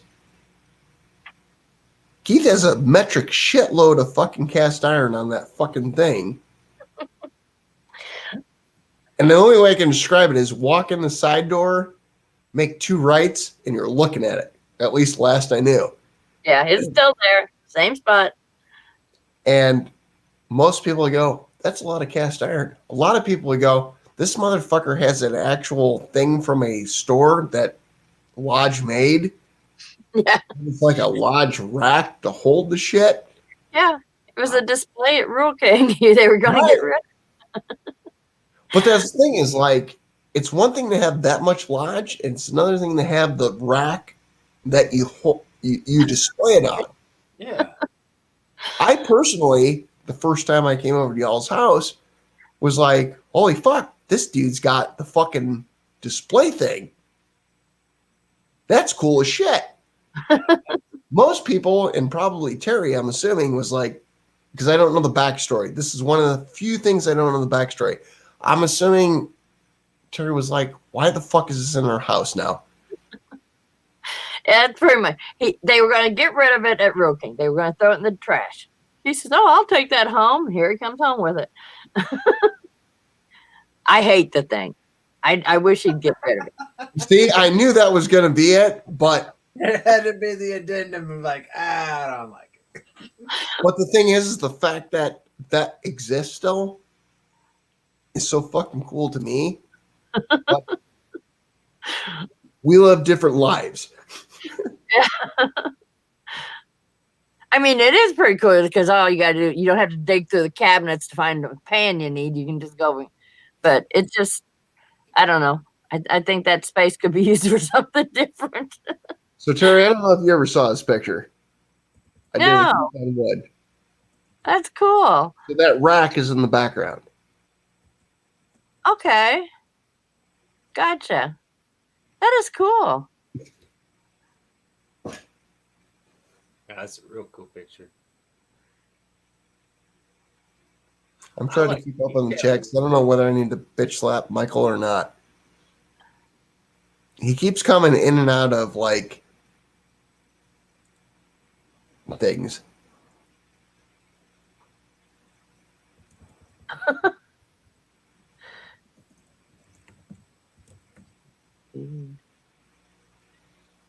I'm not going to, only because I'm giving him credit for being on here for fucking 3 hours.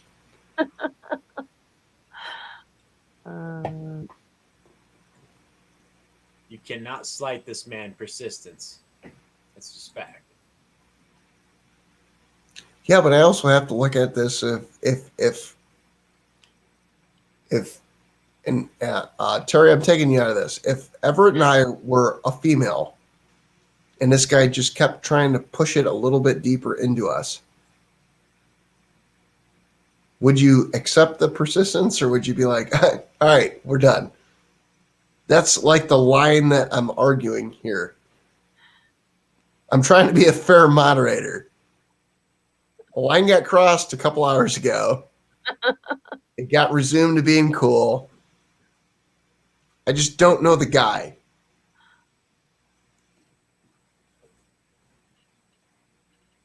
And this guy's drinking fucking White Claws, so he has no opinion. Well, you know, I figure since Keith was in bed, he can't give me any grief. So what's the story with the White Claws? Oh, my nephew left those over here. What's the real story with the White Claws? Okay, this is your preview to the hot seat. Your bullshit will not be fucking accepted. We will not entertain your bullshit on the hot seat or tonight. No, just out of Bud Lights right now. And I do trying to cut some calories back as well. So that's why I've got the White Claws around. But how did the White Claws show up? Oh, I did buy them. I will not lie. Not going to beat around the bush. I purchased the White Claws. It was me. I could show you the receipt. But why? Oh, just more of like a change up. I think just sitting a little different. Kind of easier on my stomach, I think. But why? I don't know. They're kind of like pops. I'm just giving you a hard time, man. One friend, he was like, man, I almost blacked out after I had 5 White Claws. I'm like, I am about that life. Let me try those White Claws. Was your friend 3 foot tall and 14 pounds? No. No, he's colitis Thai. That's. I'm just giving you a hard time, man. No, if it's not the White Claws, it's usually Bud Light, and if it's not that, then I do enjoy single malt Scotch. All right. I'm not, some super aficionado, but I do know a little bit about them. Just a little bit. You don't have to be an expert. I'm a quasi-expert because I worked at a liquor store for 6 months. So it's funny because I had a guy, I can't remember whose live stream I was on, and started a pissing match with me with bourbon. And it's like there's three things like Yes, this Florida man that used a magnet to dig up garbage. Yes, I remember. I wasn't going to go that deep, but yes. Sorry, but he was not very nice. And it was one of those things. It's like I don't want to make you look like a dickhead on YouTube, but like I didn't know where this you guy jumped into my fucking world, and now you're arguing with me, and I'm like, I'm doing my best. I'm doing my best. I'm doing my best. All right, I can't let you fucking be wrong here at this point now. Like we got to have some facts here, and I'm like, fuck, man, stop making me look like a dick. Like that's one of the things that I don't like doing is I can have a conversation with like any person in the world, but it's like when you start, there's opinions and there's facts. And if you have an opinion on, like, I think Joe's board back there looks good in white. And Terry goes, it would look better in like a heather gray. Those are opinions. When you just start saying shit that's blatantly false, I'm like, I can't fucking do this. Like, I'm sitting there, like, not shaking, but like, I want to fucking lose my shit. And I'm like, I can't fucking do this anymore. You don't know what you're talking about.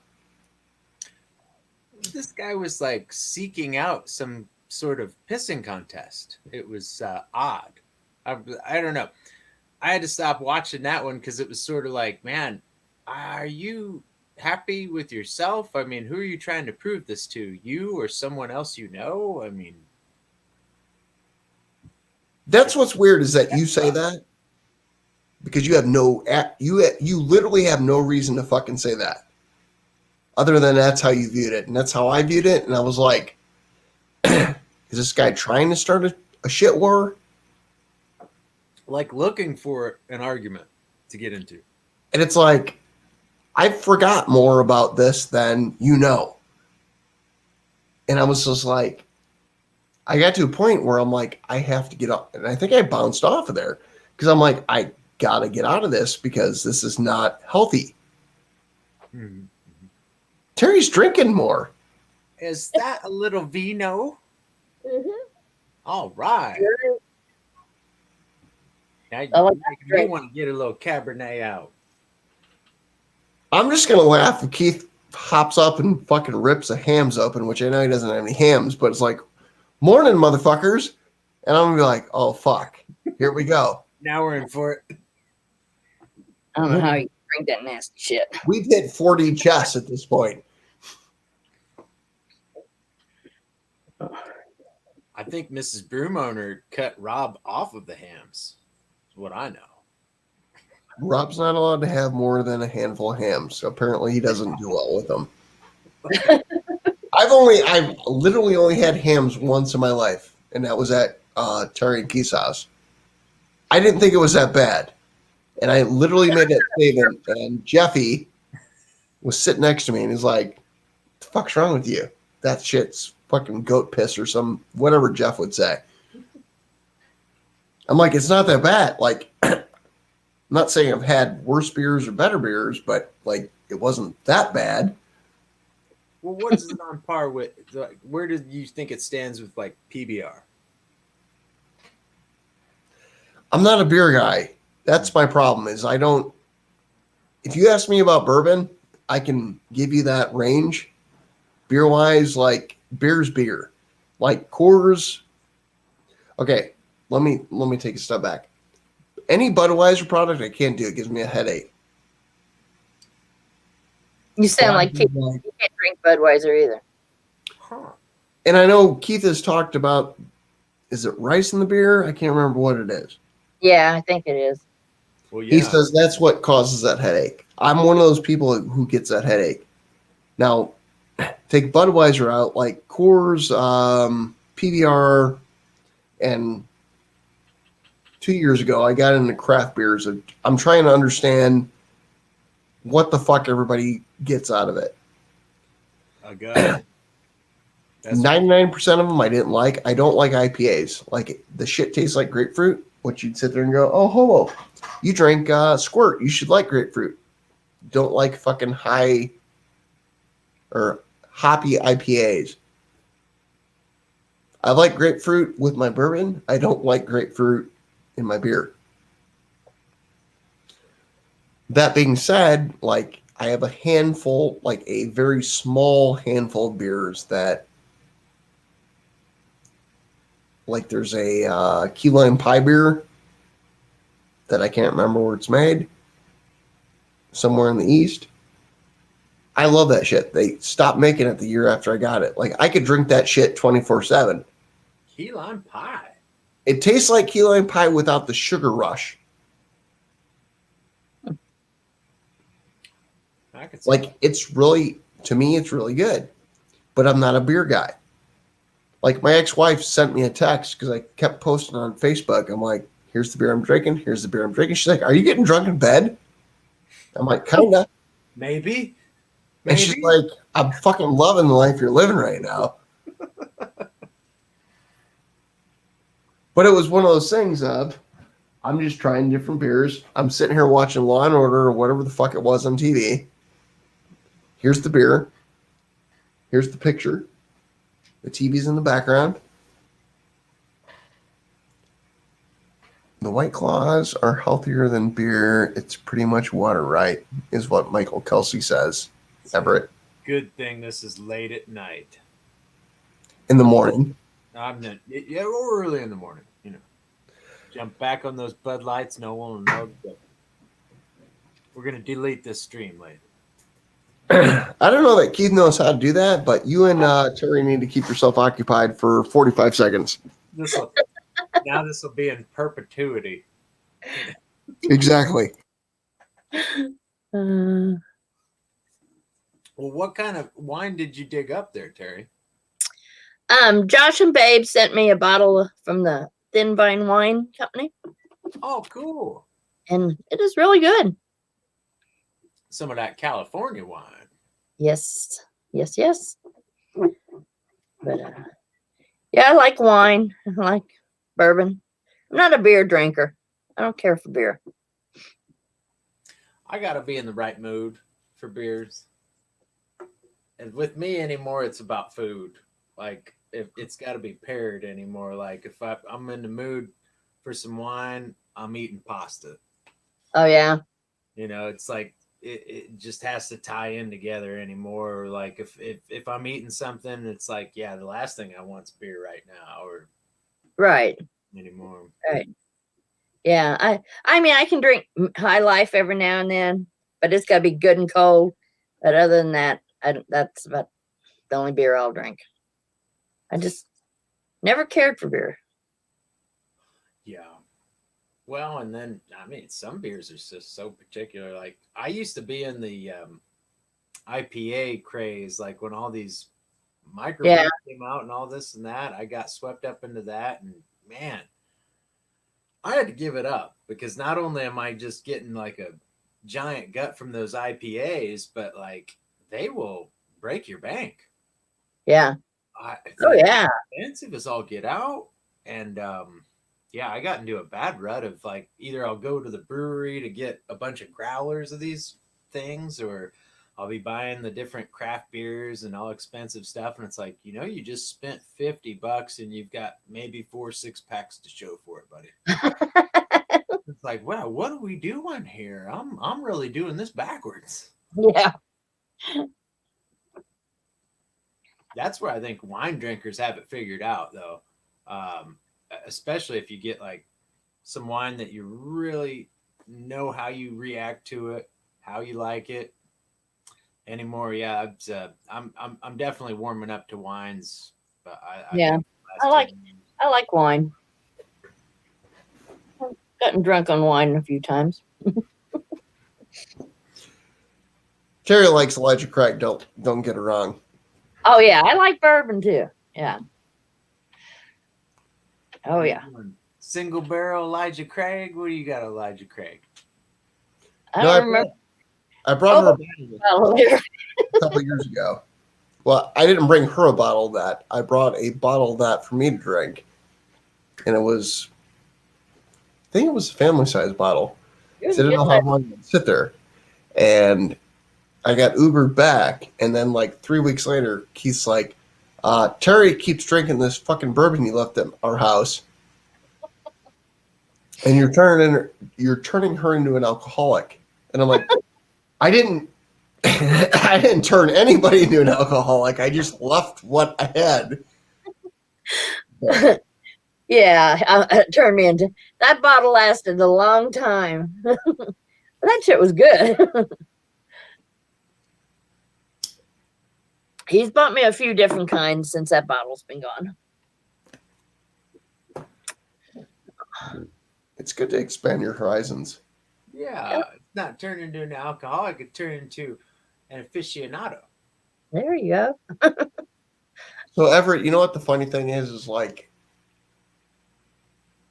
back in 2014 is when I first got, I'm going to call it my bourbon journey. And I started collecting bourbon.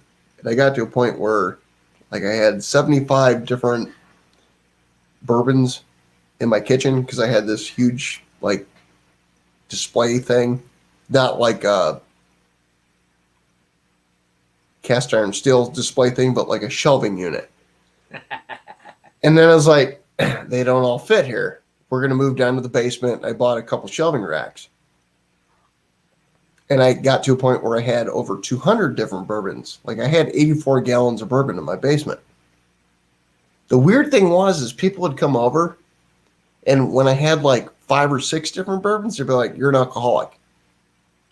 When I had over 200, they're like, oh, you're, like you said, an aficionado, a collector. And I'm like, wait, how the fuck does this make sense? Like, We've gone further down the rabbit hole, and now it's better. yeah, like you're a cool dude. Like you collect this stuff. Yeah. How does this make sense? It doesn't. It's like the more you have, like, oh, well, You're okay. You're cool. you're okay. Wow, Like you're just collecting it. Now you're doing it right. 6 bottles, though? No, you're a fiend. That was literally the life that I fucking lived. Call the authorities on you. I had a nickname for the longest time from my ex-girlfriend's parents. They called me Bourbon Boy. Because I had so much fucking bourbon. It was like, it was probably them going like, hey, I'm not going to name her name. The guy you're dating, like, this isn't going to end well, but we're going to call him Bourbon Boy to like make it seem better because we're on team with him. That sounds cool to me. I mean, bourbon. It's like you're the bad boy. But now I sit here and I look at like what the barbecue thing is. Like my rack I'm sitting here looking at right now is like not half fucking done, but what the hell was his name last night? Somebody asked what 2 rubs would you keep? I think you were on here last night, Everett. God, who asked that? I want to say Bungee Barbecue. It's not. It's Buggy Barbecue. Mm-hmm. And I'm like, I sat there and I'm like, I have to go walk over there to, and I made the comment, I got to go over to my spice fucking rack. And most people think spice rack is like this, and my shit is like a bookshelf. And Rob, Mr. Homeowner's wife, was like, "Oh, you've got your own like barbecue spice rack," and I'm like, "This is like the best." And I'm like, "Yeah." And that motherfucker is like, "I've got shit that I've had for over a year. I've not opened yet because I don't have time to." It's not time. It's literally like there's not enough days to cook stuff, and like. They're sitting behind me. And it's like, well, here's this one. Here's that one. And it's like, how do you explain, like, again, going back to the barbecue, like, grill thing, how do you explain that, like, most people don't have that? And, like, a couple years ago when I went down and visited some guys down in Texas, like, I brought all the rubs that they weren't my top 3 or 5. And I'm like, here, try this. And we exchange rubs back and forth. Because my thing is that an $8 bottle of rub is not expensive, but if I use $1 of that $8, like let somebody else try the other $7. If it doesn't meet my taste profile, it doesn't, but it might meet yours. Because rubs are so fucking subjective. Like, it's mind-blowing to me. And it's like, I'm not picking on Uncle Steve. Like, I love Uncle Steve. Uncle Steve is probably one of the greatest people to give out shit. If somebody doesn't like Uncle Steve's stuff, they shouldn't be like a person who gets no love. Like, I like Dizzy Pig stuff, but Dizzy Pig rub has a lot of clove in it. If you don't like clove is one of those things that you either love it or hate it. It's kind of like cilantro. If you don't like clove, you're not going to like Dizzy Pig's rubs in general because most of them have clove in it. And I know people who are like, I can't use that rub because the clove sticks out like a hammered dick. That's the thing with rubs is like rubs are rubs. You're going to like it, you're going to hate it. But I like bourbon. You like White Claws. She likes wine. I've never had White Claws. I don't like wine. Wine gives me a headache. Can the 3 of us not be friends? No, we can be. Oh, yeah. It's not worth fucking having the fight over.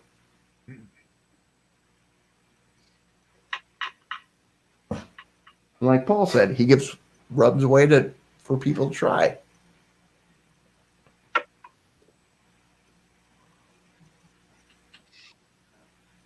I love making my own rub.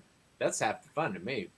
Oh, that chicken rub you made, I'm going to say today, maybe yesterday, whenever the fuck you did that video, I'm curious about that because, I don't know, I don't think you were on here, but earlier when I was talking to Keith,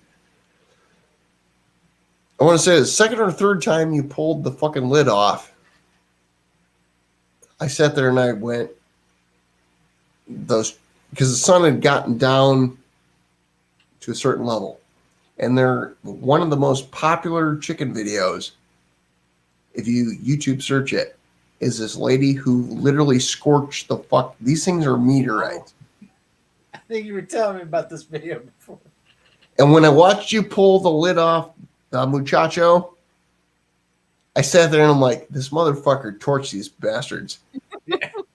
But then when you got closer, I'm like, all right, they're a reddish color. We're good. And I was like, at first, and I'm like, okay, we're good. But that's the thing is that based on the lighting, I couldn't tell. Then I sat there afterwards. You put the one chicken breast this way, and then you started putting stuff on, and I'm like, I know what this dude's doing. And then you drop the fucking cheese sticks. I'm like, the fuck is this dude coming up with this shit from?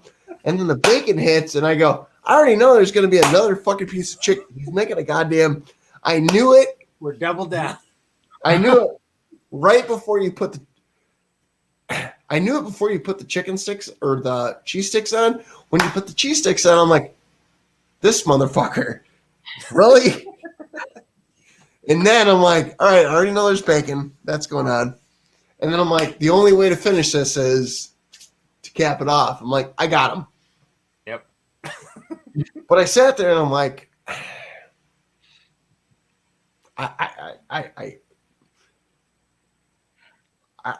I'm not sure if it was before the chicken sticks or before the cheese sticks or not. I'd already declared you the winner. The only reason I didn't put in the comments was I'm like, there's like 10 minutes of time here. He could fuck this up. Yes, I don't want to whip my dick out. Not that my dick is worth a single fuck, but I was like, you know what? I got to keep watching. And then you put the top piece of chicken on. I'm like, all right, there's like 2 minutes left. I already had it typed out, but I'm like, not hitting fucking enter. Gotta make sure there's no more fucking surprises here. And then it went through, and I like hit the button, and I'm like, now I've been in a popper challenge with Keith. How's this going to turn out? Is this going to become a? When I say pissing war, I mean this respectfully, like we're good. And we're never going to be a pissing match. And I'm like, and then I sit there and I go with Rob, like, is there going to be a problem? I don't think so. And then it was like, I think I was on Keith's Live at the beginning, fucking 7 hours and What are we at? 8? 20 minutes ago. I happened to go through my Google Mail and I'm like, oh, Everett Barbecue loves my comment or whatever, likes, loves, whatever the fuck it is. And then I'm like, all right. And then I'm sitting there, I'm like, well, there's no comment. And I literally happened to hop on the app, literally when you hit that thing, within 12 seconds. And I'm like, I'm wondering if he's not making a comment because he doesn't want to whip his dick out and be like, yep, I won. And then like an hour later, I scroll through and like you had literally commented right after you. Because I'm assuming you do like me, like you hit the love, heart, whatever the fuck it is, and then you type something. So it was like 12 seconds later, but in my life, it was like an hour later. And I can't remember what you wrote, but it was like, thanks, man, means a lot, whatever. And I'm like, I'm nobody here. Like, I'm not the fucking judge, jury, and executioner. I appreciate what you wrote, Joe, but it was like, I wasn't the judge from the get-go. It wasn't that. It was like, I sat there and I watched, like I said earlier, like I watched Rob's video. Keith's video showed up somehow in the recommended, even though the chicken was spelled with an M. And then I happened to go back to Rob's and click the hashtag for whatever reason. And then I found Everett's, which I knew you were doing it, but it just didn't, like I assumed maybe you didn't make the date or whatever. It didn't show up on the right side. And I'm like, this dude fucking crushed it. I just wanted to do mine different, for sure. Is what I'm making sure like no one was going to do the same recipe. That's what I was worried. No, like your thing, honestly, like I'm not taking away from what you're cooking. There's a handful of people in YouTube who I can tell you, and I'm not going to do it on the stream. I can sit there and I can watch and I can go, these guys are going to be good at what they're doing. When I say what they're doing, I don't mean the cooking wise, not that it's not the cooking wise. It's there's certain people who have a way of presenting themselves, which I almost, and I'm not going to do this here, I almost reached out to somebody to say, hey, watch this guy because you're going to be really surprised by him.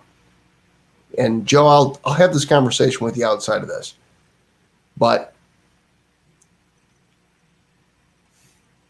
Uncle Steve's up or awake or back or whatever. But Everett, my point is that I'm going to say you have a cattiness the way you interact with the camera, which is factual in what you're doing, but it's also a give and take, jokingly entertaining way of doing it. And those things you can't make up. Like you either have it or you don't, and you have it. Thanks, man. The same thing with like the little jokes that you make, etc. while you're making the videos. A lot of people can't do that. And I can tell watching you, at least from what I can tell, it seems like it comes natural of like, hey, here's what we're doing or whatever. Like that shit may seem cheesy, but those things come across as like real. And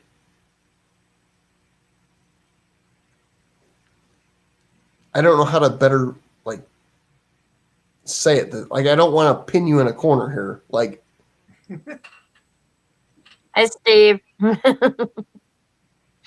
it's like Uncle Steve and I don't want to put you in this, but it's like Uncle Steve in the shower. Like, oh, hey, we're doing this thing. Hey, Josh, happy birthday, blah, blah, blah. Oh, fuck, drop the soap. You either have that in you or you don't. Yeah, that was not written down. Steve did not write that down. No, I feel like Steve did write that down in his brain, though. That was planned, but you can either come up with that shit or you can't come up with that stuff. Like, I'm one of those people, like, I don't write a script. Other people can sit there and go, here's how I do it. Some people do it in a, I don't want to say it a dry manner, but it's a succinct manner of, I'm giving you 1 through 10 instructions. And there's other people, I'm assuming, and Uncle Steve, correct me if I'm wrong, I still don't know why the fuck you're up, because it's 3 o'clock in the morning where you're at. Masterpiece, Steve. I'm assuming Steve had this whole plan, like, I'm wearing my hat, I'm in the shower, washing my hands, I dropped soap. I feel like that was a planned thing. Yeah, but Steve, did you drop the soap intentionally or not? Yeah, that's the real trivia right there. Because, like, I have a video where I did the one take thing with How Do My Nuts Taste, Volume 1, where it was one take. There was no editing outside of cutting out, like, dead space. But I didn't have a plan. Did you have a plan to drop soap, or did you not have a plan to drop soap? That's what I want to know. Oh, yep. Soap drop was planned. See, that's where Steve is a mastermind. He made it seem spontaneous. Well, who wears his company hat in the shower without planning on dropping the soap? Okay, that was a weird thing to say out loud. I just thought Steve always had that hat on. I mean, Not my intent, but you get my point.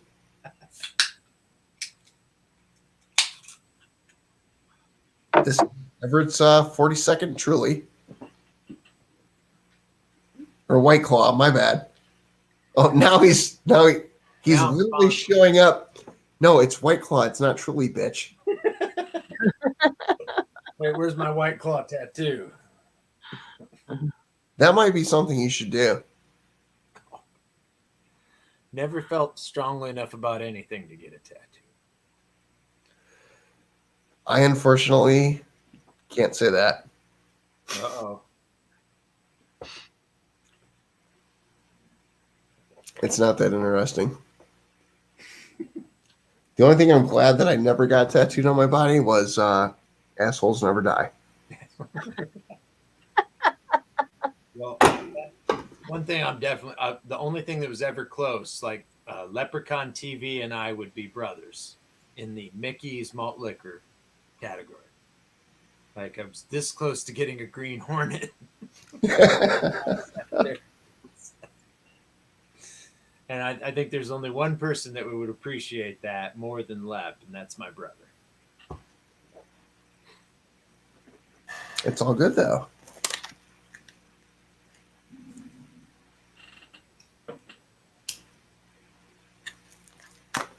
So, Uncle Steve, if you're still on here, did you just happen to wake up, decide to log into YouTube and watch, or are you up?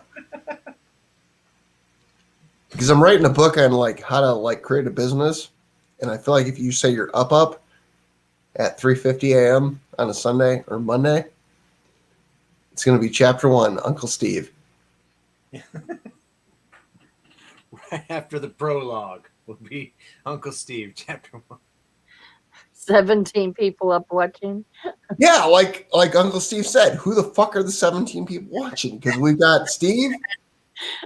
I'm going to assume the 3 of us. So that's 3, 4, and Michael 5, 12 other people. The hell's going on here? I'm guessing Bobby left her browser open too while she's snoozing away. She probably did. She's good people like that. God bless Bobby Catton. But still, that even takes a level of dedication. Like, there's a lot of times where, like, I'll be on here at 2 in the Mad- morning. I'm going to bed. Tara, are you up or are you up a second time?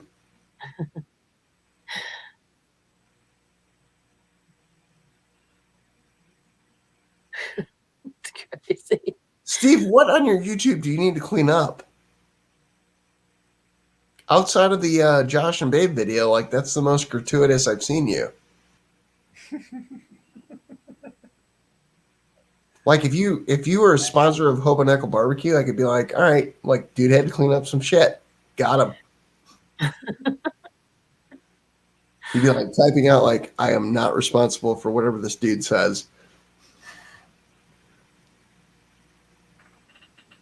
Views and beliefs of one Hobo Nickel Barbecue do not reflect Uncle Steve's shake in any way or form.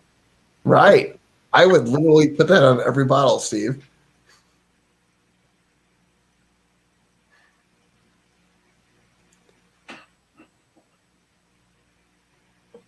Madwood up 2 times. Can't help himself. Madwood's probably just checking a brisket for the second time. That's probably true. He's a workaholic.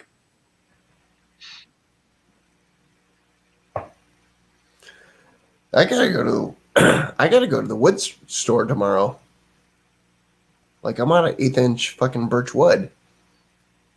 After this bullshit that I cut for fucking Everett, for lack of better words.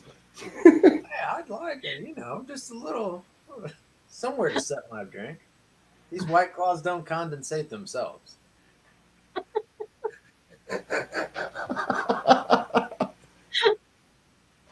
You know what? It's funny you say that is because you could fit 3 little claws. 3 White Claws on this fucking coaster. They're so narrow. I only bought them because I was in the hardware store and I'm like, you know what? They're glass. I didn't realize how expensive they were when I bought them, but I'm like, But I think you could. I know how big a Truly can or White Claw can is. You could fit 3 of those across. That's the advantage. I mean, you're not really holding a big can. That's what not she said. Oh no, she would never. I can fit 2 solo cups on this thing. I'm looking at it right now, but I know the Truly can or the White Claw cans you could fit 3 on. I could see that being good though. See, smaller footprint, bigger buzz. That's how they sell it. I'm not sure I can buy into that. You just need a smaller can. You just get a bigger party. That was the whole purpose of like, you ever drink Little Kings or like the little hand grenade Mickeys? Yeah. Green hand grenades. Well, it packs a punch in a little small container.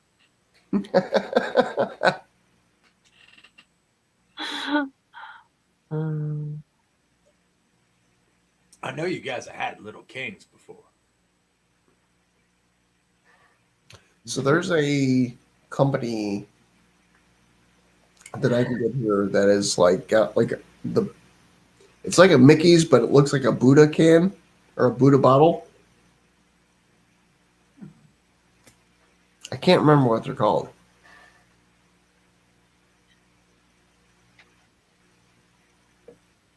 Later, Steve. Here.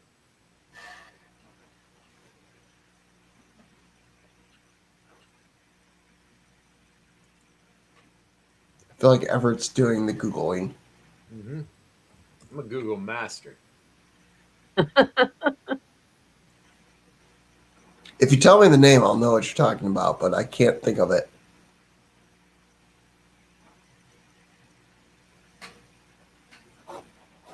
It's a green beer bottle. Carlsberg? It's not Carlsberg? That doesn't sound right.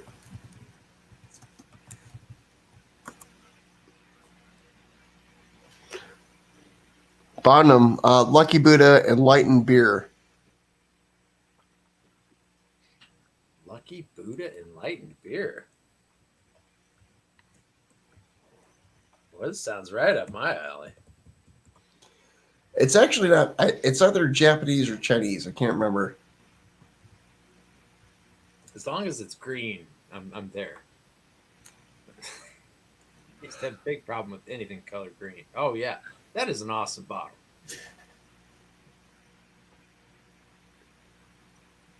Chinese, Guangdao Lake. It basically takes. It basically tastes like a. I don't want to say it tastes like Coors Light, but it's like a basic lager.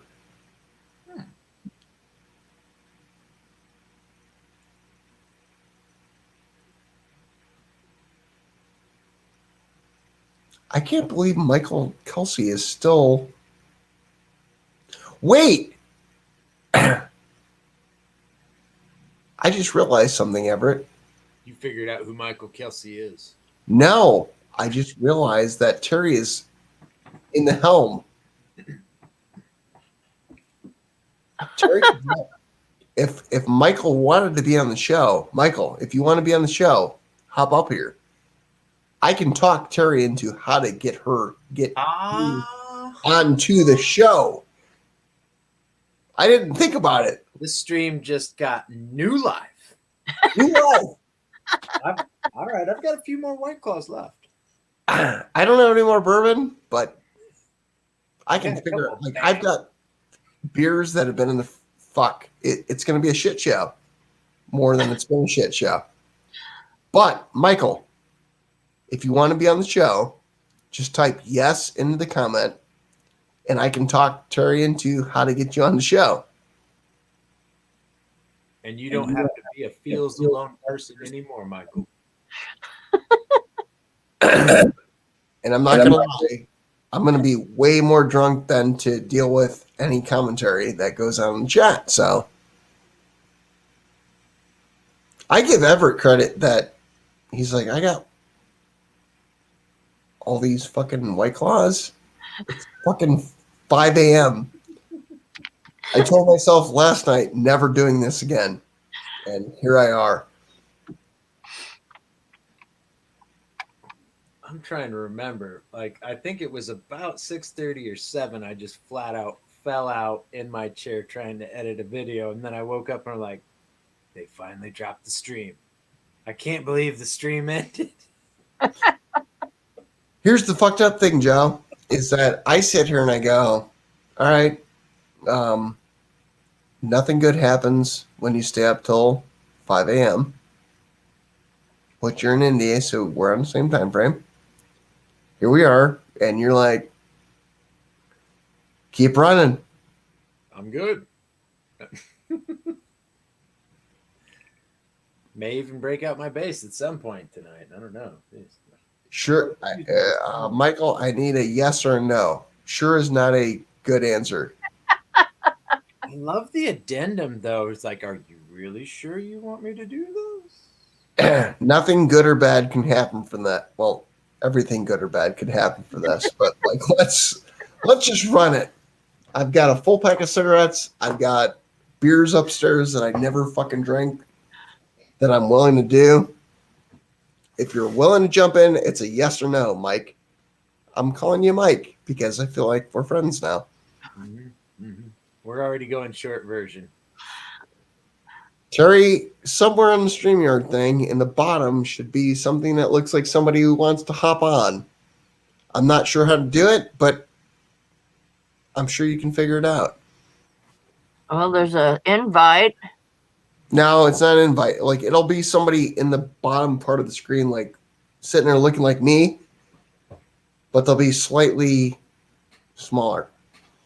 Oh, no, just the three of us showing right now. All right, so wait, I'm a mod on Keith's channel, so I can do this. Copy. All right, my friend, or any friends watching, click on that, and Terry will let you in. God, I feel like I just taught somebody how to fish. Yeah, MK. Come on, MK. You're no longer Michael. You're MK.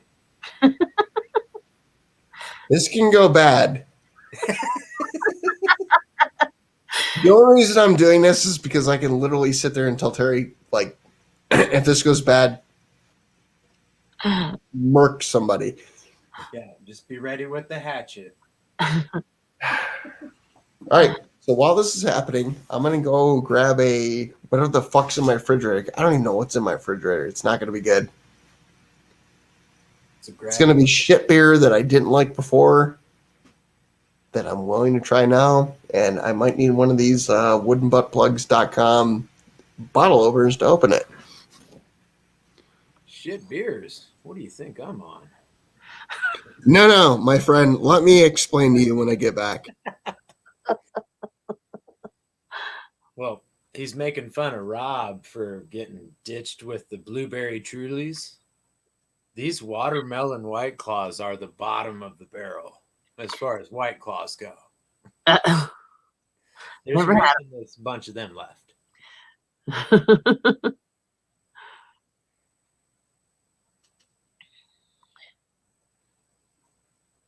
But definitely, Michael Kelsey, I appreciate you just even sticking with us in the chat. You're more than welcome to jump on, of course. But don't ever feel alone, even if you're just in the chat. I'll type back to you. And apparently Madwood just doesn't sleep. I thought I didn't sleep. Madwood, you're up at all hours. You're a beast. I'll give that guy, I think Madwood's name is also Terry. I think so. I believe so, yeah.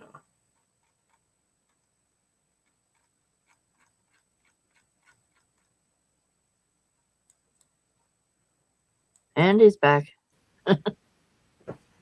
I've got a Kentucky Bourbon Barrel Strawberry Ale. Oh, that just sounds nasty. That's why I still have a half a cup of bourbon left. Madwood does not. Team no sleep, Madwood. So what happened to Mike? What happened to MK?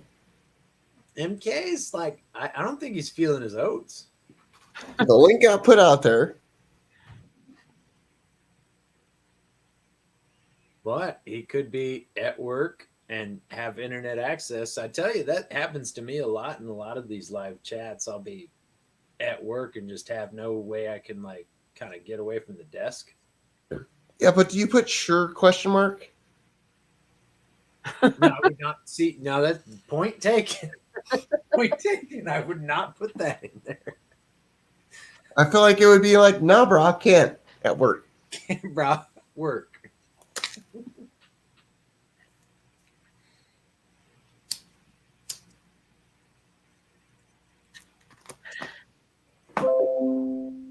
What was that sound? Our computer. Yeah, but it's a notification. No, it was about updates for the computer. Do you want to update now or before you shut down? How is there 16 people watching?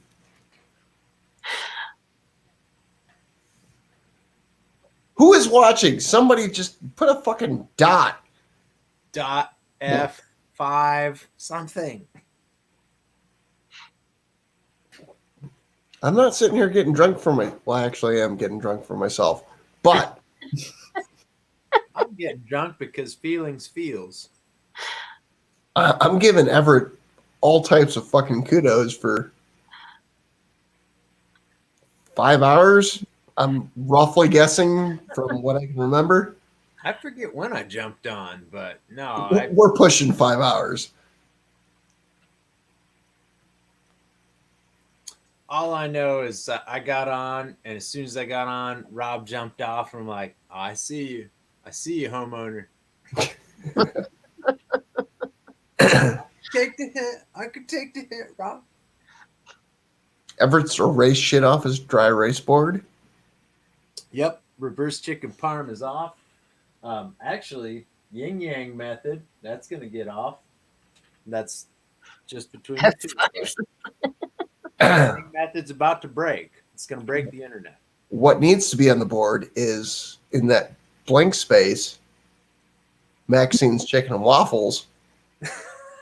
Maxine's Chicken and Waffles live video. It doesn't even need to be a video. You just need to fucking experience it. It's not that far. I know where you live now. It's not that far.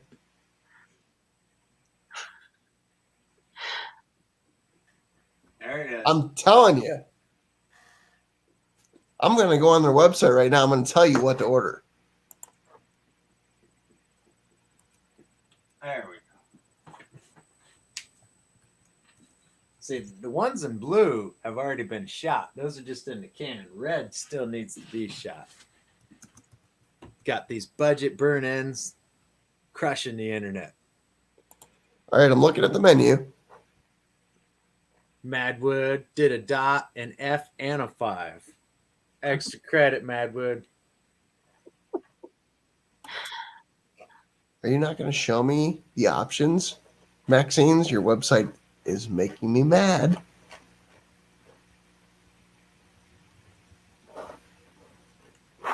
Oh, waffles. Wait. I hate look at oh motherfucker. I want to say it's strawberry waffles. Hang on. Oh, yeah, they're real close to downtown. It's 3 wings and 1 waffle. But I can't click on their website to see what the waffle options are. I want to say strawberry is one of them.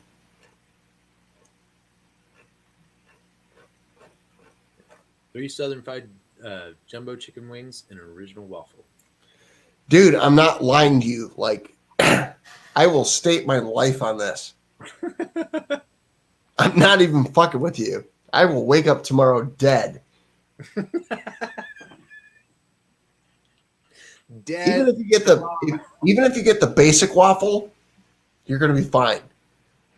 I feel like it's a strawberry waffle. You are gonna have like mini orgasms with your chicken wings.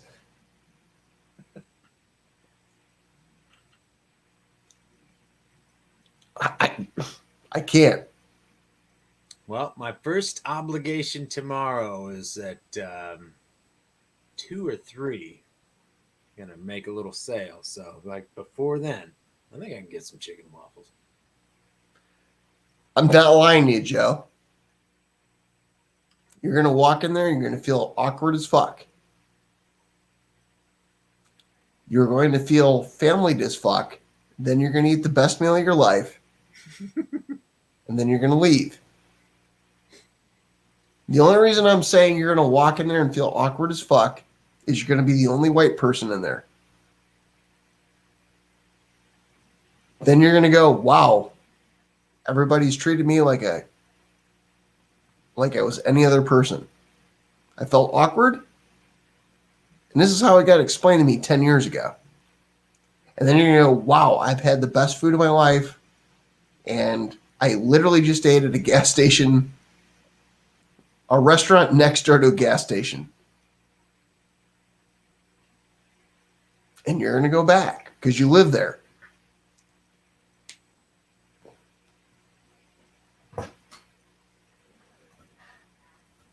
I'll go back. But it's insane. Like, I'm not shitting you. Like, if this is not the best waffle and this is not the best fried chicken you ever had, you need to call me and be like, Hobo, I know where better waffles and better fried chicken are. I'm gonna tell you where it's at. I'm not even fucking with you. Like, I'm telling you I've been to that place for the last fucking 20 years. If you know better, fucking call me.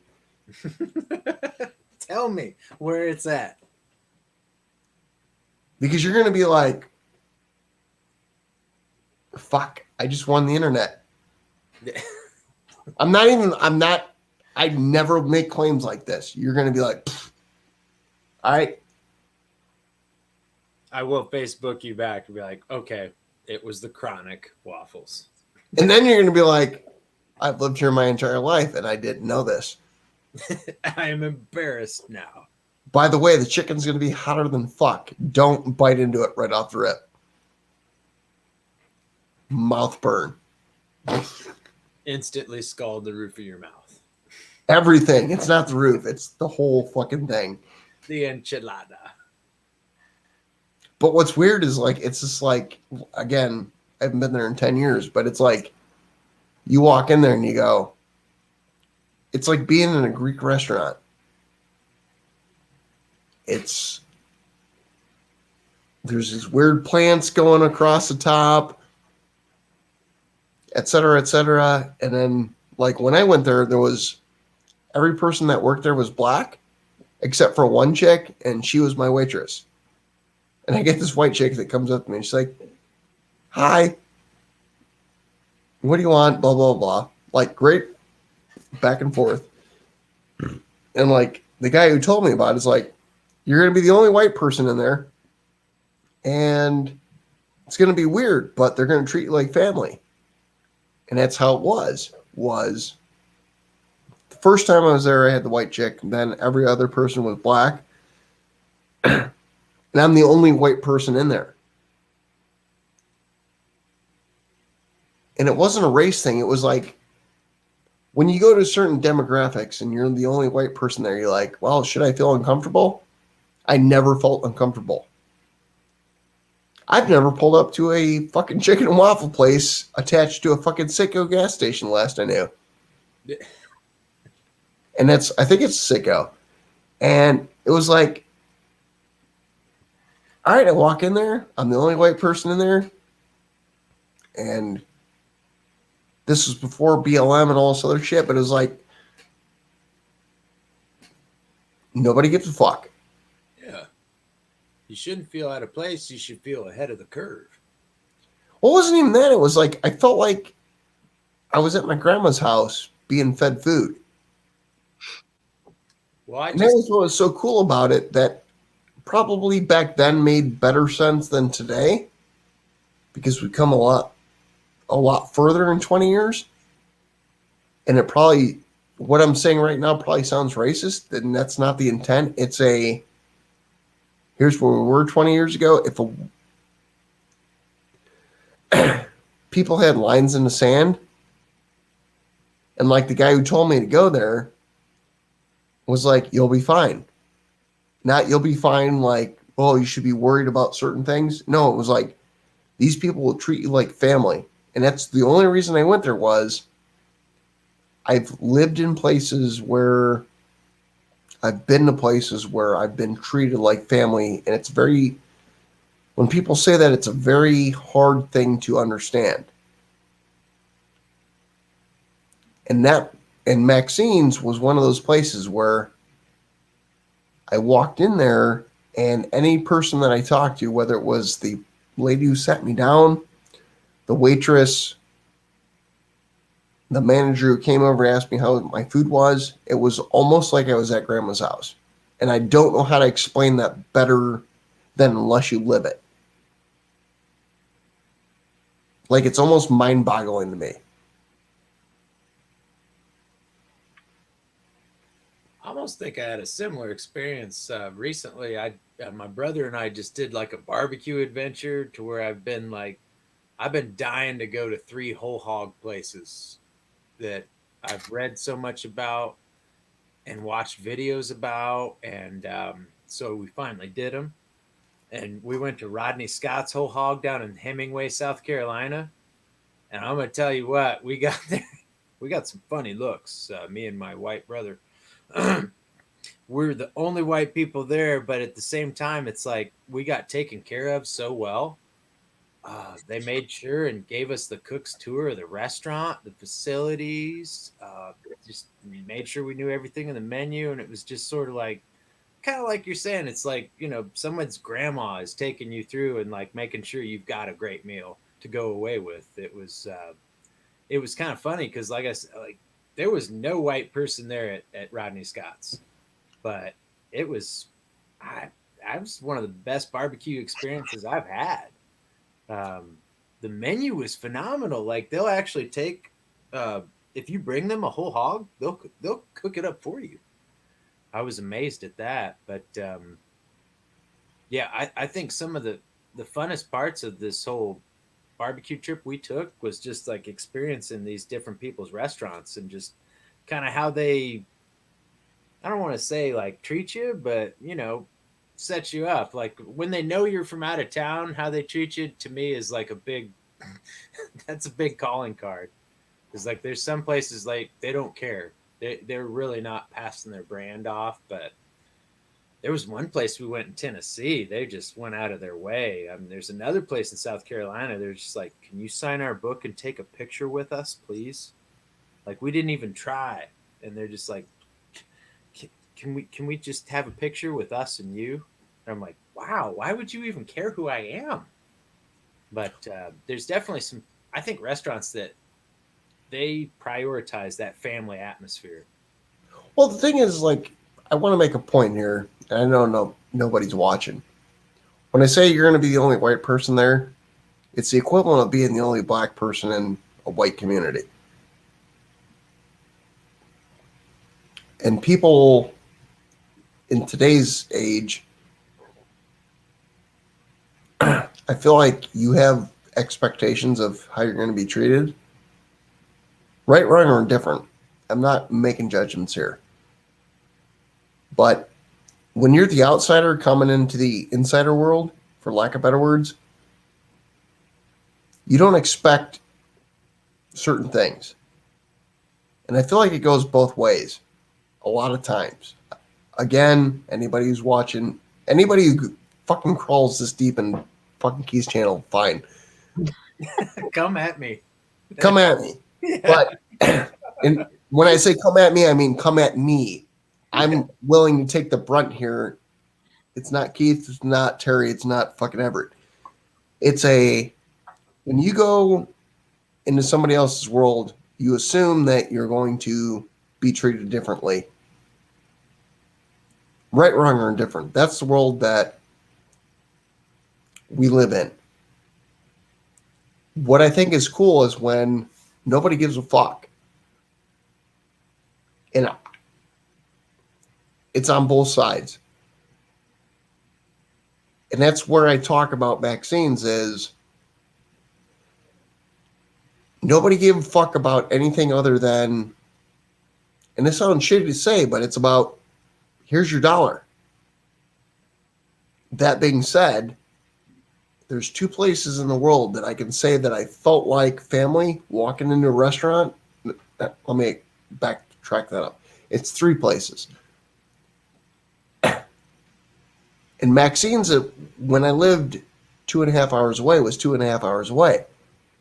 There's no reason for them to do anything more than what they did other than they gave a fuck. And I'm assuming, I don't know if Maxine's still alive, but I'm assuming that was her saying, here's how you treat people. If you do anything less than that, you're out of here. But as a customer to a restaurant, again, I've only had this happen 3 times. Hers, there's another place in Hudsonville, Illinois, and there's another place where I live in small town, Illinois, that made me feel that way. And if I can drive 2.5 hours and go to Maxine's in a big city of Indianapolis and be treated like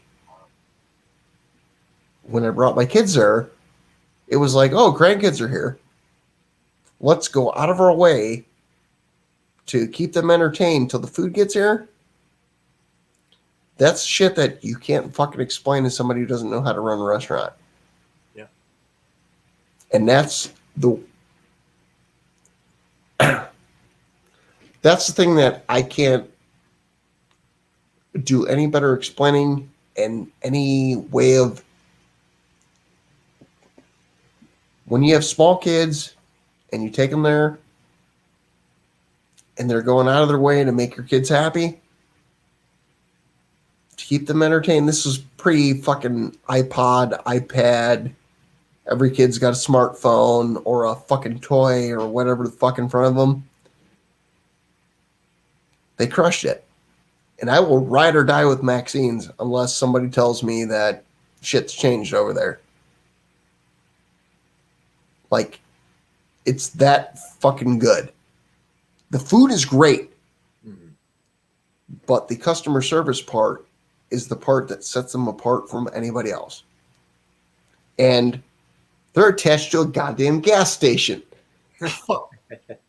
It's not like some $3 million fucking restaurant that's set up. They're attached to a fucking gas station. I gotta say it.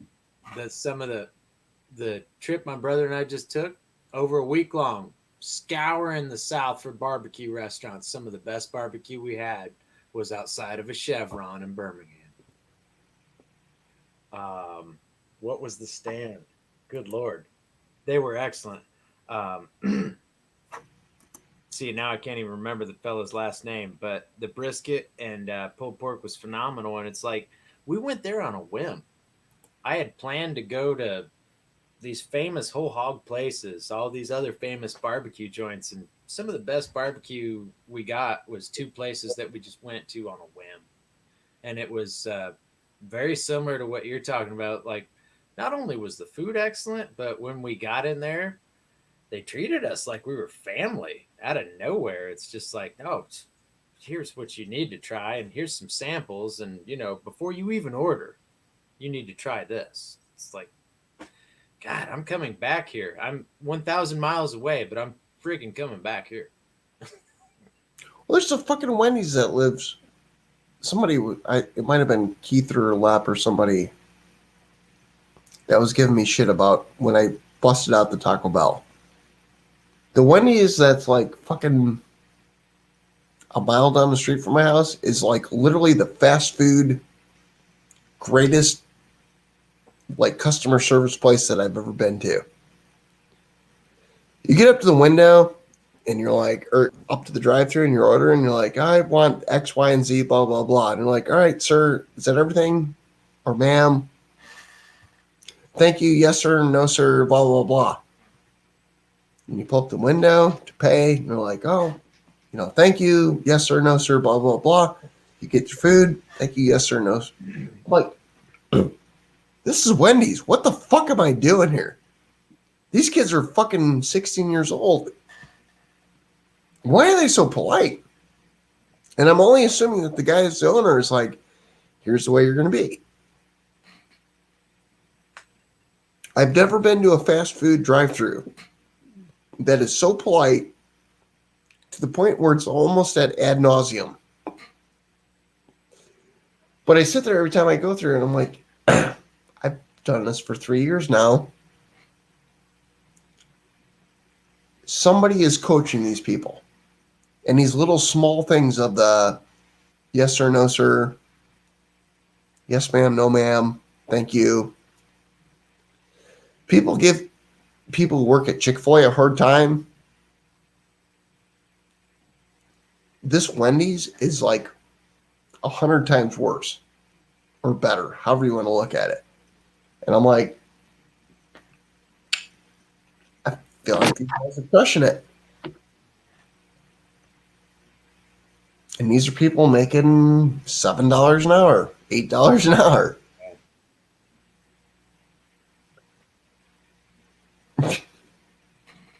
It's quality control over there. And isn't that Wendy's one of the places that they'll give you a veteran gets like half off? Or like a 50% discount? Isn't there some kind of veterans discount at Wendy's? I'm not a veteran, so I can't speak on that. I want to say there's some kind of exception Wendy's alone makes for veterans. It might be. Like, there's a McDonald's that is down the street from me that it was like 5 or 6 years ago I went to, and I literally got to the window or to the talk part, made my order, girl took my order. I got up to the pay window, and the guy was like, it's like $30. And I'm like, I just talked to the girl, and she's like, it was $10. And she's like, oh. This dumb bitch just got hired, like literally just dropped fucking knowledge on me. It doesn't know what she's talking about, did this, that, and the other. And I'm like, I'm sitting in my fucking car like, what in the fuck? And then I pulled up to where the food came through. And the girl, I think was the girl he was talking shit about, like handed me his stuff and was like literally throwing fucking bags at me. And I'm like, the fuck?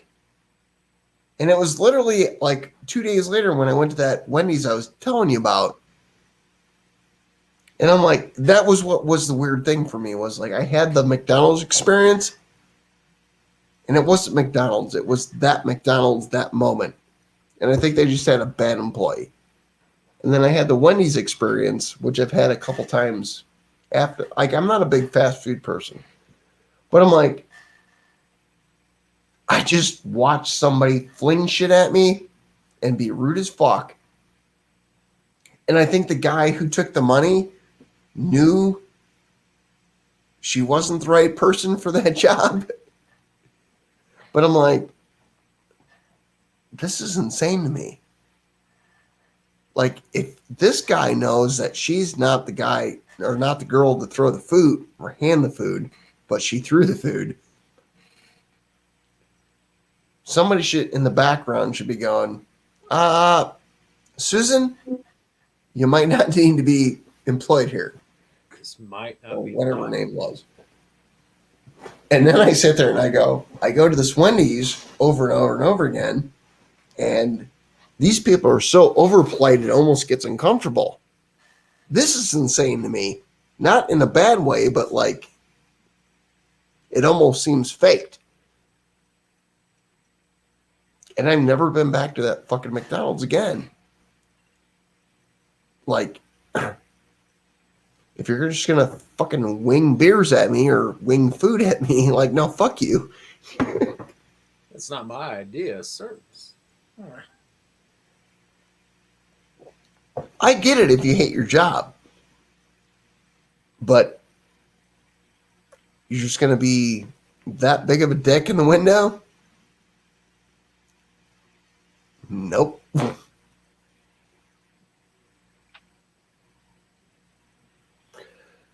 Terry, I can't believe you're still up. I'm up. I'm used to being up all night. I know, but you're up with us. Up with, up with us miscreants. I'll probably go crash here before long. So No, your hospital room, Uh-huh. is it literally just like a normal hospital room that? Oh, where I stayed last week? Yeah. They just didn't have a bed in there. They had cots, or in the one I stayed in, there was a fold-out couch. So, Okay. yeah. But you had to stay at the hospital all the week long? Keith said maybe because our car sits so low and with the snow and the way our driveway angles, I wouldn't have been able to get in the driveway or anything. So it was cool. They do that a lot. They'll put, the weather's bad, they'll put you up at the hospital. Was the food that bad, or how was the food? Their food's not that bad. It just gets old.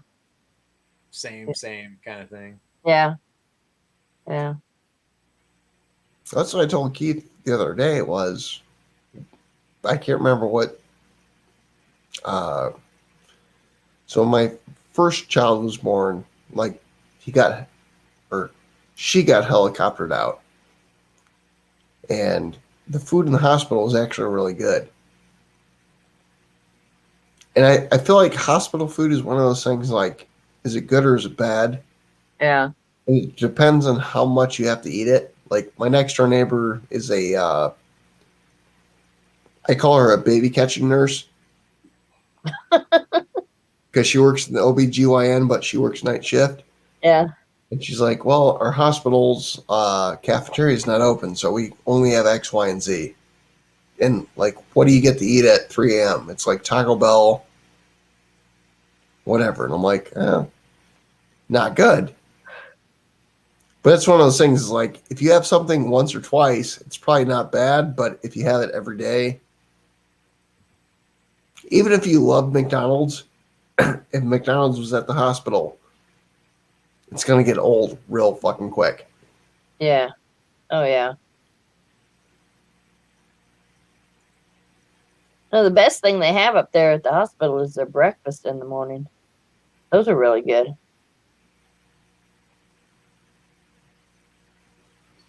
What's good on the menu there? Their omelets, they make. If you get that one chick to make you an omelet, she can make a hell of an omelet. I had one the other morning. It was huge. It filled a container up. I couldn't eat all of it. And there was more vegetables and meat in it than there was eggs. Nice. Yeah, it's pretty good. But then, I mean, they've got the steam table. It varies every day what they have, but sometimes the stuff just doesn't look very appetizing. Right. So, okay, it was something.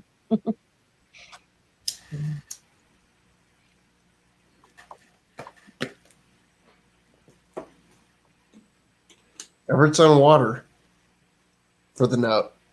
Well, just for right now until I get a refill. Since you pressured me into it. Now I feel bad because I know I have to drink water. Water's good for you. 5:30 in the morning. I was thinking about going to bed, but if he's gonna have another drink, then I'll open that beer. It isn't watermelon left. There's an elusive black cherry. Ah.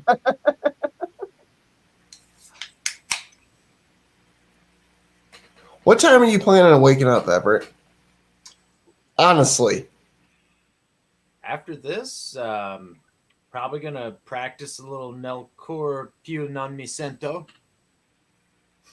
Just keep it under the fingers, because there's a chance, not this Thursday, but next Thursday, someone might ask me to play.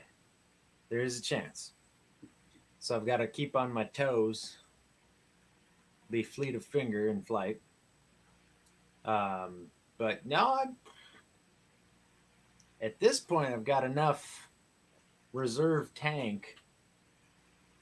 I have to stay up a couple more hours and then, probably call her at 8. Then wake up around 10, 11, something like that. I get thirsty for coffee. I mean, I'm drinking White Claws now. I'm thirsty for coffee now. I love coffee. All right, so let me put you on the spot. Most of my cooks, that's all I'm drinking. Go ahead. That's all I'm drinking. Most of my cooks is coffee. So let me put you on the spot. Can we have you play on the hot seat?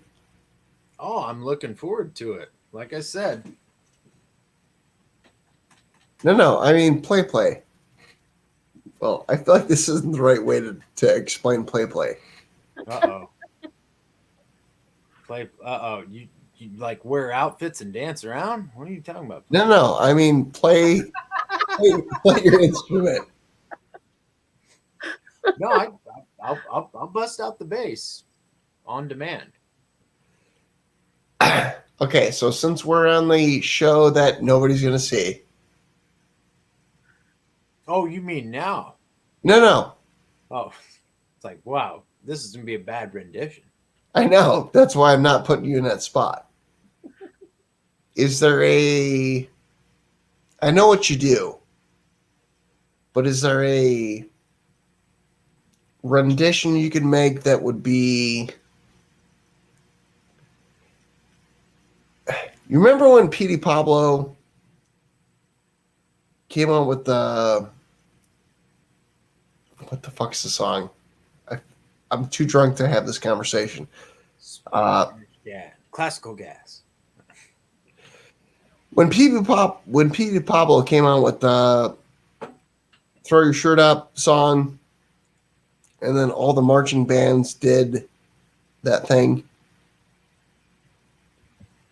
If you literally type in Petey Pablo marching bands, you'll get what I'm trying to say.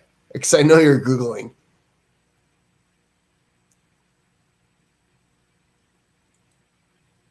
Drumline, I told you.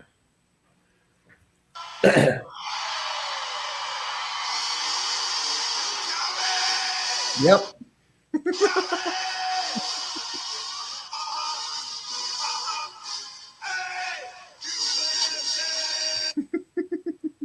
Now, take what you do. Can you do that in a somewhere relevant thing to today? It doesn't matter whether, when I say today, I mean, can you do that with a Metallica Enter Sandman?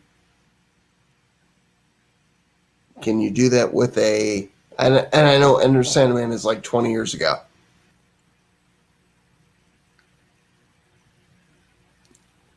Do something that will break people's minds. And that might be I don't know how hard of a road that is to sow. I mean, you do know, like, what I play on is basically that thing over there. I do. That's the old girl. I know, but what I'm asking you is, can you bring that into? Okay, Everett. So let me explain it this way. I know what you do, and I can appreciate what you do. Well, I actually have to use the wooden butt plugs fucking bottle cap opener to. Oh, look, it works. Full circle. Full circle. My thing is that you can do what you do in your own world, but can we eclipse that world into something else? It doesn't matter whether it's rap, not rap, rock and roll, whatever. But can we transition that to a point? And I know I'm putting you in a shit spot, but you got a couple weeks to do this. And whether you do or you don't, doesn't matter. We'll talk. And maybe you can or you can't. But like, let's figure out a way to, if you can, figure out how to do that in a different world. Let's transition something. Because that will be cool for, I'm not saying YouTube, but for the world of, like, hey, this guy just crossed the Atlantic and came up with something new. Does that make sense? I feel like I'm not making sense, but I feel like I'm trying to make sense. I need to cross the Atlantic while doing something new. So, do you know who Mariano Rivera is? The guy that was the all-time closer? greatest closer for the Yankees. Okay, so if you watch him closing for the Yankees, like I actually got to watch in Yankee Stadium, and I know you know the story. He comes out running to Enter Sandman. That's cool shit. Do I give a shit about Metallica? To an extent, yes, but to an extent, no. I watched this guy come running out. If you could do Enter Sandman, and I'm not telling you to do this, but on your instrument, like that's money. That's not what I'm saying to do.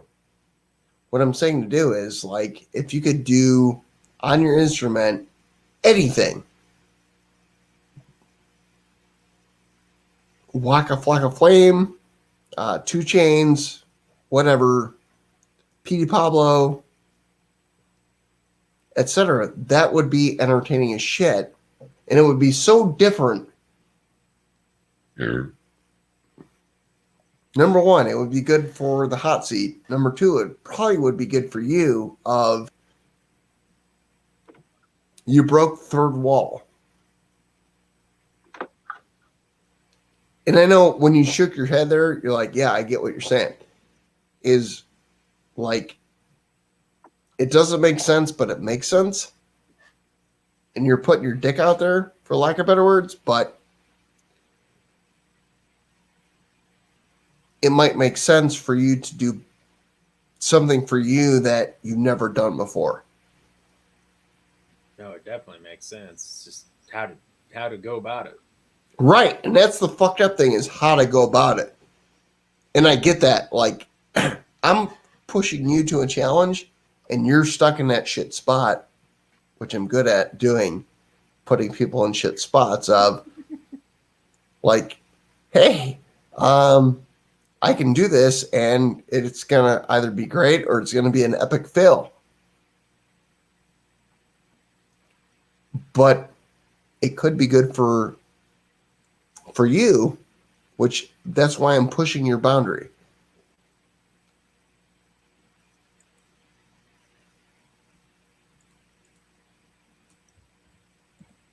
And you don't need an answer right now. Like I know I'm pushing you to it, probably to somewhere you've not been pushed before, of like, oh, hey, this dickhead just literally said, like, can you do this? And you're like, I don't even know how to fucking contemplate this. Like, he just, like, Petey Pablo went like, stand up and get crunk and blah, blah, blah. And you're like, fuck. Think about it. Like, whether it happens or doesn't happen. That's why I'm having this conversation with you now today.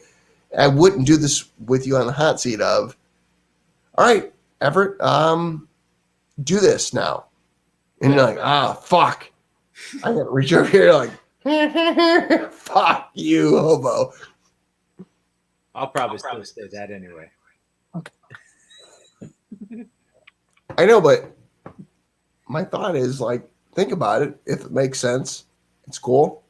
If it's not, no harm, no foul. I just like to, like, poke people's brains and see what, if and what they can come up with. And if they can't, like, it's fine.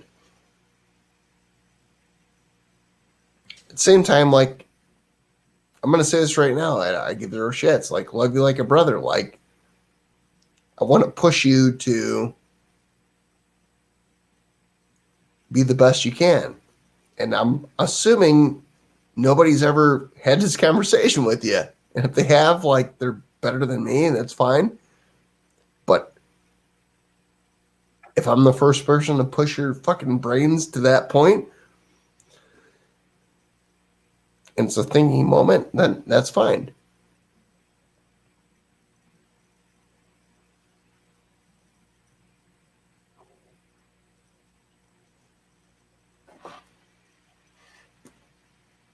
I've got to come up with something, I guess. I don't want to play. I feel like I've just, like, literally, like, thrown you the hugest curveball you've ever had. I'm trying to think of something I've got to, like, do something different. No, I'm happy as fuck that if I'm literally the guy that's made your, like, I watch you go silent for 10 seconds, whether you bring it or don't, I don't care. Like, I've made your brain think. That makes me happy as shit. And I wish I had people in my life who did that to me.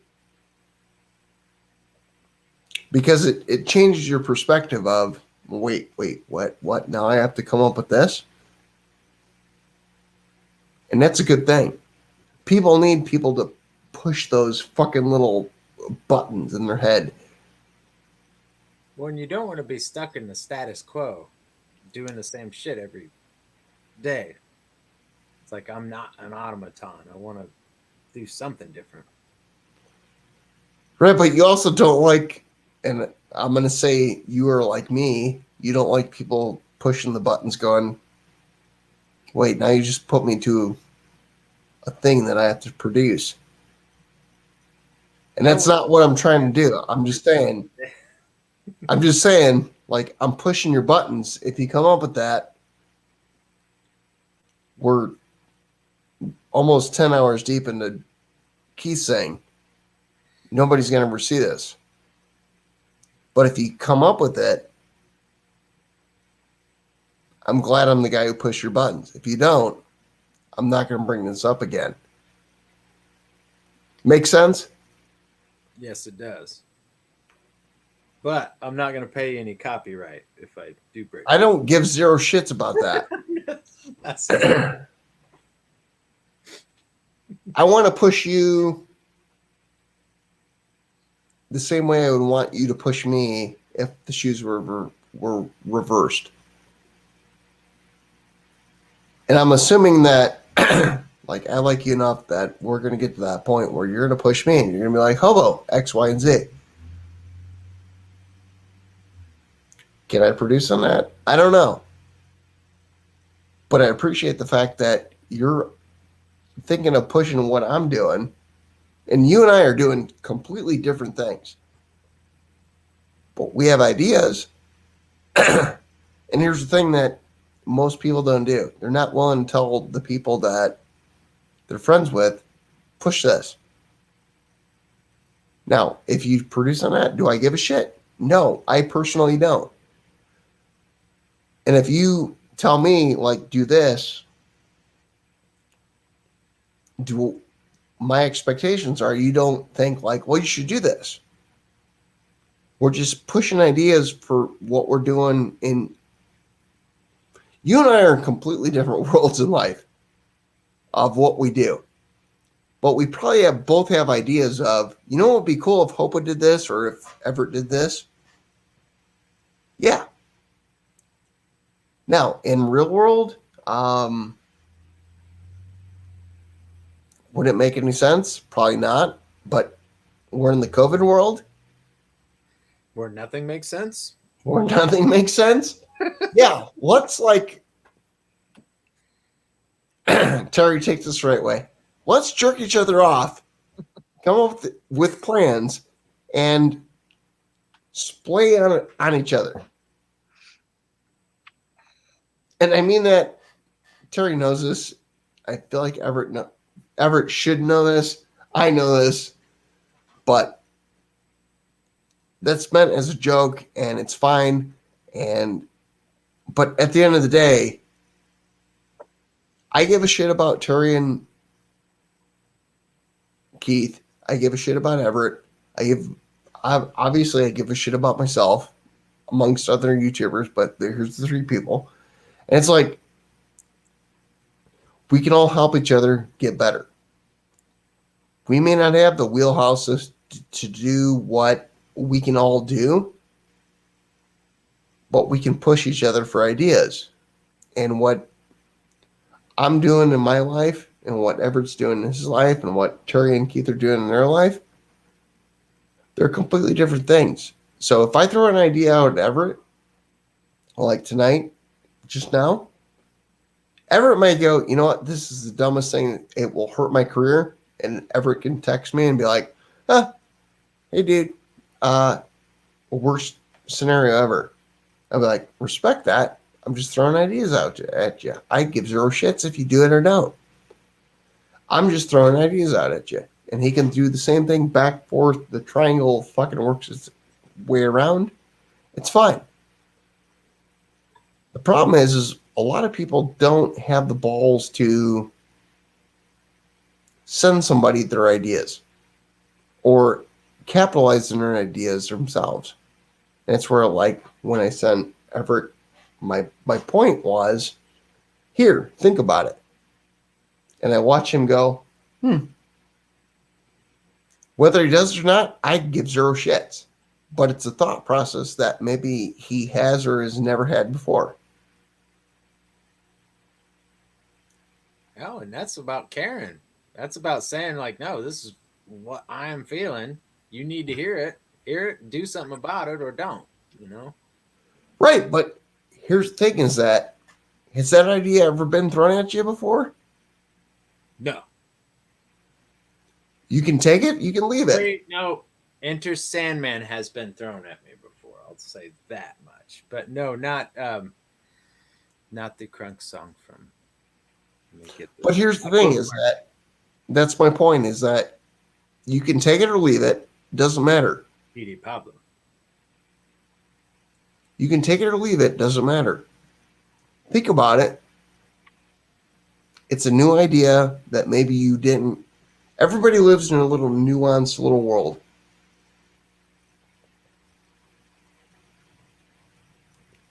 I feel like everybody knows that the people that you watch that get famous, for lack of better words, they get these, like, you watch them and you're like, how the fuck did this guy come up with this? I give zero shits about the credit, Everett. That's not my point. Sure. Until people from different worlds can bounce off each other, you don't come up with those ideas. And even if tomorrow, like you did the PD Pablo, whatever the fuck I said, and became a gazillionaire, you know who the last person would be going? Everett. Can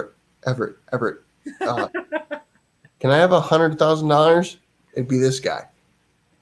I'd just be happy as fuck that. I'd just be happy as fuck that you got to that point. Seriously.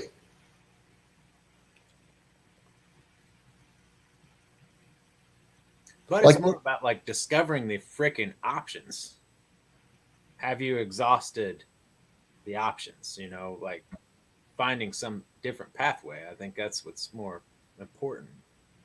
What's the thing is, like, I've learned from YouTube is that the more people you talk to, the more, I don't want to say viewpoints, but the more thought processes is probably the better way of saying it, that you garner. But even with, like, what I'm trying to do with the laser thing is I sit there and I Google all types of different things, and I'm like, okay. You would think, like, laser X, Y, and Z would come up with a handful of things. Depending on how you Google that, you come up with hundreds of thousands of different viewpoints. And I sit there and I'm like, okay, here's this, here's that, here's that, here's that, blah, blah, blah. And then, like, every day, like, the more that I get into the world and I start talking to people, I'm like, well, you could do this, you could do that, yada, yada, yada. And then the more cooking people that I talk to, they're like, well, you should make, fuck, I don't even know where it's at. It's back here somewhere. Like, I made a Leprechaun TV fucking spoon. And everybody's like, oh, it's fucking cool as shit. Like, yeah, it's cool as shit. You know, it's not happened. Somebody's like, how do I get one? Which is Make zero shits. It's shit. But that's the thing is, at the end of the day, is what drives traffic to people to make money, because here's where we are. If you want to look at anything COVID 2021, here's where we are.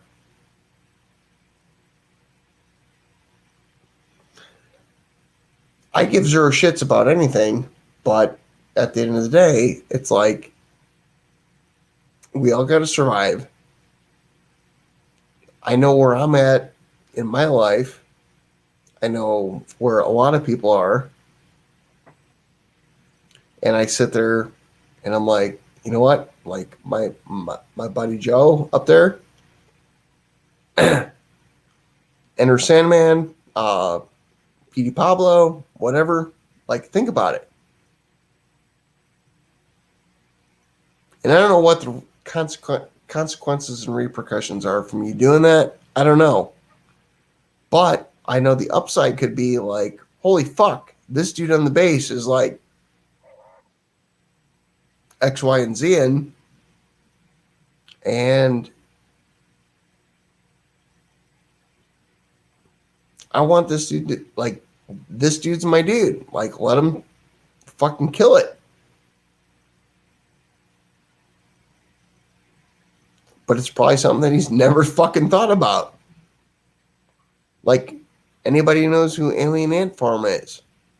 They did the Enerioke fucking thing. and it's like in a fucking high-end fucking rock and roll version of, it's almost death metal version of Karaoke.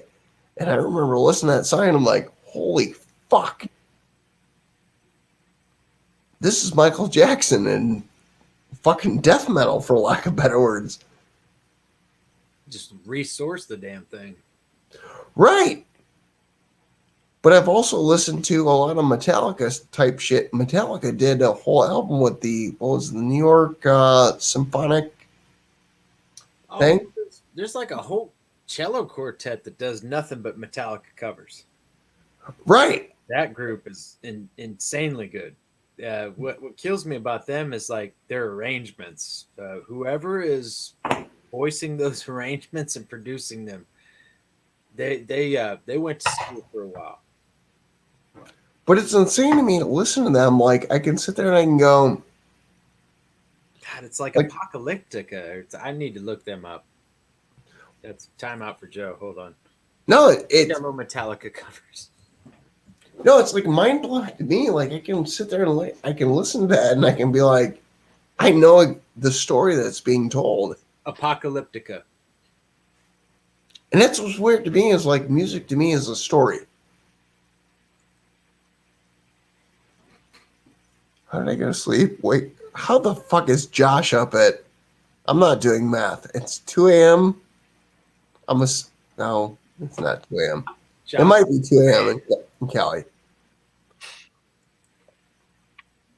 Oh, it's 3 a.m. That's what we do here, Josh. I got Mrs. Betag. I got Mr. Everett. Yep, 3 a.m. Cali. I'm the host at the bottom. Hostess with the mostest. Joe's drinking White Claws. I'm drinking everything in my fucking basement at this point. Hobo's now drinking Kentucky Bourbon Ale. Strawberry. I don't know. Everybody's saying like they're coming in with the, I woke up and decided to hop on YouTube. Like, I feel like this is like bullshit. Yeah, I've got pictures or it didn't happen. Come on. I had nightmares, so I hopped on YouTube. Freddy Krueger told me to log on YouTube. Me and Joe are talking about like Joe doing like Metallica fucking bass shit, and you guys hop in bourbon. Josh, I can't deal with you. He's questioning your strawberry blonde ale. He's pissed off because I had this entire bottle of 26-year-old bourbon yesterday without him.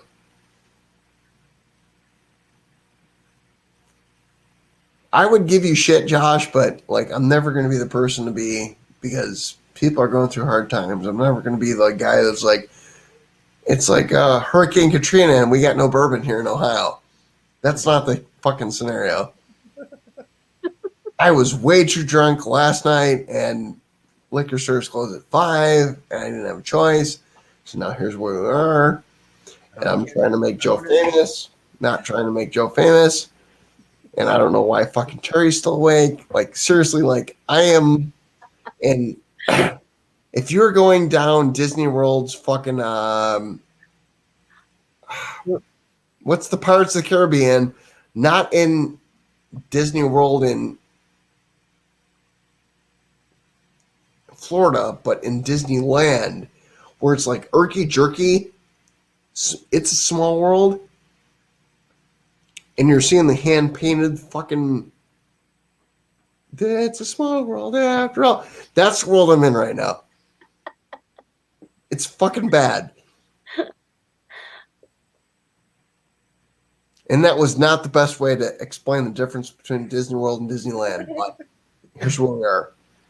We need to clip that out. It's a small world after all song. No, it's, I can explain it better. Have you been to, Everett, have you been to Disney World and Disneyland? Never.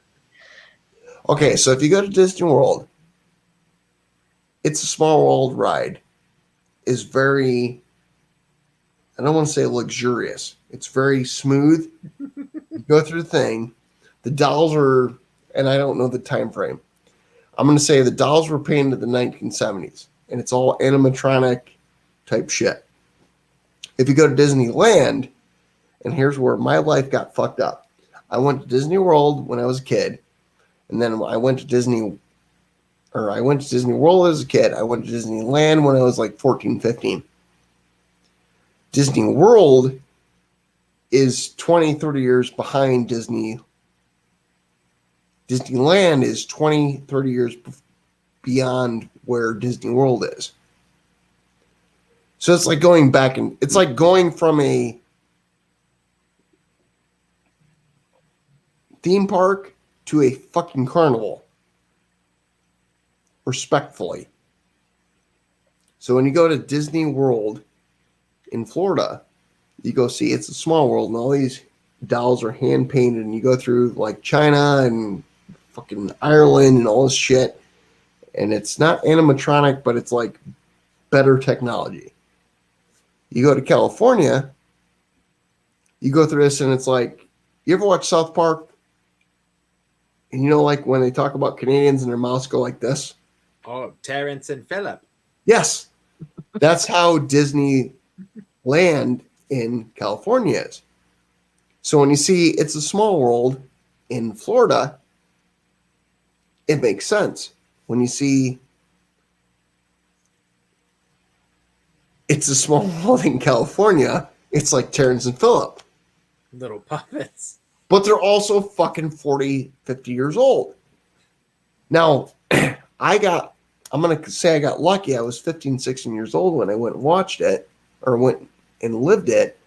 I went through the ride, and the cars are not smooth. They're like irky jerky, but you're sitting there watching the fucking things, and you're like, hey, it's a small world. And the fucking mouths are like Terrence and fucking Phillip doing that. And they're hand painted.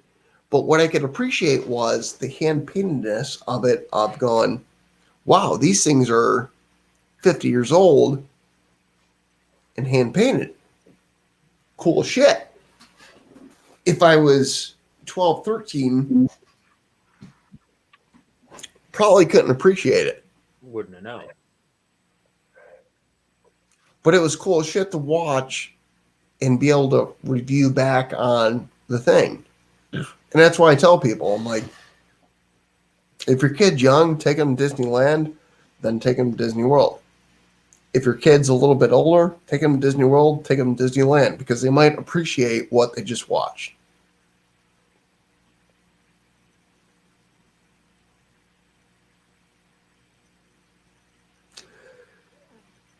What's Josh saying? Disneyland and Kelly, it's been closed for a year.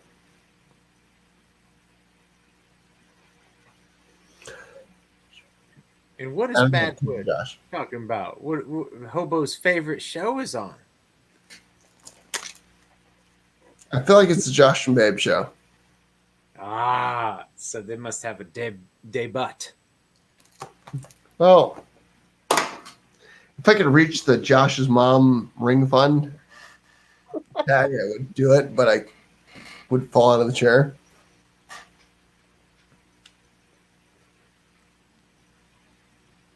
Yeah, I saw Josh and Babe's last video. I don't even know how Josh is still up. I must be like the treatments keeping him up too. I can't imagine that crazy schedule, like being in and out of the hospital too. Like you can't get any regular sleep time. You don't know when. Well, like I struggle with Josh. Struggle meaning like, and the caring struggle is, I know what he's gone through.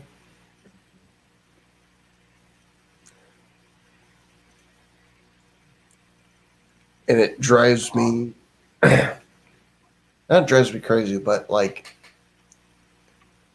I've been waiting for the time that he's gotten to the point where he's like, hey, Hobo, what are you doing? And I give him credit because he's never reached out to that point. But he also knows that that option's always there.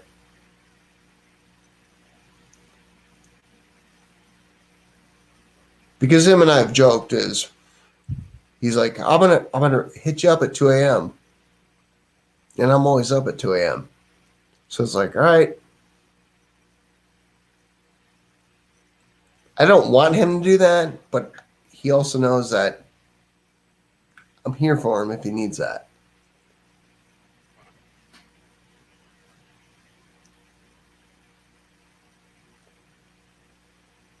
No, Josh, you're good. Like, you're not a weirdo. Like, again, like, I'm here for you, dude.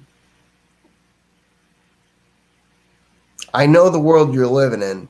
I didn't live it, but I lived it in a weird way outside of the way you're living it. And I'm going to say this jokingly. I always got you, boo-boo.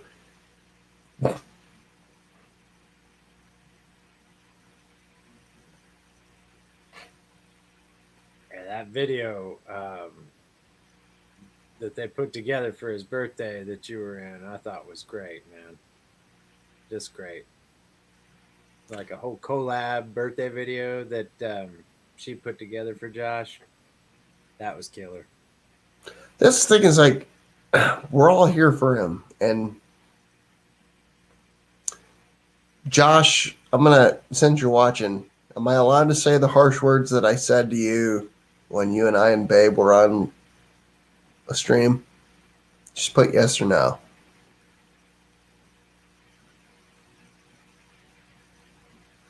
And I know it's going to take like fucking 30 seconds to get to the point.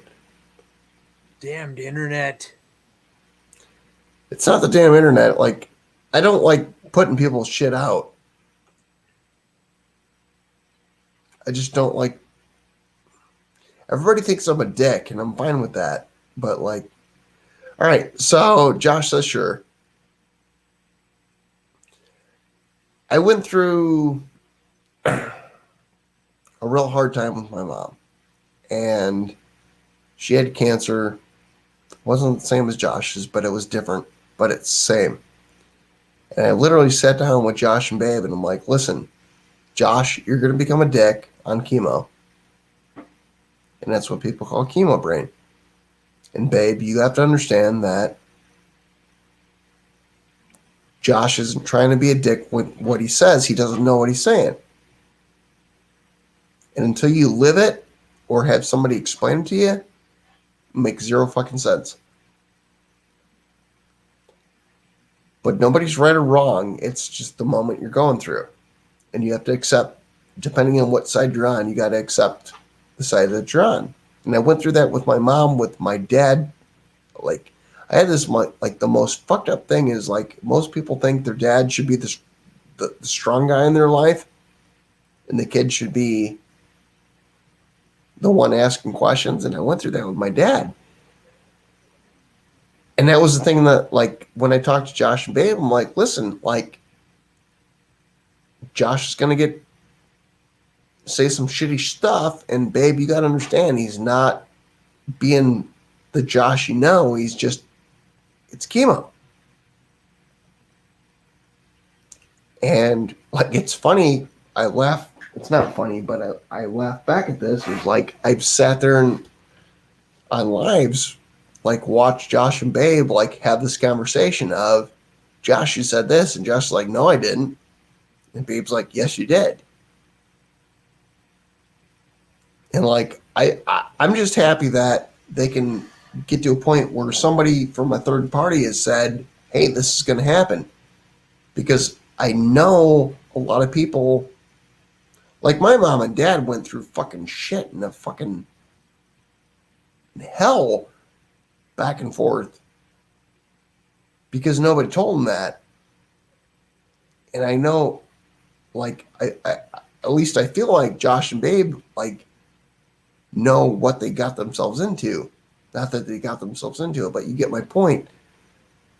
But, like, I've had this conversation with other people, and I was lucky because I had somebody explain this to me, and it was after my mom got cancer real bad, was you don't know what you're getting into until you know what you're getting into. And if you don't understand the concepts of what's happening, not concepts, but what's actually happening, like it's mind blowing to you. And you don't know how to take the other person. And that's really a fucking hard thing to do, because the people that are saying things against you or to you, it's not them by their feels, it's what's going on in their body that they have no control over.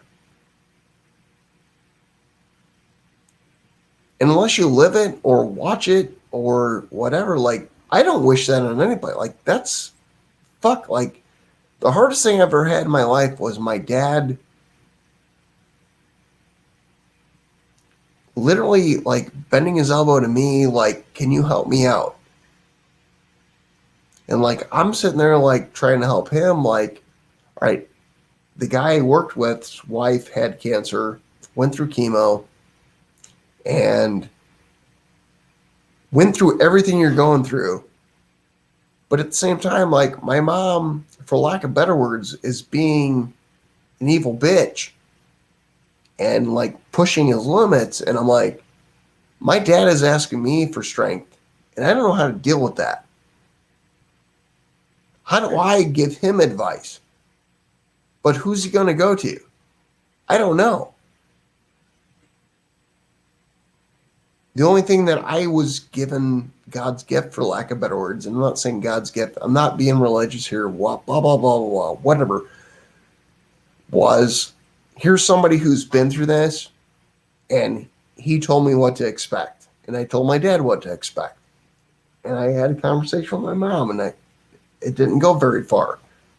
But she was way deeper than, like, what Josh's situation was like, I had the conversation with both of them. And I know I'm going way, way too fucking deep here, but I appreciate that Josh sees what I'm saying, and I know Bethany sees what I said was, hey, take it with a grain of salt. I don't like the fact that I know what I know, but any person that, whether it's Josh and Babe or whether it's Joe up above me and somebody else down the road or whoever, I'm going to tell you what you need to know. And I'm also going to be the guy that I have no problem with. If you need to, like, talk to somebody, it's fine. But until you've been through it, and I know, when I say I know what Josh and Babe have been through, I'm not saying I know what Josh and Babe have been through, but I've been through it, and I've helped other people, a handful of other people through the thing. You got to understand what's going on all sides. And unless you've been through it once, and I'm not saying I'm an expert on this by any means, but, like, once you go through it and you sit there and you see everything, and you go, this person is thinking this, this person's thinking that, this person doesn't have a fucking clue what's going on, this person's mind's blown as to why this person's being a little dick to him. It's fucking insane. But if you can at least explain all the sides to every person who at least can grasp something from it, they're better off. I'm not sure if that made any sense, fucking Joe. Like, I'm all over the place, but, like, I don't know how to explain what I'm trying to explain. But, like, I can just talk about the Josh and Babe thing specifically, and I can talk about my mom and dad thing specifically of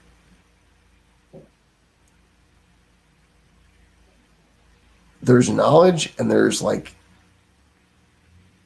semi-knowledge, and there's how to keep people together of not losing their shit. That's so mind-blowing. Like, I don't even know how to fucking... The best I can, like Josh just said, homo speaks the truth. That's not a... I don't like that fucking language by any means, but, like, I get what he's saying. Is lucky to have someone like you that actually understands from a vantage point, from a different vantage point, but you've been through it. You have lived it. That's I've rare. done this. So I'm not patting myself on the back. I've done this with a couple of YouTubers who have gone through the same basic thing. And what I call the chemo brain, most people don't get. And unless you've lived with somebody who's been through chemo, you don't understand it. And most people, I feel like, don't want to have that conversation with people because it's a hard conversation to have. But like are both your parents still alive? Nope. Lost my dad in 03. Every male in my family dies at 53. So I've got about 10 years left. No, I feel like a dick. Well, it's my grandfather, my father, and then my grandfather's father, like pretty much 53 across the board. So I'm kind of like, I'm just going to smoke a bunch of meat until I expire. You're like me. You're one of those guys that just walks that awkward thing and just runs it. I got a tight rope, buddy. I got a tight rope. But here, my point being is, if you got your mom, like my dad's still alive, but my mom passed away in 2014. You have that viewpoint of your parents of, I'm assuming, and I'm going to paint this with a broad brush. You assume your parents are both strong human beings. Just how you grew up. I understand people are going to watch this. Are going to be like, oh, my dad was dick or whatever. My mom was whatever. But you sit there and you go, all right, these people are on the same path. And then mom, like my case, dad, other people's cases, get cancer. And they go through these are changes that when you're watching this, you're like, these are not the people that I know. Like literally, like that's what they become, like people you do not even understand. They are not like what you knew. And then their spouse has to deal with that. And at a certain point in time, their spouse gets to a point where they're like, I'm not saying they're like, fuck that, but they're like, what more can I do?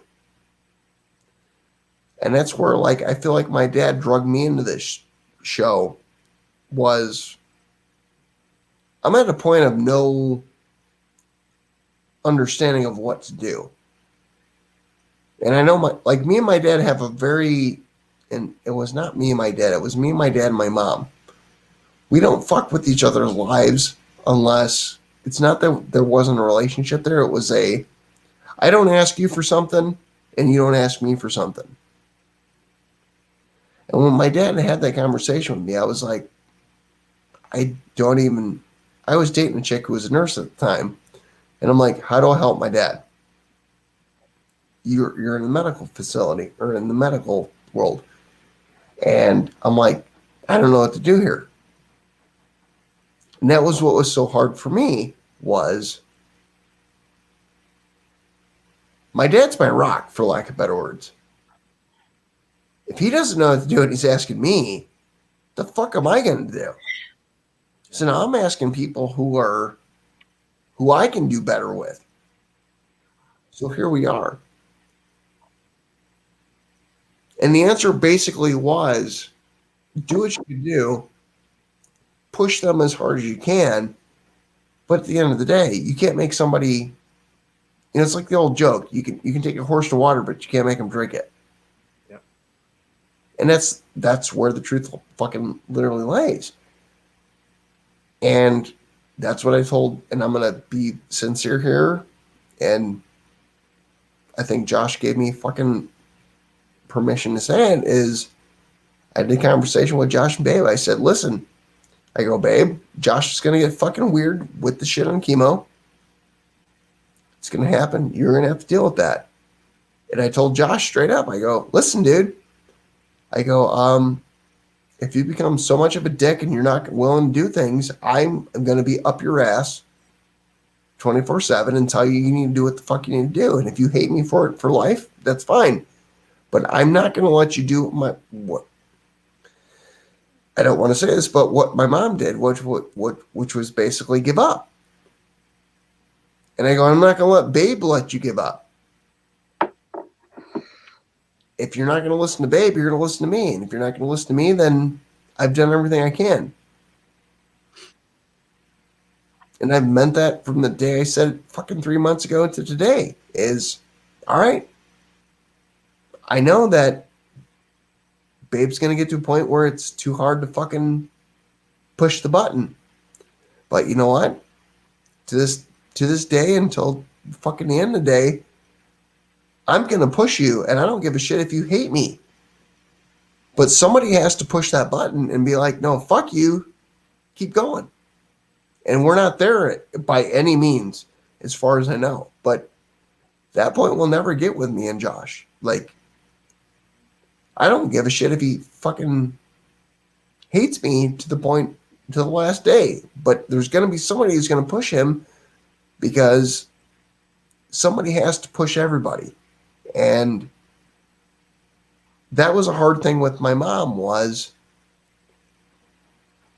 I don't feel like somebody pushed her. And I don't know whether it was somebody didn't push her or it was just that time.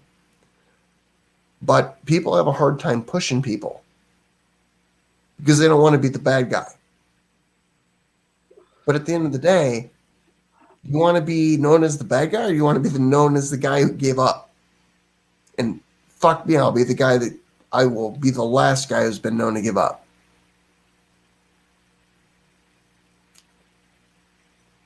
And it's a really deep fucking dark fucking conversation I know we just had, but if Josh is still watching, like, dude, I will be the dude up your ass like a woodenbuttplug.com. I'm saying that. Buttplug.com on your ass, boy.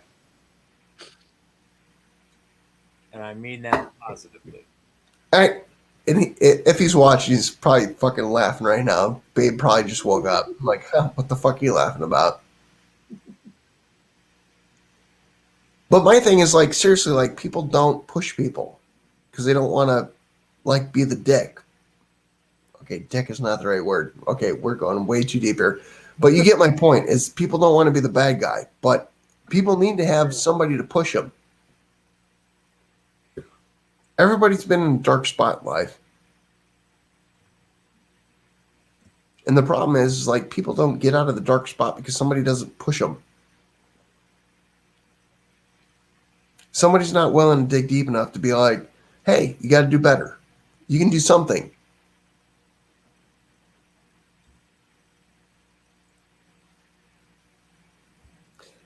Here's why I love Josh, because he's not willing to talk about the conversation that's just happened. He's like, oh, woodenbuttplug.com. He gets my point. I know he's smiling. He knows I love him. Yeah, he is. I can see him, the wheels going in his head and what he's thinking. He understands. No, but my thing is, like, I appreciate the fact that what he did, because he knows I don't want to get into that, like, hey, Josh, love you, boo-boo. Right. Just love you, boo-boo. Like, it went into this awkward, like, and I'm good with that. And that's what I like. But he knows I will drive to Cali, unmask the fucking unmasking order, and beat the fuck out of him. Seriously, like, I think he knows that. Oh, yeah, I'm sure he does.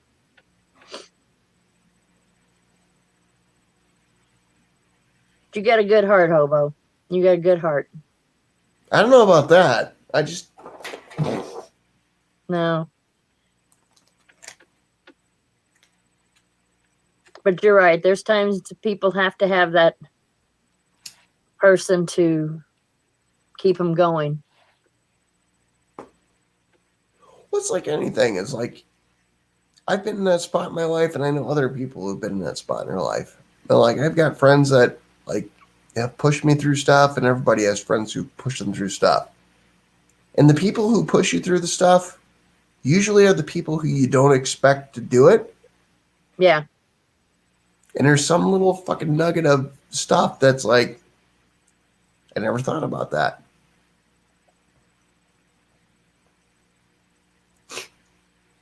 Joe, we're still on 24. It's not a new stream. Why the fuck are you up?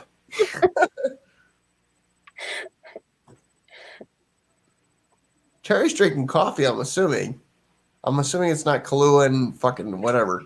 No, it's hot tea. Hot tea. It's about to get me inspired to go back to the coffee. I'm gonna have to go to bed within about 14 minutes because the sun's gonna come up. It's gonna be 2 days in a row. But since my boy is drinking White Claws, I can't. Watermelon like White Claws though, so it's just like water. Yeah, but you're in No, you are in Central Time. Yep. No, I'm in Eastern. So it's 6:27 a.m. out here in Wait. What part of fucking Indiana is in Central Time? Oh, wait. I know that. And It's like, Evansville and Chicago. Or Northwest Indiana. like the Gary area. Counties in the south and 6 in the north, something like It's that. everything I've ever said. I'm just thinking of it backwards. French Lick ain't nothing like it sounds. That's right. That's the saying. God, I can't even give Joe shit because we're in the same time zone. Yeah, man up, hobo. Come on. No, I can't give you shit because you were up to fucking 7:30 or however late last night. I don't care. It'll be fine. Hello. I just give you credit because you're not like a fucking YouTube fucking normal person to be up this late. And I mean it respectfully. Like, I love the fact that you are. This has been great conversation. So that's a few known fact. We stay up late and party hard. I'll tell you, if you ever partied with the opera crew, I've been to a lot of parties. And I've been to some hardcore parties. After the opera, that crew parties harder than anybody you've ever seen in your life. I guarantee you. The opera crew. They're up a whole new level. I don't know whether to believe you or not. I'm back. God's honest truth. Those singers, they rarely party. They rarely let the hair down. But once that opera is done and all Friday, Saturday night shows are through, you ain't seen a party like they party. They throw down hard. I thought I threw down hard until my first opera party. Then I learned these people are the real. Your orchestra guys, string players, fugazi. Opera, that's fact. All right, well, keep yourself and Terry happy for a couple minutes. I gotta go pee.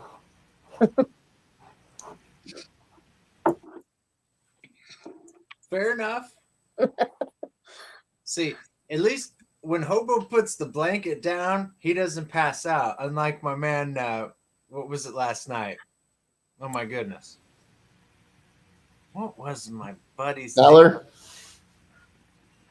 As soon as Tyler put the blankie down, I'm like, no, Tyler, no. Tyler had a rough night. There was no doubt about that. I knew it was Dunzo. As soon as he put the blankie on, I'm like, no, don't tell me it's so, Tyler. He was gone. Yeah. Awesome guy, though. Super nice. And I was rapping at him on YouTube today in the comments. I mean, super cool guy. But yeah, you know how parties go. You just get a feeling about a guy like, oh, wait, you do not need to be bunching up in that sleeping bag, sir, because you're gone. Like it was game over, unfortunately. Uh-oh, Smoking Joe's all about that chicken. The squirrel is back and up to no good in our chat room. I love the squirrel. That was so cool. He's always up to mischief. Yes.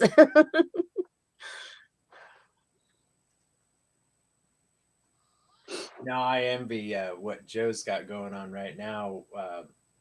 some of the stuff he's doing, making his own sausage, that is to me really cool and unique because like you can go get anything at a store. Oh yeah. When you're making your own flavors and defining your own profiles, that to me is super neat. See, I grew up on a farm, and we made our own sausage every year. Mm-hmm. We butchered every winter. That was the best stuff. Yeah, and that's what makes it the whole experience. Like, Yeah. just regular, like we did this. Yeah. We did this and preserved it. And you're getting the most out of the hog too that way. Oh yeah. The animal's going to waste. Yeah. And he's back.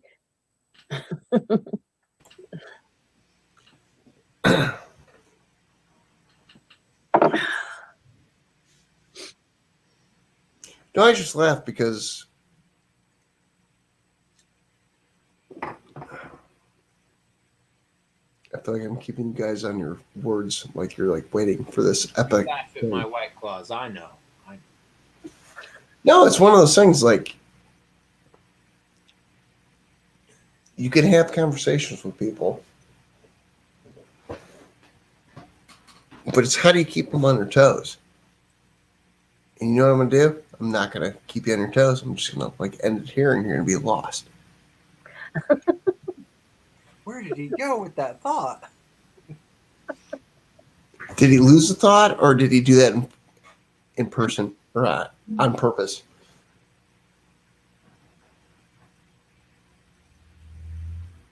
I'm trying to keep up with the chat.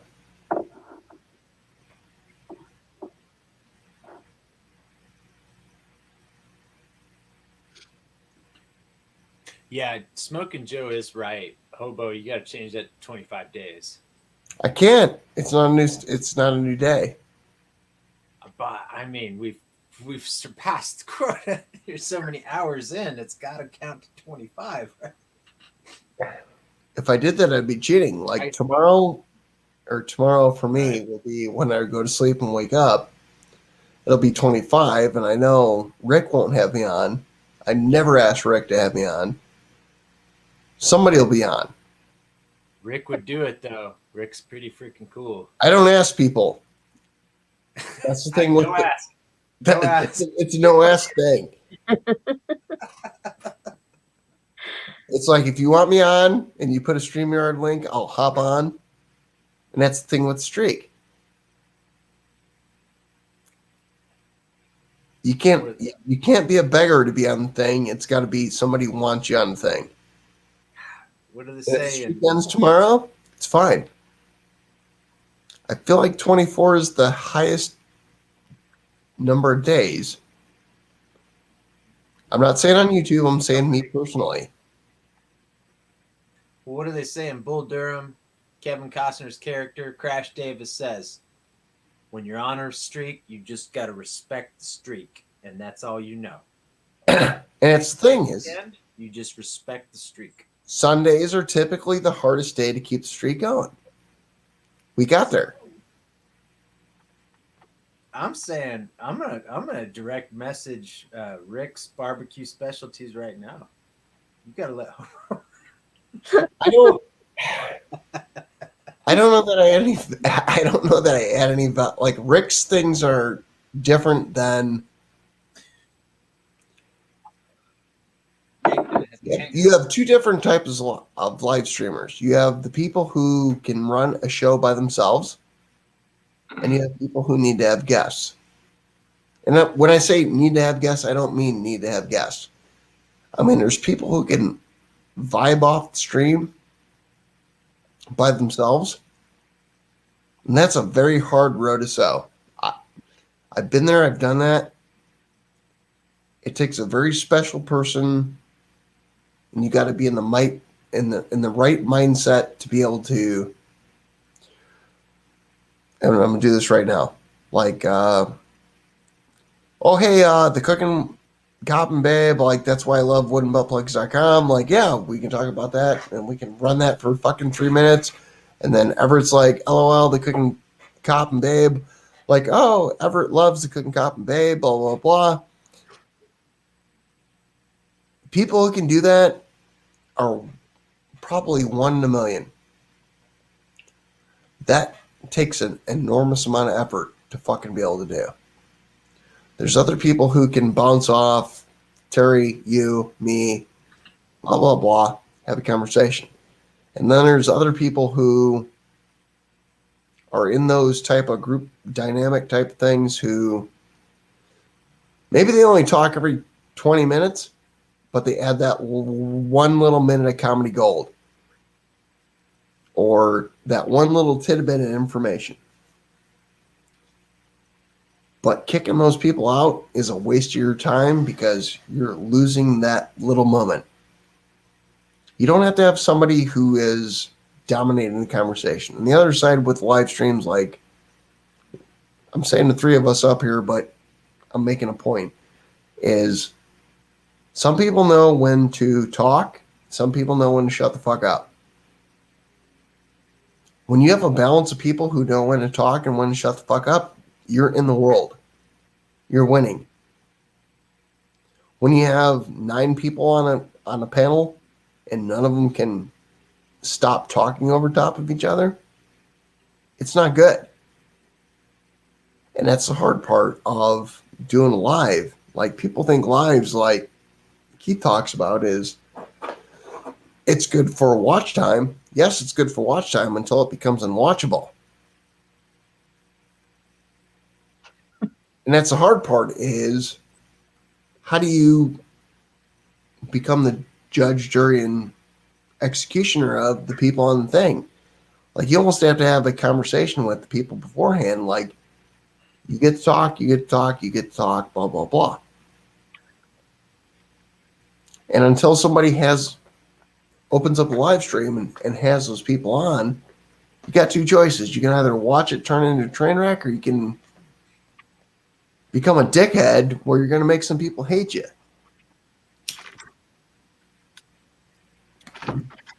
There's very few people who know how to. People on YouTube tend to be very. What's the word I'm looking for here? They tend to be very. I want to be at the start of the show,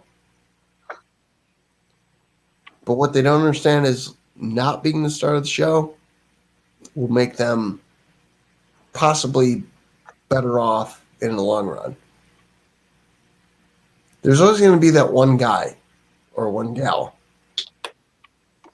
who can take over a show, run it, do their thing, and she might get 1 million subscribers, or he. But there's also going to be the 100,000 people who are going to watch that and go, that person needs to learn to fucking check themselves. You got to find that balance between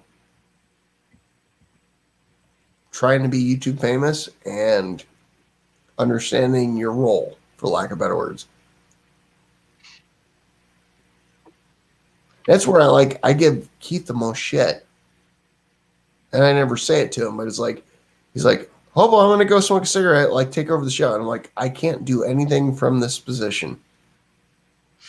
I can't take over the show. I can't bring people on. I can't kick people off. And I mean it in the most respectful way. Is I know what he's saying is, hey, I'm leaving to go smoke a half cigarette and you're in charge, but there's nothing I can do. If Everett wants to be a complete dickhead, I can't. The only thing I do is I could be like, Everett, fuck you. Outside of that, I got nothing. It's like right now, Terry's in charge. It's on Keith's channel. And if Terry was like, you know what, fuck you, Hobo, blah, blah, blah, the only thing I do is hit the X button. That's the only option I have, even though for the last 5 hours, I'm in charge. I got no power. You are in charge. The only thing you can do when you're in charge, for lack of better words, is learn how to play with the dynamics of the people that are in the room with you. And if somebody's going off the tilt, suck them back into the rail of playing in line. When you have when you have zero power, you got nothing. And that's the truth. I got nothing. Right now, Terry could end the live stream. She could kick me off. She could kick Joe off. She could do whatever the fuck she wants. She's in God mode right now. Literally in God mode. I know her well enough to know she's not going to play that mode, but No. Terry is in God mode right now. We're at her. Joe, you and I are at her fucking beck and mercy.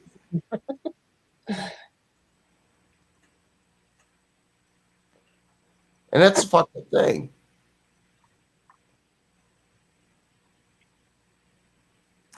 I'm trying to keep up with the chat.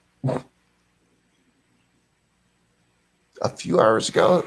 How many hours ago was that, Joe? I want to say around 2:30ish, maybe. Fuck, that was 4 hours ago. You may have went to bed around then. I'm not sure. It's been a while. And yes, Joe, Hobo is still in his garage. Yes. Where else? You know this, Joe. Where else? I'm contemplating opening the garage door to let some smoke out. Well, now that it's finally warmed up, right? You could afford to open up the garage door. Let me look. I'm afraid to look. You got to be like 37 in Ohio. Let me guess.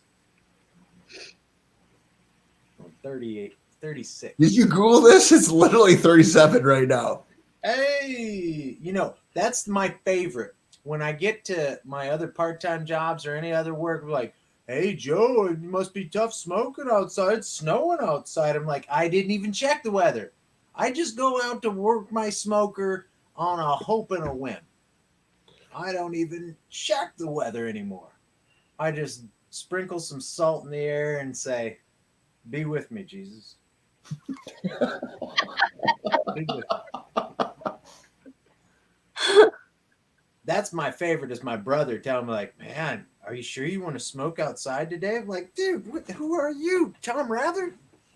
Dan Rather, sorry. But, I love the things like, yeah, you couldn't have possibly looked at the weather today, Joe. No, I try and get pretty religious anymore. Like this should be a great week. I think I'm gonna get a point cooked. I'm gonna get a brisket cooked. Definitely a pork butt. And man, I'm gonna sneak some chicken in there too. I mean, this is gonna be a great week. I'm motivated. No, it's a good thing. This week may start early. There may be a watermelon avalanche here. I don't know. I don't know about that. Like, I feel like you're pushing boundaries here. Yeah, right. I'd go lime before watermelon. Wild berry. I mean, let's be true to the White Claw popular flavor.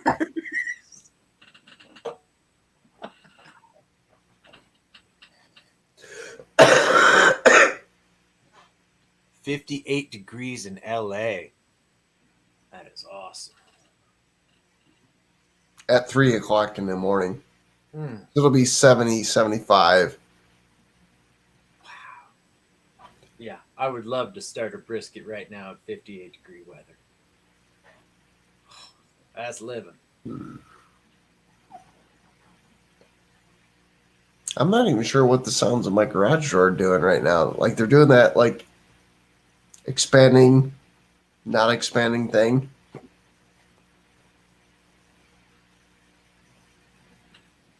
Wait, your door's opening now? No, it's Oh. it's closed, but it's doing that.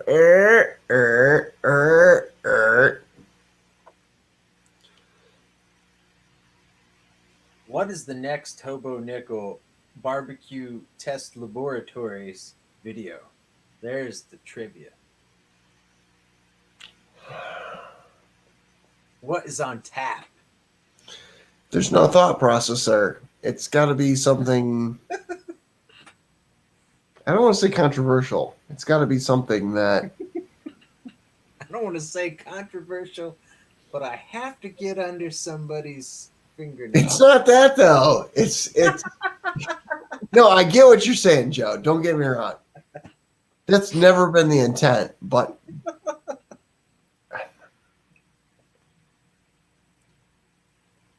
it's funny you say that because, like, I've had so many people that are like, "Are you trying to ruffle feathers, bro?" It's not that. I've never tried to do that. It's a fucked up thing. It just seems like whenever I do something, like I piss somebody off, and it's not the intent. It's like I'm just.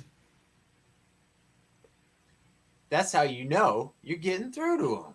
Yeah, but my point is, like, I'm not doing this. Like, I feel like people think I do things to make people mad, and it's not the intent. I do things like from a different thought process. To get people thinking. Huh? You do things to get people thinking. Dude, I made a fucking video.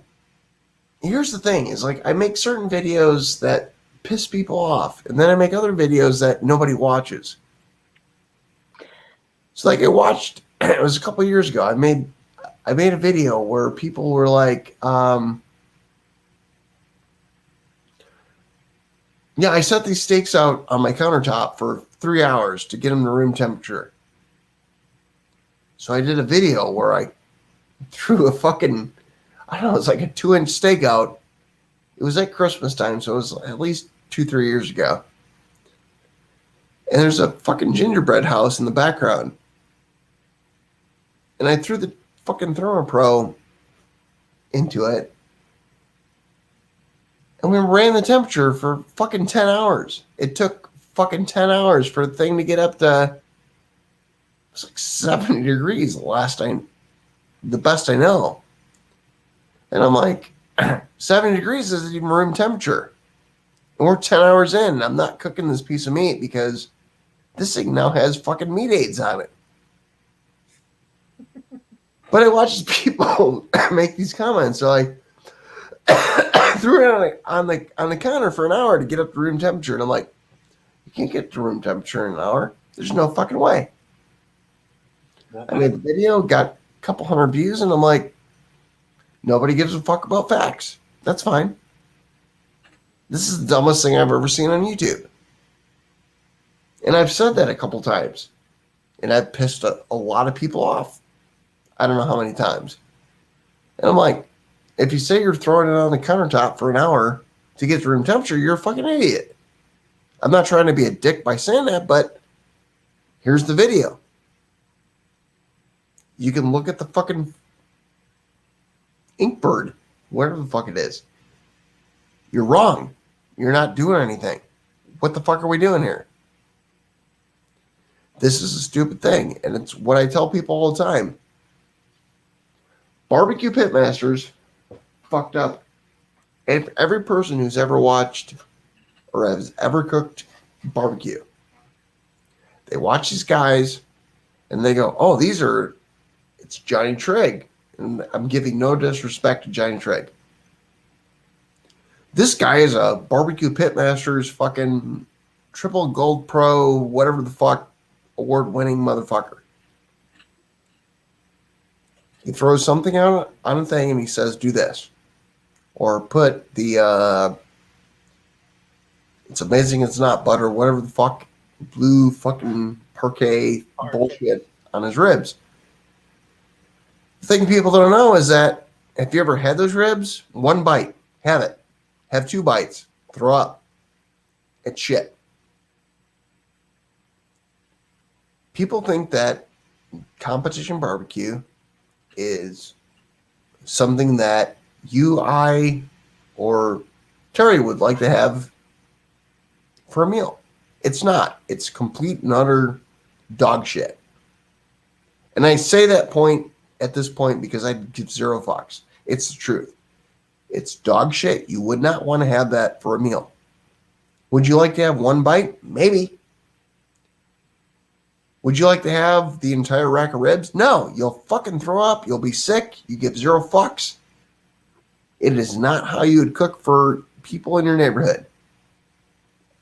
But people go, oh, competition barbecue. Oh my God, this is what I have to attain to. And these people are fucking stupid. Fuck them. They're idiots.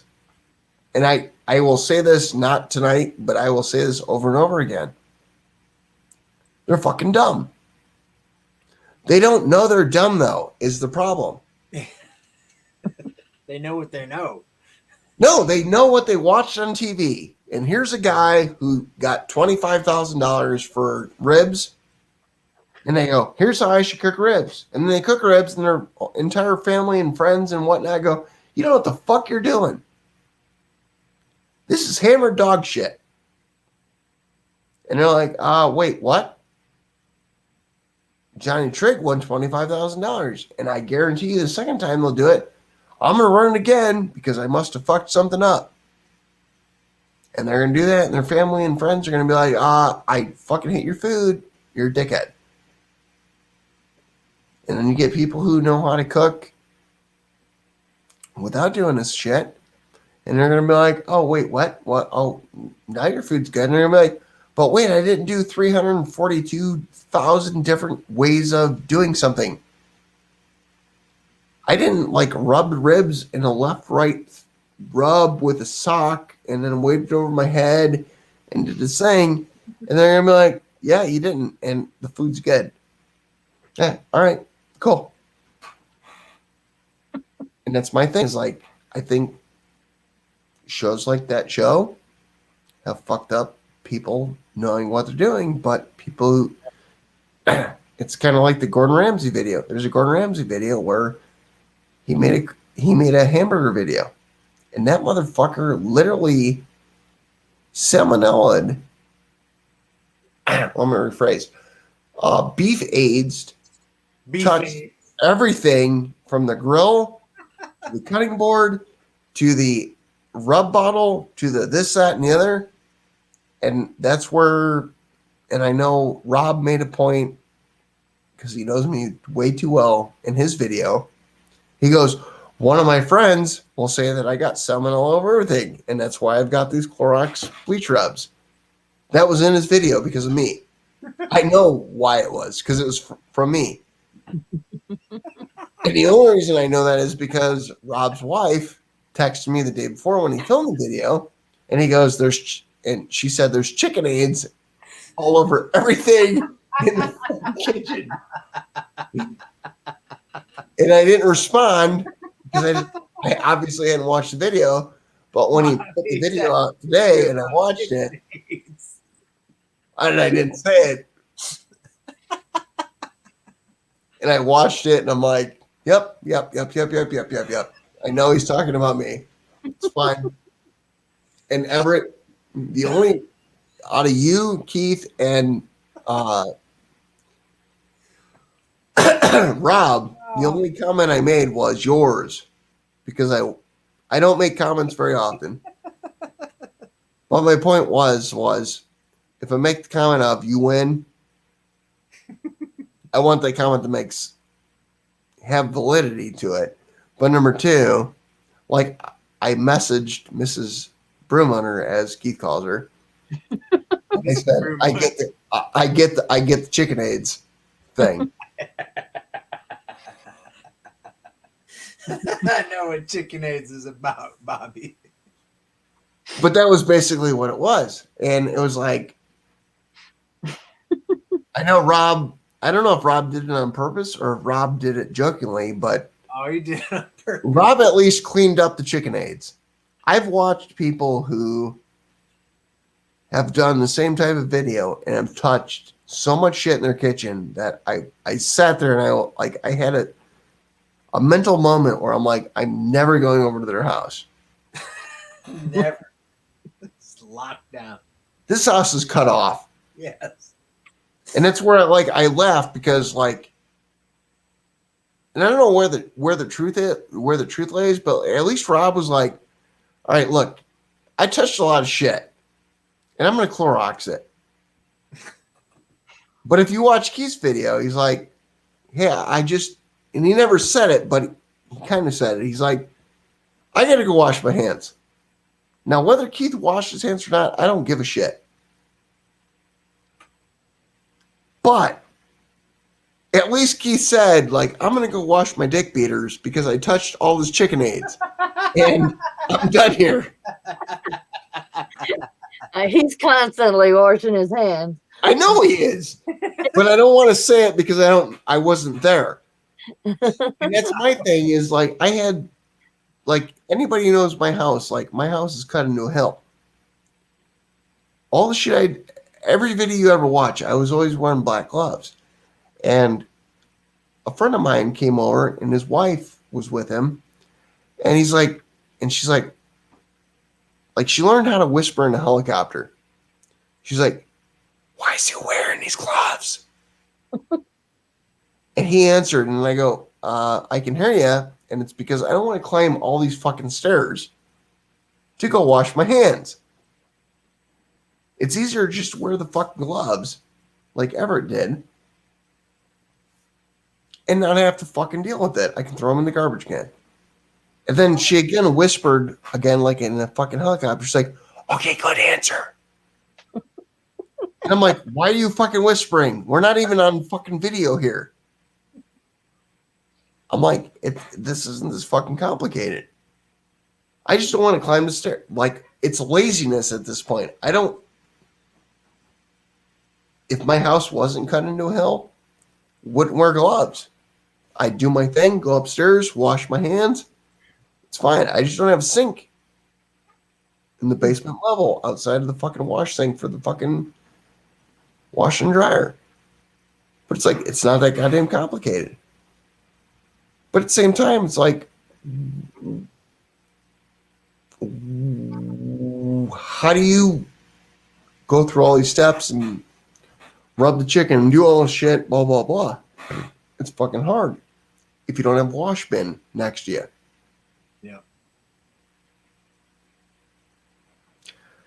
Does YouTube still pay Hobo monthly? Yes.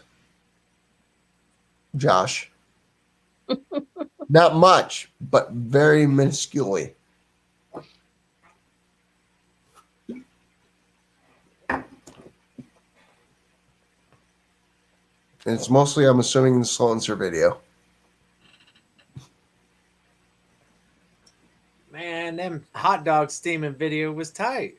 What are you talking about? Just the Sloancer? It's got like 200 views. No. Do I have to look it up? I'm looking it up. Don't you dare.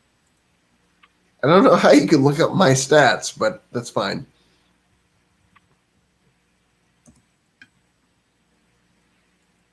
I'm sure it would take you less clicks than me, but on to the channel. Sort by 1.6. 1.6. Come on. You don't even know your own stats. Look at this mustache. Christ almighty. This video should have at least 5,000. Okay, so your Steaming Hot Dogs video has 1,668 videos, or 1,668 views. It's got 168, or it's got 66 views. In the last 28 days, it's got 54 cents. Mm-hmm. Mm-hmm. And that's why I'm over here like banging Kardashians.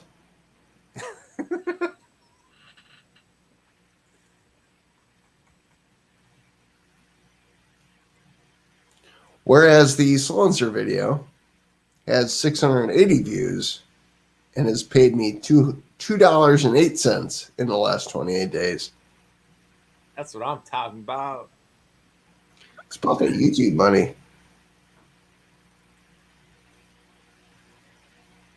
So you deal with that, Josh. Now, if you take a Weber Go Anywhere, which is like the size of a shoebox, that video has made me $3.05 in the last 28 days. On how to smoke beef ribs on it.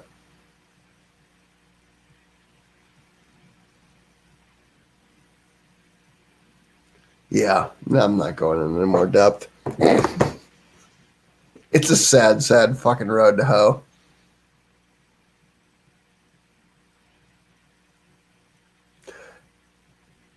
Josh, honestly, I make about 40 to 50 bucks a month. That's from a guy who's put out 2 videos in the last year, and probably 4 videos to 8 videos in the last 2 years. So take it for what it's worth.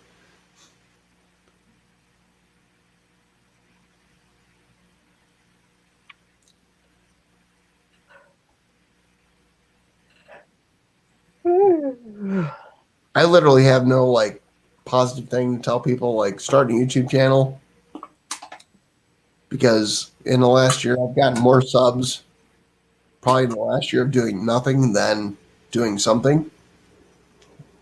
All the more reason to get established.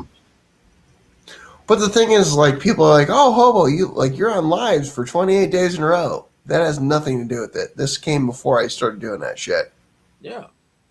Like, there's no rhyme or reason. It's just whether the algorithm like grabs your shit and jerks it in or not. Okay, that was a very weird way of saying it, but Yep. You did it though. That's how you said it.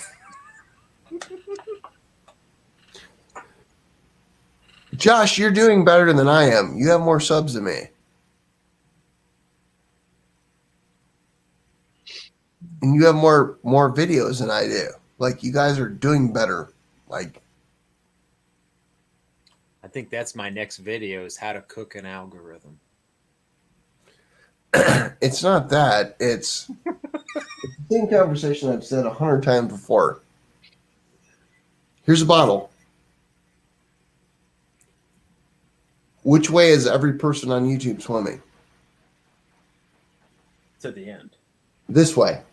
Ah. Swim that way. Go through the small hole. Again, this sounds perverted.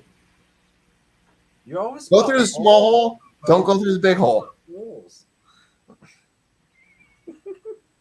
The people who are like any person who has over 1,000 subscribers on YouTube is doing better than 90% of people on YouTube, which sounds fucked up, but it's almost mind-boggling to what that number actually is, and it's not accurate completely. But the people who are going from the small end of the bottle to the big end of the bottle are chasing a rat trap. They're trying to make the rat trap bigger. They're trying to make a better rat trap. Here's the thing. Like, if you can be the guy on the big end of the bottle going to the small end, and you can crush that, and it's a hard road to sow, you're going to come out better off 99% of the time, because you're not doing the same thing that everybody else is doing. It's kind of like I tell people, and everybody's given me a very hard time the last couple, probably 2 months. I give people a very hard time for copying the hot seat. And people think I'm being a dick because I started the hot seat. That's not the reason I'm giving people a hard time for copying the hot seat. I get it. And I didn't have a plan when I started the whole thing. My point is, you can copy the hot seat, but you're not going to be the hot seat. If you come up with something new, you can be way better than the hot seat. But why copy the hot seat? It's easy. Like, it's already established, yada, yada, yada. It's kind of like Maury Povich versus, I don't want to say Jerry Springer. That's not the same show, but you get my point of, it's a show, and it's kind of like the same show, and they ask kind of the same questions, but they don't. But it's like, it's in the same bracket on Tuesdays at 9 o'clock, blah, blah, blah. That's great. Come up with something on your own. Jesse Raphael. Yeah. But come up with something new. Same show as everybody else. Ask your own shit. Do your own thing. There's at least 3 to 5 hot seats that I see on a daily, not a daily basis, but on a Semi-regular basis that happens. All right. You guys are all in the same 300 to 500 subs. You're doing the same thing. You're not gaining any traction. You're getting 10 to 20 views. Nothing against that. If you come up with something new, you're going to do way better off. You're going to be that bottle swimming to the small end. Do it. And that's what I told Rob. I'm like, hey, when CJ asked me, and I'll be sincere here at this point. CJ asked me, he's like, hey man, you gave me the hot seat. You want the hot seat back? I was sitting in the fucking parking lot of a fucking grocery store. I'm like, I need time to dissect this. It was more in depth than that, but I'm just giving you a short version. I'm like, I need time to dissect this. And I said, I'll let you know by Sunday at midnight. And I talked to Rob. I go, I don't want to have the hot seat on my channel. I have personal reasons for that. I'm like, but if we're going to do this, it's going to be different than the hot seat ever was. And it's nothing against Rob and, or not Rob, but CJ and Ken. It was just, I've watched when I had the hot seat to when CJ had the hot seat to today of people had their bitches. And people are allowed to have their bitches. It's fine.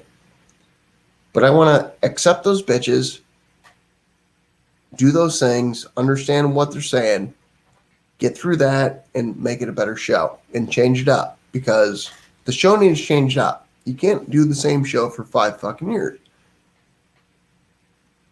And that's what I talked to Rob about. And literally the first show, like 10 minutes before the show started, I'm like, Rob, shit can everything we talked about. Like, I got an idea and I want you to hear me out.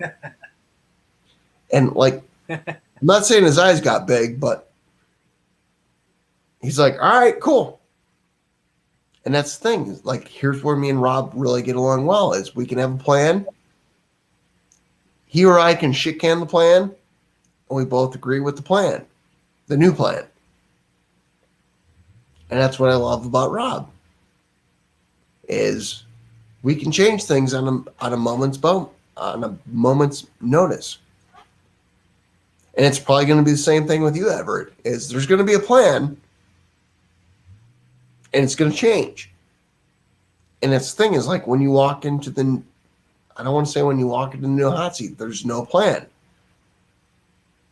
And that's kind of one of the things that has happened to this point to where I want to keep it happening is the plan changes. You don't know what you're walking into. You know you're walking into a half hour of bullshit, and then you're walking into a half hour of whatever the chat put your ass through.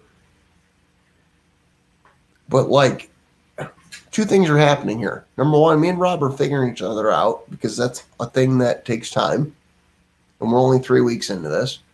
But number 2 is like, I feel like Rob's going to get to the point where he's going to start growing people on the show about what their YouTube's about. And I'm going to be more of the, like I'm picking your brain tonight, Everett, behind the scenes. Mm-hmm. Or the people who started a show with started a channel with one way and are now have pivoted towards cooking. But I'm like, kind of like last week with Crazy Pop of you've been in Dollywood. What's that about? How'd you get into this? Oh, well, I was on this email thing and like, have you met Dolly and this, that, and the other? But me and Rob haven't figured out how to mesh those two. And it's going to take time. But I feel like it's going to be really good.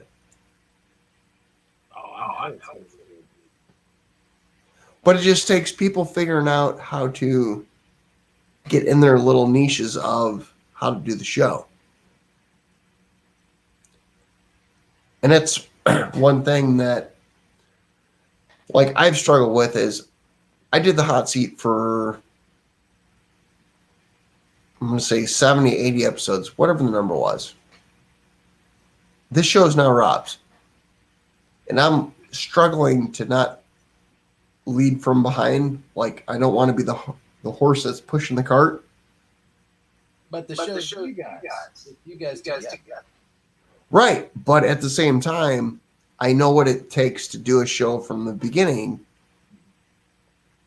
to, like, there's times I can watch things happen and I can go, it's like the first episode. It's like, all right, we hit the 30-minute mark. We got to focus in on, now we're moving to the second dynamic. I'm not trying to be the horse that's pushing the cart, but I also know what we decided on the show parameters was, here's a half hour of this. Now we move to this. And you got to keep the lines in the sand of moving things. Eventually, I want to get to a point where I want to pull back where I don't have to do that. But I also know the first handful of hot seats when CG took over, like him and I were texting back and forth of, here's where we are, here's where we're going, blah, blah, blah. This guy's a dud, end it. This guy's drunk as fuck, cut it off so he doesn't look like a dickhead on YouTube. You know what I mean? Like, That's next week when I'm on. Like, this guy. but that's the thing, is you have to understand how to view those things. And understand where the world that you're living in is. But until you do it, it's like I tell people all the time. There's people who have live streams that just live stream themselves.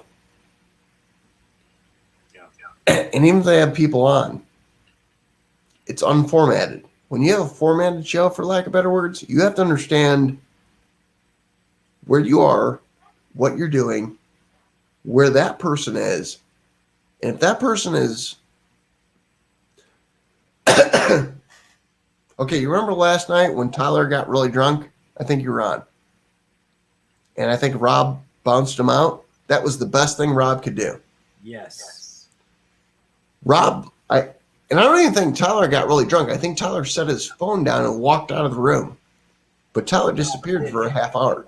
Right. I've seen people literally fall down, fucking hit coffee tables. Yeah. You got to pull those people out, even if they're going to bleed out and die, for lack of better words. That's not something you want on YouTube. No. Somebody will make that fucking internet famous. Yes. You're saving them from themselves. Right. But you have to be able to, as a host, understand that this guy needs cut off now. And even if they're talking and like you're at the point where like right now, we're at 11 hours and 7 minutes. If I was running the controls right now and Terry was like falling out of her chair, which she's not, and I was in control, I'd be like, Terry, you're gone.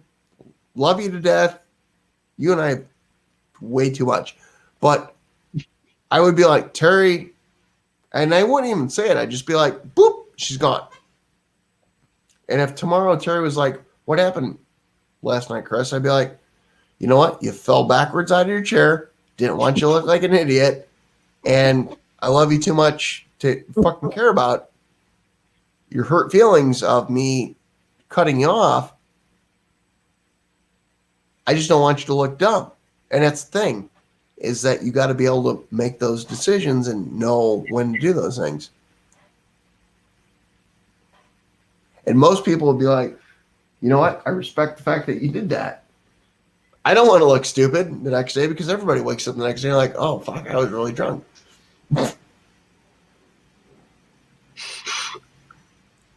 Terry, I'm just picking on you.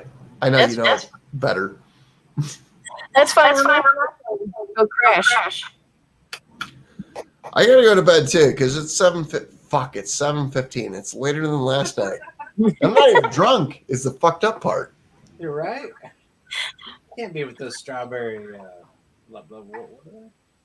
I can't even remember. I can't even believe you remember that. Strawberry barrel, bourbon barrel, strawberry. Kentucky Bourbon Barrel Strawberry Ale, established 1999. Nice. Ooh. Is it that bourbony or is it more just it tastes like beer?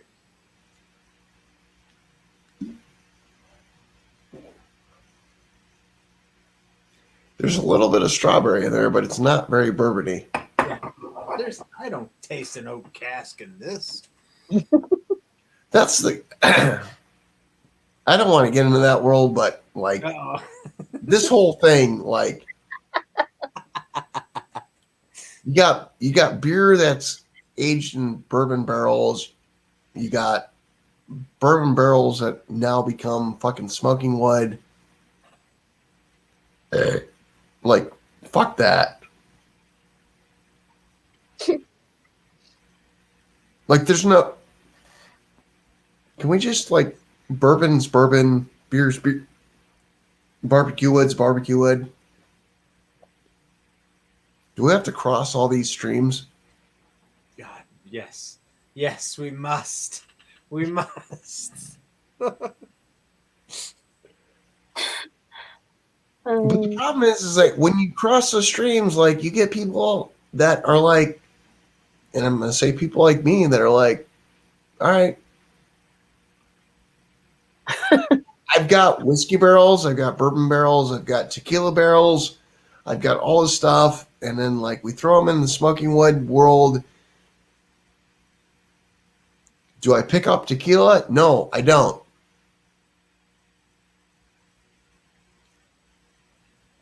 End of the day, and it goes back to like what I've said about well, Joe, you were on when I can't remember his fucking name, was drinking the Fireball. A guy. Guy. Yeah. You know where all the fucking, and I feel like you probably know this answer because you rode along with me long enough. Do you know why Jack Daniels, everybody else makes fucking apple peach flavored whiskey? It's because that was the shit they used to throw down the fucking drain because it didn't meet the flavor profile. And then they're like, oh, we can throw some peach flavor into this or apple flavor into this or some cinnamon flavor into this. And now people will buy this. This was the shit they used to throw down the fucking drain. Literally, throw down the drain. And now they're like, oh, we can throw some flavoring into it. And now, and here's the fucked up thing. If you're not at 40% alcohol, it's not bourbon or whiskey or whatever the fuck world you're trying to live in. So it's like, it's 37.5% alcohol. It's a peach flavored whiskey. And that's what they'll do. It's a peach flavored whiskey bourbon. And it's like, that's not bourbon. But since you called it a peach flavored whiskey bourbon, we can actually have the word bourbon in it, but it doesn't meet the legal constrides of being a fucking bourbon. And that shit would be dumped on the drain. But we did some shit, we added some flavoring, and now people like it. And now it's worth more than like with whatever the one thing is that is the peach flavored one that's so fucking popular. It only comes out one time a year and it's worth more than their main line. And it's like, this is the shit they used to dump down the fucking drain. Makes no fucking sense. But whatever.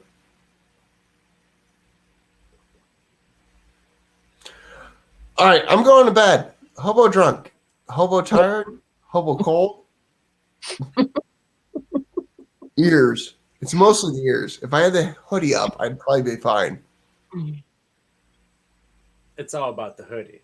It's part of the image. Joe and Terry, I give you credit for staying up till 7 o'clock and some 20 or 6:20 for you. You stay up about another hour, Keith will be back up.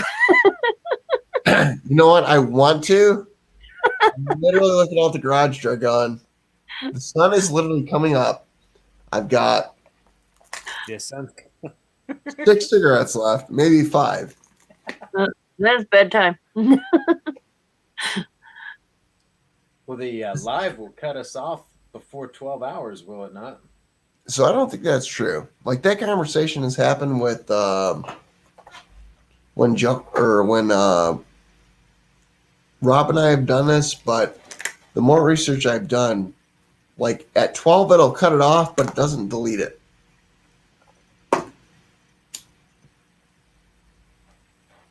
I mean, if you guys want to go another 25 minutes, I've got 4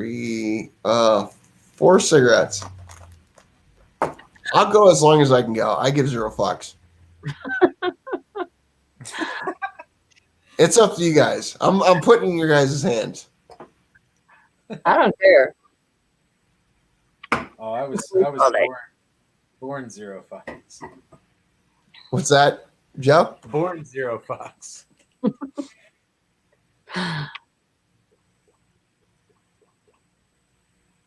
Cooking Cop says, I just got bourbon barrel cut up, smoked wood for my. I don't think it will even cut off at 12 hours. These is live.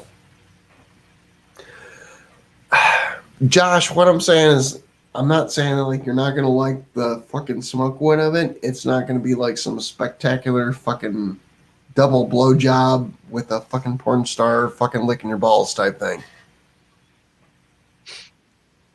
Joe, no water. That's bullshit.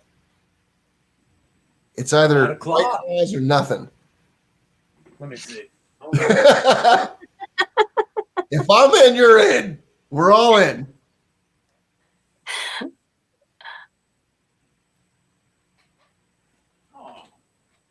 I wish I would have bought 2 more packs of cigarettes. Keith would probably be proud of this one. Oh, there you go. Is it a Miller High Life? Yeah, it is. Found this in the crisper. It's a solo. No relation to hand. I'm about to phone a friend to some neighbors who are like, hey, you owe me some favors. Like, bring me some smugs. Just knock on the garage door. Bring me a half a pack of smokes at least.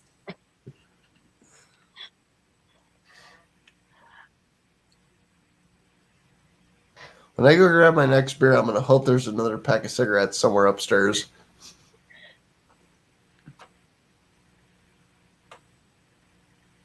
If Keith wakes up at 8 o'clock, I'm trying to do the math here. That's 8 your time, 7 my time. yeah, but I'm trying to look at the clock on the top of the stream. Oh.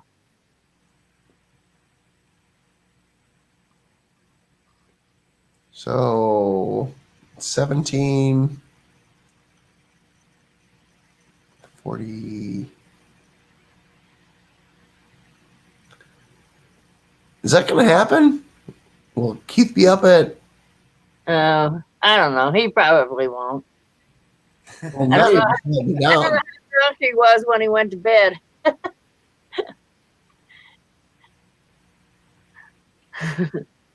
Good morning, Darnell. See, Darnell got 40 winks in on us. Yeah, but he does YouTube by osmosis.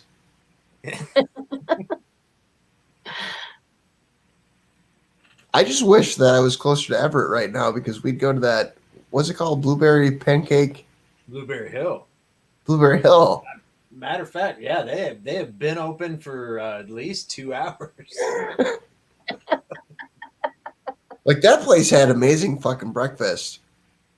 Their When menu- I say amazing, I don't mean amazing like, I just mean like the best thing was is I pulled my Jeep in there and there was 2 cop cars when I walked out on both sides of it.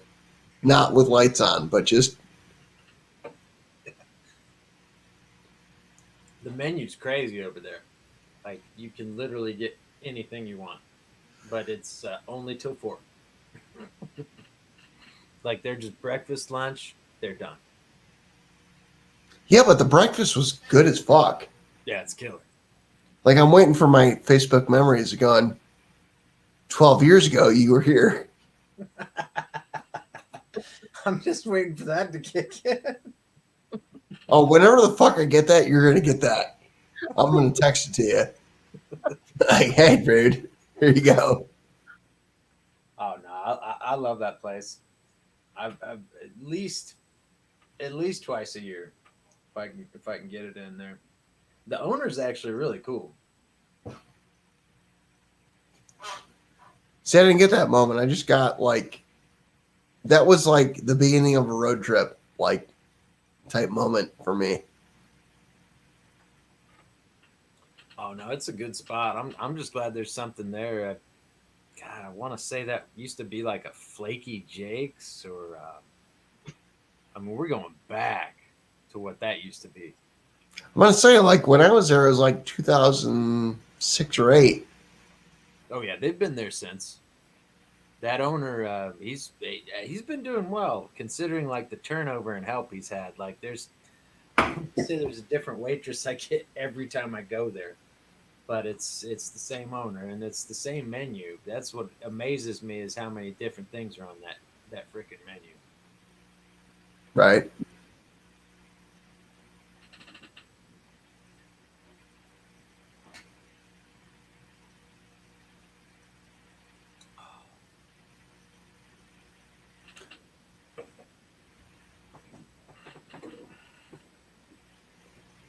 Now what do we talk about? Yeah, I gotta research Maxine's, No, you just need to go to Maxine's. and then I gotta find this place, this machine supply place. What is this, like an off? Is it a Jeep supply place? What are you talking about? This That place isn't open. That place is not on your road anymore. Mm-hmm. That's moved to the north side. So my only mission really is Maxine's. And I'm telling you, you won't be I don't want to say you won't be disappointed. Again, it's been 10 years, but like last I knew, you're going to have a great fucking meal. Like when I was married at the time. I got the first time I got the chicken waffles, and she got something with macaroni and cheese. I tried the macaroni and cheese. It was probably the best macaroni and cheese I've ever had. But the chicken and waffles is like so... I don't like saying like best I've ever had, but fuck. I'm not sure that I can argue the best chicken or the best waffles I've ever had. And if I remember right, the wings are like the biggest wings I've ever fucking had. Like these things were the size of your face, and there was 3 of them. And I believe I had a strawberry waffle, which was the size of a fucking plate. Way more food than anybody can eat. But fuck, it was amazing.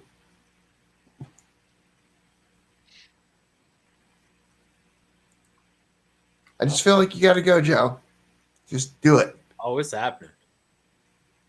That is without a doubt. Park in the back behind the gas station.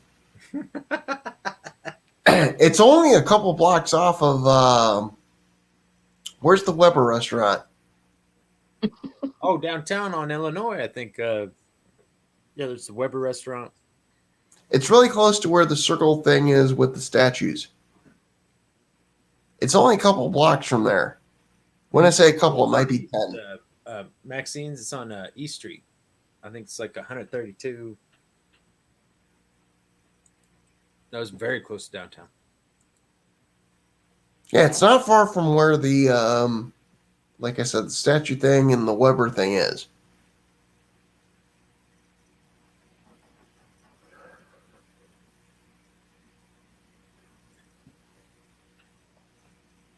Darnell, Keith got the upgraded version. Oh fuck, Rob's in here. Yeah, that's when you know we've been up for a while. Bob done Rob! got 40 wings. Rob, hop on. Hope I've been running this motherfucker for way too long. For fuck's sake. Hope needs a pee break, a food break. I gotta go find some more smokes.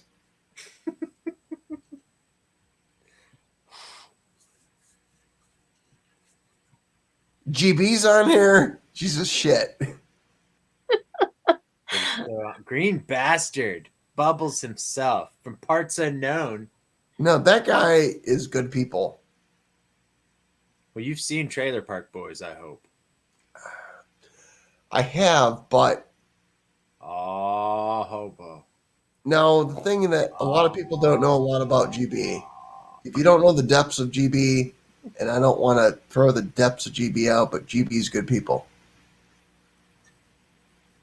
GB is kind of like me of people have them misconstrued. I feel like it's a fair way of saying that. And GB's probably going to call me a bitch motherfucker, whatever. And I'm fine with that. But, oh my God, Mrs. fucking homeowner's on here. Room owner in the house. I do need to go to bed.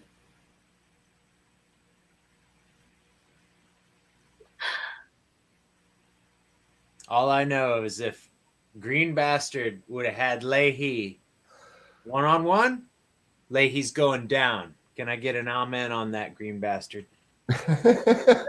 Leahy's going down. R.I.P. Leahy. R.I.P. John Dunsworth, the actor that played Leahy, left us a little before his time. But a good man nonetheless.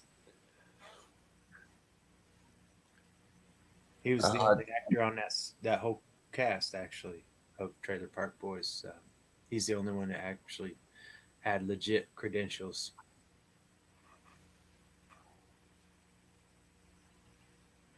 Actually, I only pay Netflix to this day so I can just watch Trailer Park Boys whenever I feel like it. I don't pay my Netflix bill for any other reason other than Trailer Park Boys. That's how much I believe in that show. I gotta go upstairs and get another beer. I'm not looking forward to this trek. Tough road to hoe, but no one said it'd be easy, hobo. I hear you. I got a couple sips left, and then I'm gonna make that trek. The only good thing is I don't have to walk down with it open. Green bastard, verifying it. Leahy is dead. He's dead. All right, kids, take over the show. Take over the show. I don't know why you've been here since, Josh, because you're just good people. You can't help yourself. 4:34 in LA.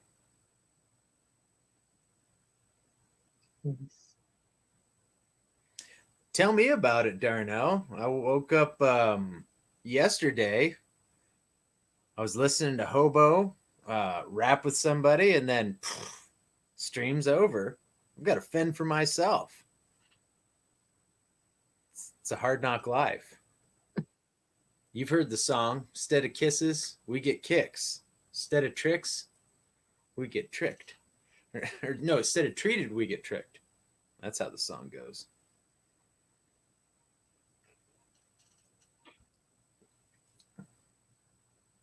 I can't believe there's that many of the crew up this early. Oh. Tell me, So everybody was in there again. right? Tell me someone's starting an awesome cook this morning. That's what I want to hear. I'm checking on my brisket. I'm checking on my pork butt. Yes, my morning breath is likely rank. Truth, Darnell. 100% facts.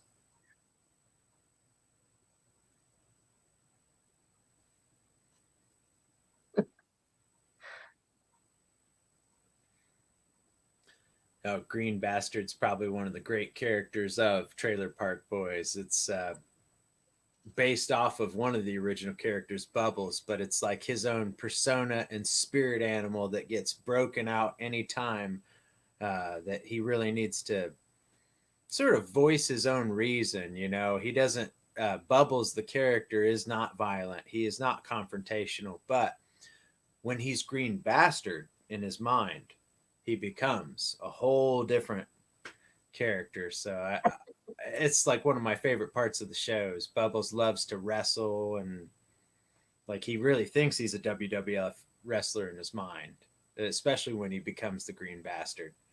The anyone grasping that persona and turning it into a barbecue channel, I've got immediate respect. Really? So cooking Green Bastard style, big time thumbs up for me. I'm just jealous I didn't come up with the handle first.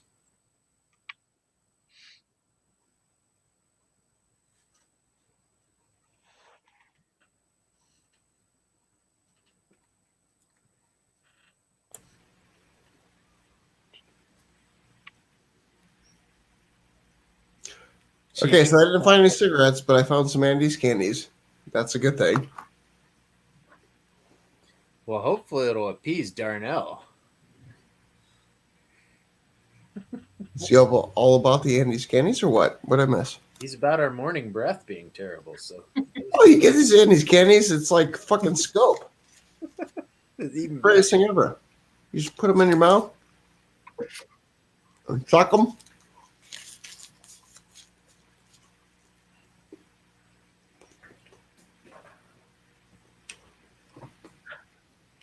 Have a couple Andes candies, which is like minty and strawberry.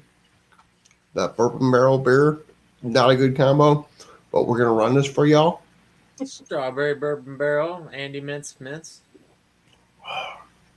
That was bad. Not a good idea. Don't cross the streams. Egon warned you. He did. I mean, he's the scientist. Yeah, but that's what won the fucking game in reality. That's what put the Stay Puft down. Stay Puft down. Oh, I gotta use one of these woodenbuttplugs.com fucking beer openers to open the next strawberry barrel. Yeah. Whenever Hobo opens up a beer, he uses these upside down woodenbuttplugs.com fucking things, and then he throws the cap against the wall. You can get yours at woodenbuttplugs.com. I already know why I wanted to have Joe on the show. He's a good fucking hype man. He's literally the Flavor Flav of fucking woodenbuttplugs.com. Yeah, boy.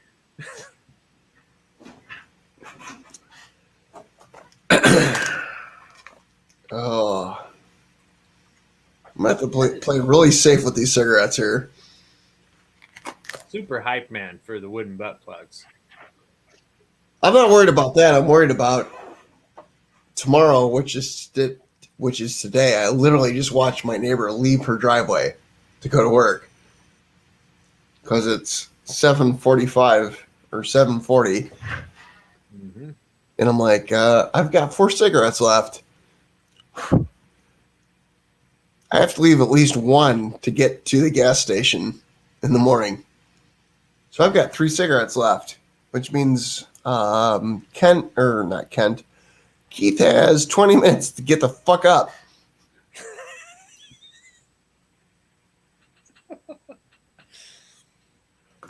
Holy shit. Fucking Terry turned the lights on. I can see the dog pen. It's been renewed. We're the ones behind schedule. Terry's ahead of schedule. Deal with that. GB just said you need to make a butt plug with a built-in bottle opener, one that can be used while inserting. So that actually came up, GB, 12 hours ago. Thank you. preaching to the choir, GB.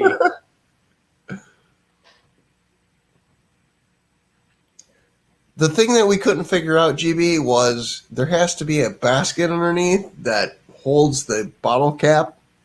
A grease catch. It's the grease cap. It's literally. So, pellet cookers thought of this a long time ago. You need to have the grease catch bucket, which is the bottle cap bucket. Jesus shit, I'm drunk.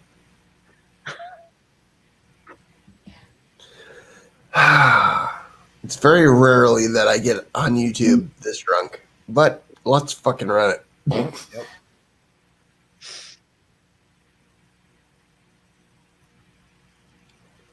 GB's on the right path. No, he's on the right path. Yep. Oh, God. Ignore that. You didn't see it. Uh-oh. Is there incriminating evidence over there in the domicile? No, I just rolled a cigarette that like went across the entire laptop fucking keyboard. It was just a Cheech and Chong cigarette. It's no big deal. Oh, if I had those, I'd give zero fucks about cigarettes. I don't have those. I'm over eating Nancy's fucking candies.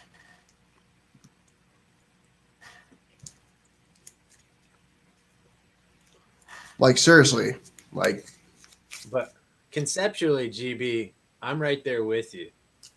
Like, that's where I went, like, initially.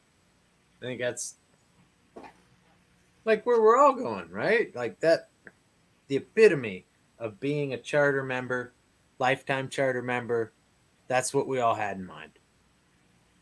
The actual butt plug that is a bottle opener and a keychain, just in case you misplace it, just in case you forgot. Oh, wait, it's on my pocket with my house keys. Yep. the thing with GB is I'm not sure if he's up early or if he's up late. Definitely up Kind there. of like Paul. Like, him and Paul Skew are, like, really close to each other of, like, where they live. And I'm... when Paul says I'm up early, I feel like GB's not. I'm just taking a bet here. It's a pick and a poke. I'm asking him. I'm asking Darnell and GB.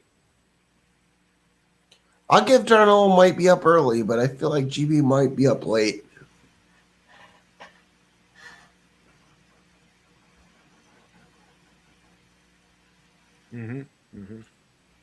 Darnell, that's facts. I think it was just 12 in the chat at 3 a.m. But I know Darnell got his winks in and then woke up. He even told me as much.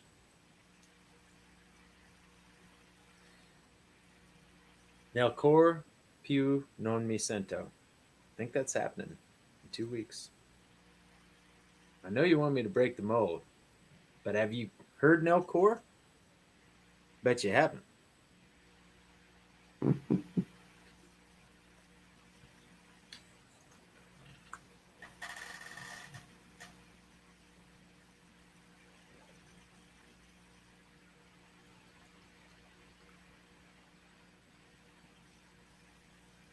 I'm waiting for GB to answer.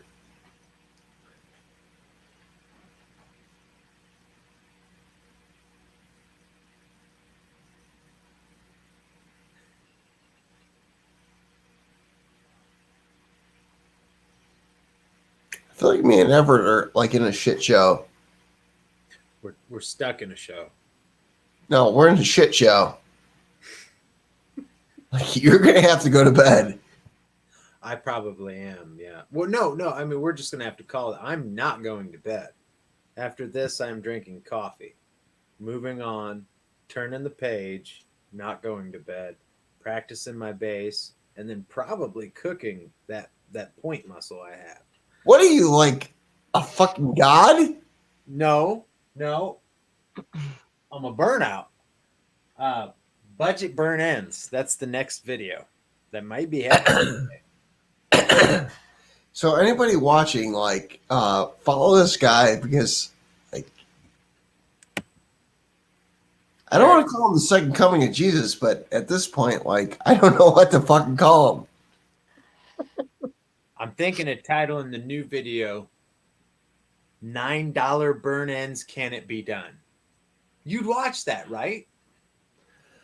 I don't know if I'd watch it. I would watch it just for the fact that what I've been on you with you for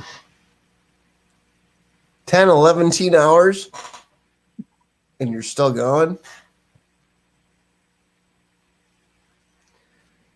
Like, I feel like I have a huge, like, ability to absorb alcohol, whatnot. And I know at the beginning you were drinking, I think it was coffee. It was something in a coffee-looking cup. And it was coffee. Strong coffee. But I don't know when you went to bed before that. Like, everybody has a sleep time. I'll tell you, I am on your sleep schedule. I probably went to bed before you guys cashed it out last night. And then went to work at about, I had to do 12 to 6 at the library. Closed the library down late. And then made some errands. Did some sales. So I didn't get home till 8. No. Right, but still the 12 to 6, and then so if we just take 12 to 12. Credit, you know. Those sales, those are just friends. Right, but if we take the 12 to 12, we're in the same time zone. It's about 8 o'clock. Mm-hmm. So that's 4. Translation, you got to move to Indianapolis. You feel better, you sleep better, you live right. Keith will tell you, live in Indiana. Right, but we're in the same we're in the same time zone. We're in the same age zone, literally. Like, yes, I we're, am. we're months different of age. You're gonna have to crash eventually. For an hour or so. 40 winks. I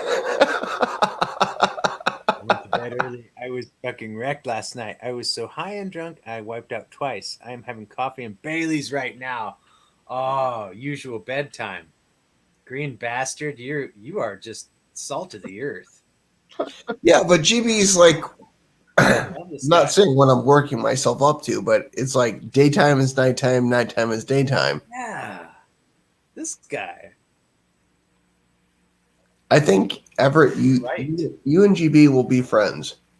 You were right. Green bastard is just now calling it.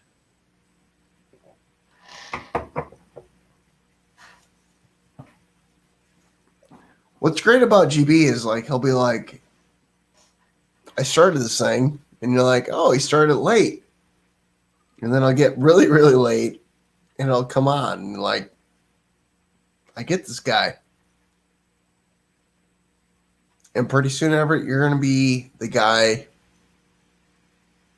who's like, oh, I'm having breakfast at 10 p.m. I'm having lunch at whatever time. You're having dinner at whatever time. And it's fine. That's sounding about right. I mean, I was breaking into some ribs about, I forget what point of that stream last night. Just because they had to be broken up off on. You know, what are you going to do? Leave leftover ribs just sitting there? No, I hear you.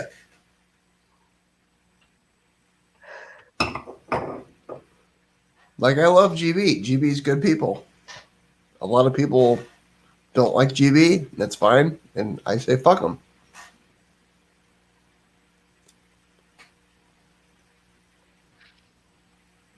But the fact that he is using Bubbles as his profile pic, oh my goodness. The respect I have emanating from my chest right now for you, green bastard. I hope you can hear this. That's for you. GB said that he's working night shift Jesus shit, I'm not that drunk. He did a night shift schedule for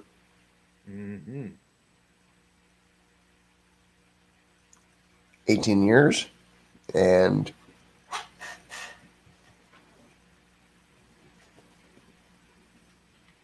I can't believe I can look out the window of the garage and see the fucking sunlight. That's what recharges your batteries. You know, you see that sun. Now that's what causes you not be able to sleep, which means tomorrow I'm going to get like 2 hours of sleep. I'll end up at Cracker Barrel at fucking 10:45. What is your standard order at the Cracker Barrel? I gotta know. I mean, you go there so many times. You have to have at least one or two tried and true. Like, no, I'm going to the biscuits and gravy all day, day, or fish and chips. I mean, It's Uncle Herschel's favorite, which is the pork chop. aha.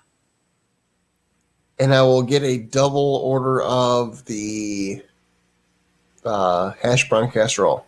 Not the new shit that they have, which is the hash brown casserole on crack. No, they got this new thing where you can get like sour cream and all this other shit. And it's like, no. Don't do it. Ain't gonna have it. Can't win with them. It's not that. It's not that good. It's like they add bacon and fucking sour cream. And it's like twice as much. And it's not the price point. It's not that good. But anymore, like I've lately, like with my new favorite waitress, Lucy, is like I changed it up on her just because it becomes a game of she tries to show up and she's like, oh, you want Diet Coke? And I'm like, yep. And she's like, and let me guess, you're going to have a X, Y, and Z. And I'm like, nope. I got to look at the menu. And it's just become a game of she thinks she knows what I'm going to order, and now I'm going to change it up. So I've had like all types of shit across the menu. And that's become the game between me and her. And it's like, it's one of those things that I just think is fun as shit of she's probably the best waitress that I've ever had at any restaurant. But the fact that she thinks she knows what I'm going to do, I can't let her win. And that's probably a dickish thing to say. But it's like, it's this power struggle of, oh, I'm going to give you this. I'm like, nah, no. I want eggs in a basket or whatever the fuck they call it. I want this. I want that. I want grandma's this. And she's like, all right. And what's weird is like, through this entire thing, like I've learned so much about her, and this is what I think is cool, is the more you interact with somebody, the more you create a bond with somebody. And like I've said, like the first time that she was ever my waitress, like I can tell you she was probably the best waitress I've ever had. And it wasn't because of me, it was because of what I watched happen. Like, she was doing sign language with people who were deaf in tables next to me, etc. But then it became like and I told her, I'm like, hey, I think this is cool as shit. And like, the more, like, I know about her husband, I know all about, like, she's got a baby coming, all this shit that you wouldn't normally think you would learn about somebody. And it's not like she's like showing, like she wasn't showing. But it's one of those things that the more that we interact, the more fun it's become. It's like, how do you become friends with somebody that you don't know? And it's not something I was trying to do. It was just something that had happened. But now it's to the point where it's like,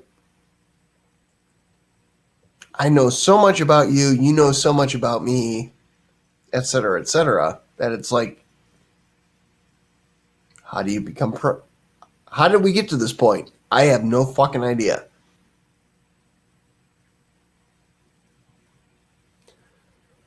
I'm trying to catch up on GB's comments. GB sent you some rub. What? Oh, GB's rubs? Oh, fuck. Bastard rub. He sent you some bastard rub. Everett, if you get some bastard rub, like, you're going to love it. I personally, I love it on chicken. I'm not saying I don't love it on anything else, but that shit's fire on chicken. Nice. If you get friends enough with GB, and I recommend you do, GB's, again, like I said, good people. People get him fucking twisted the wrong way. And I feel like if you're friends with me, you're going to be fine with GB. GB is like seriously like good people. And I feel like he's a lot like me saying that like fucking probably pisses him off. And that's fine. No, like I understand how he is and I understand how I am. And it's a fucking weird world to live in.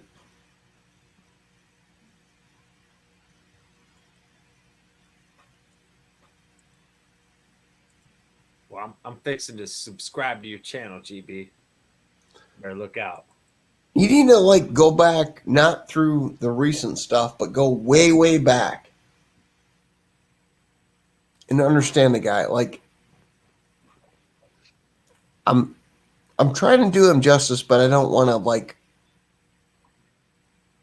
oversell him because I feel like his own work does the best selling.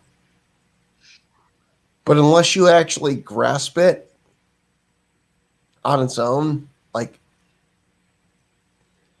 you ever have somebody be like, oh, like so-and-so's a good person, and here's what this person does. I would rather you watch it and grasp it for yourself than me tell you why you should like this guy.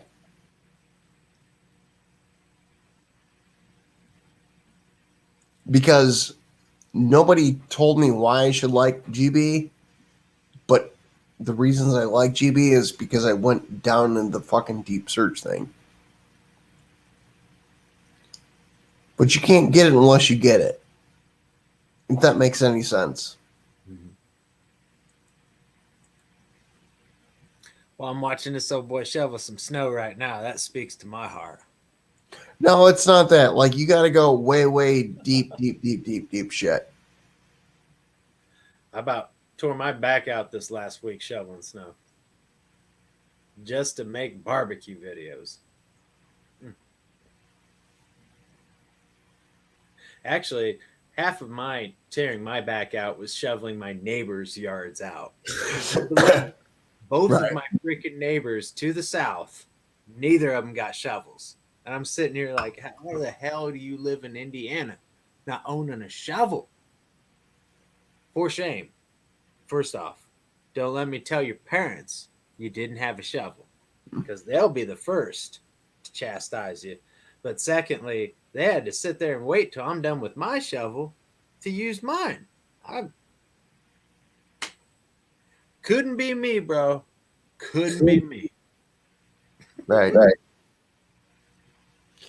Terry, you got to get Keith up in the next 6 minutes.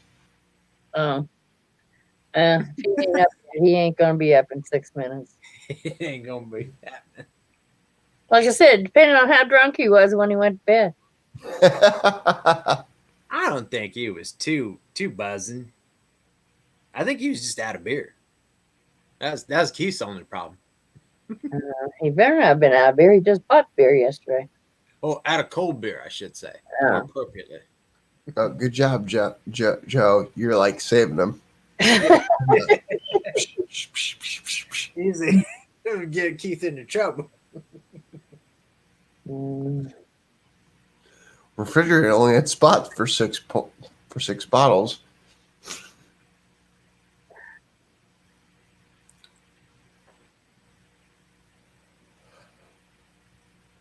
I just can't believe that's that many people hanging up. Darnell, you are awesome. I can't believe there's still 12 people on. I can't either. It's crazy.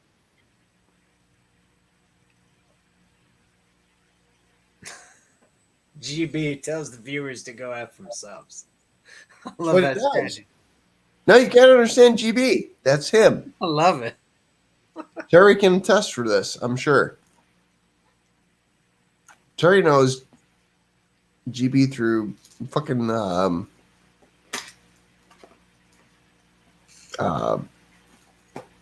Keith. Sorry, I'm drunk. I give 0 fucks. Yeah, he tells me about people and stuff, but half the time I don't listen to him. But that's what a GB is, and that's like what I love the fuck out of GB is.